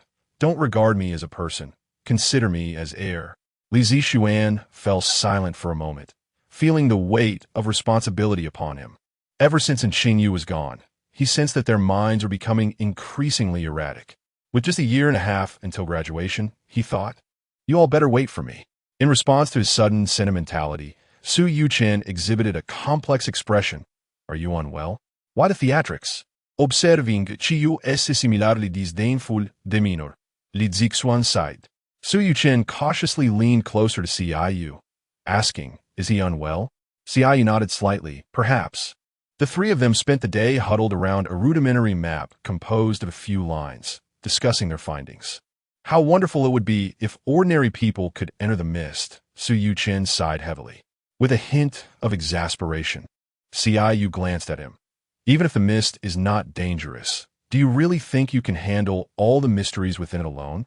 Su Yuchen shook his head slightly. "No, I know that you will venture into the mist after a certain period. But how will you manage alone when you can't even cook?" Qingyu's lips twitched. While it was true he couldn't prepare a meal, he could always purchase ready-made food to stash in his backpack. Why was he feeling melancholic? A man in his 20s, going out and having friends worry he might starve to death? The thought alone was enough to make him wish he could just throw himself against a block of tofu. After a soft sigh, Qingyu reached out and tapped him lightly. "I'm the one going, not you. Besides, there's still plenty of time. Who knows? They might float back in a few days." Su Yuchen rubbed his head. "True." As June arrived, cicadas chirped softly. Qingyu sat on the steps, propping his chin on one hand, his gaze drifting past the mottled shadows of the trees towards a group of graduates clad in their gowns, laughing and capturing memories and photographs. Their major had few students, so a casual snapshot would suffice as a graduation photo. After taking pictures for others, Su Yuqing walked over and sat beside Qingyu. He casually picked up a bottle of water resting on the steps, twisted off the cap, and took a gulp.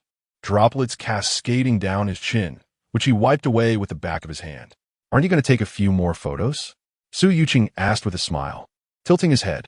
Qingyu shook his head slightly. "No, it's fine." Su Yuqing paused, then gently patted Qingyu's shoulder. "You're leaving, aren't you?" Qingyu was momentarily taken aback, then turned to him. "Why do you say that?"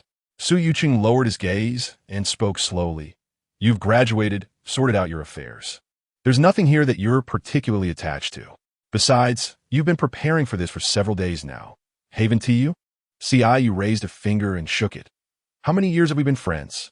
"About 6 years, I suppose," Su Yuqing replied, pausing as if suddenly realizing something. "Are you implying that what makes you reluctant to leave is me?" Qingyu smiled. "What are brothers if not a reason to feel nostalgic?" At this, Su Yuqing's eyes lit up. Qingyu stood and walked toward the exit. "Let us enjoy ourselves properly before you leave." "All right, then I'll decide what we do," Su Yuqing said, quickening his pace to match Qinyu's. The two walked side by side out of the school gates, the afternoon sunlight bathing the street. Qingyu squinted up at the sun. "Where to?" Su Yuqing grinned.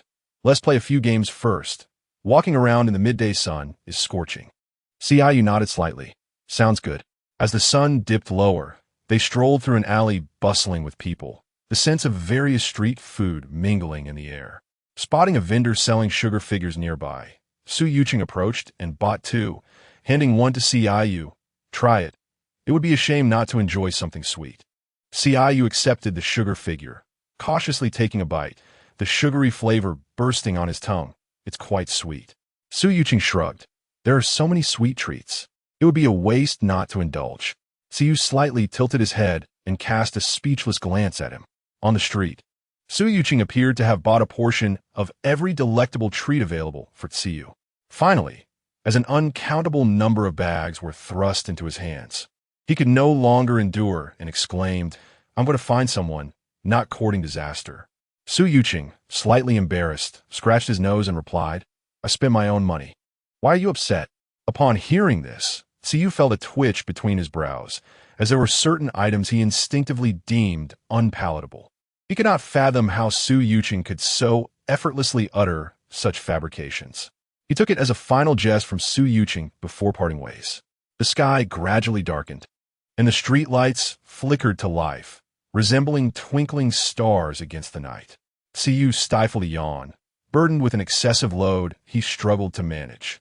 Observing Su Yuqing, who seemed still intrigued, Qingyu sighed softly and followed him. A month prior, he had attained the realm of the secondary deity. In comparison, he felt his own vitality paled next to Su Yuqing's spirited demeanor. He began to understand how Qingyu could doze off at any moment. As they walked side by side, the moonlight spilled over them, casting elongated shadows. "Shall we head back?" Qiyu's eyes instantly brightened at these words. He had been anticipating this moment for 3 to 4 hours. Chapter 66 Official Remarks. The next morning, Su Yuqing slowly massaged his slightly sore back. Since entering university, he had never experienced such intense training. The relentless walking back and forth for 5 or 6 hours had nearly exhausted him. Stepping out of his room, he noticed Qingyu sitting on the living room sofa, rubbing his wrists, and couldn't help but chuckle. "I must say, you've reached a commendable level of cultivation, yet after just a stroll, you seem quite fatigued." Qingyu silently rolled his eyes. Throughout his 4 years of college, he had spent most of his time lounging in bed, relying solely on mental training to enhance his abilities. Although his physical constitution was strong, he remained undeniably weak in terms of stamina. Su Yuqing continued his teasing. "If what you say is true, with your high level of cultivation, you ought to be worried about others mocking your poor endurance." Qingyu replied nonchalantly, "It's fine, as long as I could take down my opponents with a few moves." He added, "Besides, one does not necessarily have to fight in person." Su Yuqing was momentarily taken aback, finding a strange sense of logic in his words. as long as you're happy. Ciu produced a set of keys and placed them on the table. Isn't Zishuan coming back? If he has nowhere to go, he can stay at my place for the time being. After rummaging through his backpack, he retrieved a few items. Sangnan City is quite safe. You often mention encountering monsters whenever we go out, so you should try to stay within Sangnan for the next few days. Understood. He continued. This is an item made by Hua Hua that effectively wards off malevolent spirits. If you're afraid of ghosts, you can take this with you. As he spoke, Ciu placed a yellow talisman on the table. All right, this should be about all I can leave you with. Ciu looked up, noticing Su Yuchen's eyes were slightly red, as if on the verge of tears, and his lips twitched involuntarily. As I've said before, I'm going to find someone, not to seek death. Su Yuchen sniffed. Then why are you discussing your last wishes? Ciu's lips quirked. With his tail by his side, how could anything go wrong? I worry that if I haven't returned yet, you might meet your end first. How dare you? Ciu laughed, just kidding. Come on, let's have one last meal together. Su Yuchen stood up. Let's go. I'm leaving now. He waved his hand. Travel safely. I'll be waiting for you in Sangnan. Ciu nodded slightly. Rest assured, I will bring him home. Upon reaching the nearest stretch of land, Ciu jumped off his sword. Calculating the distance, he thought, I should be near Korea.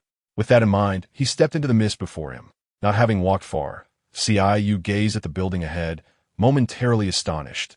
This structure hasn't completely vanished? Sensing something approaching from the surroundings, Ciu furrowed his brow, quietly channeling his mental energy around his body. He acknowledged that his earlier voice had indeed been too loud.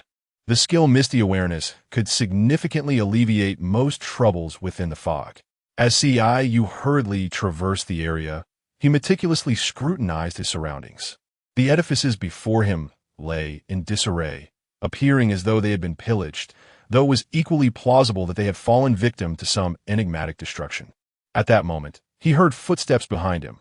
Ciu furrowed his brow slightly and sprang onto a nearby structure.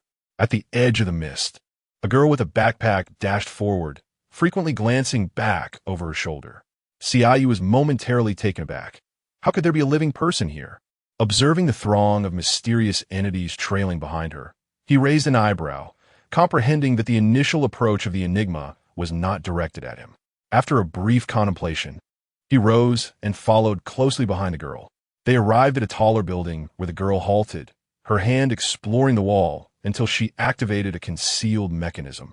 Slipping inside, Ciu, slightly astonished, raised an eyebrow. Once the surrounding mysteries dissipated, he leaped down and approached the wall for a closer inspection. Hearing a noise behind him, he instinctively glanced back and then paused to wait. At that moment, a disheveled young man, seemingly around 20, rushed toward him. Upon seeing Ciu, the young man appeared momentarily startled. Without a word, he seized Ciu and pulled him inside. Darkness engulfed them instantly. Ciu blinked and surveyed his surroundings. The tunnel was exceedingly narrow, approximately 80 centimeters wide. After walking for about 5 or 6 minutes, a glow appeared ahead. He squinted. The underground space was modest, roughly 80 square meters. A solitary, dim yellow light stood in the center, insufficient to illuminate every corner. There were 17 individuals gathered here. What is your name, and where are you from? The inquiry caught Ciu off guard. He had studied a bit of English, but after all these years, it had become a mere patchwork, let alone the scant Korean he had only glimpsed on television. Are you mute? Suddenly, an idea struck him, and he retrieved his headphones, connecting them to Yu Zhao. After selecting the language, he turned to face the bewildered individual before him and opened his mouth. Are you all right? The translation flowed smoothly into his ears, and Ciu's expression brightened as he waved his hand. What is your name? Ciu. You are not mute. Noticing a few people approaching with an aggressive demeanor, Ciu raised an eyebrow. Various sounds filled his ears, causing his eardrums to ache from the cacophony. Rubbing his temples, he glanced back toward the path they had come. He only wished to ascertain one final detail before departing. The air was thin. An amalgamation of scents invaded his nostrils, leaving him with a slight headache. After a while, the young man approached him. Don't worry, you won't be driven away.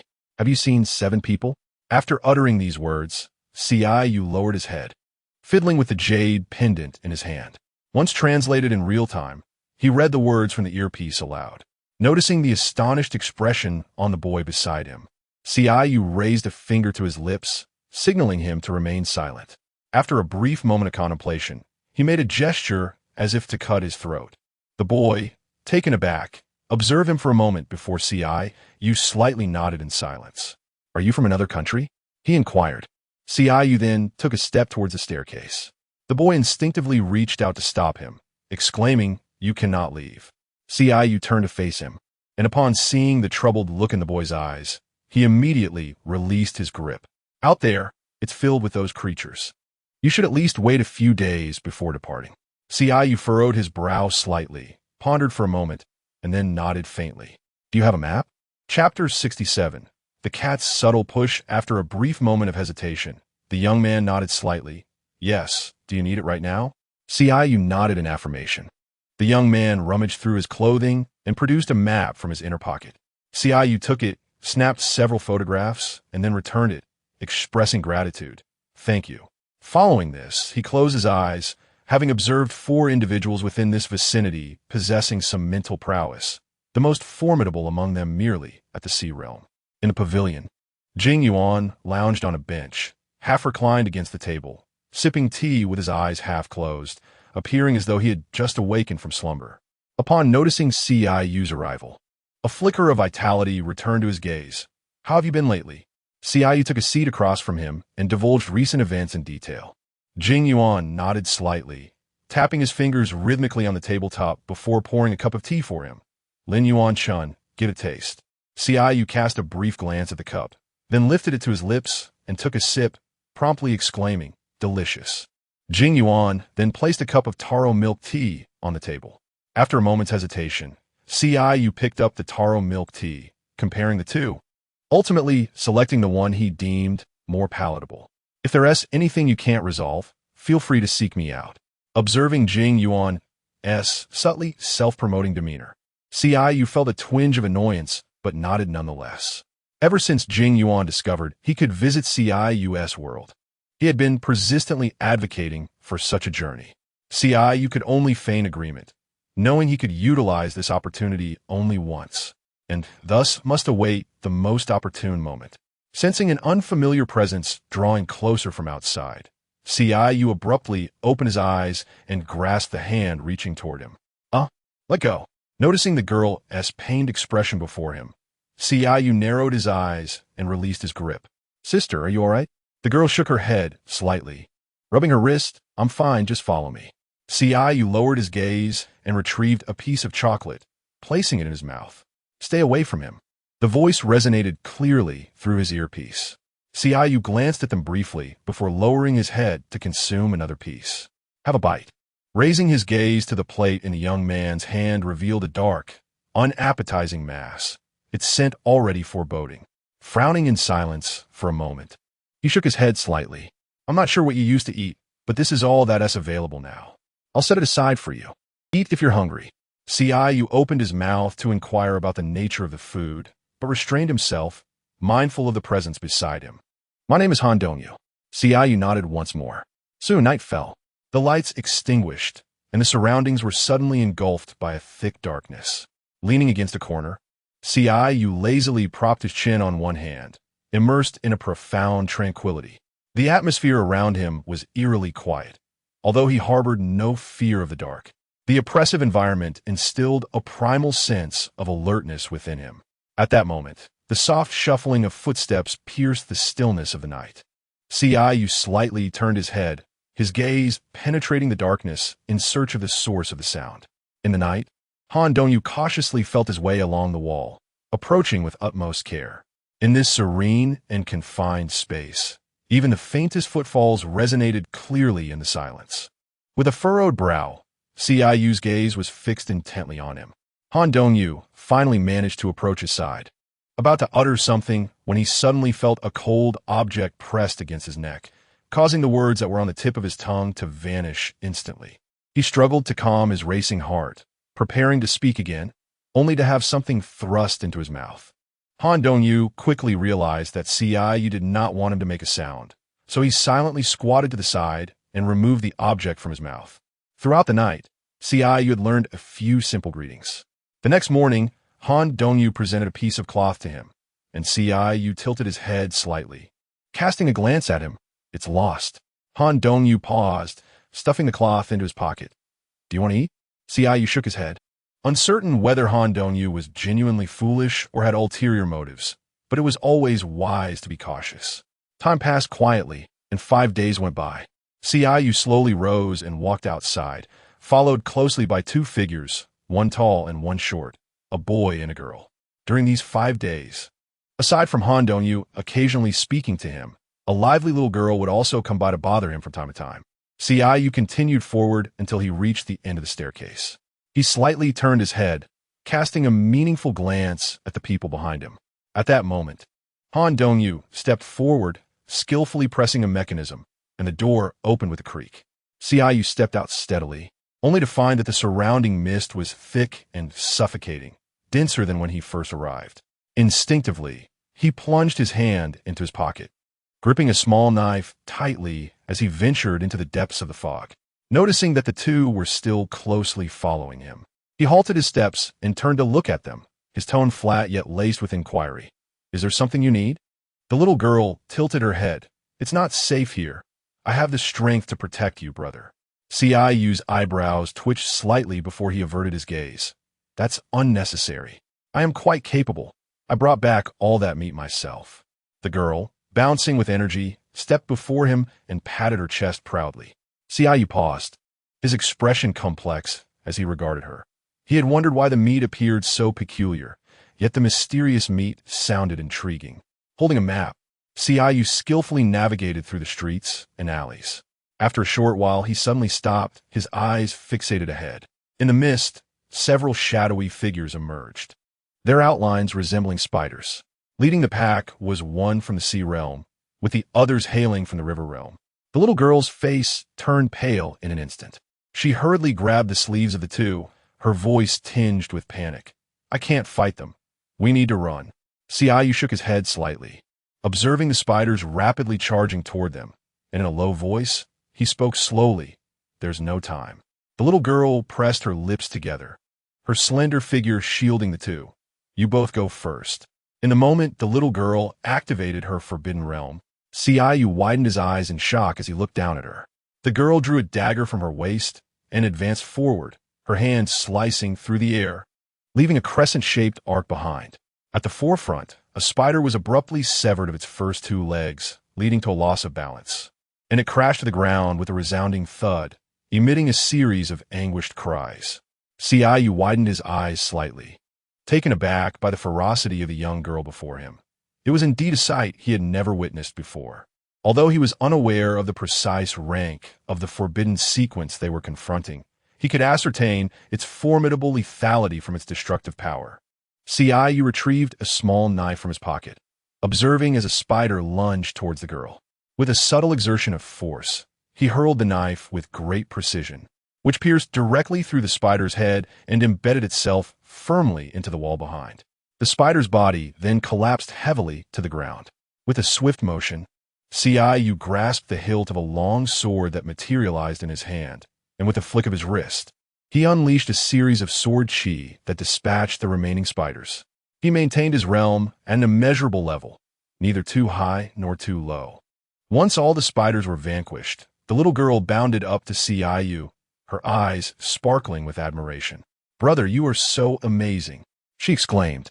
Qingyu sheathed his sword and continued onward, while the girl clasped her hands behind her back and hurried to keep pace beside him.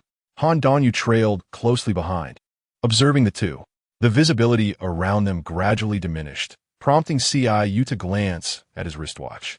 They had been journeying for approximately 8 hours since their departure. He subtly turned his head to assess the 2 behind him. His lips were chapped and his steps somewhat unsteady, yet his gaze remained clear and spirited. During their trek, he had discreetly taken several sips of water, maintaining a relatively normal complexion. Qingyu turned his attention back to the path ahead, unable to suppress his admiration for the girl's boundless energy. They had encountered no fewer than 50 mysteries along the way, with Qingyu addressing all those ranked above the river realm. The ones below that threshold were often dispatched by the girl before he could intervene. The hour grows late. We should return, Han Dongyu remarked, his gaze scanning the surroundings with vigilance. Chapter 68. Little Grass, I had no intention of going. As the words left Qinyu's lips, he sensed two astonished gazes fixed upon him from behind. Furrowing his brow slightly, he inquired, "Is there an issue?" Observing Han Dongyu's bewildered expression, Qingyu redirected his attention to the surroundings, seeking out a relatively intact building, and proceeded towards it. Ascending the staircase, he reached the top floor and settled into a corner. With a complex gaze, he looked at the little girl across from him and sighed softly. "What is your name?" The girl tilted her head and smiled. "I don't have a name. My sister often calls me Little Grass." Qingyu's expression momentarily froze. "Why is that?" "Because she says that little grass can grow anywhere." After a brief silence, Qingyu nodded slightly. Leaning against the wall in contemplation, he retrieved a lollipop from his pocket. "Would you like one?" Little Grass accepted it with both hands, curiously examining the item. "What is this?" "Candy," Qingyu replied, unwrapping one and popping it into his mouth. Noticing Han Dongyu's gaze, he tossed him one as well. Yawning, he leaned against the wall and succumbed to sleep. For the past few days, he had been in someone else's territory, hardly getting any rest. Most of his time had been spent in the simulation training ground, remaining vigilant whenever there were others around. The following morning, he awoke with a yawn, the sweet taste still lingering in his mouth, and his spirits lifted considerably. After taking a few steps, he noticed the two still trailing behind him. Qingyu clicked his tongue lightly. "Why are you following me instead of returning?" Upon seeing their bewildered expressions, he activated the translation device and explained. Little Grass lowered her head, nervously fidgeting with her dress. "Brother, can I follow you?"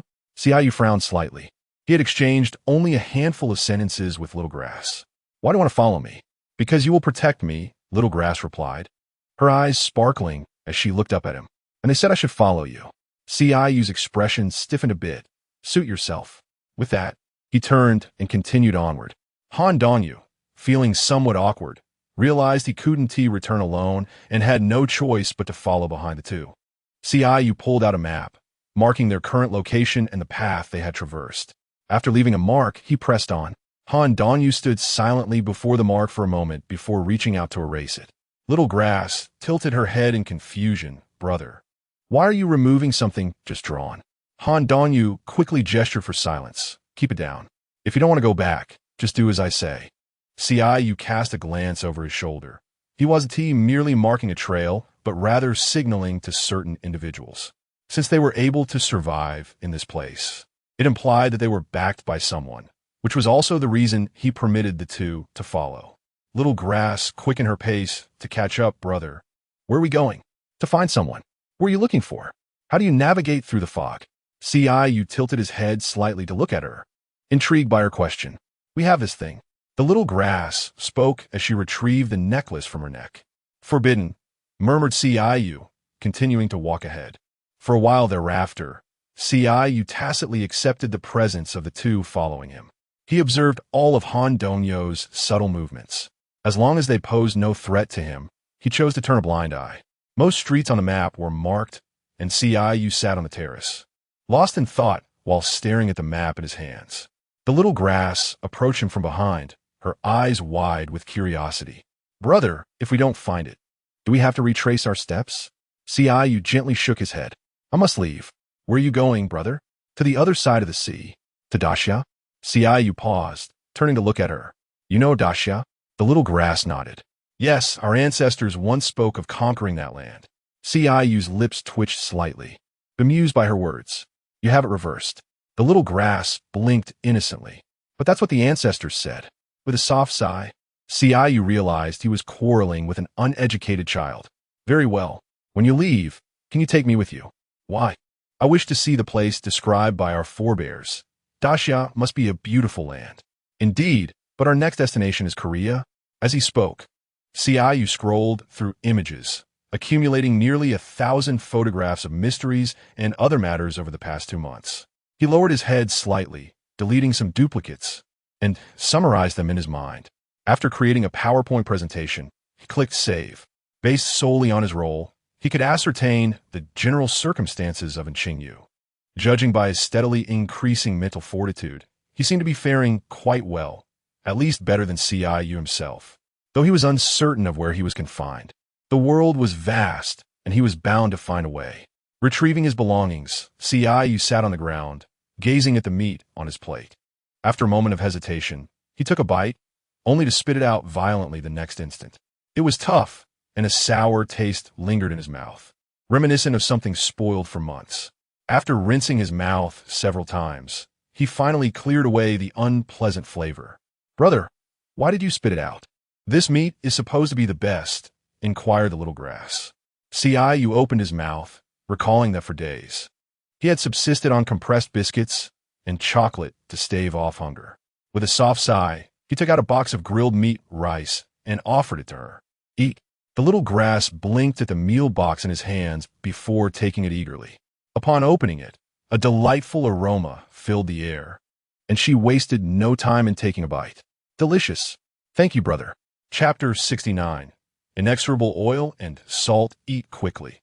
The strong aroma may attract other mysterious entities. Qingyu withdrew his gaze to the distance. "Hasn't Brother Donyu arrived yet? Should we go look for him?" Xiao Chao asked, hastily shoveling food into her mouth. Her words muffled. "No," Qingyu replied, his eyes flickering before he decisively shook his head.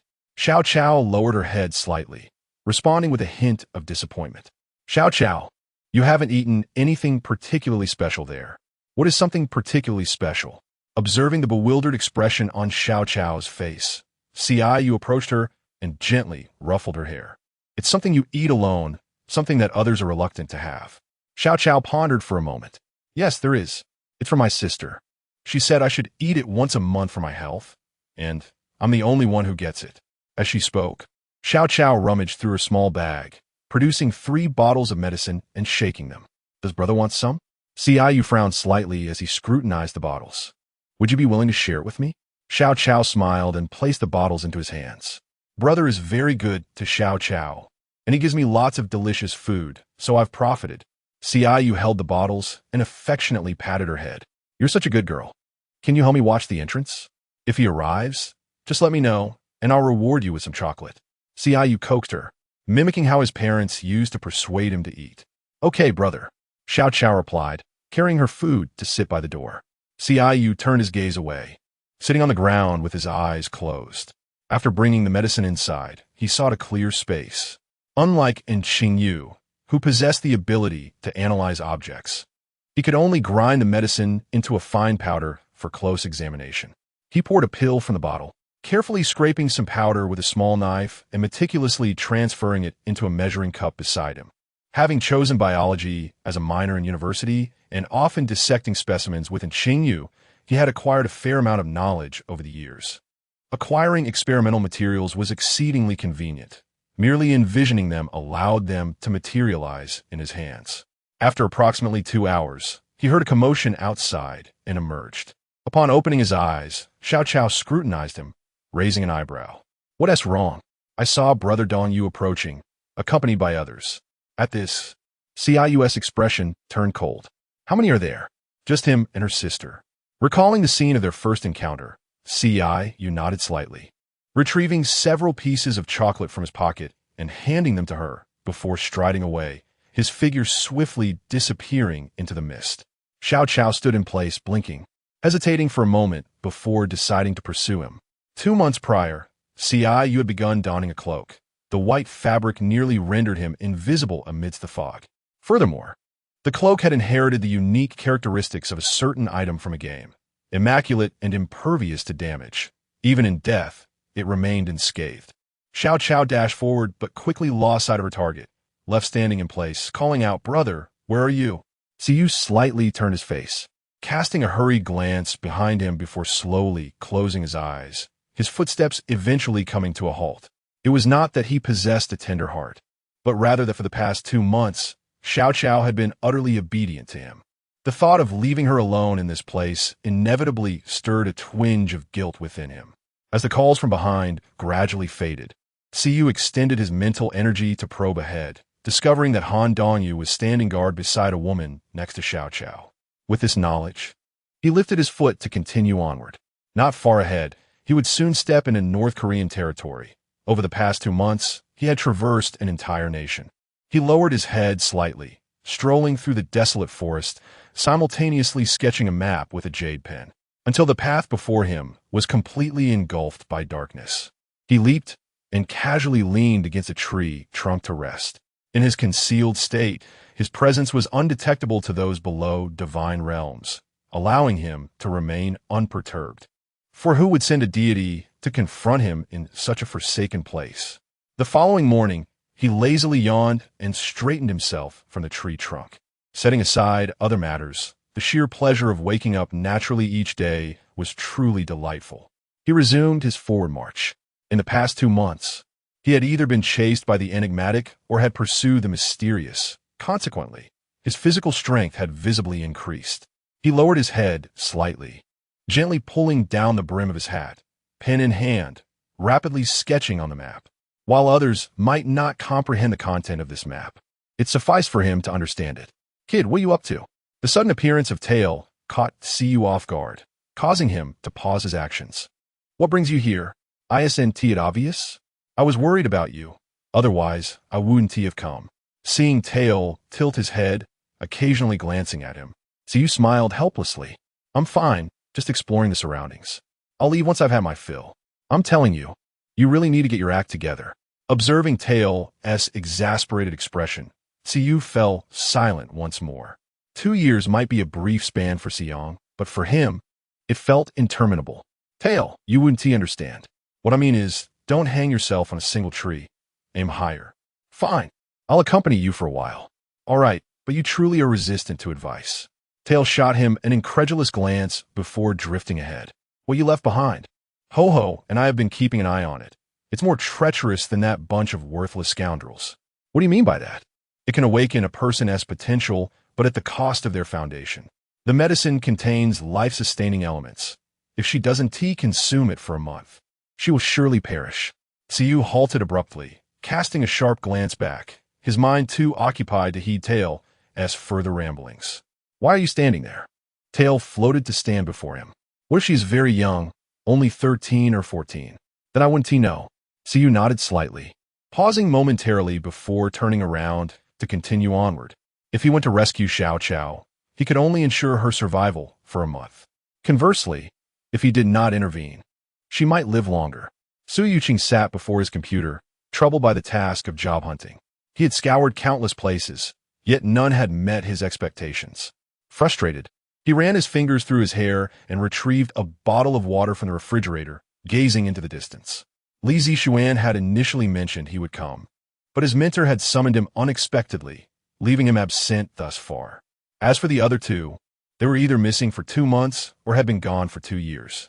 His fingers tapped rhythmically on the desk, and, after a lengthy sigh, he heard a knock at the door.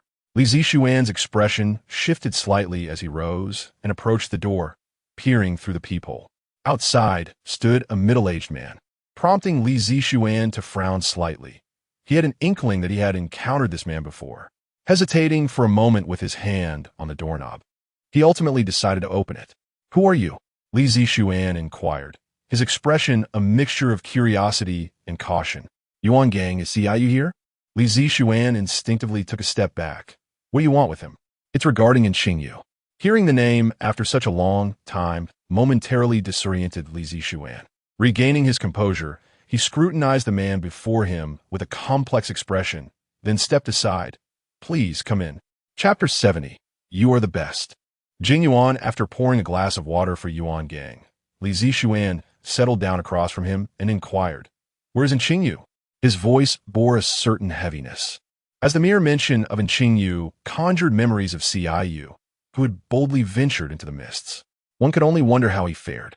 Initially, there were promises of letters, yet not a single missive had arrived thus far. 1 or 2 absences could be concerning, but this was different. Japan. Upon hearing this, Li Zixuan's expression brightened momentarily. Xiaoyu had set forth in that direction, which suggested a likely encounter. Yet, why had he not returned? "We are preparing to rescue them." Li Zixuan paused, then nodded slightly. In truth, perhaps it was for the best if they did not cross paths. Xiaoyu was not present here. A sense of foreboding surged within Yuan Gang. Where is he? In the mists. The answer caused the veins on Yuan Gang's forehead to throb. Qingyu was a student he had personally mentored. How could he not worry? That troublesome lad. Li Zixuan sighed softly. Does Qingyu even know where they are? He dares to venture into the mists. Li Zixuan nodded in agreement, his initial thoughts mirroring those of Yuan Gang. Indeed, if you could return sooner, you might see him. After rescuing them, they would seek out Qingyu. Once Yuan Gang departed, Li Zixuan sank into the couch, holding a picture frame in a daze. He did not expect Yuan Gang to keep his word. After all, Qingyu was not a night watchman, and there was no need to expend so much time searching for him. At times, he wished to be an ordinary person, and at other times, he resented his own ordinariness. Qingyu ambled along the path, accompanied by his shadow. During the 2 months spent in Korea, aside from his shadow urging him to train, he found the experience quite pleasant. With his shadow occasionally by his side, should fatigue set in, he could engage in a game of chess or casual conversation with Qingyu. On days when he felt lethargic and disinclined to walk, he even had the option of a means of transport. All in all, aside from the hardships of travel, it was nearly akin to a spring outing. Observing Qingyu reclining leisurely in a rocking chair, his shadow drifted closer. If he had walked a bit faster, we would have completed this journey over 10 days ago.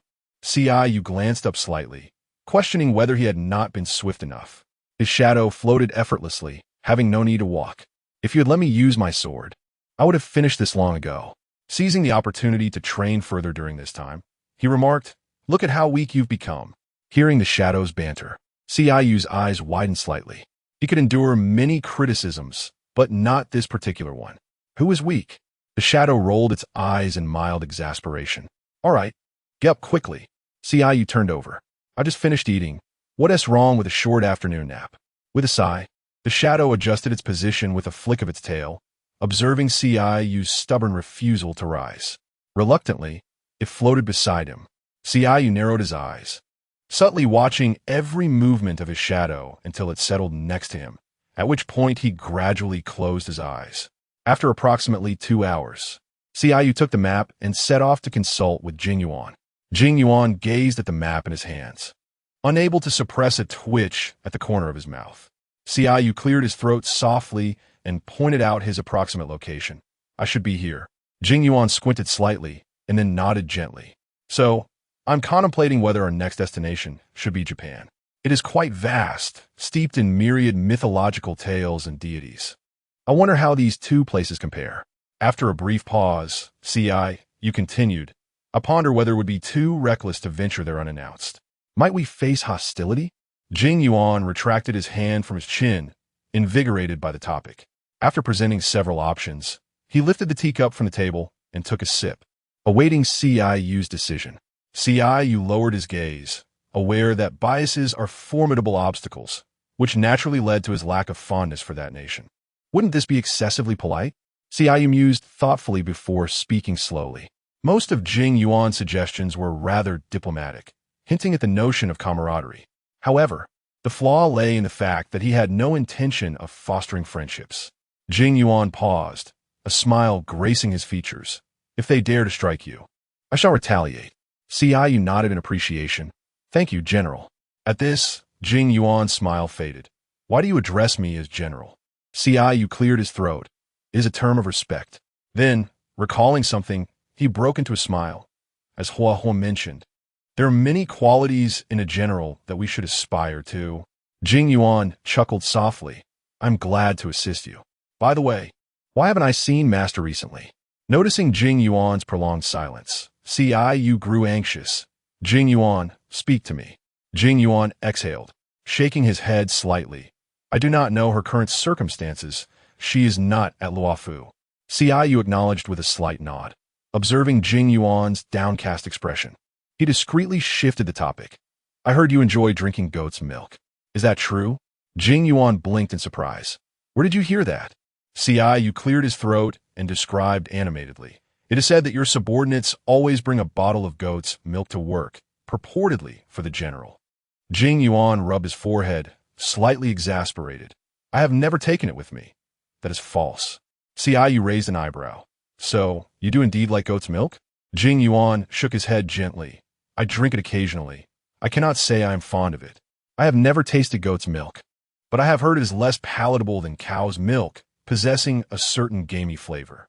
As Qingyu spoke, he glanced at Qingyuan's head of hair, which appeared soft and abundant. Qingyuan, do you possess some secret to prevent hair loss? None whatsoever. Just a regular routine of early to bed and early to rise. And you too could have hair like mine. Qingyu blinked, considering his own seemingly orderly life, yet his hair still fell sporadically. Noticing Qingyu's persistent gaze upon his hair, Qingyuan lowered his head slightly. Do you wish to touch it? Qingyu blinked, his fingers twitching before he finally ruffled Qingyuan's hair gently. It was fluffy and felt better than in Qingyu's. Qingyuan, you are the finest Qingyuan. As he spoke, he ruffled it a few more times, prompting Qingyuan to narrow his eyes in amusement. He regards Qingyu as his own child. Qingyuan, next time someone speaks ill of you, I will certainly defend you. Qingyu, I'm just teasing you. In truth, I would neither touch nor scold. Qingyuan smiles nonchalantly. Chapter 71. She does not have much longer to live. Su Yuchen reclined on the sofa, his expression laden with helplessness. Ever since Li Zishuan returned, he had been incessantly rambling, and Su felt as if his mind were about to explode. It was one thing for Qingyu to be foolish, but now you two have joined in this folly and even mentioned sending him off. Li Zishuan gestured towards him. Do you think I don't wish for him to remain? What can I do? Can I possibly stop him? With a sigh, Su Yuchen continued. Aren't you concerned about the disappearance of the top student over the past 2 years? Li Zishuan paused, sighed, and settled himself on the sofa. You have a beloved. You must understand the feeling of uncertainty regarding their life and death. If it were you, knowing the danger, would you not go? Su Yuchen sat up, fixed his gaze on him, and spoke deliberately. Will you go or not? Li Zishuan opened his mouth, hesitated, and finally managed to utter, I should. Su Yuchen silently rolled his eyes. Then why do you hesitate? Noticing Li Zishuan's prolonged silence, Su Yuchen shifted the topic. Beijing is undoubtedly better than here. Why do you choose to stay? What else can I do? Just like your aim, I am waiting for them to return home. I have already found a job, yet you still haven tea. Blast it. Where do you plan to go next? Qingyu pondered, stroking his chin before slowly replying, Japan. It's not far. Perhaps just a day's journey. Then leave now. Qingyu slightly shook his head. In a couple of days, I will first plan the route. That works. How is the improved navigation system coming along? Qingyu asked eagerly. It's ready. You can open Yuzhao to take a look. Upon hearing this, Qingyu opened Yuzhao to find a map. Observing the red dots and the surrounding streets of varying sizes and lengths on the screen, his eyes widened slightly. It was far better than he had anticipated. The technology of Luofu is quite impressive. Naturally, before I depart, I want to give some candies or similar treats to Xiao Chao. Since I don't have a taste for sweets, what do you think? Qingyu sighed softly, recalling the little girl who trailed behind him. Xiao Chao genuinely regarded him as her brother, a sentiment he could clearly perceive. The emotions of children are often pure, untainted by any ulterior motives. Just decide for yourself. Qingyu responded softly. Then, with a determined step, he soared in the direction of his memories. 4 months passed in the blink of an eye, and his recollections remained hazy, the outlines of the surrounding structures blurred by the passage of time. He wandered within this area, taking a wide circle, yet he could not find the place that lingered in his memory. Seated at a height, he propped his chin with one hand, his gaze lost in the enveloping mist as he murmured to himself. I remember it was here. How could it have vanished? I sense no living presence here.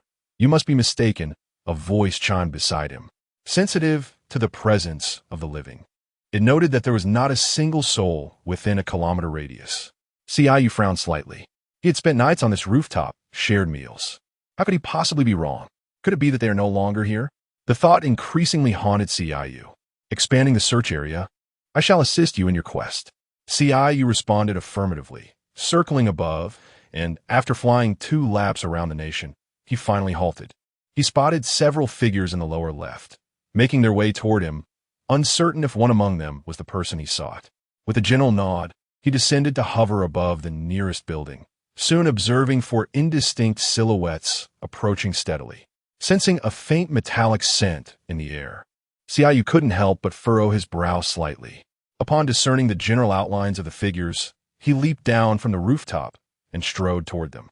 As he stood before them, before he could utter a word, a middle-aged man stepped protectively in front of him, his eyes filled with caution. "Who are you?"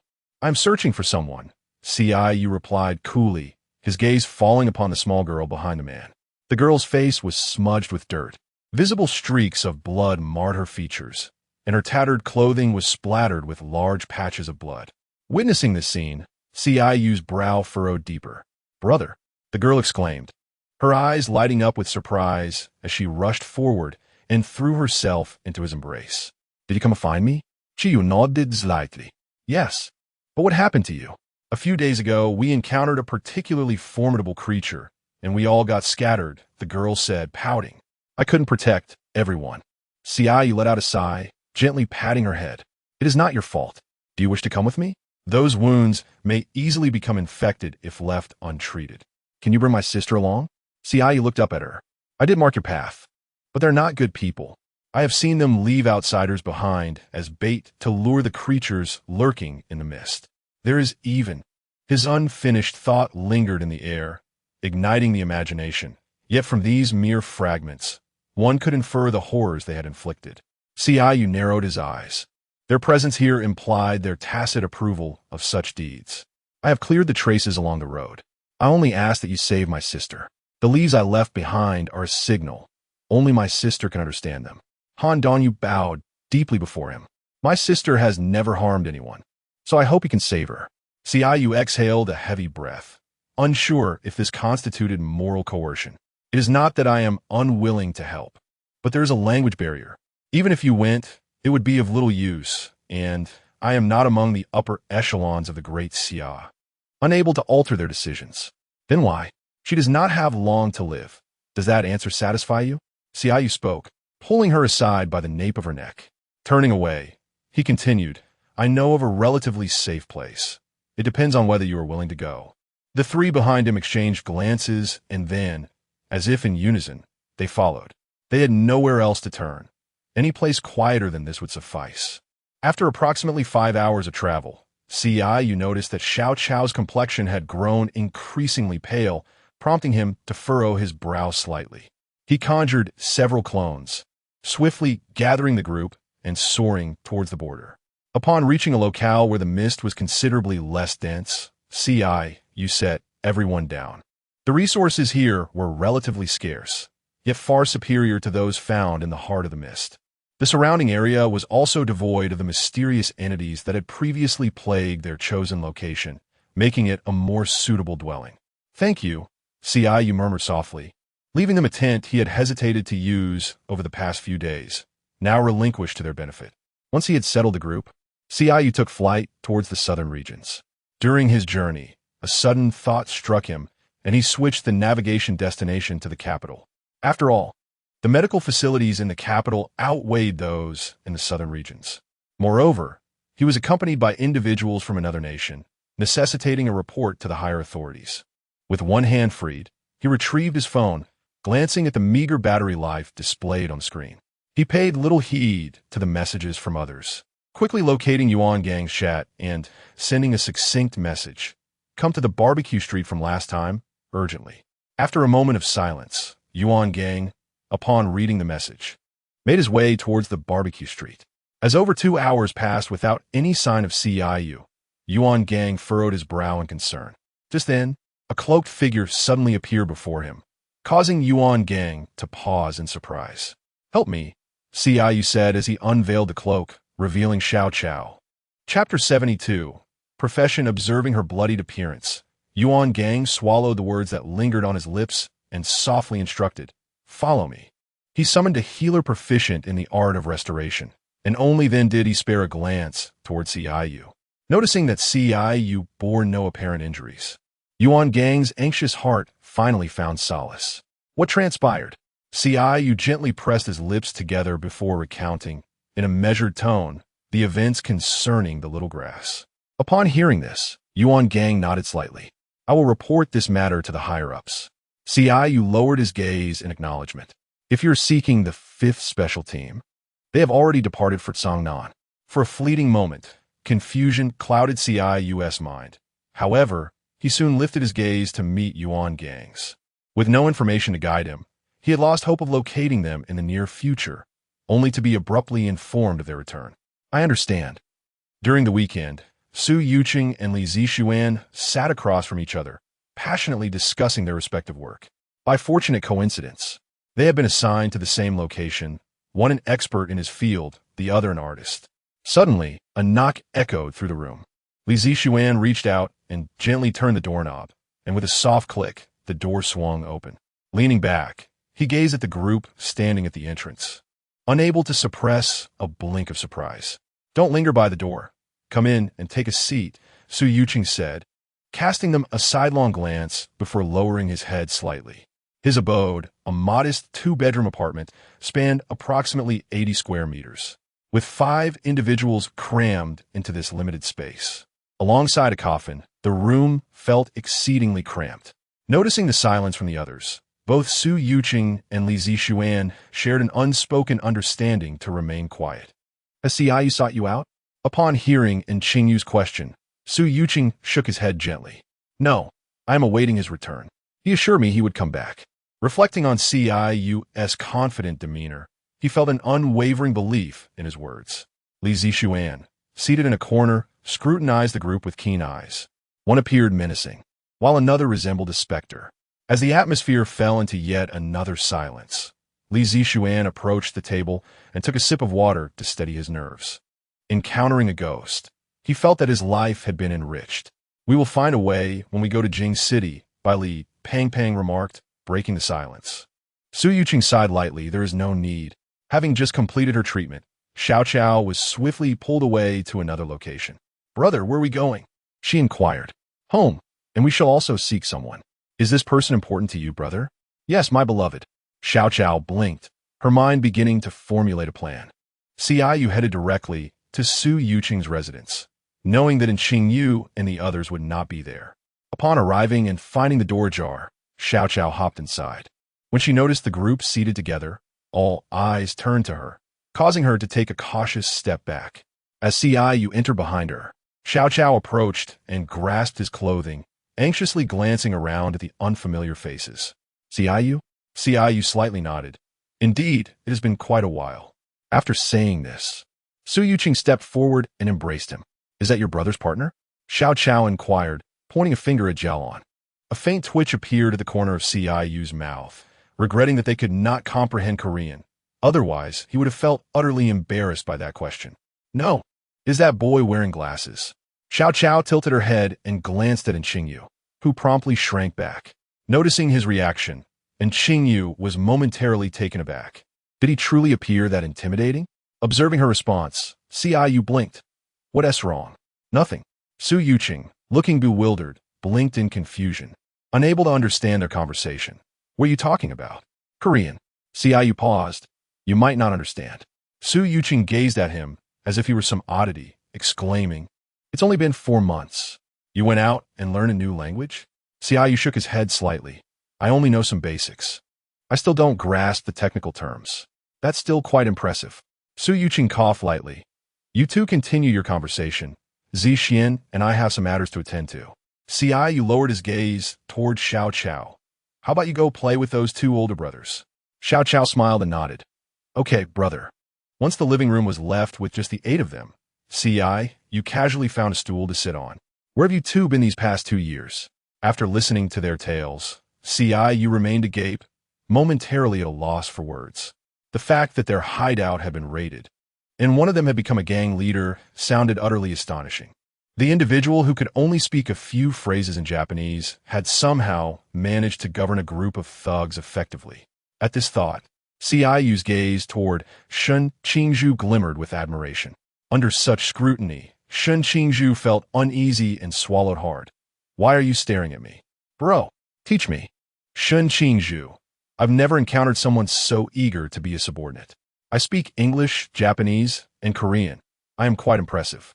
Qingyu, upon hearing Qingyu's voice, tugged at the corner of his lips, wanting to experience the feeling of being flamboyant.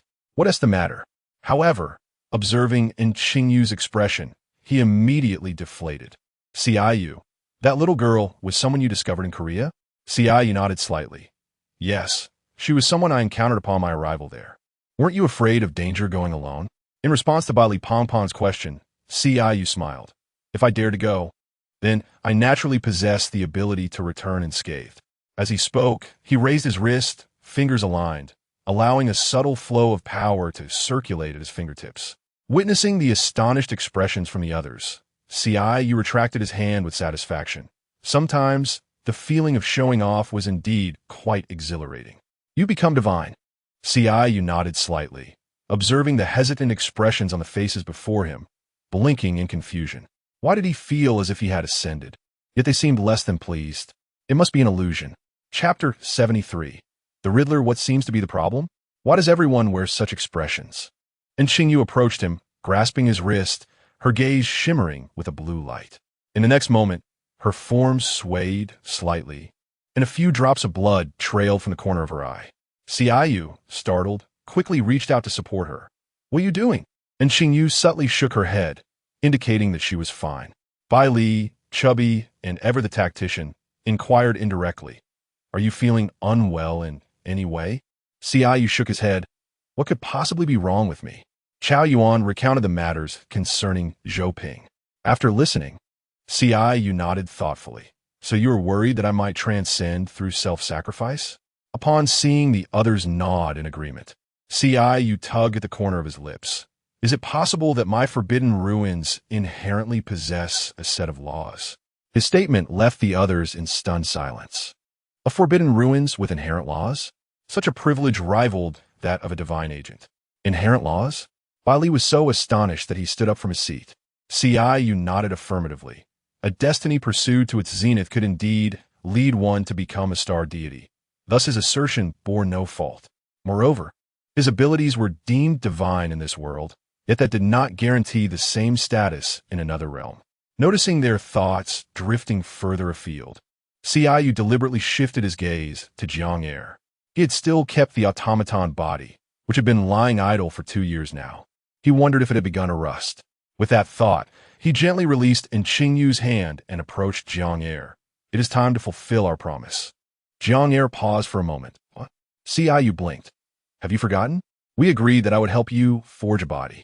As he spoke, he raised his hand slightly, and a body resembling Jiang Er's materialized on the ground. Tail, Xiaoyu softly called out. The tail appeared beside him, looking at the automaton on the ground. Transferring consciousness into the automaton is no challenge at all. Thus, I kindly ask for your assistance, esteemed tail. The tail dove into his body, skillfully manipulating the jade talisman. Observing from a third-person perspective, Xiaoyu found himself rather bewildered by many of the operations, inexplicably feeling out of touch with the times. All done. At the sound, everyone turned their attention to the automaton lying on the ground. Jiang Er opened her eyes and propped herself up, then raised her palm to grasp at the air. Xiaoyu crouched before her, gesturing with his fingers to form the number 3. How do you feel? Can you see? What number is this? Jiang Er slightly lifted her gaze to his fingers, then looked at him. Thank you, I feel well. Xiaoyu stood up and extended his hand toward her. Jiang Er hesitated for a moment before placing her hand on his, rising with his assistance. Xiaoyu retracted his palm, forming a grasping gesture. Though his temperature was rather low, it was a significant improvement for an automaton. As for the forbidden ruins, my mental prowess feels somewhat enhanced, and there are no constraints, just as before, Jiang Er said, drifting out of her body like a specter, then returning once more. Xiaoyu widened his eyes slightly. He found this automaton rather impressive. Here you go, kid. The tail gestured for him to look at the square box on the ground. Xiaoyu picked up the box and inquired, what is this? After her physical form met its demise, her spirit would reside within. Thank you. Consider it a return of your favor. Xiaoyu blinked in bewilderment. What favor? You will come to understand this in due time, the tail remarked before vanishing into thin air. Xiaoyu cursed under her breath. For the enigmatic had always been her greatest annoyance. Why could they not articulate their thoughts in full? You may keep this, she stated, handing the box to Jiang Er. Let's place it here. After a moment of contemplation, Xiaoyu nodded. Very well. Let it be stored at my home. Slightly tilting her head, She noticed Qingyu gazing at Jiang Air with keen interest. Stepping forward, Ciu positioned herself before her. This cannot be dissected. It must remain intact. And Qingyu let out a soft sigh of regret before shifting her gaze back to him. Ciu smiled at Lin Xie and the others. Feel free to ask any questions. We have until the afternoon. Bai Li, plump and eager, was the first to approach him. In the room, Su Yuqing and Li Zixuan exchanged bewildered glances, unable to comprehend what Xiao Qiao was articulating. Brother, do you not understand what Xiao Qiao is saying? Su Yuqing hesitated for a moment. How did Ciu converse with them? Li Zixuan shook his head slightly. I have no idea. Learning a language is not an easy endeavor. He must have endured considerable hardship. Su Yuqing, seated on the bed, sighed deeply. Indeed, he appears to have lost a great deal of weight. Moreover, he seems paler than before. Li Zixuan nodded in agreement. I think so too.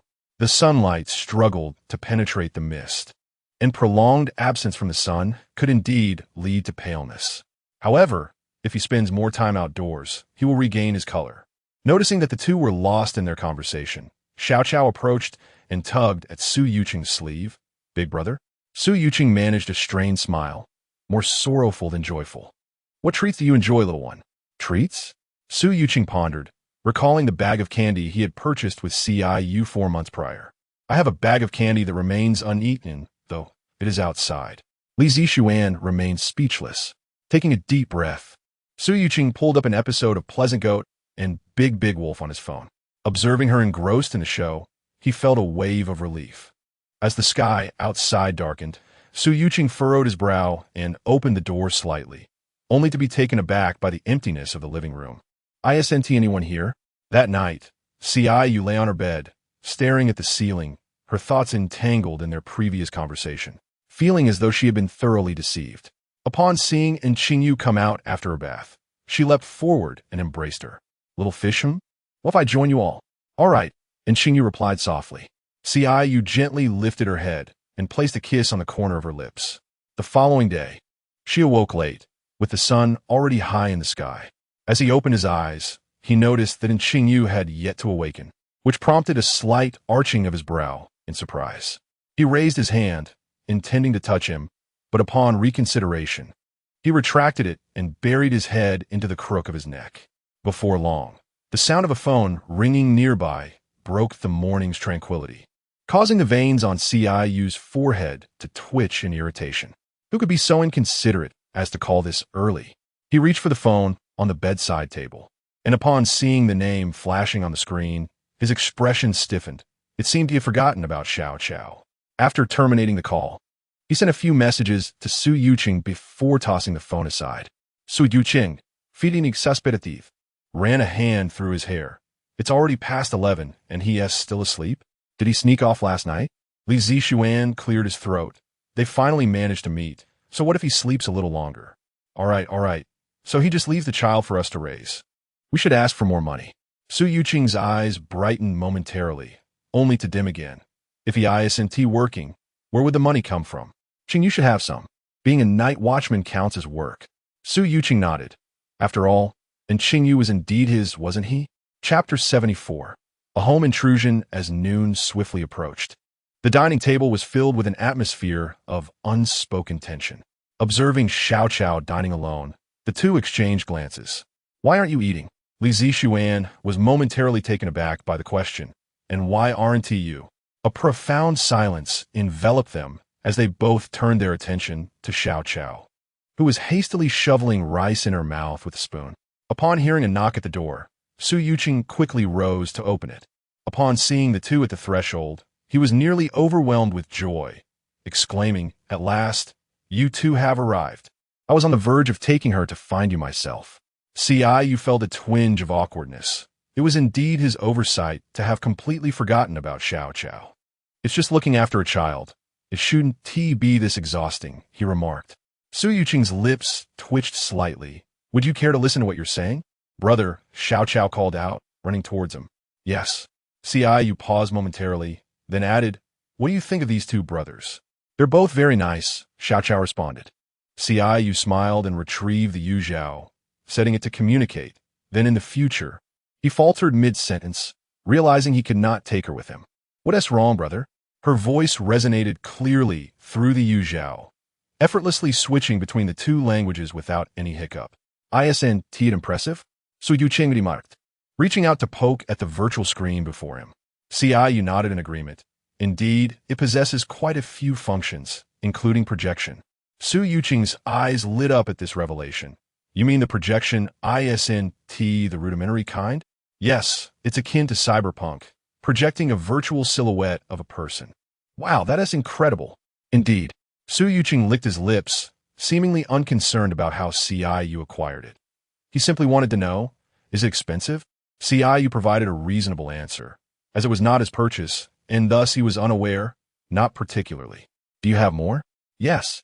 As Ciu spoke, he handed over the remaining Yuzhao devices, which he had specially requested Qingyu to procure the previous night, having spent 2 to 3 hours playing chess with him as a favor. With global high-speed connectivity, even in outer space, you'll have a signal. Ciu seized the opportunity to promote it.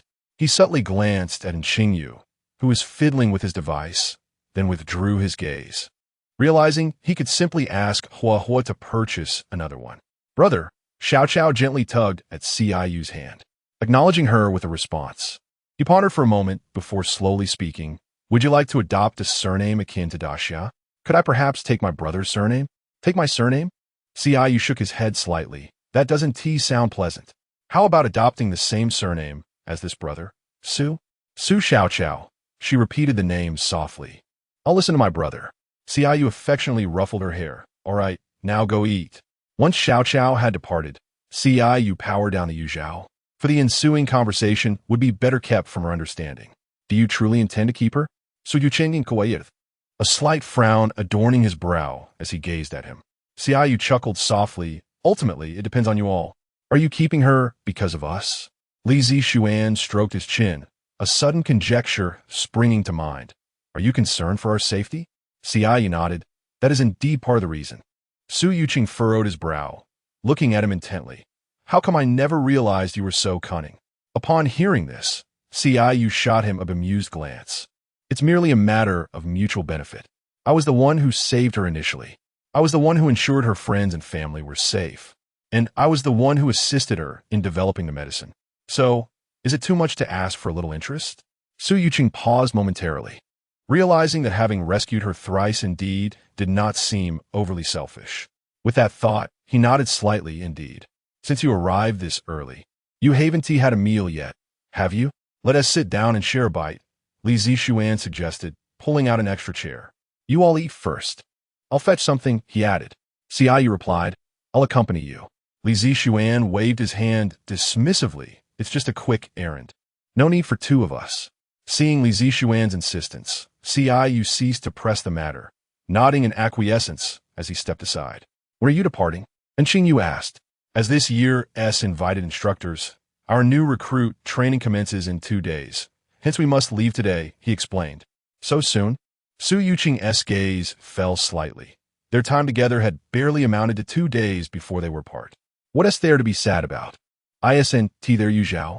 You can still converse and appear to each other, albeit as mere illusions. Besides, you never embraced or held each other when you were physically present. He remarked. Su Yuqing's expression momentarily turned bashful. Are you saying that the embrace is genuine? Ciu paused, then nodded with a complex expression. Yes. Suddenly recalling something, Su Yuqing waved his hand dismissively. Forget it. I fear he might hit me. Fear not. I will protect you from him, and Qingyu reassured. Su Yuqing nodded slightly, then opened his arms and took a step forward, immediately pivoting to embrace and Qingyu beside him. Ciu was taken aback, feeling as though his home had been invaded. And Qingyu looked puzzled. Upon returning from his errand, Li Zixuan entered to find the 2 locked in an embrace. He tilted his head slightly, noticing Ciu staring blankly, and blinked in bewilderment. Had he only stepped out for a moment, and now the world had turned upside down? Su Yuqing released his hold, preparing to embrace Ciu as well.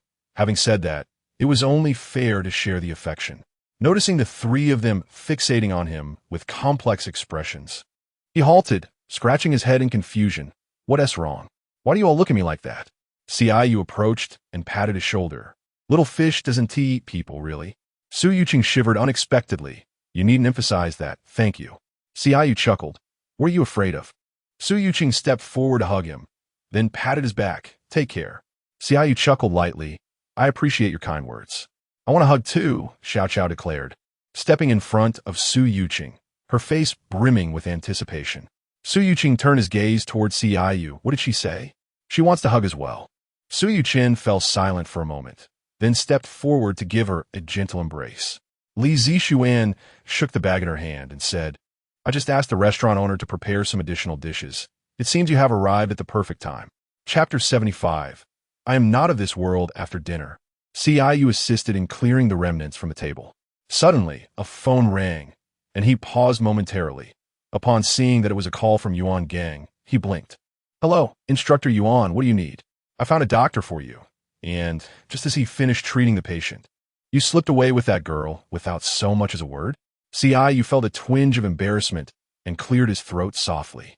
The situation was urgent, and I momentarily forgot to inform you. Bring that girl to the training session. She doesn't understand Chinese. You'll come over as her instructor. You're aware of the night watchman's rules. Me? An instructor? Are you mistaken? Xiaoyu's voice brimmed with disbelief. He hadn't even mastered the content himself. And now he was expected to teach someone else? Wasn't that absurd? Yes, and the other instructors will be there to assist you. Send me the girl's name. Okay. Xiaoyu responded and hung up. Since Yuan Gang was unconcerned, why should he be? After putting down his phone, he turned to Xiao Qiao. Seeing her joyfully consuming a lollipop while engrossed in her tablet, he sighed softly and stepped closer to her. Xiao Qiao, do you wish to become stronger? Upon hearing this, Xiao Qiao set her tablet aside and nodded eagerly. Yes, Qingyu smiled. How about I take you to the training session? Will you go too, brother? Of course. Then I'll go too.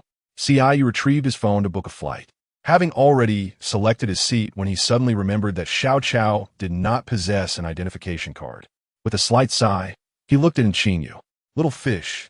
She doesn't have an ID. I'll take her to Beijing first. We can meet up there later. What do you think? And Qingyu adjusted her glasses and nodded gently. All right. Xiaoyu lifted Xiao Qiao and placed her on the sword, then waved to the others. All right. I'll take my leave now. Su Yuqing waved back. Take care on the way. Upon arriving in Beijing, he sent a message to Yuan Gang. Exiting the chat interface, he casually glanced at other messages and noticed the prominent red number 2 next to Wang Mian's profile. Xiaoyu raised an eyebrow and clicked it open. Wang Mian, you've arrived in Beijing? Wang Mian, how about we gather for a meal? Xiaoyu furrowed his brow slightly. Both Wang Mian and Yuan Gang had mentioned that the Special Squad S missions were quite demanding, leaving little room for breaks throughout the year. Xiaoyu, you'll have time off? Wang Mian, yes. Xiaoyu, it's not easy. You've finally been treated like human beings. Wang Mian. Xiaoyu quickly retracted that message. Xiaoyu, what I meant to say is, the night watchmen have it good with holidays. Wang Mian. Xiaoyu, send me your location, and I'll come find you. Upon receiving Wang Mian's location, Xiaoyu pursed his lips. It was over 20 kilometers away. Had he known, he would have invited them over. After a soft sigh, he hailed a cab. Xiao Qiao, when we meet my friends, please try not to speak too much, all right? The little grass nodded obediently. All right, brother. Observing the world around her with curious eyes, she elicited a soft sigh from Xiaoyu. Upon reaching their destination, Xiaoyu gazed at the 7 individuals before him, instinctively blinking in surprise. Their visible pallor resembled that of souls drained of vitality, particularly the man standing at the center, Wang Mian. Xiaoyu furrowed his brow slightly and approached him, scrutinizing his features. Late-night endeavors are detrimental to one's health. Not only has he accumulated gray hair, but wrinkles have also begun to etch themselves upon his face. She is? Wang Mian inquired, glancing at the little grass by his side. Xiaoyu smiled. Do not worry. She cannot comprehend. Is this what you brought from other countries? Yes. Noticing that everyone's attention was diverted to the young girl, Xiaoyu discreetly leaned closer to Wang Mian and remarked, I possess a product that not only enhances beauty, but also diminishes wrinkles. At several centuries, one can appear no older than 20. What do you think? Care to give it a try? Wang Mian, disregarding the preceding statement, posed the question that weighed most heavily on his mind. Several centuries? Qingyu nodded without flinching. After all, the immortal vessels are beings of longevity, and indeed, he spoke no falsehood. Moreover, by sending Qingyu or Hua to procure items, he could earn a profit in the process. How can a person possibly live for several centuries? Upon hearing this query, Qinyu's mind raced. He had been so engrossed in promoting his product that he nearly overlooked the logical inconsistency. Choosing to bypass the topic, he stated, "That is not important." Wang Mian shook his head slightly. "No, this is crucial to me." Qiyu fell silent for a moment, pondering how to respond to such a question. They did not exist in the same realm, and discussing abundance would lead to confusion. "I just remembered that Instructor Yuan needs to see me about something, so I shall skip the meal," Qiyu remarked while turning to leave. Wang Mian placed a hand on his shoulder. "No worries. I will speak to Instructor Yuan on your behalf." In the room, Qiyu found himself encircled by the 7 individuals, appearing small, pitiful, and helpless. "Do you truly possess a method to extend life?" Qiyu shook his head, no. Feeling Wang Mian's unwavering gaze upon him, he retracted his neck. Living for several centuries means all friends would have long departed. What would be the point? Xian was stepped forward to recount the side effects associated with Wang Mian's divine realm. Ciyu's eyes widened slightly upon hearing this. Was this not a pitiful predicament? Utilizing one's own divine realm while risking one's life seemed rather foolish. Thus, this matter is of utmost importance to us. If you discover anything, please do share. Qiyu took a deep breath. Although he had only known Wang Mian for 5 or 6 days, he found a favorable impression of him. Initially aloof behind his mask, he maintained a facade of superiority, yet he proved to be rather amiable. It would indeed be a pity if such a person were to perish due to their own divine realm. With a gentle sigh, Qiyu slowly began, "I shall confide this matter to him alone. What is it that we cannot hear?" Yu Gue interjected from the side. "You may leave for now," Wang Mian instructed, prompting the others to share glances before collectively exiting the room. Once everyone had departed, Wang Mian turned to him and inquired, "May I speak now?" With a deep breath, Qiyu began to recount a tale. It is said that an emperor, in his quest for immortality, dispatched 9 celestial vessels across the cosmos to seek the secrets of eternal life.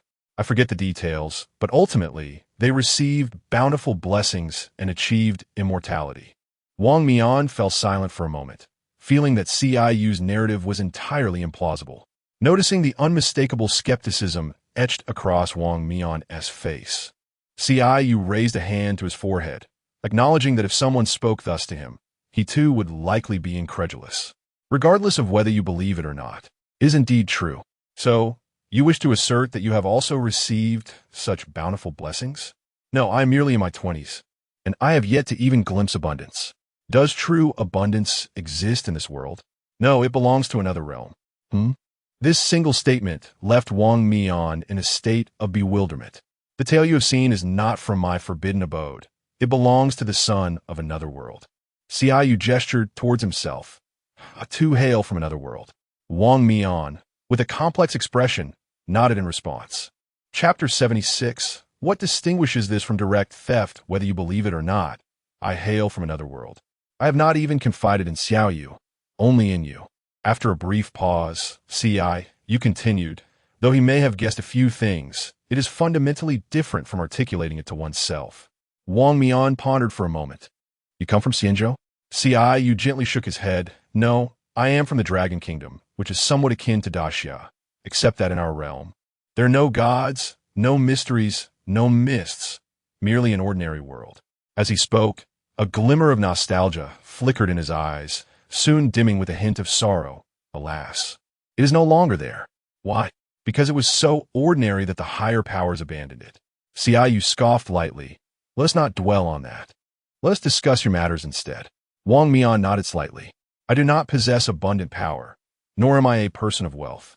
I merely have knowledge of Xianzhou's history of abundance. That is all I can offer you." Observing Wang Mian deep in thought, Qiyu pursed his lips. Perhaps there are other avenues. Once one ascends to divinity, one's lifespan naturally extends. You are already in the Klein realm, very close to that point. Perhaps I can assist you in discovering the path to godhood. Wang Mian looked up at him. You have attained divinity? Indeed. Xiaoyu gestured for silence. Do not speak of this to them for now. They will not mention it either. Let us pretend I am still in the Klein realm. Noticing Wang Mian's furrowed brow and puzzled expression, Xiaoyu sighed. I promised Xie that I would join the 5th Special Team, and I have already submitted the report. You have mentioned that the situation in Daxia is tense, and there is a severe shortage of personnel. The 5th Special Team's tasks relate to the mists. I will join the Night Watchers, but whether I can accompany them remains uncertain. It is not that I distrust you. I merely do not trust them. Xiaoyu then gazed intently at him. Do you understand my meaning? Wang Mian fell silent for a moment before nodding slightly. Yes. Xiaoyu smiled and nodded in return. Thank you. I will seek assistance from others regarding your affairs. The universe is vast. There will surely be a solution. Wang Mian nodded slightly. Xiaoyu touched his nose. About that item I initially mentioned, would you care to purchase a few? Wang Mian. Xiaoyu waved his hand, dismantling the barriers set within the room. No deception here. You either gain or lose by purchasing. All who have used it speak highly of it. He had acquired quite a number of items recently, amassing a substantial stock of food, along with batteries and other survival gear. Overall, he had spent nearly 1/5 of his assets. Yet even with plenty remaining, who would ever complain of having too much money? All right, how much? I'll give you a discount. 100,000. Wang Mian halted his hand mid-transaction. 100,000 for a skincare product? How does this differ from outright theft? Seeing Wang Mian's hesitation, Xiaoyu waved his hand in front of his face. What are you daydreaming about? It's just a skincare product. Indeed. 100,000. Xiaoyu continued to nod. This is the price. Didn't I say I would treat you to a meal? Let's go. After Wang Mian finished speaking, he stood up and walked outside. Xiaoyu hesitated for a moment before following suit. Upon opening the door, he was greeted by the sight of 6 heads leaning against the door, straining to listen. Wang Mian rubbed his forehead. Let us eat later. I just finished my meal not long ago. Wang Mian nodded slightly. All right, perhaps we should take a stroll around or sit down for a chat. Let us chat. You all seem quite tired. As Xiaoyu spoke, he turned back, feeling at that moment as if he were gravely ill. Chong Wei, hand in hand with Xiao Chao, scrutinized him. What is your forbidden realm? Xiaoyu tugged at the corner of his lips. My knowledge is limited. I do not know. Xian's lips twitched slightly. I am beginning to doubt your ability to train new recruits. Xiaoyu rolled his eyes in mild exasperation. I too feel I lack this capability, but Instructor Yuan believes otherwise. He thinks I can do it. By the way, since you are here, doesn't that make you special invited instructors as well? Not all. We are preparing for a trip to Hainan during the holiday. Can I change my mind and join you? Wang Mian shook his head. No, you cannot. Well, you could. Chong Wei raised her hand. Just don't join Yimu. Come with us instead. Xiaoyu fell silent for a moment, impressed by such a clever tactic. It's not impossible, unless you persuade Xiaoyu to come over. The vice captain of Yimu? Yes. Then let us forget it. Xiaoyu tilted his head slightly to look at her. I thought you would suggest giving it a try, mainly because it's unlikely to happen. Time swiftly passed, and soon it was 6 in the evening. Wang Mian glanced out the window at the darkening sky. It's about time. Let us go. Xiaoyu stretched lazily and waved at Xiao Chao. Let us go eat. Hearing this, Xiao Chao dashed to his side, tugging at his clothes. Why is this child so silent? Upon hearing Chong Wei's question, Xiaoyu looked down at her. She cannot understand our conversation, so I asked her to remain quiet. After finishing their meal, Xiaoyu glanced at the time. It was past 8. When is your flight? Tomorrow. All right, have fun. I'll take my leave now. As Xiaoyu spoke, he took out his phone to book a few rooms and then messaged Lin Qi. Xiaoyu, where are you now? I hope you Haven T received a mission midway that changes your itinerary. Lin Qi. No, we just arrived in Shangjing. Xiaoyu, why so slow? Was there a delay? Lin Qi, we took the train. Xiaoyu. Oh, I just booked the hotel. At the restaurant entrance. Watching Xiaoyu's figure fade away, the others turned to Wang Mian simultaneously. Captain, what did he say to you? I can't disclose the specifics. Xianhua blinked. We can't know either? Correct. Are you really considering purchasing that skincare product from him? Wang Mian nodded slightly. If what he says is true, how about a bottle of skincare? Chong Wei. If it's genuine, Can we buy a few more bottles? Wang Mian. That costs 100,000. Where'd we get that much money in such a short time? We do have it. Wang Mian hesitated for a moment before taking out his phone and transferring 100,000 yuan to his bank card. The moment Qingyu received the notification of the transaction, he promptly messaged Wang Mian. Qingyu, okay. Qingyu, I will ensure it reaches you before you board the plane. If not, I shall personally go to Hainan to find you. Upon reading this message, a slight twitch appeared at the corner of Wang Mian's mouth, as he sensed that Qingyu was more eager to journey to Hainan. Chapter 77. Blessed within the confines of the hotel, Lin Xie and Qingyu meticulously discussed the strategy for the new recruits for the following day. Lin Xie turned to Qingyu. Your cloak has yet to be completed. I shall bring my own, Qingyu replied. And the mask. I will also bring that. Very well. Let us return to rest.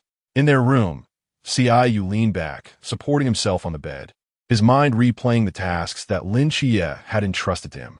He was to infiltrate the group of new recruits alongside Qingyu. However, unlike Qingyu, his role involved creating special effect to render the scene more vivid, and when necessary, cultivating an atmosphere of terror. Upon hearing this, Qingyu had no objections and readily expressed his agreement. Ultimately, he proposed placing a few bombs in the recruits' camp, under the guise of enhancing their cognitive abilities, testing whether they could maintain a clear mind and critical thinking under pressure. And, as a bonus, they would witness fireworks. It was truly a win-win scenario. When Lin Xie consented, Qinyu's spirit soared. It seemed this batch of recruits was truly fortunate. Noticing Qingyu engrossed in a book nearby, Qingyu approached and wrapped his arms around him from behind. Little fish, what are you reading? And Qingyu closed the book and showed him the title. Qingyu cast a hasty glance, not truly registering the title. After all, these were merely excuses. Do you need my help setting up for tomorrow's event? And Qingyu nodded slightly. Sure. Seeing that he was still reading, Qingyu playfully obstructed his view. Stop reading and look at me. And Qingyu laid down the book and turned to face him. All right. Qingyu leaned down and gently kissed his lips, then produced 2 pills from his pocket. Little fish, could you help me discern if there is any difference between these 2 medications?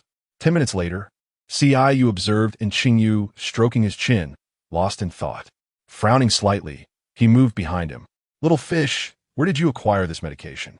Noticing Qingyu's serious expression, Qingyu instinctively took a step back. Is there a problem? Have you taken it? Qingyu shook his head slightly, a smile creeping to his lips as he recalled something. I haven't taken it. It was given to me by Xiao Chao. Why? Are you worried I might consume it? Same. At this, Qingyu's eyes brightened. Although it was a replica, it was his first attempt at compounding medicine, and he had not anticipated success. Good, he said as he took back the pills from Qingyu. I mentioned to Instructor Yuan that Xiao Chao could stay with me for a while. After all, she doesn't speak Chinese, and it could be troublesome for her to be with others. And Qingyu nodded slightly. All right, then let's put the book down and get some sleep. On the airplane, Qingyu stood before the window, gazing through the glass at the thick cloud cover that obscured the ground below. He paused momentarily before withdrawing his gaze. What do you think is happening down there now? Bai Li, leaning against the door, looked down. It's likely Instructor Yuan is addressing the recruits again, spouting rhetoric about how they are all novices, regardless of their previous standings. Here, they are merely the dregs among dregs. Don't you know? Chao Yuan interjected. These speeches follow the same template every year during the new recruit training. With a slight click of his tongue, Qingyu remarked that the lines were as solid as iron while the newcomers were as fleeting as water. After a brief pause, he continued, Instructor Yuan truly lacks creativity. It seems you harbor quite a bit of resentment towards Instructor Yuan. Not all. Without him, many of my endeavors would remain unfulfilled. Qingyu stroked his chin thoughtfully, noting, according to the script, someone should interject at this moment. He turned to meet Lin Xie's gaze, who took the cue and continued to suppress these rebels. Instructor Yuan will soon demonstrate the pinnacle of Dasha as combat prowess. And then, with a thunderous roar from the heavens, our young lord will make a dazzling entrance. When shall we descend? Shouldn't we make it a bit more imposing? At least more impressive than the masked one of your? Qingyu blinked, reminiscing about discussions among the new recruits during their training. I heard from the former recruits that the masked one leapt from a plane, and Vortex offered everyone a New Year-esque greeting. Is that true? Bai Li, the portly one, nodded with a chuckle.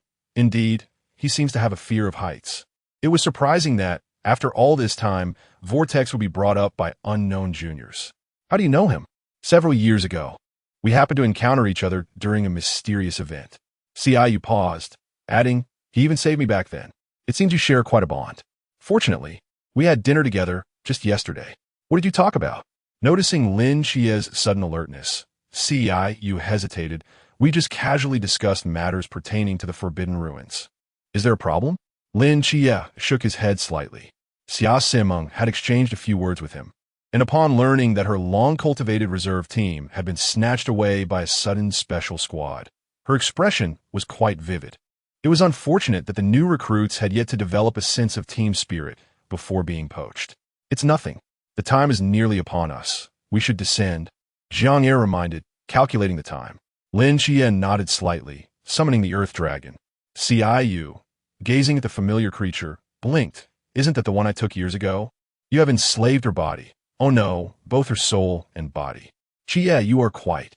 Qingyu frowned slightly, looking at him with an expression of surprise. Lin Xie responded with silence. Qingyu stepped forward, solemnly patting his shoulder. It's all right, brother. I can actually understand given that.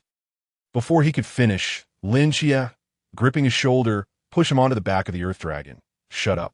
Qingyu stumbled slightly, almost losing his footing. Not a chance, he replied.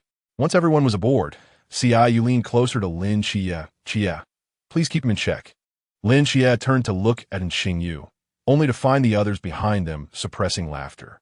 Lin Xie remained silent.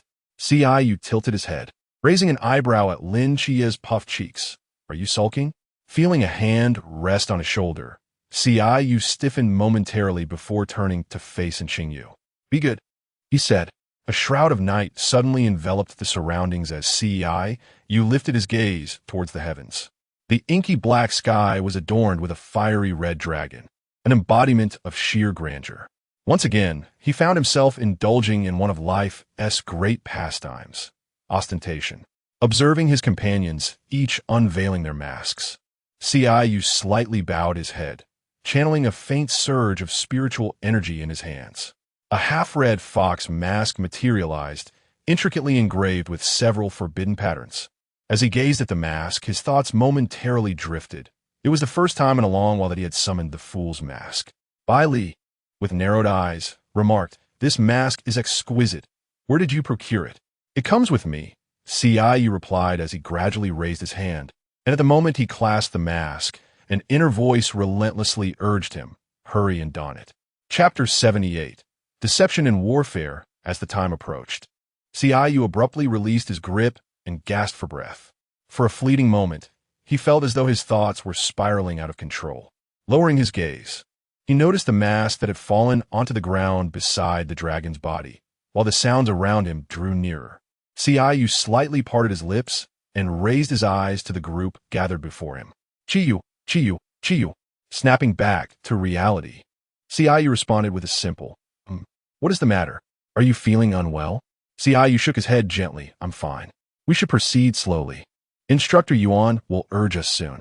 After he spoke, he picked up the mask and stowed it away, subsequently donning a mask resembling the Bull Demon King.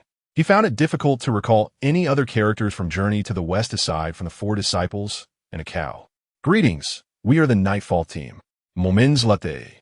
Murmurs arose from the crowd. "Nightfall? What is that? You don't know Nightfall? They're the 5th special team of the Great Xia." "Special team? What does that mean?" "A special team is the most formidable group of Night Watchers. They seem to be a new generation of special team, having just formed not long ago. They've already earned 2-star C medals. Truly impressive. That is so cool. I want to join a special team in the future." "Just you? Do you have any idea how difficult it is to enter a special team?" The most recent recruit was the top performer from a few years ago. I believe their name was Zhang Ye. Your information is outdated. The last recruit to join a special team should be Qingyu. I heard he graduated in just a month alongside Lin Xie and others. A month? That's astonishing. Is the instructor a relative of his? As these words reached his ears, CI, you felt the corners of his mouth twitch uncontrollably beneath the mask, pondering how they could even conceive such a notion. The last speaker, a new recruit, shuddered slightly and turned to gaze at the stage, meeting the unwavering stare of the eyes beneath the bull's head. At that moment, Yuan Gang interjected. Since you all seem unconvinced, I shall present you with an opportunity. Before 9 o'clock tonight, if any of you can shatter the mask of a member of the Nightfall team, it will prove your prowess, and you will be exempt from training. I shall arrange for your immediate graduation tomorrow. However, should you fail, you must cast aside all pride and dignity and adhere strictly to whatever training lies ahead. You might argue that the Nightfall team's level is exceedingly high, rendering this unfair. Yuan Gang pointed to the ground beneath his feet. Below this surface lies a town suppression monument. Once activated, it will forcibly suppress the realms of everyone within this training camp, capping them at the pool realm. I am aware that some of you have already transcended to the pool realm. Under these circumstances, if the 611 of you cannot even touch the Nightfall team's masks. As the town suppression monument activated, CI adjusted his realm to the nascent stage of the lamp realm. Since he intended to blend in among the new recruits, he naturally needed to present himself as rather unremarkable. As the other instructors departed, only a group of recruits remained on the playground, alongside 8 individuals standing on the platform. Thus, let us commence. A myriad of dazzling illusions surged forth, and with a thunderous explosion, billowing dust obscured the view. Taking advantage of the chaos, CI discreetly removed his mask and mingled with the recruits. By the time the dust settled, the figures on the platform had vanished without a trace. The surrounding recruits whispered among themselves, and CIU, listening intently, lowered his head in contemplation. Let us split up and pursue. They must be hiding somewhere within this training camp. We shall drag them out one by one. Upon hearing Shun Qingyu's rallying cry, CIU was momentarily taken aback, then slowly raised his thumb in approval.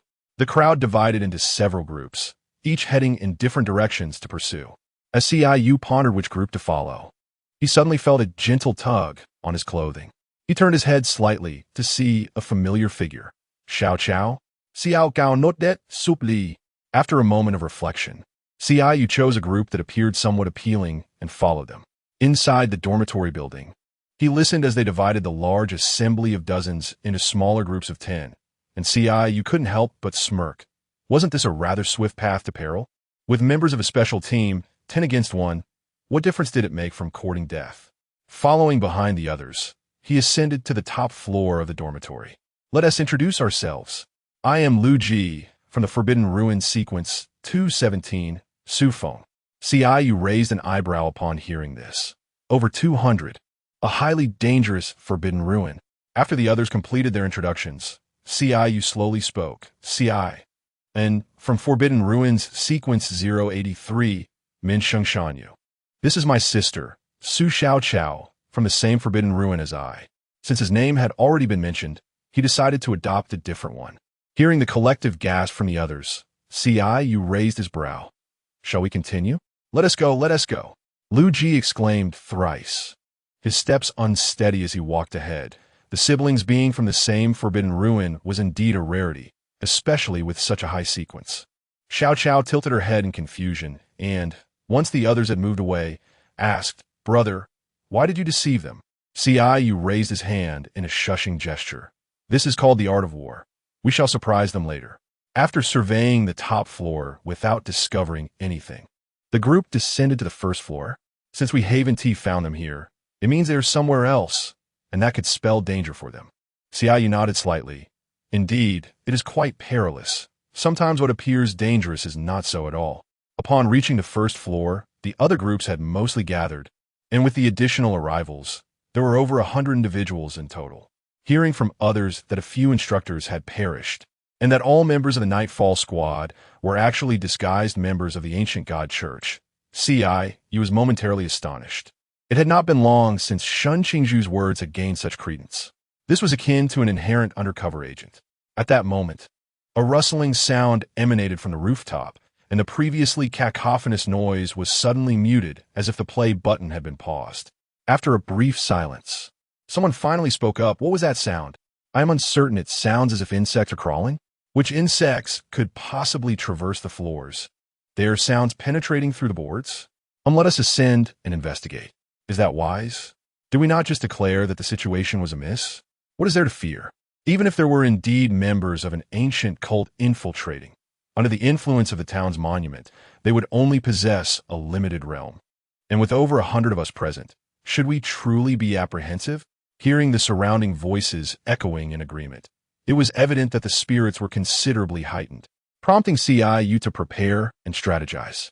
Chapter 79. Delivering results. CIU quietly slipped aside, diligently placing bombs. These explosives were modeled after a firework doll, ultimately shaped into the likeness of Lin Qingyu. To prevent their hearts from shattering, he deliberately situated the bombs in conspicuous locations, atop window sills, on outdoor air conditioning units, on dormitory beds, and even on the bathroom floor, among others. After placing more than 100 bombs throughout the entire building, he clapped his hands. At that moment, in the entire dormitory, aside from a new recruits who had been eliminated by the spider silk in advance, only he and Lin Qingyu remained. CIU raised the plush doll in his hand, and Lin Qiyu's gaze followed the motion of his hand. The doll stood about 25 centimeters tall, adorned with a delicate Sun Wukong mask, two small plush swords slung across its back, a red cape draping over it, and black trousers beneath, with the words Nightfall embroidered on the edge of the cape. Is this me? CIU nodded affirmatively. Yes, isn't it adorable? Why is it not wearing clothes? CIU responded, Oh, are you wearing any? After a moment of silence, he managed to utter, Of course. Lin Qingyu said, pulling down the collar of his cape. CIU chuckled lightly. What I meant was, if you're wearing it, then just wear it. I'll add clothes for you later. I'll take my leave now. With that, CIU vanished from sight. Lin Qingyu looked at the doll in his hand, remaining silent for a while as he adjusted his trousers. CIU slowly opened his eyes, the clamor of surrounding discussions ringing in his ears. He frowned slightly, then moved toward a quieter corner. Upon reaching the outer edge of the crowd, he caught sight of 3 individuals whispering furtively in a corner. Raising an eyebrow, he discreetly directed his gaze towards Shun Qingyu in the center of the crowd. Upon hearing the words Ancient God Church, CIU's mind began to formulate a plan. It would be too regrettable to waste an opportunity that came knocking at the door. Brother, are they bad people? Xiao Chao looked up anxiously at CIU. The voices of the 3 were not particularly soft, and with the aid of technology, they were still audible. CIU shook his head slightly. No. They are here to deliver results. You don't need to worry about these matters. Just leave it to us. All right. As CIU listened to Shun Qingyu's speech on stage, he could not help but chuckle, his shoulders shaking with laughter as he noticed the bewildered expressions of the other new recruits. It was evident they had never downloaded the National Anti-Fraud app, or they wouldn't have been so thoroughly deceived. Taking a deep breath, CIU approached Jiang Er, and the two exchanged glances, both finding affirmation in each other's eyes. Listening to the laughter around him, CIU silently composed a bit of background music, the ethereal laughter mingling with soft melodies echoing throughout the hall. You are not Li Jinjin. Who are you? Who am I? I come from the Ancient God Church. After intimidating them with a flourish, Jiang Ye excited gracefully. Have you encountered particularly strong individuals? Lin Qiyu's voice came through the earpiece. With a contemplative gaze, CIU looked at Fong Mo and remarked, There was none just now, but now there is one. Who? After a moment's scrutiny, CIU's expression grew increasingly peculiar. It seems he possesses your divine ruins within him. Have you secretly borne a child behind our backs? What a remarkable fellow. Lin Qiyu's lips twitched at CIU's words, akin to those of Qingyu. Not related by blood, not under the same roof. CIU. I was merely jesting. How could you possibly have such a large child? Upon noticing Fong Mo approaching, CIU abruptly ended the call. Who are you? CIU paused before continuing. Rest assured, I am not affiliated with the Ancient God Church. I hail from Songnan. At these words, Fong Mo's expression shifted. You come from Songnan? CIU nodded with a smile. Indeed, I have longed to meet Lin Qiyu since hearing about his contributions, so as soon as I awakened the Forbidden Ruins, I rushed here to participate in the new recruit training. I never expected that the instructor would indeed be Lin Qie. I'm simply overjoyed. Fang Emo gazed at Ciu, her eyes reflecting admiration and longing, and found herself believing him to a degree. I too have come to find Lin Qie. Ciu nodded slightly. What a coincidence. Shall we introduce ourselves? I am Ciu. As they engaged in light conversation, they followed the crowd towards the grand sports field. We're doomed. We're all going to lose. How can you still smile? Ciu's lips curled slightly. During a recent interval, he had stuffed approximately 700 plush toys. And with those in the dormitory, he now had 900, still needing 100 more. A smile is not a crime. On the grand sports field, the surviving recruits gathered, awaiting whether their phones could connect to the outside world. Upon hearing a familiar voice on the other end of the line, despair was etched across their faces. A bolt of lightning streaked across the sky, and at the entrance of the sports field, 5 figures emerged slowly from the shadows. They have arrived. Brothers, this is our last chance. Let's fight them. Fight back. We are the finest cohort of recruits in the Great Xia. Damn it. Charge. Let's confront them. With 2 leading the charge, the other recruits surged forward, weapons in hand, disregarding all else. Ciu scanned the surroundings and quickly spotted 3 figures huddled together in the distance. Why aren't you joining in? Ciu tilted his head slightly, taken aback by Fang Mo's doubtful gaze. You don't suspect me of being affiliated with the ancient god church, do you? Seeing him remain silent, Ciu, feeling irritated, raked his fingers through his hair. It seemed that mere casual conversation had marked him as an adversary. Was life so easy for him? Just as Ciu contemplated addressing the situation, he suddenly noticed a hostile figure in the air charging towards Lin Qie. As he prepared to act, he saw Fang Emo transform into a white blur, racing towards Lin Qie. Unable to restrain himself, Ciu muttered an oath under his breath and swiftly positioned himself beside Lin Qie. A troubling thought surfaced in his mind. Could it be true that Lin Qie was indeed in debt to someone? Otherwise, why would anyone come directly to confront him? Though he found the situation rather implausible, the narratives within novels often teeter on the edge of melodrama. As the agent of the Seraphim, I have come to end your life. Out of the corner of his eye, Ciu caught a glimpse of a white figure rushing towards him with great speed. As it drew near, he gently raised his hand.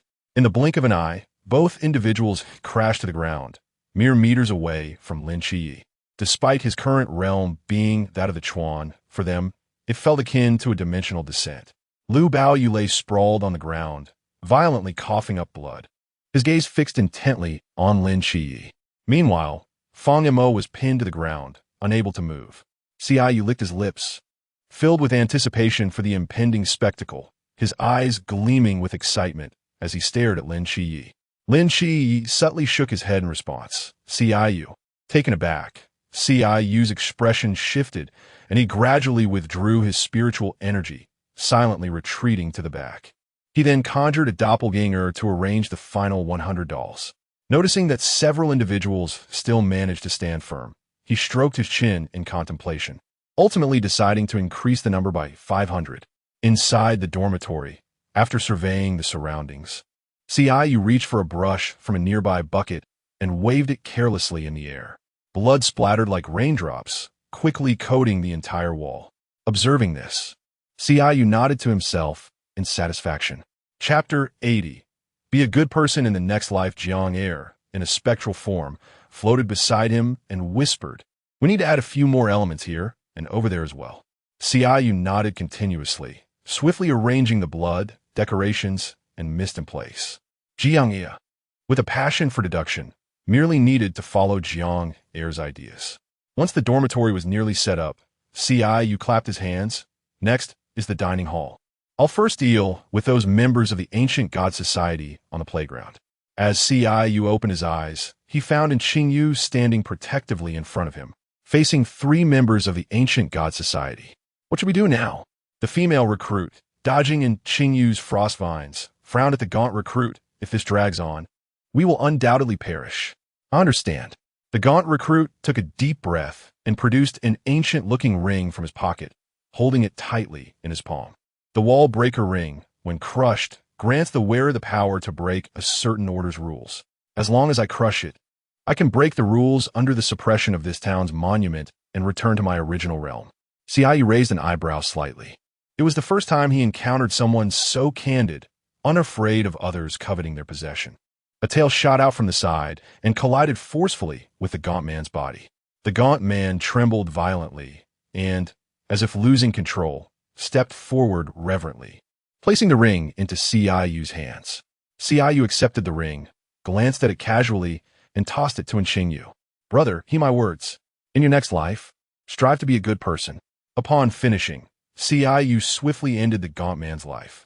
Taking on the gaunt man's appearance, he smiled at the other two. What do you intend to do?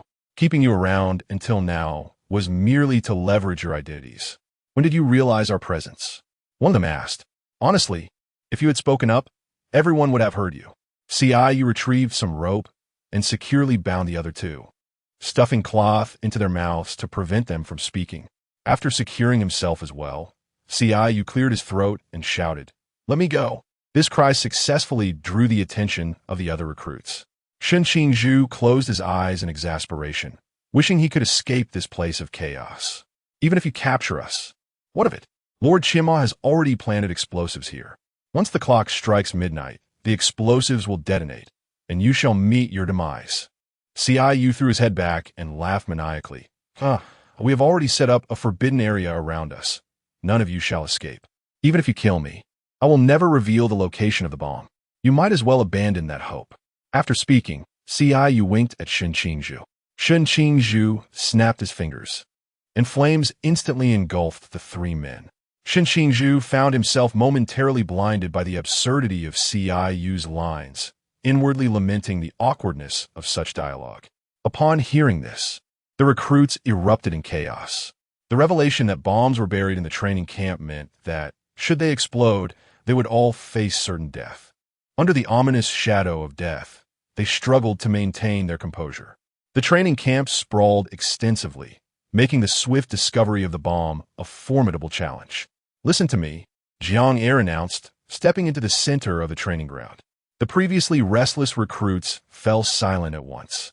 I had overheard their conversations. They had planted 500 bombs in the camp, with only one being genuine. To confuse everyone, they had crafted them to resemble dolls. How many? 500. How could there possibly be so many? Jiang Er cleared his throat.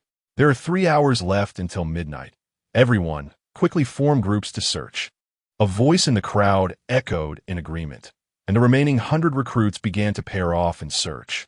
Inside the dormitory building, Qingyu concealed himself in the shadows, alert as he noticed someone entering and let his tail emerge. A sharp-eyed recruit spotted a doll sitting on the ground. Could this be the bomb? He wondered aloud. Shouldn't the bomb be hidden well? Why is it just lying here? As he pondered, a realization struck him. I understand. This must be a diversion to waste our time. Cursed ancient god sect. Suddenly, the door behind them slammed shut with a resounding bang, and in an instant, eerie green flames flickered to life around them. Blood trickled down the walls, pooling into a shocking stain on the floor, while the green flames danced malevolently upon it. Ghost! It's a ghost! The two recruits screamed, tossing the doll aside and bolting for the exit. Their footsteps echoed through the vast space, and with each step they took, the ghostly green light seemed to intensify, akin to a multitude of eyes fixated on their fleeing figures. A cold hand emerged from the darkness, gripping one recruit's ankle tightly. He let out a shriek, tumbling forward and landing awkwardly. The other recruit quickly helped him up, and the hand that had grasped his ankle vanished without a trace as they resumed their flight. Qingyu stepped out from the shadows, picked up the doll, and brushed off the dust. He felt a pang of compassion. If the doll were to come to life, wouldn't those two be doomed? The recruits stumbled into a room drenched in blood. Why is there so much blood on the walls? Weren't the members of the ancient god sect disguised as the Nightfall Squad initially? Of course, it was those 3 from the ancient god sect who had delivered the fatal blows. How despicable! Witnessing their reckless trampling of Jiang Er's meticulously arranged items, Qingyu couldn't help but twitch slightly at the corners of his mouth, pondering whether these two were simply fortunate. As they hurriedly descended the stairs, Ciu strategically opened the door for them. The psychological resilience of this batch of recruits was truly poor. I never anticipated they would be afraid of ghosts.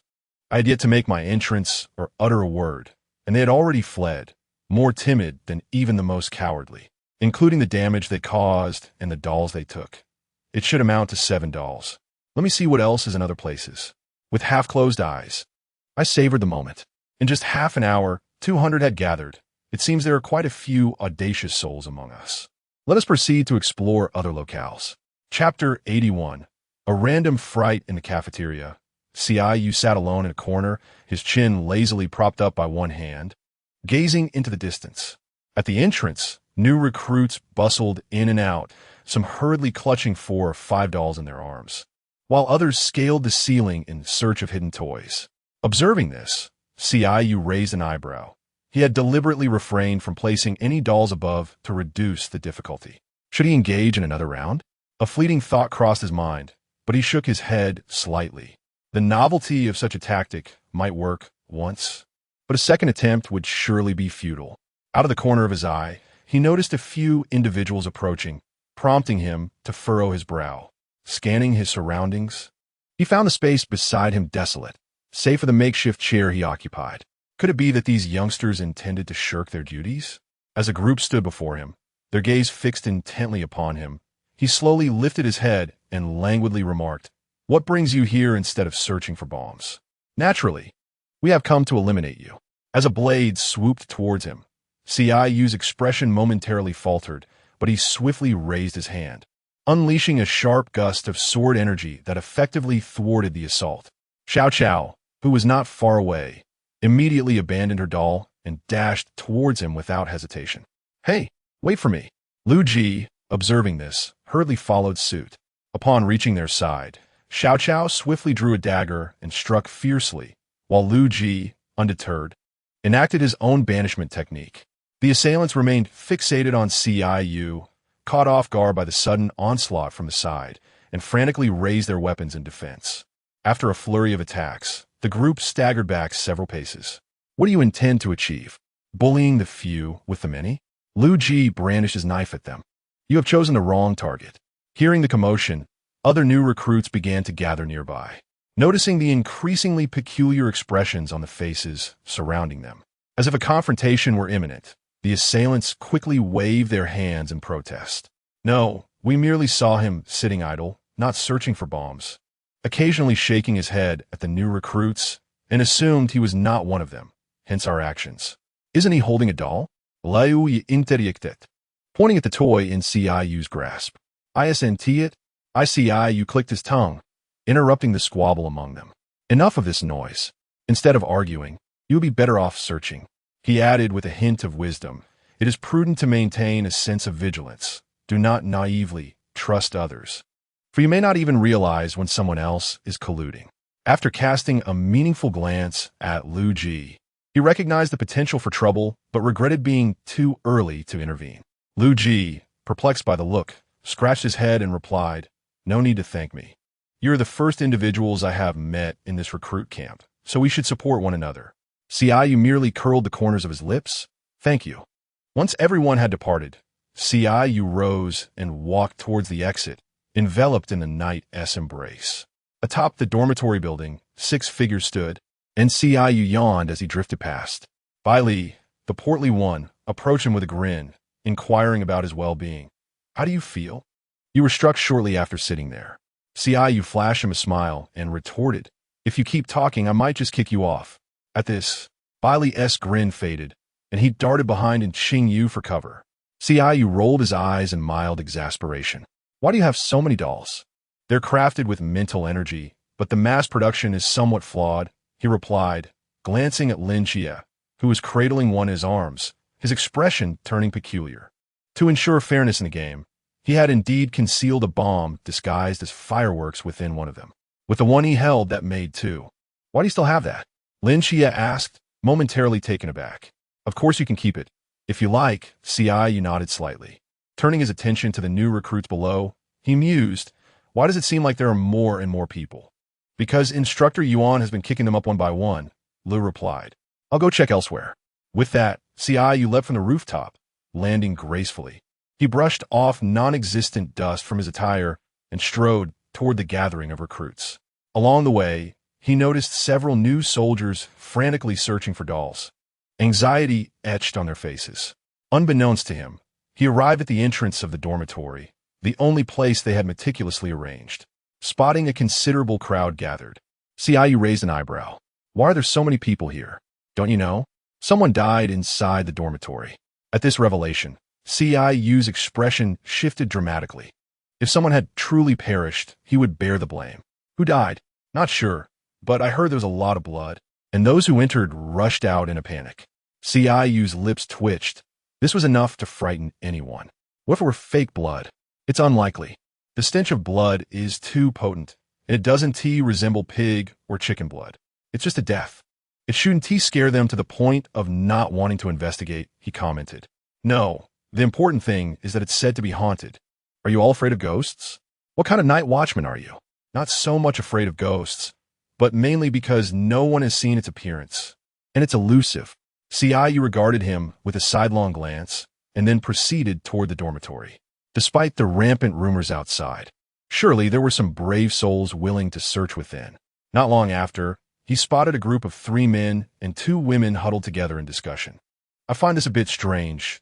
The fire appears fake, and even the dolls seem to belong to Captain of the Night Squad. The instructors don't seem to be in a hurry either, and the Night Squad hasn't even emerged to search. I have a bold hypothesis. Could this be another drill? I think so too. Otherwise, it's improbable so many dolls could be brought in. But isn't that what the cult of the ancient gods said? They even killed them in front of us. Who knows? For now, let us gather the new recruits and consult the instructors for strategy. Upon hearing a cough from nearby, the 5 individuals turned to look. Qingyu smiled at them. You can either stay here and go nowhere, or I can log you out ahead of time. Who are you? Asked one. I am Qingyu, a member of the Nightfall team. I was not mistaken. It truly is you. Qingyu raised an eyebrow, crossing his arms. Why me?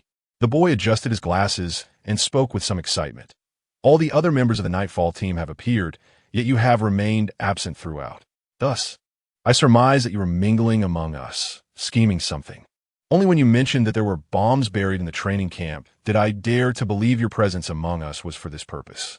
If the cult of the ancient gods truly had planted bombs, they should have detonated long ago, leaving us no time to react, let alone creating 1,500 identical ones to confuse us. After listening, Qingyu nodded slightly. Indeed, that was my oversight. During the time on the playground, I should have revealed myself and fought alongside them.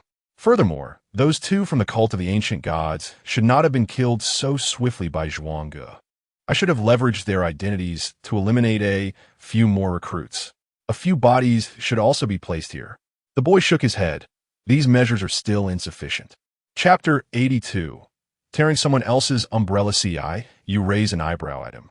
When there was no one else around the playground, you should have detonated a few bombs to demolish several buildings. Moreover, the bombs should not have been placed in excess. 2 in each location would suffice, 1 to obscure vision and the other left unused. Additionally, your bombs should not have been designed to resemble Qingyu. Ordinary bombs would have sufficed, a point at which you faltered compared to your initial efforts. The corner of Qiyu's mouth twitched.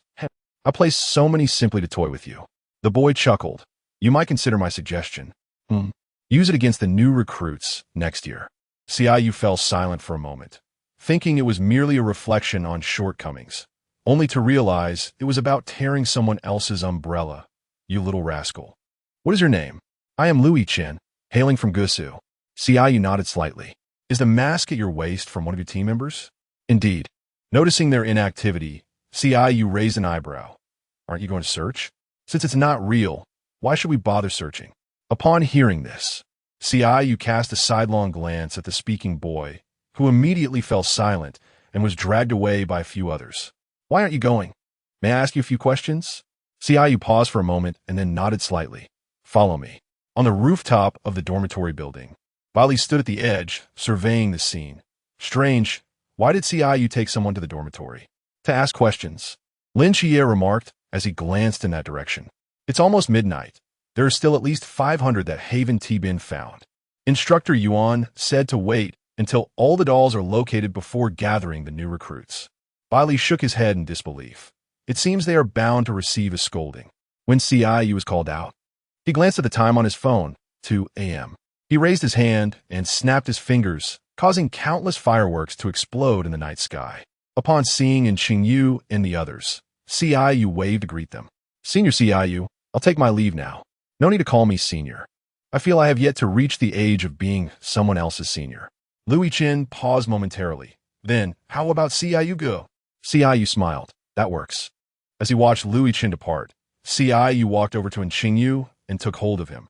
I think that boy just now was quite impressive, intelligent, with a strong awareness against deception, and full of clever ideas. His age is also quite suitable. Bailey noticed, and Qingyu's expression was off and frantically gestured to him. Bailey, are your eyes twitching?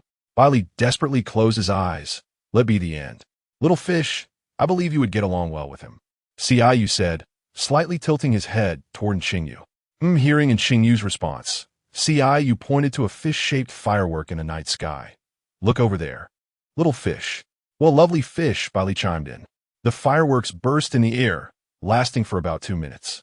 As the last firework quietly dissipated into the night sky, a mere 10 seconds later, the words nightfall materialized above, accompanied by a cartoon avatar of Lin Qie in the upper right corner. Noticing Lin Qie gazing at him, Qingyu raised his hand in a thumbs-up gesture, exclaiming, well done.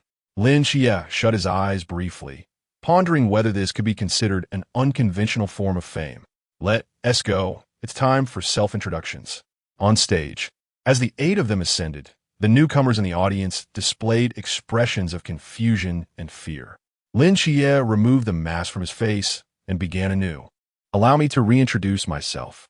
I am Lin Qie, the captain of the Nightfall Squad and a special instructor for this training session. Upon concluding his statement, the new recruits lowered their heads, their faces reflecting a myriad of emotions. Some were indignant, others perplexed, and a few shamed, while a handful harbored defiance in their eyes. Qingyu furrowed his brow slightly and stepped forward, inquiring, why do you believe that in a direct confrontation, we would succumb to you? Isn't it so?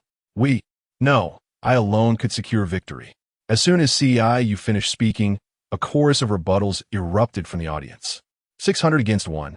Even if each of us spat on him, he would drown. Why do you think you remain in a training camp, rather than elsewhere? After Qingyu spoke, he stepped forward, and in an instant, the surroundings transformed, placing everyone within a grand theater. The clamor of disputes escalated, prompting Qingyu to frown slightly and utter 2 words, silence. These words seemed to possess an enchanting power, instantly quelling the uproar below. With a satisfied nod, Qingyu surveyed the audience and continued, with the townstone here and the theater suppression, you cannot even wield the power of the forbidden ruins. Yet you entertain dreams of victory? Upon finishing his proclamation, Qingyu raised his hand towards the ceiling. The recruits followed his gesture, gazing upward to behold countless arrows suspended ominously, glinting coldly, as if poised to rain down at any moment. The faces of the crowd turned ashen with fear. In the face of a single strike that could obliterate you, choosing the former option is already a mercy. Ye still do not take heed. Turning away, Qingyu drew back the curtain, revealing a colossal screen behind it. In the time to come, I hope you will train diligently. I shall compile a video of your transgressions during this training to be played repeatedly before your graduation. With a smile directed at them, Qingyu added, no need to thank me. As the theater dissolved, Qingyu yawned and strolled towards the dormitory building. He noticed 2 figures among the recruits rushing towards him and halted. Lu Ji stopped about 5 meters away, calling out, Qingyu, and Qingyu's face momentarily displayed a hint of embarrassment at the remark. Circumstances dictated it. Your words back then, were they directed at me?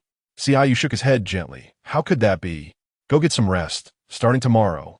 Peaceful days will be a rarity. Observing Lu Ji's bewildered expression, Qingyu leaned closer and whispered, Qie was thoroughly taken in by the instructors back then. With that experience, they will find it even easier to deal with you. Are you insinuating ill of them?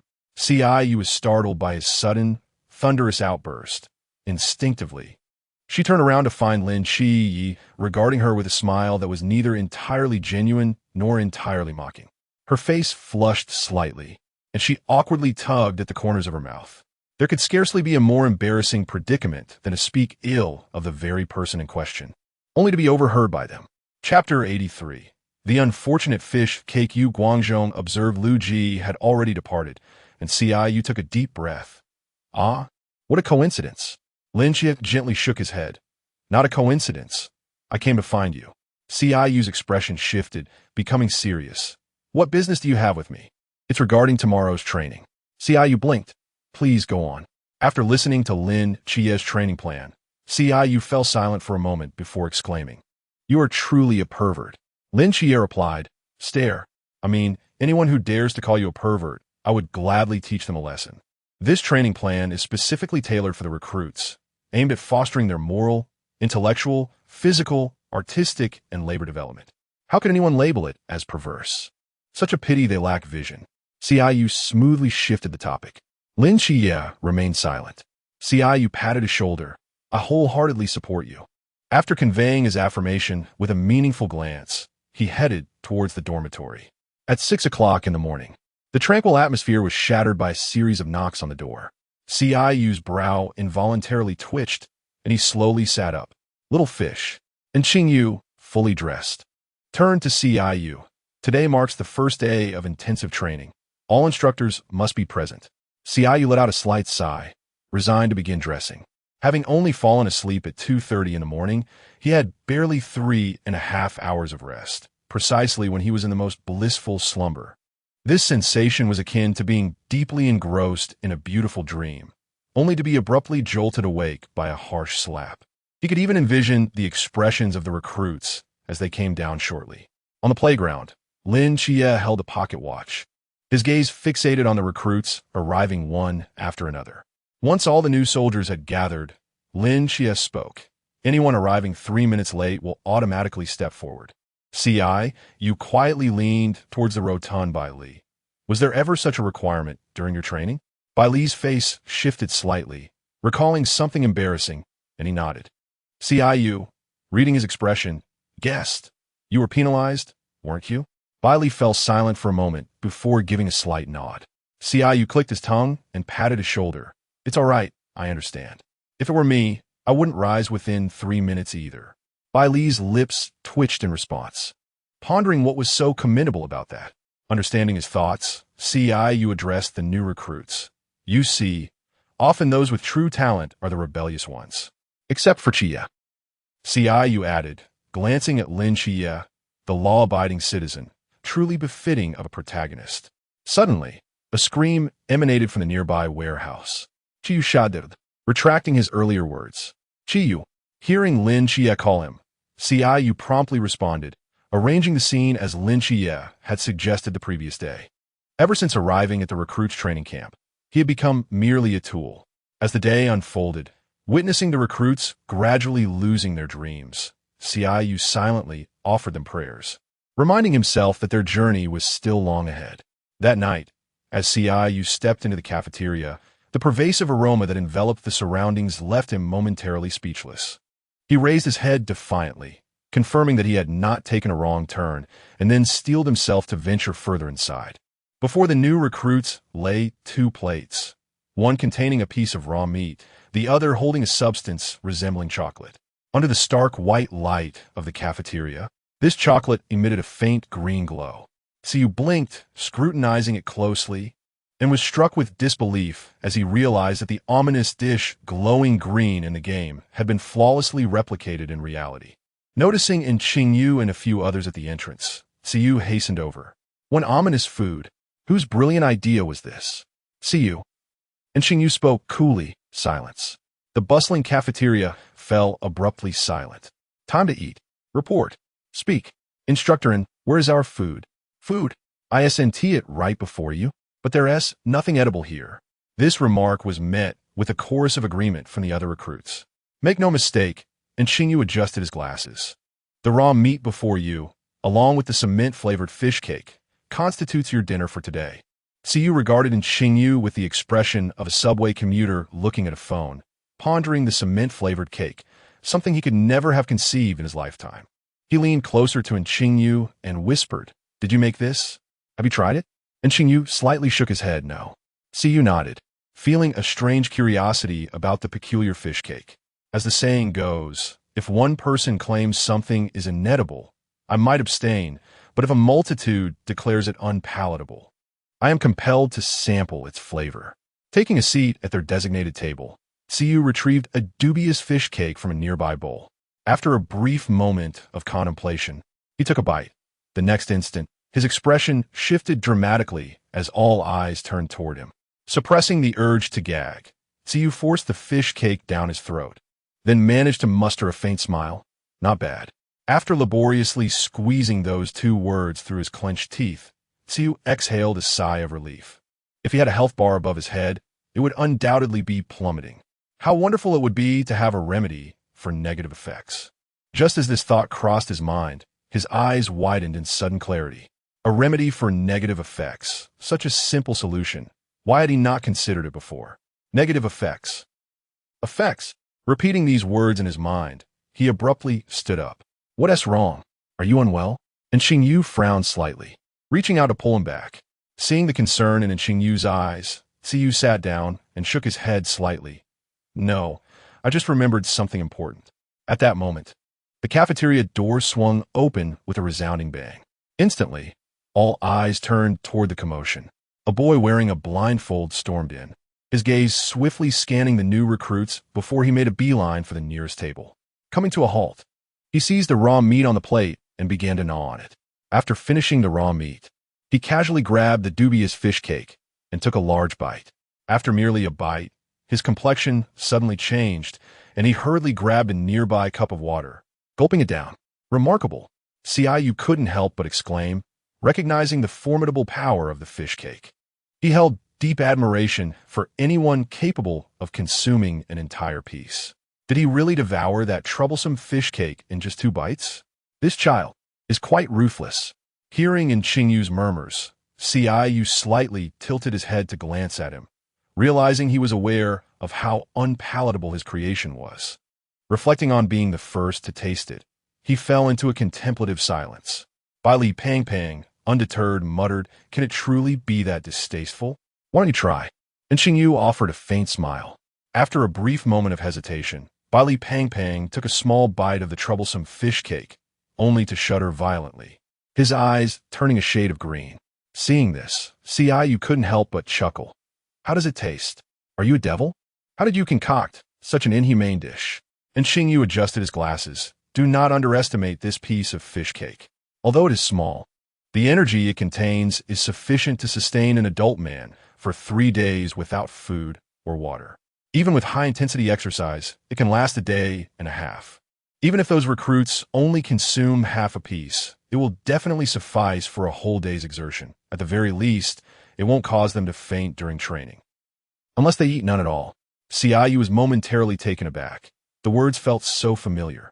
If his memory served him right, and Qingyu had indeed stated at the outset that he intended to invent something that would eliminate the need for meals for 3 days. Chapter 84. The fishing village. He initially thought it was a jest. After all, how could something exist that would eliminate the need for sustenance for 3 consecutive days? To his astonishment, such an invention had indeed come to fruition. With a profound sigh, he rose slowly, contemplating the new recruits bustling in and out. He had intended to wait for Wang Mian's return to engage in a thorough discussion regarding this matter. However, upon reflecting on the relentless busyness of the special team members, he altered his course of action, opting instead to journey to Hainan to seek them out. Crucially, he had yet to deliver the skincare products he had promised Wang Mian, and the days since his commitment had already elapsed by 3 or 4. I have matters to attend to, so I shall take my leave. Please convey my regards to Instructor Yuan, he said. Qingyu furrowed her brow slightly. Where are you going? To find Wang Mian and the others. Do not worry. I shall return shortly. With that, he vanished, stepping onto his sword. Upon arriving at the periphery of the new recruits training camp, he transformed into Lin Qie and soared towards Hainan on his Nimbus cloud. It must be conceded that the Nimbus, indeed, outpaced his sword by a slight margin.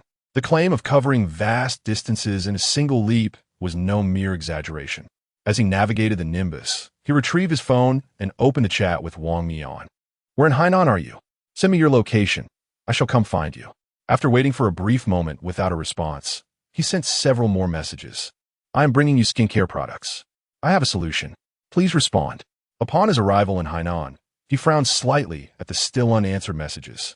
Could it be that they were having too much fun to reply? Shaking his head, he decided to call.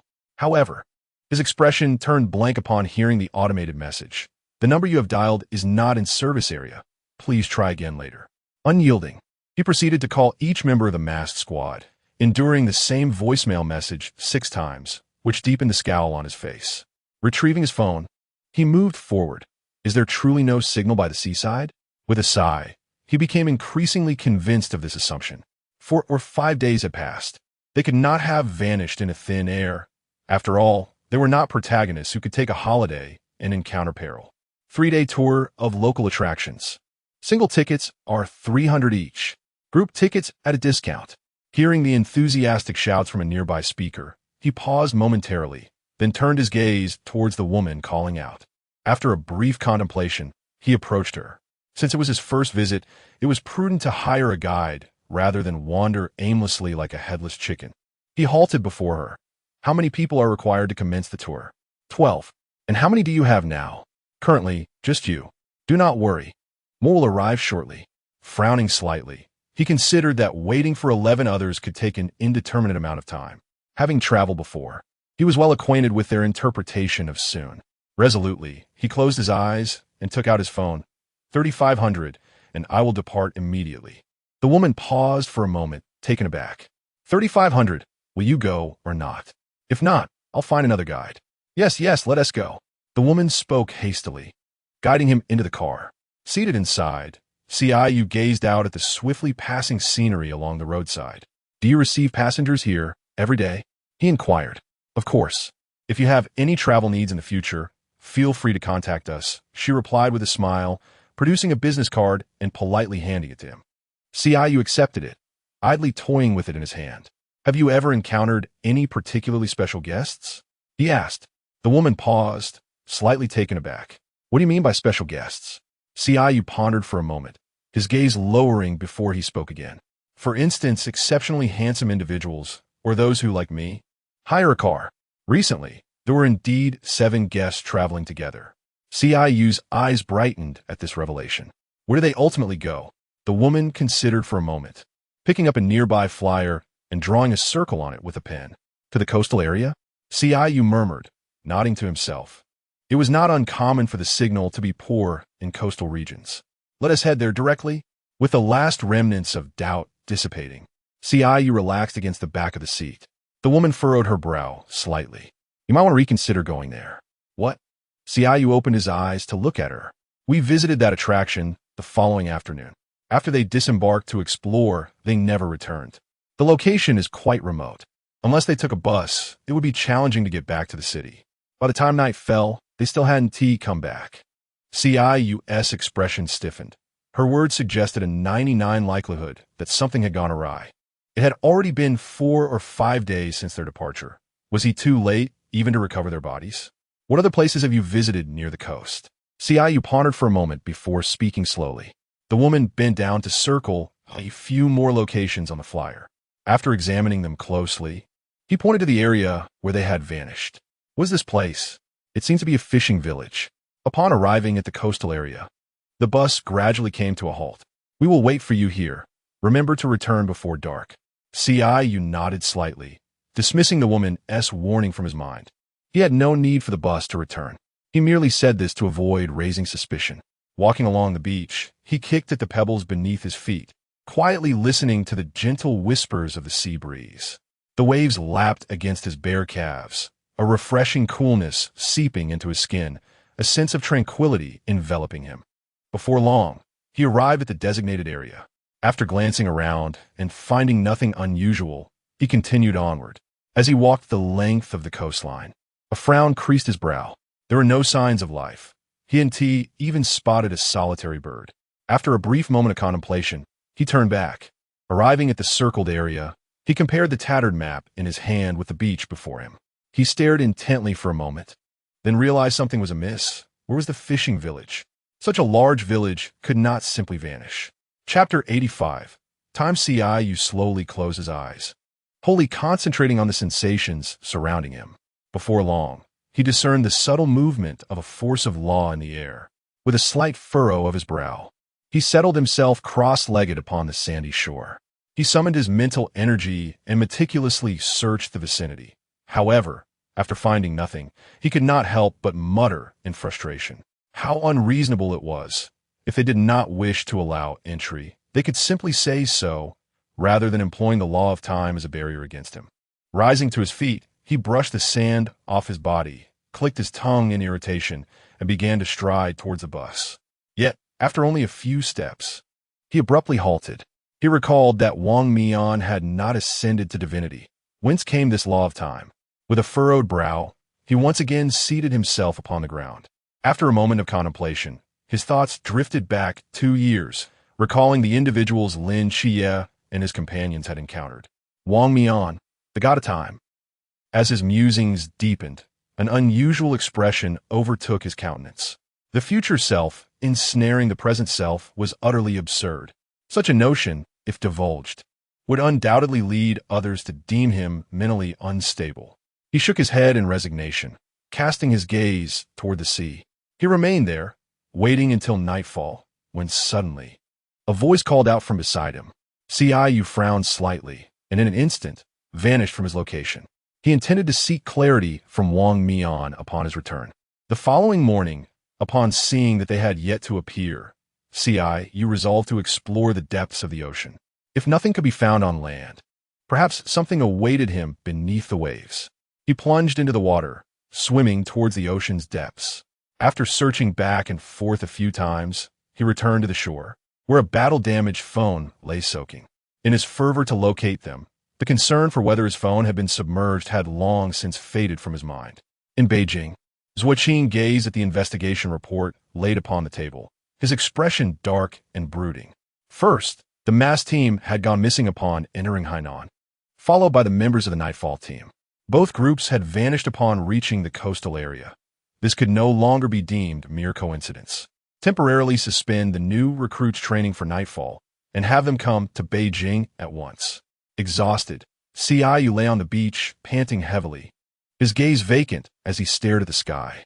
He had exhausted all conceivable methods, yet aside from destroying that space, he found no means of entry.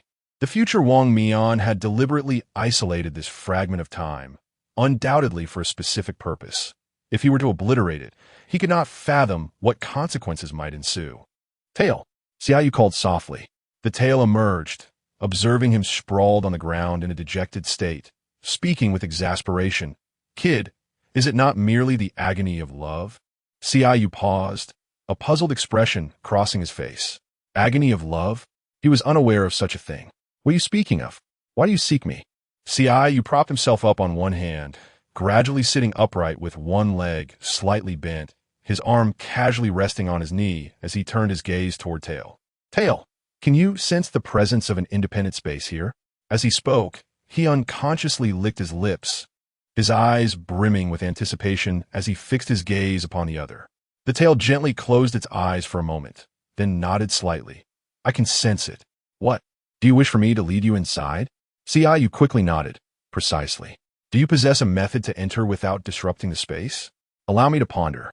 The tail responded affirmatively and fell into contemplation. 3 minutes later, Qingyu observed the tail flicker and vanish from sight. He blinked, then reclined back onto the sand to regain his energy. Approximately 2 hours later, when the tail reappeared before him, Qingyu swiftly sat up. I have it. I shall take you inside now. Suppressing his excitement, Qingyu stood and followed closely beside the tail. After only a few steps, he felt a sudden blur before his eyes, and a momentary stumble caused him to look up as the scenery transformed. Gazing at the dwelling before him, Qingyu furrowed his brow slightly. Just as he was about to approach, he was startled by a cacophony of harsh cries from above. Looking up, he beheld several birds with crimson eyes, gathered together and tearing at something, causing his mind to race. Upon noticing the red moon beside him, his eyes widened further. After rubbing his eyes, he looked again, and upon realizing that the entity residing on the moon was Michael, his expression turned peculiar. Has Michael grown weary of yellow and taken a liking to red? The tail rolled its eyes in response. Preposterous. Feeling a bit embarrassed, Qingyu scratched his nose. Huh? I was merely jesting. Contemplating with his chin resting on one hand. He glanced at the moon before shifting his gaze to the battling birds. Did Wang Mian create this to prevent the influence of the red moon? The tail fixated on the moon for a moment before speaking slowly. It can alter the thoughts of living beings, reducing them to mere instincts of slaughter. Qingyu opened his mouth in silence, and after a moment, uttered a few words. Really? That is quite absurd. No wonder this area was isolated. Are you truly observing this separation? Qingyu blinked in confusion, extending his mental energy outward. Old houses, nothing but old houses. He could not comprehend what was so special about these old structures. Yet the tail's demeanor suggested there was more than met the eye. Frustrated, he raked his fingers through his hair, gritting his teeth, yet again facing a day riddled with riddles. Taking a deep breath, he attempted to gather his thoughts. The houses he had seen from the bus were not much different from those here, save for the weathered appearance that spoke of time's passage. Although these houses seemed quite aged, they appeared younger compared to their counterparts outside. Wang Mian must have extracted this segment of time, which implies that time here has remained stagnant for decades. Shaking his head at the thought, he pondered how the residents from decades past would survive without perishing from hunger. With a slight sigh, he continued onward. As he sensed the fluctuations of the forbidden ruins approaching not far ahead, Qiyu's eyes brightened. Shortly thereafter, he beheld 4 individuals bound, alongside the swirling vortex and the scale standing nearby. We have done enough for the great Xia. Is it wrong for us to simply wish for a moment's respite? Well, it seems that not only did the plan fail, but one also lost their life in the process. You are correct, but have you considered that if we hadn't come, the one dispatched here would have been nightfall? Automatically dismissing the words of the balance, Ziyu's focus entirely shifted to the banter with the vortex. Indeed, this moment underscores the significance of choosing the right travel destination. The vortex was suddenly taken aback by the remark. What are you doing here? Realizing something, he quickly shook his head. Why are you here too? How could you possibly come? If nightfall had also arrived, would their sacrifices then have been rendered utterly futile? Upon hearing this, Ziyu was momentarily taken aback. Has he been driven mad? With that thought, he cast a sympathetic glance at the vortex. It's all right, my friend. It's just a mental issue. It can be treated outside. The vortex took a deep breath, feeling that Ziyu's words had muddled his thoughts even further.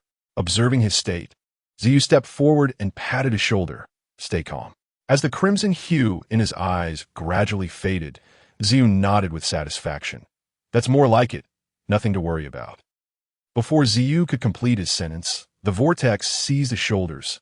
How did you manage that? Noticing his excitement, Ziyu discreetly stepped back with his left foot. Are you referring to when I just patted you? Chapter 86. The time loop. Ziyu spoke with disbelief etched across his face. You can't possibly intend to eliminate him with just a slap. Then hurry and strike them. Vortex exclaimed, tugging at his hand to make him hit the scales. Ziyu. With an expression of sheer terror, Qingyu was dragged along, suddenly sensing a familiar presence behind him. He quickly turned his head. Wang Mian, you. Upon seeing Wang Mian's aged visage, Qiyu's expression froze in shock. They had only been gone for 5 or 6 days. How they all changed so drastically. Captain, Qiyu remains unaffected by the red moon and can help others stay lucid, Vortex remarked, simultaneously tapping each person.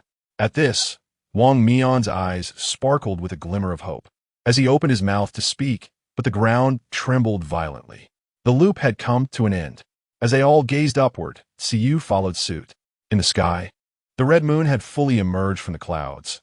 A dazzling silver light erupted from the depths of the sea, weaving into a seamless ring that rapidly expanded outward. Time loss? Qiyu furrowed his brow, having just entered and yet finding himself at the conclusion without grasping the situation. Can you break the time loop? It should be possible. Qiyu pondered for a moment before continuing. If the laws are shattered, would that not render this place's existence meaningless? He pointed towards the sky. This phenomenon won't manifest in reality, will it? Seeing the silver light about to spread further, Qiyu retrieved a talisman. Never mind, we shall discuss this later. On the bus, Lin Xie presented a photograph of the masked team to the woman. Have you seen them? The woman's expression shifted oddly as she glanced at the photo. You don't mean to go to the places they visited, do you? Also, indeed, just 2 days before your arrival, a boy asked me the same question. Where did they go? I cannot disclose that information. The woman had already witnessed 2 groups of guests vanish. If this group vanished as well, who would dare ride her bus in the future? We specifically came to find them. That is also not permitted. Lin Xie exchanged a knowing glance with Bailey Pang Pang, who stepped forward and presented a stack of cash. Just tell us where they last went, and we can find our own way out. The woman hesitated for a moment, then circled a spot on a nearby flyer. A few clusters of green flames appeared in the air, and then 8 individuals were expelled simultaneously. Qingyu felt as if he had been on a roller coaster, spinning endlessly before being ejected onto the ground. After a considerable respite, he sat up and gazed at the sky, noticing that only a sliver of the red moon was obscured by dark clouds. Qingyu's eyes widened slightly. Am I destined to exist only at the very end of this game? Vortex shook his head and glanced at the 4 individuals lying motionless on the ground. Why have they not awakened yet? It is likely that the sudden cleansing of their souls has left them disoriented. They may need a moment to recuperate. As the whirlpool heard this, a slight twitch appeared at the corner of his mouth. Yet he could not deny that Qingyu's words held a semblance of truth. Now, do enlighten me about your discoveries. After listening to Wang Mian's narrative, Qingyu found himself momentarily at a loss, grappling with the absurdity of the situation. So, are we to understand that we cannot remove the blade here, nor completely dismantle the temporal loop? Upon seeing Wang Mian nod, Qingyu regarded him with a gaze that questioned his sanity. Are you dreaming? How do we escape? How did you even get in here? Qingyu stammered. I could manage alone, but you all cannot. Frustrated, he raked his fingers through his hair. We must devise another plan. After pacing a few times, he fixed his gaze on Wang Mian. Wang Mian, why not traverse into the future and give your future self a slap? Ask him why he created this mess. Wang Mian replied, my lifespan is limited. Observing Wang Mian's slight bow of his head, Qingyu's mouth opened in disbelief. Feeling an inexplicable dissonance at the sight, he found it hard to bear. A once vibrant young man had suddenly morphed into an old man speaking to him. The virtue of respecting the elderly was ingrained in his very being, leaving him at a loss for words in front of this version of Wang Mian. With that thought, he shook his head. If his current plan faltered, he would not hesitate to beseech Qingyu for a solution. Alternatively, seeking out a bounteous anomaly could also suffice. What if Qingyu could somehow release the contents within? With this thought, he patted Wang Mian's shoulder. Do not worry, even for my own sake. I shall ensure you return to your original self.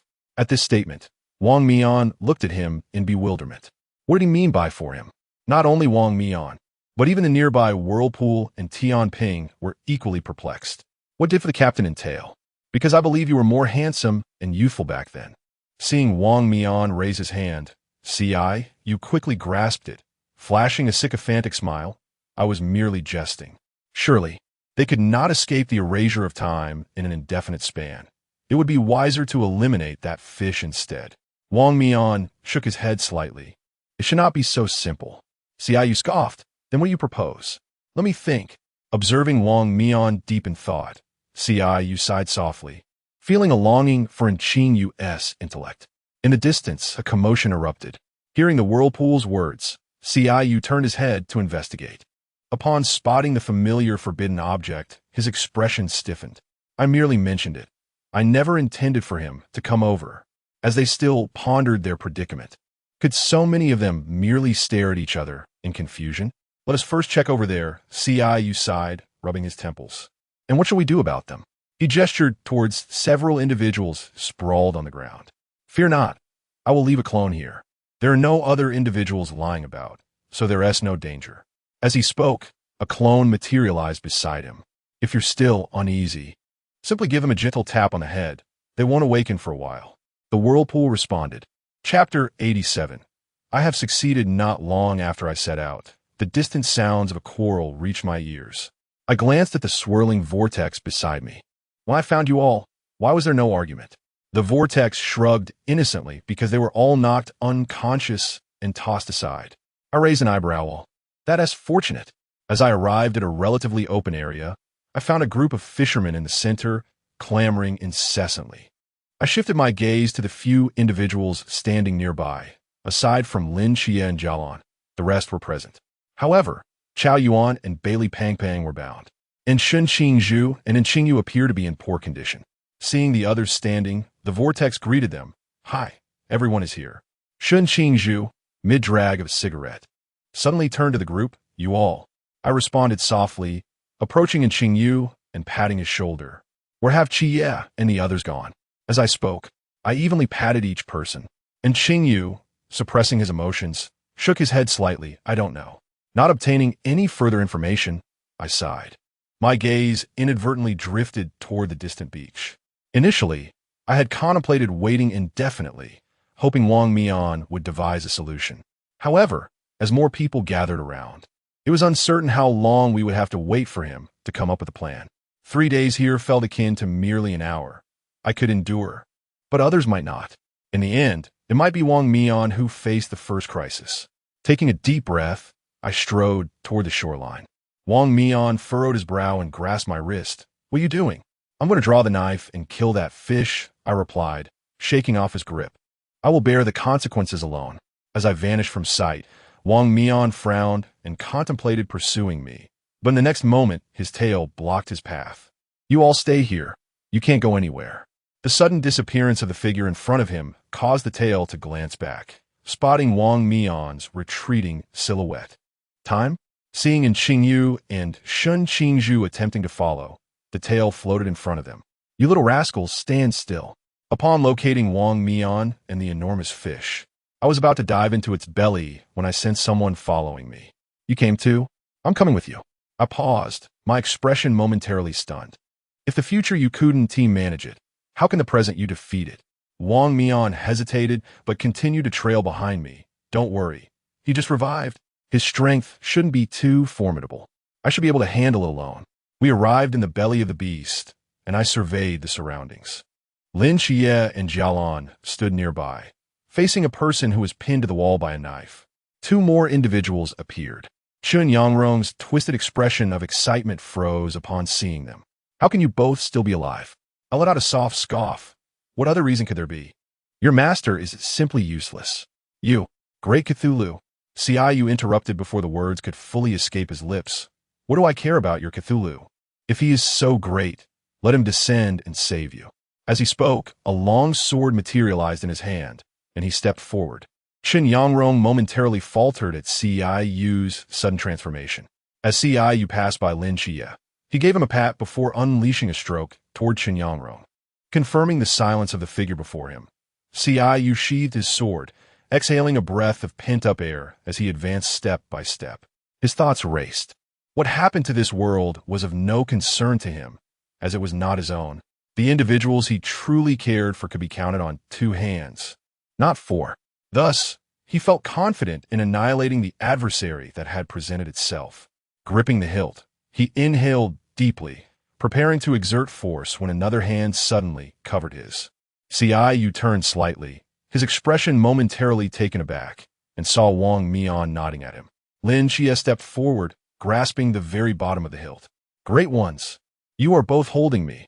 I have ascended," Yuan remarked. Jialan blinked, wishing to step forward and grasp the hilt as well. But there was no room left for her. With a synchronized effort, the 3 of them exerted power, extracting the blade inch by inch until it was entirely freed. A sound akin to shattering glass resonated around them. Ciu closed his eyes, focusing intently for a moment. As he sensed that the strength of this adversary was far weaker than he anticipated, even somewhat feeble, an odd expression crossed his face. Wang Mian, seeing his demeanor, grew anxious. "What's wrong? Can't you handle it?" Ciu shook his head slightly. "No, it's just that I find this adversary rather weak, absurdly so." Furrowing his brow, he began to untangle the thoughts swirling in his mind, directing a gaze increasingly peculiar toward Wang Mian. The temporal laws here seemed aimed not at ensnaring this adversary, but rather at erasing others caught in the time loop. "The future me desires to eliminate the past me. Your thoughts are rather advanced."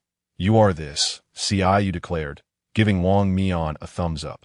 Wang Mian was momentarily rendered speechless by his statement, struggling to organize his thoughts before finally managing to retort, "How is that possible?" Xiaoyu contemplated for a moment before nodding slightly in agreement. Indeed, that does defy logic. Otherwise, the future version of him would not survive.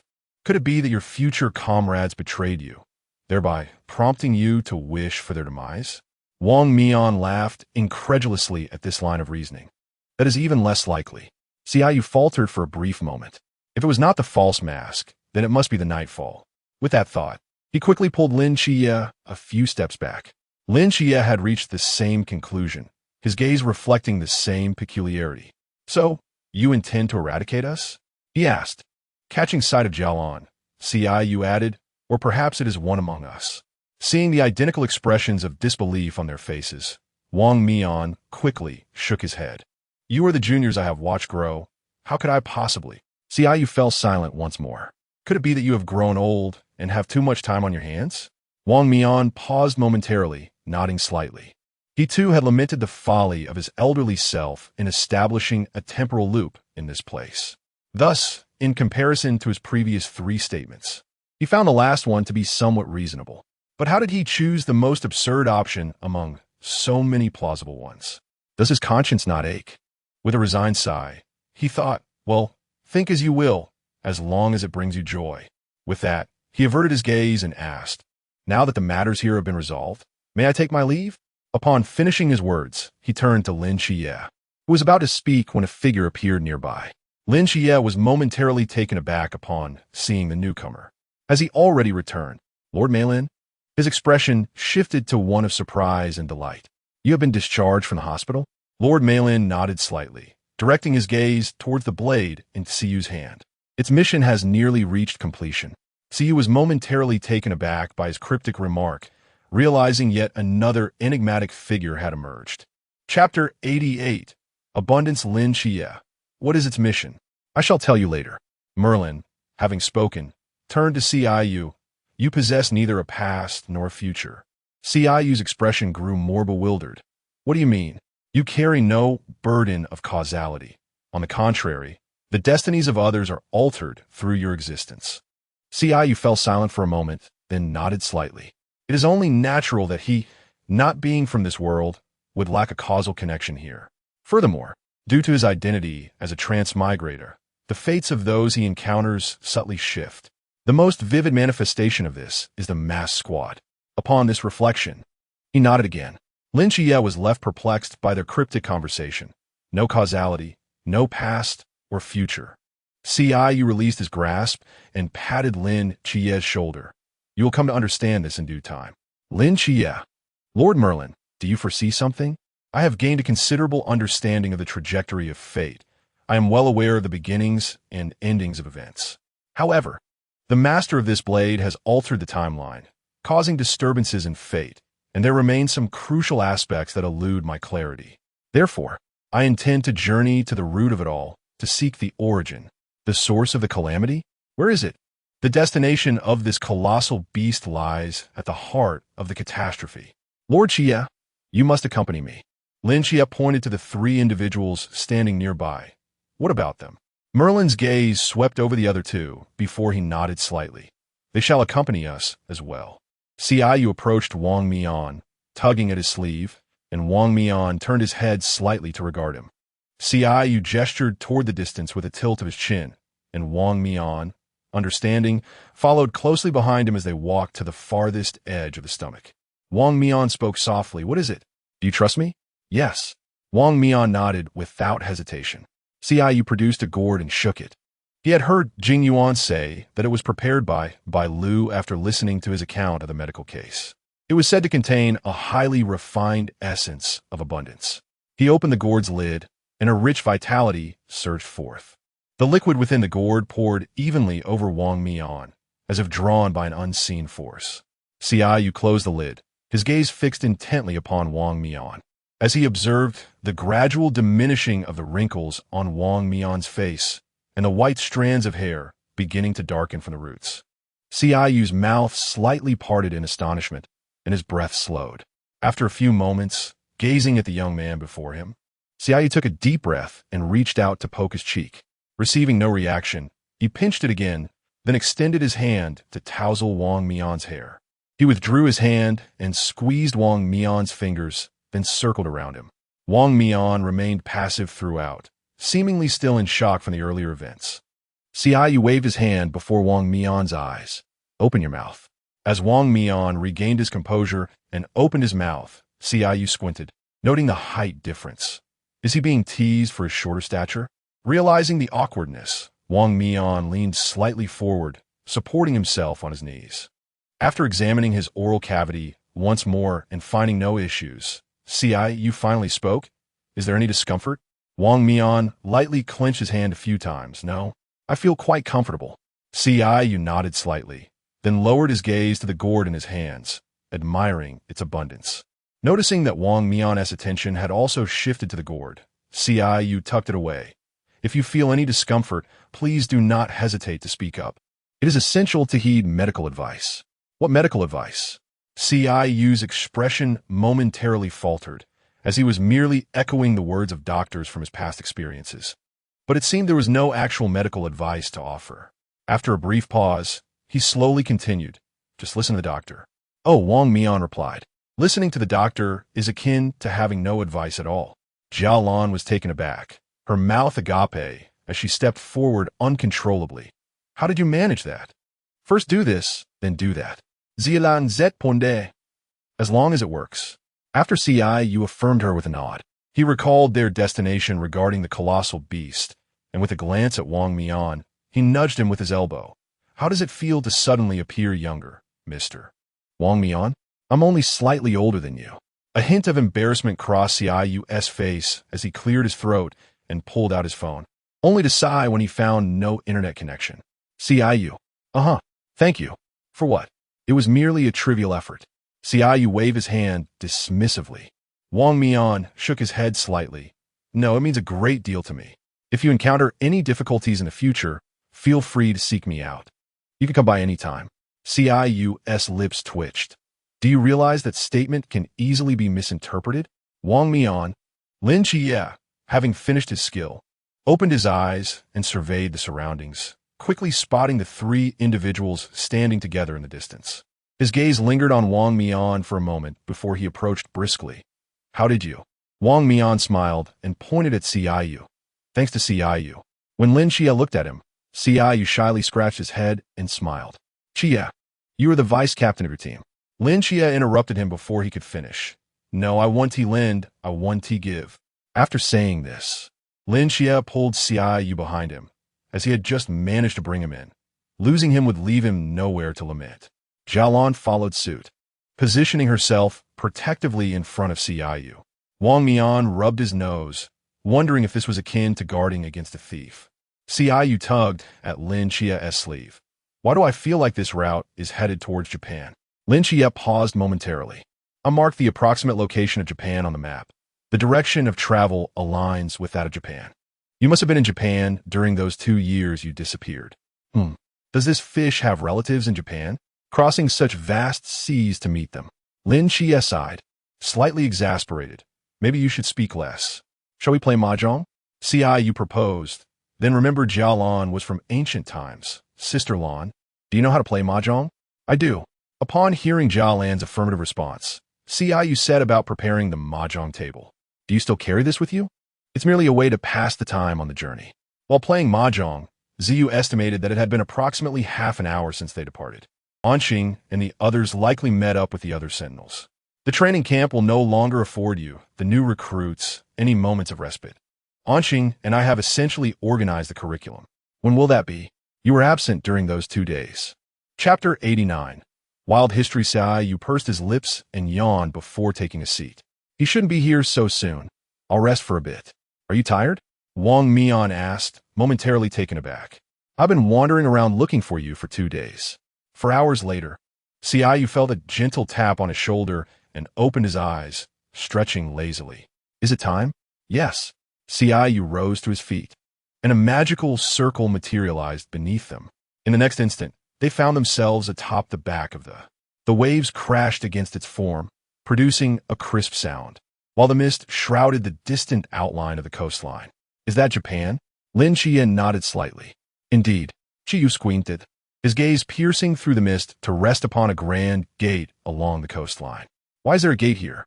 That is the Gate of Rebirth, the portal to the realm of the Japanese deities Takamagara. Upon hearing the term Takamagara, Qiyu's eyes sparkled with intrigue as he turned his head slightly towards Wang Mian. He recalled the words of the vortex, indicating that the time god had instructed Wang Mian to seek something within Takamagara. Wang Mian's expression mirrored a hint of excitement. Merlin, prepare yourselves, we shall enter. Suddenly, the grand gate creaked open, revealing a blinding light that made it difficult to keep one's eyes open. A powerful force emanated from within, pulling them all towards it. The four were simultaneously swept away by the force, but Merlin conjured four ropes that ensnared each of them. Drawing them closer, Qingyu shut his eyes, feeling the light shift before him. A strong metallic scent flooded his nostrils, compelling him to open his eyes. Dismembered limbs rolled in the sea, staining the waters crimson, mingled with remnants of shattered weapons. Above, a blood-red moon hung ominously. Goodness, Qingyu couldn't help but exclaim. While marveling at the scene, he raised his hands to pat the shoulders of the two individuals beside him, realizing that should they lose control, he would be the first to face the consequences. Merlin withdrew his hand, prepared to cast a spell. Is this your divine manifestation? Qingyu shook his head slightly. I am unsure. It seems innate, much like Zhuang Zhou's grand moves. Fearing that Merlin, as an outer god, might not comprehend, Qingyu elaborated. It can purify both oneself and one's allies. However, has Takamagara undergone a mutation? Merlin gestured towards the blood moon. Because of that, Lin Xie interjected. The blood moon? Or perhaps it is the work of the great old ones. The two are not fundamentally different. The existence of the blood moon is a consequence of the great old ones breaching a corner of the seal, releasing their power and creating a localized contamination that casts a red hue on the moon, which can be seen from the tainted regions below. Qingyu furrowed his brow, recalling the myths surrounding Cthulhu. His exposure to such tales was limited to Journey to the West and Investiture of the Gods featuring Yangjian. He had only heard snippets of other lore. Upon hearing them discuss Cthulhu, Qingyu stroked his chin. Cthulhu, I believe I've heard of it before. Noticing the others looking at him simultaneously, he scratched his head.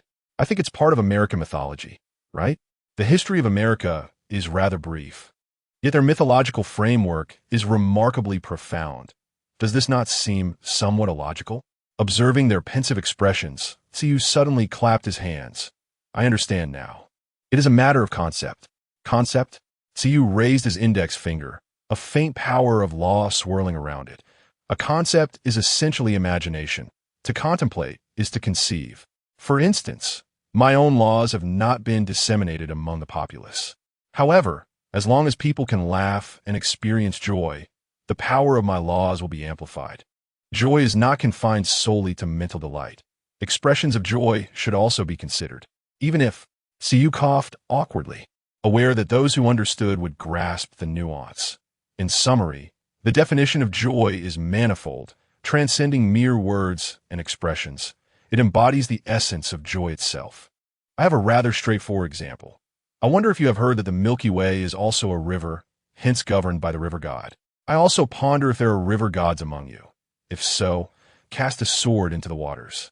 Observing their thoughtful reactions to his earlier words, Qingyu resumed his contemplation of history and cultural studies, albeit rarely delving into mythology. He would only glance at such subjects when encountered in cultural discussions. Feeling the ground beneath him tremble violently as the whale-shaped creature thrashed, Qingyu swiftly grasped two individuals and stepped onto the sword. Is this fish mad? Watching the creature sink, Qingyu raised an eyebrow and noticed Merlin standing on the shore with Jialan, pulling the two towards them. A crimson light emanated from behind him, prompting Qingyu to glance back. Is it dead? Upon reaching the shore, he regarded the carcass of the whale with a sense of loss. It is often said that the death of one whale gives life to many. However, in this case, it seems to signify the demise of all. Listening to Lin Xie utter a plethora of questions, the other three regarded him with curiosity. Merlin summoned a carriage. Less bored, I shall explain everything in due course. Inside the carriage, Qingyu, Lin Xie, and Wang Mian sat on one side, while Merlin and Jialan occupied the opposite. Your Excellency Xie, do you have any questions? Now is the time to inquire. What transpired at Takamagara? Over 50 years ago, the great old ones breached a corner of the seal, projecting a source of pollution here, giving rise to this crimson moon, having just emerged from that fishing village. You should be well aware of the capabilities of this moon. The carriage halted before a dilapidated palace. Merlin remained outside as the other four entered in succession. The palace was in ruins, stones scattered across the ground, and moonlight filtered through the gaps above. It seems there is nothing here. Jialan surveyed the surroundings. Why did Uncle Merlin bring us here? Lin Xie extended his mental perception to explore the vicinity, fixing his gaze upon a stone wall beneath. Here. As the mural became fully visible, Qingyu focused intently. The mural depicted a crimson moon hanging in the sky, with a gathering of deities below. Among them, 3 figures stood out prominently, one adorned with a sun upon its forehead, another with a moon, and the last with a wave. After a moment of contemplation, Qingyu turned his gaze towards the next mural. He recalled having read about Japanese mythology, particularly the legend of the Yamata no Orochi, which was said to possess 9 heads until one was severed by the Great Yu. Although no substantial evidence exists to substantiate this claim, the realm of human imagination knows no bounds. Despite his skepticism, he managed to glean some clarity from the stone wall before him. How had he managed to retain his sanity amidst the encroaching crimson moon? Hearing Lin Xie's puzzled inquiry, Qingyu cleared his throat. History may not always be precise, but folklore undoubtedly embraces the wild. Would you like to hear more? Without hesitation, Wang Mian nodded affirmatively. It is said that Susanoo could perform infinite tsukuyami. Sensing the atmosphere had grown somewhat somber, Qingyu awkwardly cleared his throat again. Why are you looking at me? It was your choice to listen. I have even more outlandish tales. Do you wish to hear them? Chapter 90. Soda bean juice. Upon witnessing their simultaneous headshakes, Qingyu let out a faint sigh. Perhaps he too had succumbed to madness, but the other gods could not surpass him, leaving him as the sole survivor. As if to substantiate his claim, a furious roar echoed from the depths, causing Qingyu to wince and cover his ears. Was it Susanoo? Noticing Lin Xie rush outside, Qingyu followed suit, abandoning his previous stance. A tantalizing aroma of roasted meat wafted through the air, and Qingyu instinctively swallowed, feeling an unexpected pang of hunger. Although he had not felt famished before, the sudden scent of meat ignited his appetite. Where the carriage had just halted, Mei Lin had already shed his magical robe, transforming into a high-hatted chef. Before him stood a roasting oven, adorned with skewers of lamb, generously seasoned with cumin.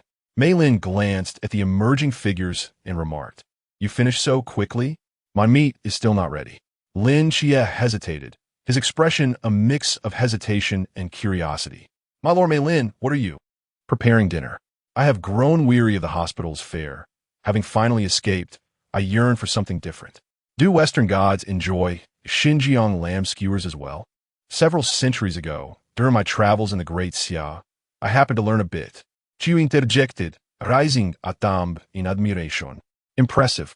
However, after a few centuries, the culinary delights of the Great Xia have evolved significantly. After speaking, Qingyu set up a small table, laden with an array of street food. "Why don't we share a meal?" "All right." Lin Xie opened his mouth, momentarily unsure of whom to tease first. Hearing a gulp beside him, Qingyu turned to Jialan, who upon noticing his gaze, blushed and awkwardly averted her eyes. "I'm not hungry." Qinyu's lips twitched slightly, and he placed a small snack in her hand. "I've seen many girls enjoy this. Care to give it a try?" Jialan gazed at the delicate cake in her hand and licked her lips. "I can't eat anymore." Qingyu paused for a moment. "I'm not fond of strawberries."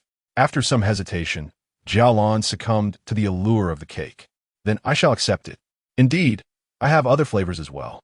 Let me know if you wish to try more," Qingyu offered, his gaze drifting to Wang Mian and Lin Xie. He then produced 2 bottles of soda bean juice. Recalling how he had initially anticipated their delightful taste, only to find them rather difficult to assess. Adhering to the principle of sharing both fortune and adversity, Such a splendid opportunity. How could he neglect the two of them? Come, come, I have more to drink. Wang Mian took a hearty swig, and in the next moment, his expression shifted, though he swallowed it down nonetheless. It's good. Lin Xie, trusting the situation, uncapped his bottle and took a sip, only for his face to freeze in shock. For the sake of appearances, he mimicked Wang Mian and swallowed it as well. Xiaoyu chuckled softly, his shoulders shaking. He too had dared only a timid sip at first. As he sensed two pairs of eyes fixated upon him, he composed his expression, stating, "See, I told you. It's quite delicious." After the meal, Merlin and Xiaoyu tidied up their belongings. The night was drawing near. It would be prudent to rest here for the evening. "My lord Merlin, we need not rest. No, you must rest. When you awaken, you shall receive the gift I have prepared for you. It is imperative that you elevate your mental state to its zenith." "My lord Merlin, what exactly is the gift you have prepared for me?" "You shall discover it tomorrow." With a flourish, Merlin conjured a simple palace, swiftly materializing with an array of furnishings within. 5 rooms, 1 for each person.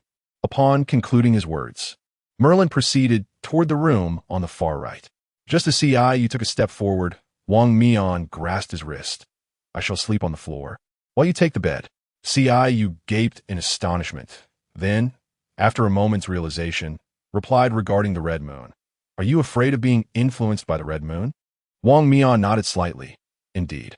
After a moment's hesitation, Xiaoyu acquiesced with a slight nod. "Very well then." He turned a glance at Lin Xie. "The bed?"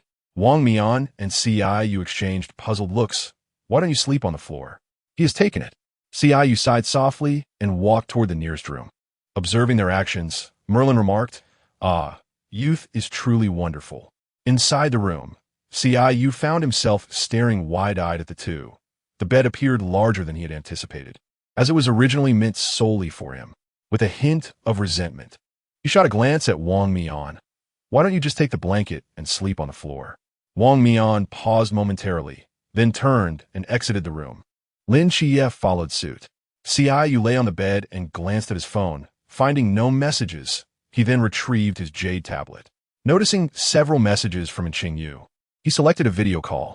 After a few seconds, the call connected, and upon seeing several individuals gathered on the other side, he momentarily faltered in his speech. "Where are you?" Adding Qingyu's inquiry, Xiaoyu instinctively replied, "High heaven. High heaven. You are in Japan." As the swirling figure unexpectedly intruded into the screen, Xiaoyu hesitated before nodding slightly. "Yes." "What is that?" "That is of no importance." Hearing the sound of the door opening, Xiaoyu turned to see the two individuals entering with bedding. Their eyes quickened as they approached the screen. Xiaoyu fell silent, realizing he had initially intended to converse privately with Qingyu. "Captain." Upon seeing Wang Mian, the swirling figure exclaimed in delight. "You look younger." Wang Mian nodded slightly. "Indeed." "Thanks to Xiaoyu." "Let me see." Yu Guei chimed in, peering from the side. Bai Li, portly yet agile, maneuvered beside Qingyu. "Don't all crowd at the front. The sword is unstable." "Where are you?" "We were just about to find you." "No, it's too dangerous." "Return quickly." Bai Li, holding the jade tablet, spun around. "You're too late. We are already on our way." With keen eyes, I caught a glimpse of yellow. And Xiaoyu blinked in confusion. I seemed to have spotted a rice dumpling. Bai Li Pang nodded affirmatively. "You are not mistaken." "Is it a steed?" "Indeed." Wang Mian observed their slightly trembling figures, narrowing his eyes. "Why are you shaking?" Bai Li Pang discreetly glanced at the individuals who were preparing to step forward. They are all leaning forward, their balance somewhat precarious. Hearing this, Xiaoyu's expression turned peculiar. "So, you are all standing on Yao Guang?" "Yes." "Ah, it is bearing a burden it ought not to endure." Chapter 91. The temple, the balance of the scales, lightened our burdens. Xiu nodded thoughtfully. "Are you suggesting that only the strong deserve to be my Yao Guang?" Bailey Panga's lips twitched slightly as he pondered. What on earth was he hearing? "Xiu, why do I feel like you're becoming increasingly eccentric? You seemed quite normal when we first met. Is it possible you're just aloof like the captain?"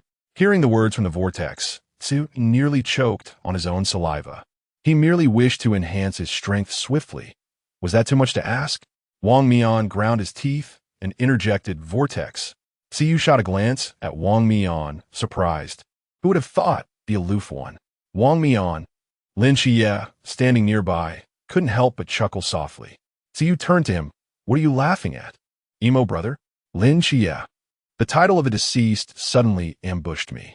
Ha ha ha, aloof brother, emo brother. Qingyu, you are truly talented. Vortex. Qingyu turned to the silently observant and Qingyu. Little fish, have you reached your limit? And Qingyu nodded slightly. MHM. Little fish, you are amazing. When you come, I have a gift for you. And Qingyu's ears turned slightly red. Okay. Bailey Pangu silently retracted his smile and took a step back. With so many special teams gathered, they were probably the only couple here. Having a partner is impressive, he muttered. Upon hearing Bailey Pangu's mumblings, Vortex's eyes widened. You two are a couple? Is there a problem?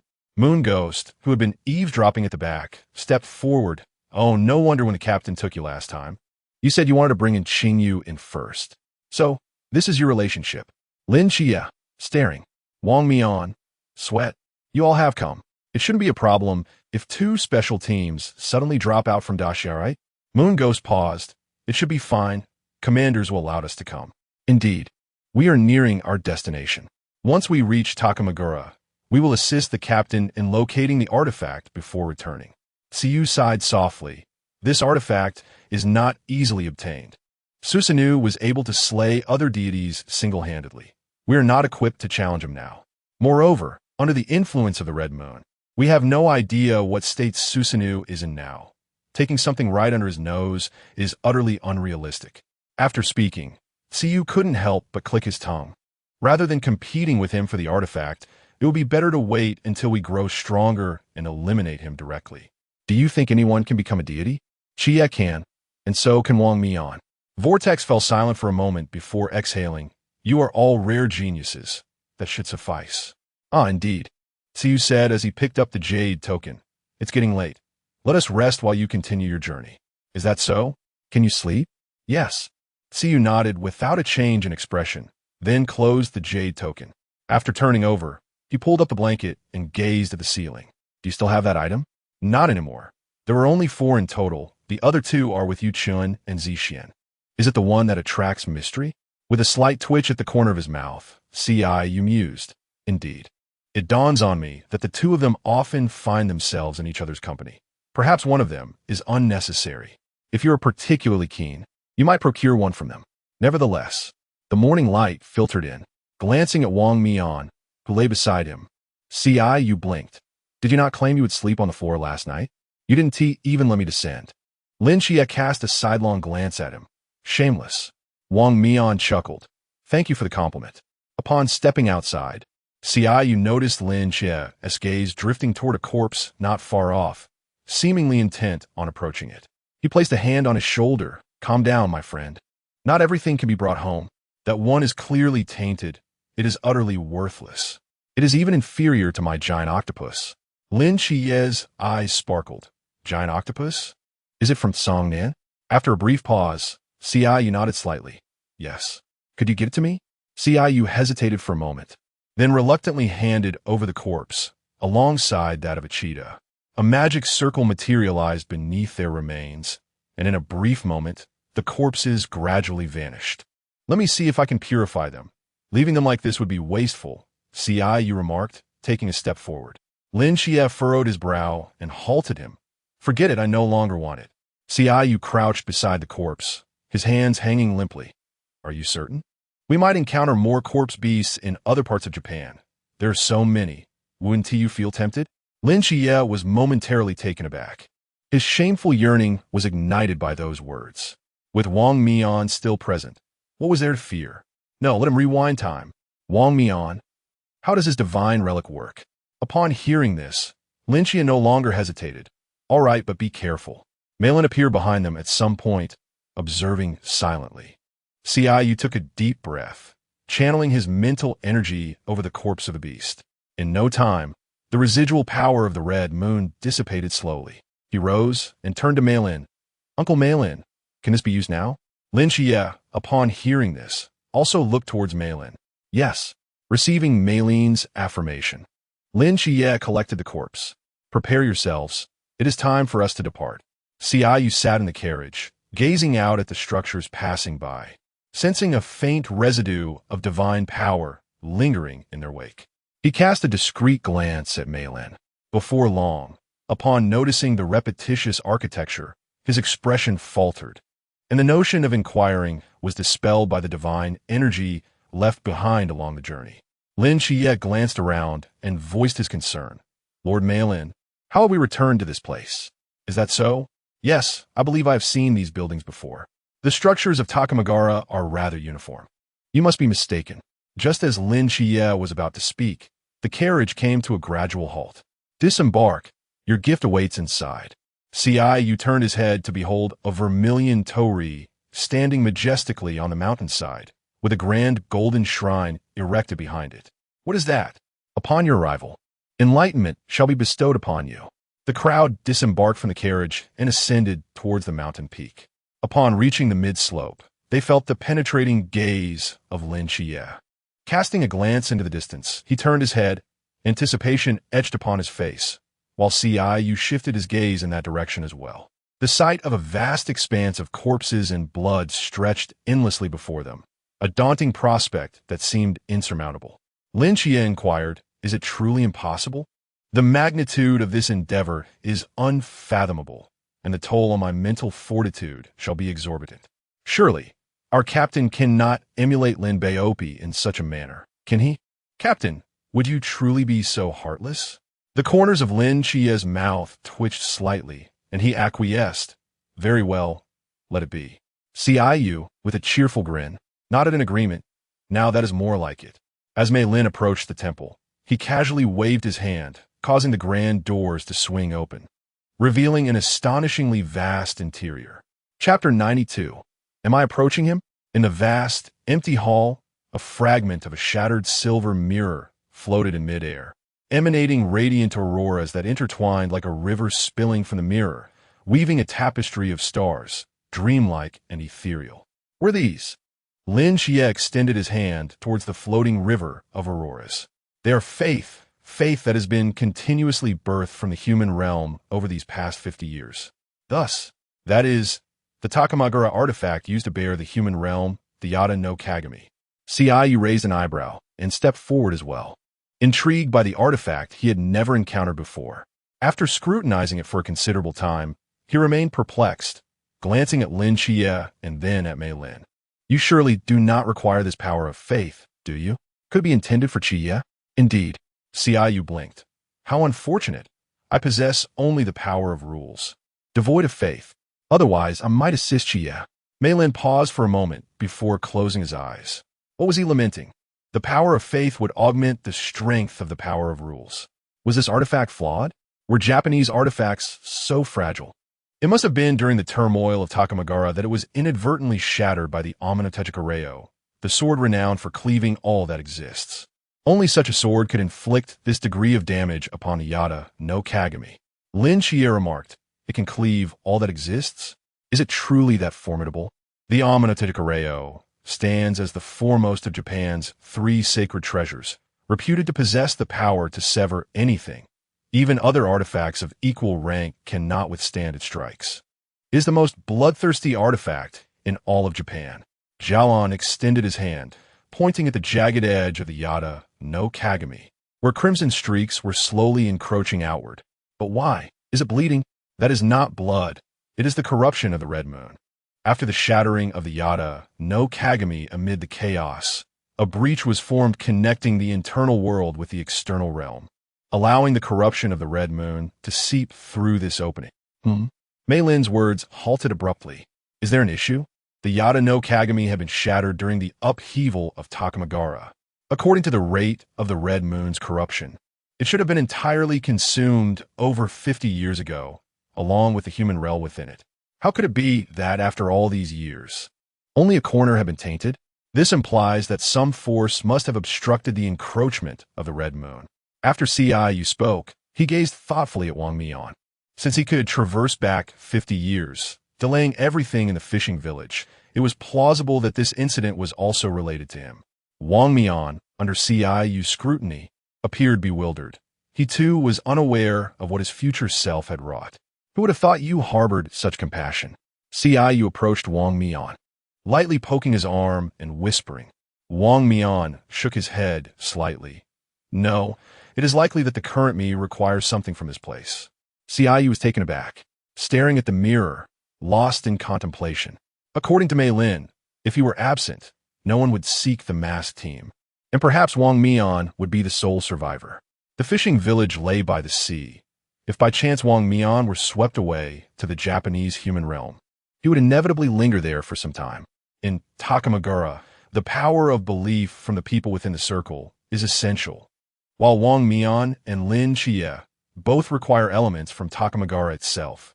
Furthermore, Lin Xie previously mentioned that Li Pangpang was sent back 50 years by Wang Mian, and having remained in one place for 50 years aligns perfectly with these two 50-year spans. As for Li Pangpang, he does not underestimate his simplicity. After all, he is a member of the protagonist group, bearing an immense fortune that suggests he harbors some hidden secrets. Although his true identity remains elusive, who among us is devoid of secrets? If anyone possesses the most secrets, it would be either him or Lin Xie. As clarity began to dawn, Qingyu turned towards him, unable to suppress a sigh. How did I not realize how intelligent you are before? Wang Mian paused for a moment. I've always been quite clever. Indeed, Qingyu continued. I cannot fathom the fate that obstructs the invasion of the Red Moon through the Yada Mirror. Such an existence surpasses what I can comprehend. Well, let's not waste any more time. A divine kingdom that has accumulated over 50 years of belief power shall serve as my gift to you. Qingyu subtly conversed with Wang Mian. Why do I feel as though I'm stealing from someone while they are away? Wang Mian nodded knowingly. I feel the same. If they discover us, will they not pursue us relentlessly? Aren't you here with us? Observing Wang Mian's smiling countenance, Qingyu quipped. Do you believe I am not as formidable as you? I do not believe so. Well, neither do I. Qingyu turned to Lin Xie, who stood at the center of the magical domain. Do you know what this resembles? What? While others seem to be gaining advantages, you alone toil tirelessly, achieving your progress through sheer effort. Aren't we all like that? Qingyu blinked. Could he admit that he had not trained at all and solely relied on the system's advantages to attain his level? If he dared to voice such a thought, he imagined Wang Mian might pursue him with a blade. As Wang Mian observed his silence, he interpreted it as acquiescence. To be honest, I detest it when others exploit advantages while gaming, but if it were myself, cough. Wang Mian shot him a sidelong glance. The rules of the Forbidden Ruins indeed operated akin to advantages. Minutes later, the radiance within the hall dissipated. Noticing Lin Xie leaning backward, Qingyu stepped forward to support him, placing a cushion on the ground before laying Lin Xie down gently. A sudden spark of inspiration struck him, prompting him to cover Lin Xie with a white cloth to prevent him from freezing. Wang Mian observed this with a slight twitch at the corner of his mouth. Aren't you afraid he will wake and strike you? Qingyu waved dismissively. Rest assured, he won tea. When he fell, I was the first to catch him. I provided him a cushion to avoid discomfort from the floor, and I also covered him to prevent him from catching a chill. As he spoke, Qingyu could not help but marvel. How fortunate I am to have such a wonderful teammate. Wang Mian opened his mouth. Had he not noticed the expression on Qingyu's face, he might have almost been convinced. Slightly tilting his head, he noticed Mei Lin rubbing his temples, appearing weary, prompting Qingyu to exhale and approach him. Uncle Mei Lin, would you like me to assist you with some treatment? Merlin observed the approaching individuals and subtly shook his head. I am fine. His body is brimming with the power of faith and has yet to fully absorb the seal. Please refrain from moving him. Allow him to adjust gradually. Qingyu and the others acknowledged his words and followed Merlin out of the grand hall. As Merlin continued to inscribe the magical array, Qingyu's gaze wandered elsewhere. Why are you approaching him? Upon hearing this question, Qingyu momentarily faltered, doubting his own hearing. What on earth? Am I really approaching Lin Xie? Is there some sort of misunderstanding? Chapter 93. Feeble and pitiful Qingyu gestured towards himself, questioning, am I approaching him? Noticing Merlin's silence, he stepped forward to stand a mere meter away. What could I possibly gain from him? Everything he possesses, I already have. The things he lacks, I also possess. Am I coveting the man himself? As he spoke, Qingyu shook his head. That is impossible. He is not as good as my little fish. As for his money, that is even more inconceivable. He is utterly impoverished. Moreover, if we must speak candidly, it was he who invited my little fish to join the nightfall, and only then did I follow. My little fish is so innocent, weak, and pitiful. He merely wishes to dissect a few more corpses. What wrong has he committed? His words left the two individuals nearby momentarily speechless. Jialan required no further elaboration. Wang Mian found it utterly inconceivable to associate those three descriptors with the strategist from those days. Was simple and pitiful a reflection of himself? I have yet to mention his proximity to me. Furthermore, he still owes me a great many favors, which he has not yet repaid, and until he does, I shall ensure no harm befalls him. After speaking, Qingyu turned to Wang Mian. If you truly harbor concerns, shall I change my allegiance right now? Wang Mian's eyes narrowed, and before he could respond, Jialan interjected, grasping Xiaoyu's arm. Uncle Merlin, we would not harm Qi. The entire world stands against him. Upon noticing Jialan's gaze, Xiaoyu continued, then we shall simply overturn the entire world. Seeing them all silently fixated on him, Qingyu adopted the expression of a weary subway passenger engrossed in his phone. Why are you all staring at me? Is there something wrong with what I said? It is rare for a protagonist to embody the role of a villain. He would undoubtedly be there to rally the troops. Wang Mian smirked. Just as the atmosphere became awkward, a furious roar echoed from a distance. Lin Qi opened his eyes to find a blinding white before him, his expression momentarily blank, before he tore the white cloth from above and sat up. He needed no further contemplation to discern who was responsible. After all, no one else possessed such wickedness. Upon stepping out of the grand hall, he immediately spotted Xiaoyu, whose eyes gleamed with intensity, staring directly at him.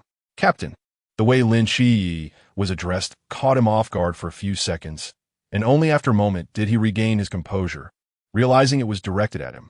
Yes, without you, I have no support. Wang Mian and the others were taken aback by this preemptive declaration. Although Lin Qi was unaware of their preceding conversation, he nevertheless followed along. It's nothing. I will always support you. Great. How do you feel? Is there anything unfamiliar? I'm fine, just a bit dizzy. What number is this? Xiaoyu inquired, gesturing a number with his fingers. 4. Xiaoyu quickly turned to Merlin. It's over, Uncle Merlin. Is Qi perhaps daft? Lin Qi replied. He deserves to assist him. Shouldn't we discuss what you did while I was unconscious? Observing Lin Qi's half-smiling, half-serious demeanor, Xiaoyu cleared his throat. All right, he is not daft. Merlin approached Lin Qi's side. I shall pose a few questions to test your awareness and clarity. Noticing their discussion regarding matters of magic, Xiaoyu quietly moved to Wang Mian's side. Your captain is truly kind to you. Xiaoyu raised an eyebrow. It's acceptable. After a brief pause, he gazed into the distance. Have they arrived? You all should leave first. Wang Mian furrowed his brow slightly. Susanoo? Indeed, Xiaoyu replied as he moved closer to Merlin. I have a few minor matters to attend to before I depart. You should remain here. Staying could put you at risk. Once everyone had boarded the carriage, Merlin turned to Xiaoyu. I'm a deity as well. A trivial matter I can manage on my own. Observing the smile on his face, Xiaoyu hesitated for a few seconds before stepping into the carriage. The carriage sped along the road, and Xiaoyu leaned out to glance outside. Beneath the heavens, a figure wielding a long sword swiftly approached. As they passed a certain spot, the figure abruptly struck the ground. Xiaoyu joined his fingers, conjuring several flying swords that emerged outside the carriage, swiftly soaring towards Susanoo. Just as they were about to reach him, they clattered to the ground. Xiaoyu sighed, retracting a few swords and leaving 3 to ensnare Susanoo. When the flying swords clashed with the Amano Murakumo sword, they shattered into fragments within mere seconds. Xiaoyu let out a muffled grunt, spitting blood. What a wretched sword. After catching his breath, he leaned against the window, the backlash proving more uncomfortable than he had anticipated. Xiaoyu shook his head slightly. I am fine. Lin Xia pulled him back down into his seat. You should stay seated. Turning to look outside, Xiaoyu's eyes widened slightly upon seeing 2 crimson moons hanging in the sky. I was merely jesting, yet he truly summoned the moon reading. With a flicker of thought, He manifested a clone and swiftly flew toward the battlefield. A series of magical circles enveloped Susanoo, creating a rather spectacular sight.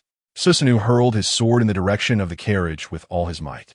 Qingyu leaped forward to intercept the sword, and together with Merlin's magical formations, they managed to hold it off for less than 10 seconds.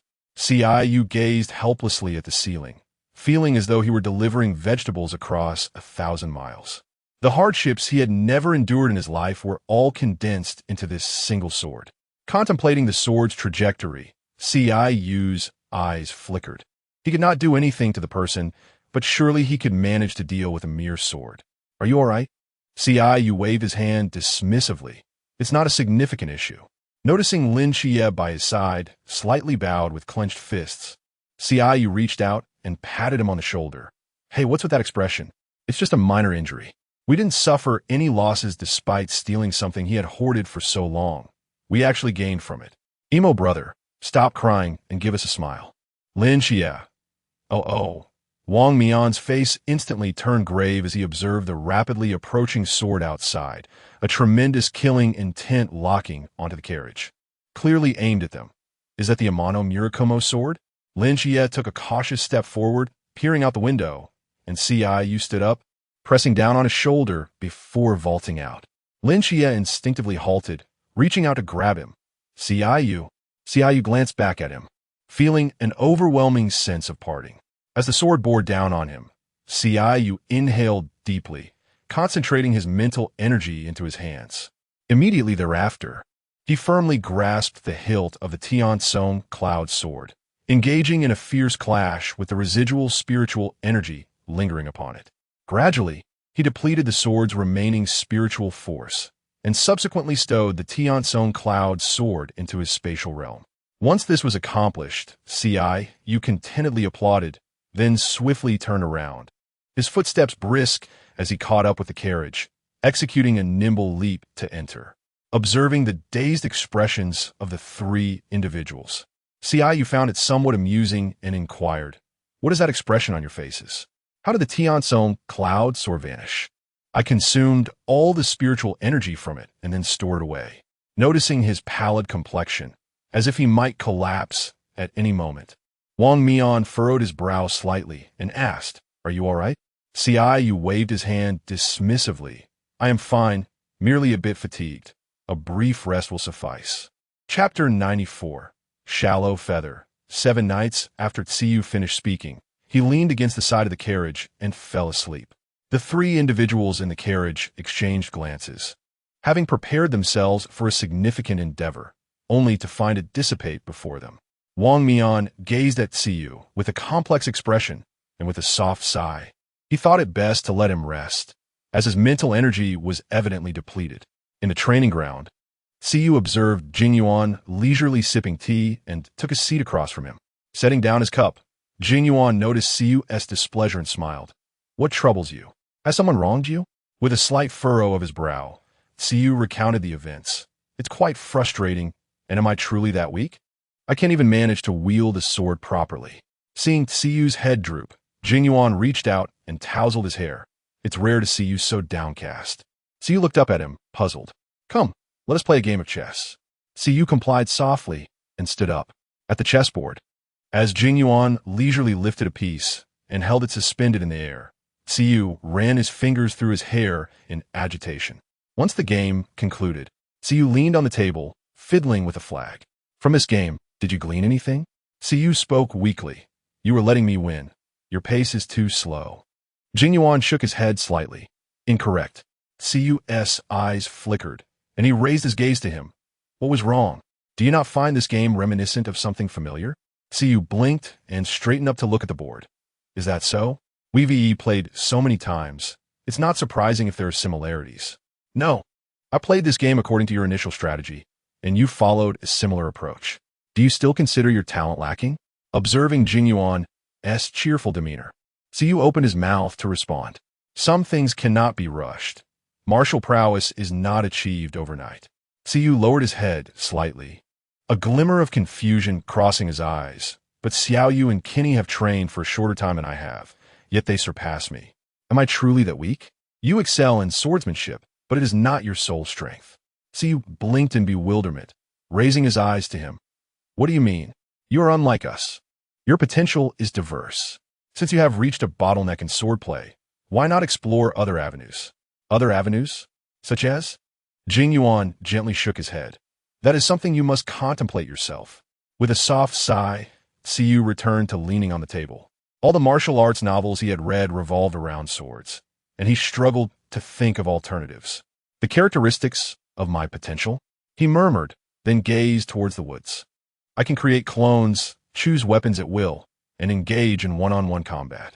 If I must articulate it, I believe my greatest strength lies in the skill of a solo performance, weakening the enemy while enhancing myself, maintaining absolute control over my adversaries. I simply have not utilized it much. Upon this realization, he pushed himself up from the table. I figured out. Qingyu nodded slightly, perhaps, though I'm still uncertain. However, hearing you say that makes me feel I am not as inadequate as I thought, just slightly inferior to those individuals. Yet, with so many people in the world, one cannot merely compare oneself to the select few who are most exceptional. Rubbing his sore temples, he sat up and surveyed his surroundings. The unfamiliar architecture around him made him squint, and he subsequently descended from the bed. Upon noticing him awake, a figure outside approached. You're awake. Where's this? The Qingyu Club. Qingyu blinked and glanced to the decor, feeling that this club was rather different from what he had envisioned. Somewhat disreputable even, especially with the peculiar names of the private rooms. Have you seen anyone else? Perhaps 2 men and a woman? They are in VVVIP Supreme, Shining 001. Qingyu paused momentarily before nodding. After locating the room number, he took a deep breath and pushed the door open. Upon entering, he was taken aback to see them surrounded by a variety of young men, blinking in confusion before shutting the door again. I must have woken up abruptly. Why'd I see a bunch of gigolos? After inhaling deeply, he opened the door once more. What are you doing at the door? Come in and sit. The white-haired girl in the center beckoned to the seat beside her. Qingyu hesitated, casting a look of surprise at Lin Xie, as if questioning this side of him. What are you thinking, Qingyu? He asked. Qingyu scratched his nose. I was wondering if you had ever been a gigolo. Impossible. I heard there was a gigolo here named Qingyu Xie. Observing the downturned corners of Lin Xie's mouth, Qingyu couldn't suppress his smile. He had merely jested, not expecting it to be true. Sitting down beside him, Qingyu draped his arm over Lin Xie's shoulder. No wonder you're the only one who is reluctant to speak of what you did in Japan. What is there to be ashamed of? Lin Xie remained silent. Qingyu cleared his throat. What were you all just discussing? Why does this club exist? Why? Spoke a blue-clad gigolo standing nearby. This club was established by the head of the family for someone special. The head has stated that no matter how chaotic the outside world becomes, even if the sky were to fall, even if the Kazumori family ceased to exist, this club must remain open.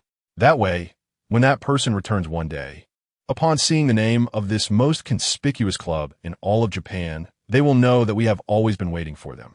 Qiyu's mouth slightly parted, his eyes revealing a naive clarity, as if grappling with an incomprehensible language. Tilting his head, he glanced at Wang Mian, whose eyes mirrored his confusion. Seeing Lin Xie leap from the window, the other 3 followed suit. What did he say? Why are you so excited? I'm going to find someone.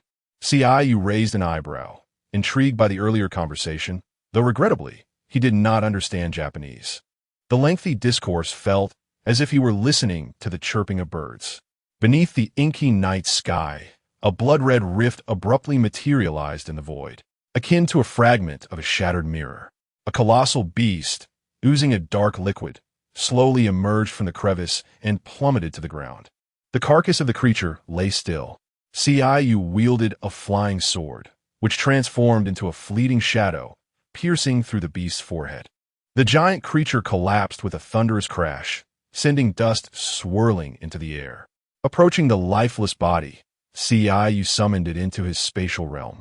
His gaze swept around the surroundings, and, after a brief moment, he retrieved a pair of headphones. Upon donning them, familiar Mandarin resonated in his ears, and he exhaled softly, feeling considerably more at ease. Chapter 95. What about trust? In the distance, a sports car sped towards them. Yin pressed the brake and nodded towards the four individuals standing together. Get in. Xiaoyu glanced at the sleek vehicle, noting that there was only one available seat next to Yin. Where are we supposed to sit? On the hood?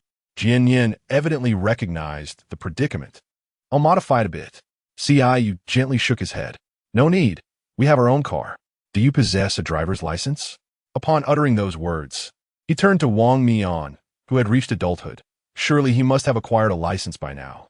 Wang Mian, under Xiaoyu's expectant gaze, shook his head slightly. He had been recruited as a night watchman before completing high school. Xiaoyu hesitated, then looked at Lin Xie, who similarly shook his head. This identities. There is no necessity to adhere to traffic regulations. Xiaoyu nodded slightly and procured a private vehicle. Once seated in the driver's position, he fastened his seatbelt. I have something to discuss with you. Yin called out, stopping Lin Xie, who was about to board the car. Lin Xie paused momentarily before taking a seat in Yin's vehicle. Seeing this, Wang Mian settled into the passenger seat and secured his seatbelt, while Jialan took her place in the back. Can you drive? The god of cars on Xiaoming Mountain. A title in the game. Wang Mian. Xiaoyu lowered his head slightly, gazing at the three pedals of varying sizes at his feet, furrowing his brow. Do I press the clutch first or the brake? Wang Mian reached for his seatbelt. I haven't exercised lately. I prefer to run. As Wang Mian attempted to escape, Xiaoyu pressed down on his hand, which was unbuckling the seatbelt, and smiled slightly at his look of protest. It's all right. I'll switch to automatic. Wang Mian, look at Sister Lan. Even she? A little girl. Isn't afraid. What are you scared of? Wang Mian turned to Jialan, who sat demurely with her hands on her knees, showing no signs of fear due to her immortality. Hold on tight, Xiaoyu remarked, shifting gears and pressing down on the accelerator. The sudden force pushed Wang Mian back against his seat, causing him to grip his seatbelt tightly. Jialan, searching for something to hold on to, finally grasped the handle on the roof of the car. As they approached a corner, noticing that Xiaoyu showed no intention of slowing down, Wang Mian turned to him, exclaiming, Xiaoyu, brake. Brake. I've heard that sudden stops can cause a rollover. Xiaoyu turned the steering wheel, successfully executing a drift. But the car veered slightly. Channeling his mental energy, he maneuvered the vehicle back onto the road. Experiencing the thrill of extreme drifting, Wang Mian turned pale. If he were guilty, he wished to be buried in secrets rather than endure this disorienting ride. How was that? Wang Mian looked at him in silence. It would have been preferable if he hadn't sensed Xiaoyu discreetly employing his mental prowess. Xiaoyu responded with an awkward yet courteous smile. What can I say? She is too fast. You just had to follow her. We don't know the way. The vehicle came to a halt at their destination. Xiaoyu opened the door and stepped out, his expression one of refreshment. Wang Mian exited unsteadily, leaning against the wall before heaving and retching. Xiaoyu, feeling slightly embarrassed, touched his nose. Are you all right, brother? Wang Mian waved his hand, and Xiaoyu paused momentarily before stepping forward to pat him on the back. You'll get used to it. Wang Mian. Lin Xie turned his head, noticing the pale face of Wang Mian and the startled expression on Jialan's face, before casting a reproachful glance at Xiaoyu. Xiaoyu forced a smile. You can go by yourself. After all, we want to understand what they say. Why don't you recount it to us once you're done? Lin Xie nodded slightly. All right. Xiaoyu glanced at the two, then took a seat in the car. Not long after, seeing Wang Mian get into the car, looking considerably better than before, he handed him a cup of water. Do you want something to eat? After saying this, Xiaoyu called out towards the window, Jialan. Hearing the voice, Jialan opened the car door and sat inside. After setting up a makeshift table in the middle, Xiaoyu placed 3 portions of food on it. I bought this from the night market. Consider a blind box. The taste will depend on fate. Wang Mian paused before lifting the lid, revealing a beautifully arranged dish that was quite pleasing to the eye. After taking a spoonful, he closed his eyes. How is it? Not good. Xiaoyu lowered his head slightly to glance at it. Indeed, exquisite things can sometimes taste terrible. A statement that proved true. Should I get you another portion? No need. There are far worse options. Is the food for the night watchman really that bad? Qingyu, recalling something, noted that the worst meals were indeed during training camp. 5 minutes later, glancing at the considerable amount of food still left in his box while Wang Mian had finished his, he fell into contemplation. Wait, do you all eat that quickly? Yes. Another 10 minutes passed. Wang Mian observed the two, one munching while playing with a jade pendant and the other savoring his food, feeling somewhat silent. Staring for too long would make him seem foolish. Just then, the car door opened from the outside, and Lin Xie climbed in, momentarily taken aback upon seeing them. You all have started eating. Without lifting his head, Yu placed another portion of food on the table. While eating, Lin Xie slowly recounted the plan they had discussed earlier. After hearing it, Yu excitedly slapped the table. Then what are we waiting for? Let us go right now. It's just about using the sword, and I already know most of it. We can go right away. The other two were taken aback by his enthusiasm, observing his eager demeanor as if he wished for the opponent's swift demise, leading them to wonder if he harbored some deep-seated grudge. Do you have a grudge against Japan? Sort of. Sometimes, the affection for one's own can manifest in such ways. But not yet. I need to find someone. Yu replied, not yet. Let us talk after that. Yu, all right. Observing the sudden brightness in someone's eyes, Lin Xie sighed softly. Shall we go now? Come with me. Yu put down his chopsticks, wiped his mouth, and stepped out of the car. What is the matter? Jin Yin presented the purified heart before him, and Yu widened his eyes slightly, reminiscent of Lin Dayu pulling down the willow branches. Good luck to you. Thank you. Yu paused for a moment before storing it away. Let's part ways, king of the cowherds. I believe it will not be long before we encounter each other again amidst the mist. Yu's eyes widened in astonishment as she gazed at Lin Xie, exclaiming, I thought you were merely an ordinary cowherd, yet you are, in fact, the king of the cowherds. Qi, you are truly remarkable. Lin Xie's expression darkened instantly. Yu, with a smile, Yu then slipped into the car, her fingers deftly manipulating the controls until she connected to the local broadcast. First, there was a crackling sound, followed by the voice of the host. Dear listeners, greetings. You are tuned into Dawn Broadcasting. After hearing this segment, Yu was momentarily taken aback. What a ridiculous question. Anyone can be hurt, you know. Let us head to Osaka. She nodded, and just as she was about to start the car, Lin Xie continued, let us take my Nimbus. He had just witnessed Yu's driving prowess and was grateful that he had opted for the commemorative vehicle earlier. What about trust? Qingyu inquired. Chapter 96. Your takeout on the Nimbus. After a moment of hesitation, Yu removed one earphone from his ear and handed it to Wang Mian.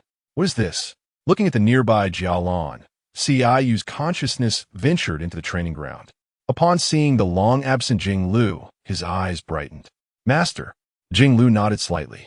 Feeling somewhat flustered, he touched his nose. He had come to find Jing Yuan, but it seemed he was not present. Master, do you have any jade tokens? Jing Lu shook his head gently. No. All right, then I shall take my leave. Yu opened his eyes and turned to Jialan. Can you understand Japanese? Jialan shook his head slightly. Never mind. I'll use the external speaker later. In Osaka, atop the Nimbus, listening to the clear sounds of curses emanating from below, Qingyu frowned slightly. It was fortunate he and T used the external speaker. Otherwise, how would he account for corrupting the ancient people? Having saved someone only to be insulted in return, he proceeded silently onward. If it were up to him, he would have dealt with them long ago. Noticing Lin Xie's troubled expression, Yu glanced at the blood-soaked boy in white in the distance. He exerted a slight force with his feet and dashed over. Raising his hand slightly, he propelled the stones toward the boy with increased speed. A chorus of anguished cries erupted as Yu reached the boy, casting his gaze downward.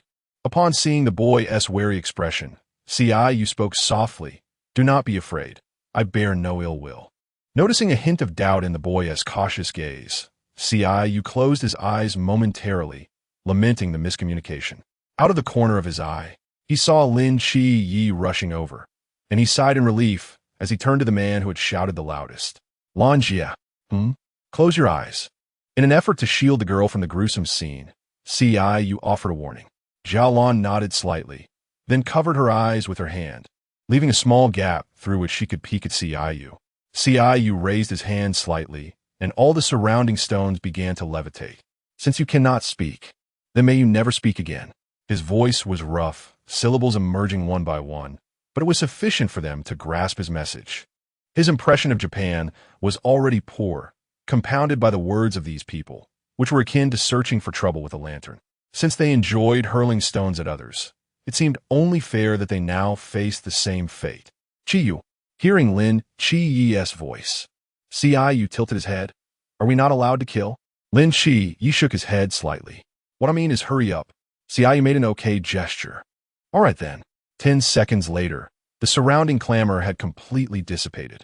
After ensuring there were no loose ends, Qingyu withdrew his hand.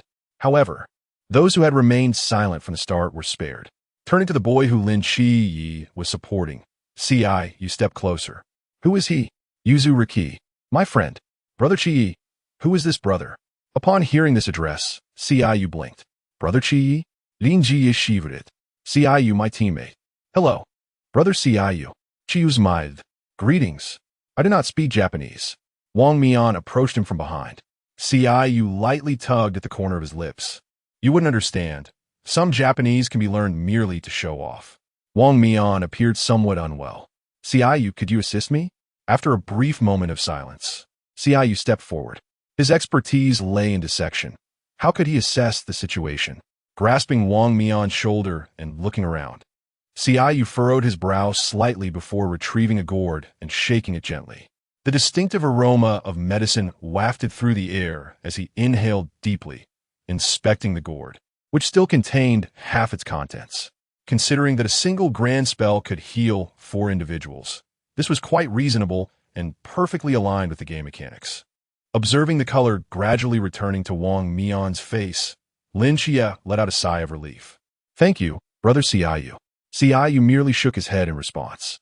Listening to their exchange, Qingyu took a deep breath and walked towards the gathering of corpse beasts in the distance. He regarded himself as a cold-hearted individual. Such conversations did not suit him. Wang Mian and Xiaolan trailed closely behind him. Upon reaching a clearing, he placed the heart of purification on the ground. Be careful in a moment. Sister Lan can stand still and shoot them with her bow. While speaking, Qingyu handed her a beautifully crafted blue bow. Drawing the string will release arrows. There's no need to worry about running out. Xiaolan's eyes brightened, and she nodded slightly. All right.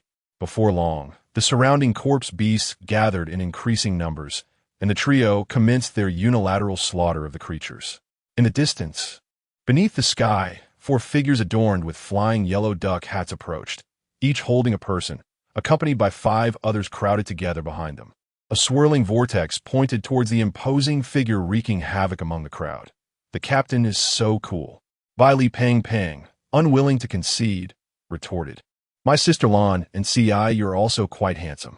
Qingyu noticed them retreating a few steps to join Xiaolan, creating an absolutely safe zone for her to unleash her attacks while intercepting all colossal beasts beyond a distance of 20 meters.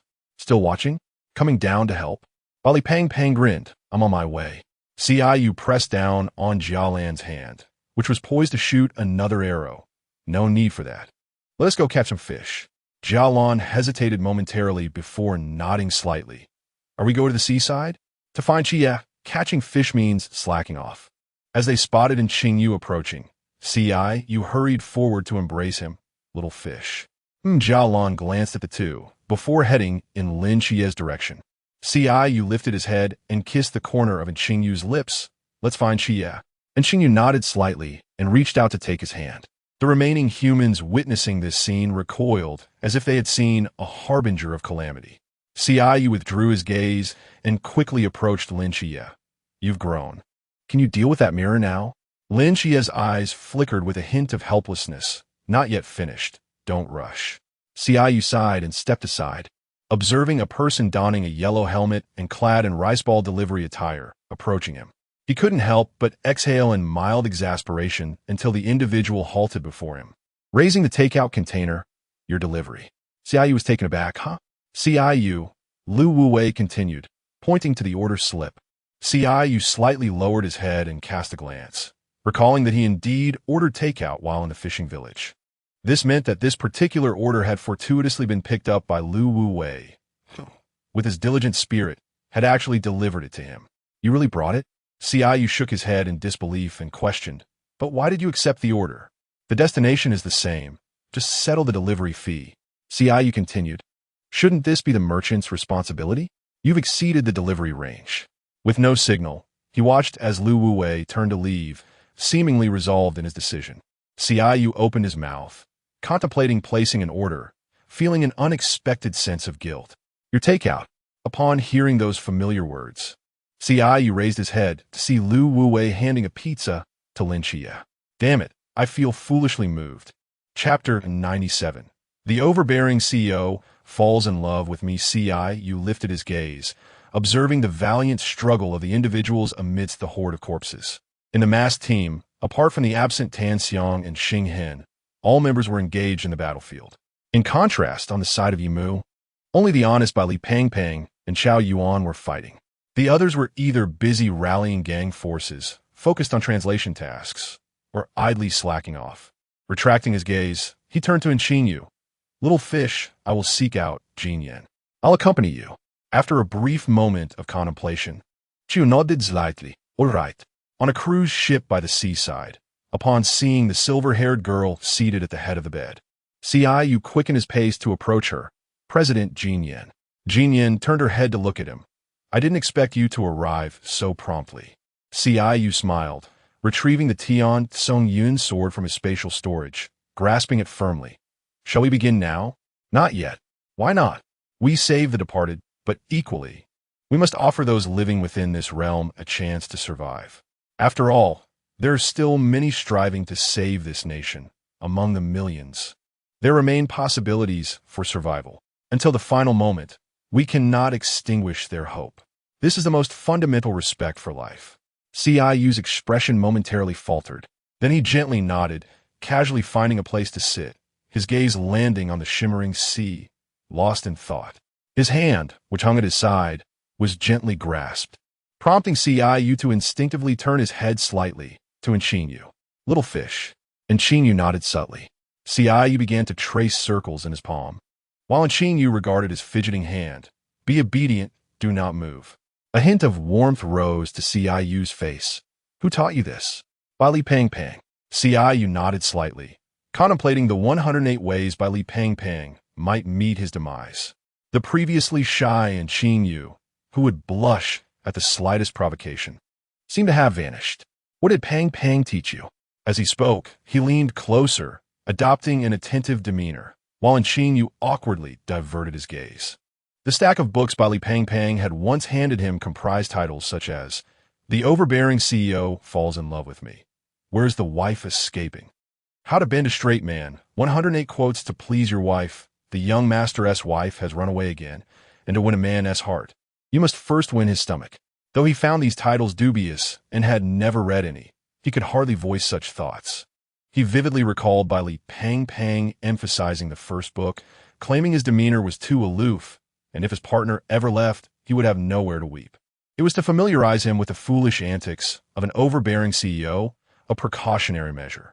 The Young Master's Wife Has Run Away Again was meant to guide him on how to win back a fleeing partner. As for How to Bend a Straight Man, he felt no need to peruse it. Reflecting on these matters, Qingyu's expression subtly shifted. A glimmer of excitement flickered in Qiyu's eyes as he leaned closer, resting his head on his shoulder. Xiaoyu, do tell me, if you find it captivating, I could also take a look when I return, couldn't I? I haven't seen it. Then just share the title with me, and I shall investigate myself. That's not possible. Qiyu fell silent for a moment. His curiosity piqued even further about the book by Li Pangpang had presented. It was the first time he encountered someone so reluctant to disclose even the title of a book. Naturally, he had to inquire about the title. Even if Li Pangpang was unwilling to share, he could still engage in a friendly conversation. The two, each enveloped in their own thoughts, held hands while gazing at the horizon. A gentle breeze carried the faintly salty scent of the sea, brushing against their faces. Qiyu slowly closed his eyes, secretly wishing for Wang Mian to be by his side. In such a case, if he felt time was insufficient, he could always rewind it. Though this notion seemed somewhat fantastical and impractical, indulging in such a fantasy was not entirely out of the question. He believed Wang Mian would likely concur. For human connections sometimes felt like debts that could never be repaid. He sensed a stirring from afar, emanating from Mount Fuji, and instinctively turned in that direction, momentarily taken aback. He then rose and approached Jinyan, softly whispering, "We have arrived." Jinyan followed his gaze, spotting a blinding pillar of light shooting skyward from the distance. A powerful surge of energy rolled over the sea like a tumultuous tide, raising wave after wave of monstrous surges. That was, as the pillar ascended, a black golden blade spread across the heavens. A colossal weapon capable of obscuring the Yada no Kagami, shrouding the false sky and sun. The blade expanded, eclipsing the sunlight and casting the world into darkness. Suspended above the malevolent city. Is it dark now? Jinyan shook his head slightly. No, this human circle is destined for destruction. Suddenly, the enormous black blade in the sky erupted with golden flecks of light, expanding like a blazing sun under the night sky. Endless golden threads shot forth from the light, resembling a golden waterfall cascading from the sun into the realm of mortals, surging through the shattered city. The threads ensnared the kneeling residents with precision, wrapping them tightly as they were drawn towards the blade in the sky. Ciyu raised his hand, summoning the Tian Song Yuan Jian, infusing it with a sliver of divine power, and the sword swiftly plunged into the depths of the sea. Moments later, a deafening explosion resonated from the ocean floor, followed by the sound of shattering mirrors, rippling outwards. With the emergence of these cracks, piercing and anguished wails arose as countless souls surged forth from the depths, sweeping over the surface of the cruise ship and ascending into the sky. Ciyu glanced up at the souls that dissipated into the clouds. "We must depart." Qingyu nodded. "Farewell." "Farewell." He took Qingyu by the hand and descended from the cruise ship, raising his gaze towards the direction where Wang Mian and the others were located. He had just crammed some knowledge about Japanese mythology on the ship. He pondered upon the peculiar lack of signal on his phone here, while it functioned perfectly in the training grounds.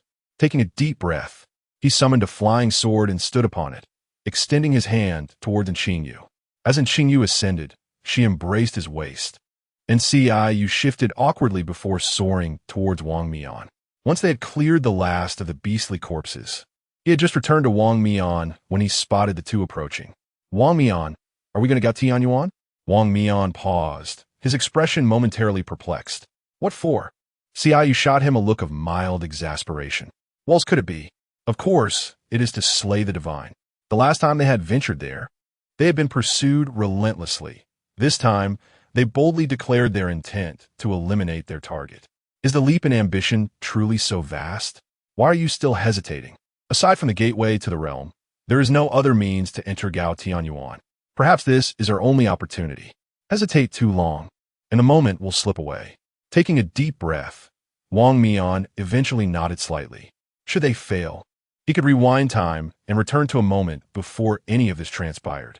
"Very well." Ciyu, sensing his thoughts, gave his shoulder a reassuring pat. "Do not worry. Everything will be fine." With a slight lowering of her gaze, Ciyu placed her hand on his, gently pulling him outward. "Little fish, how about you?" And Qingyu tightened her grip around his arm.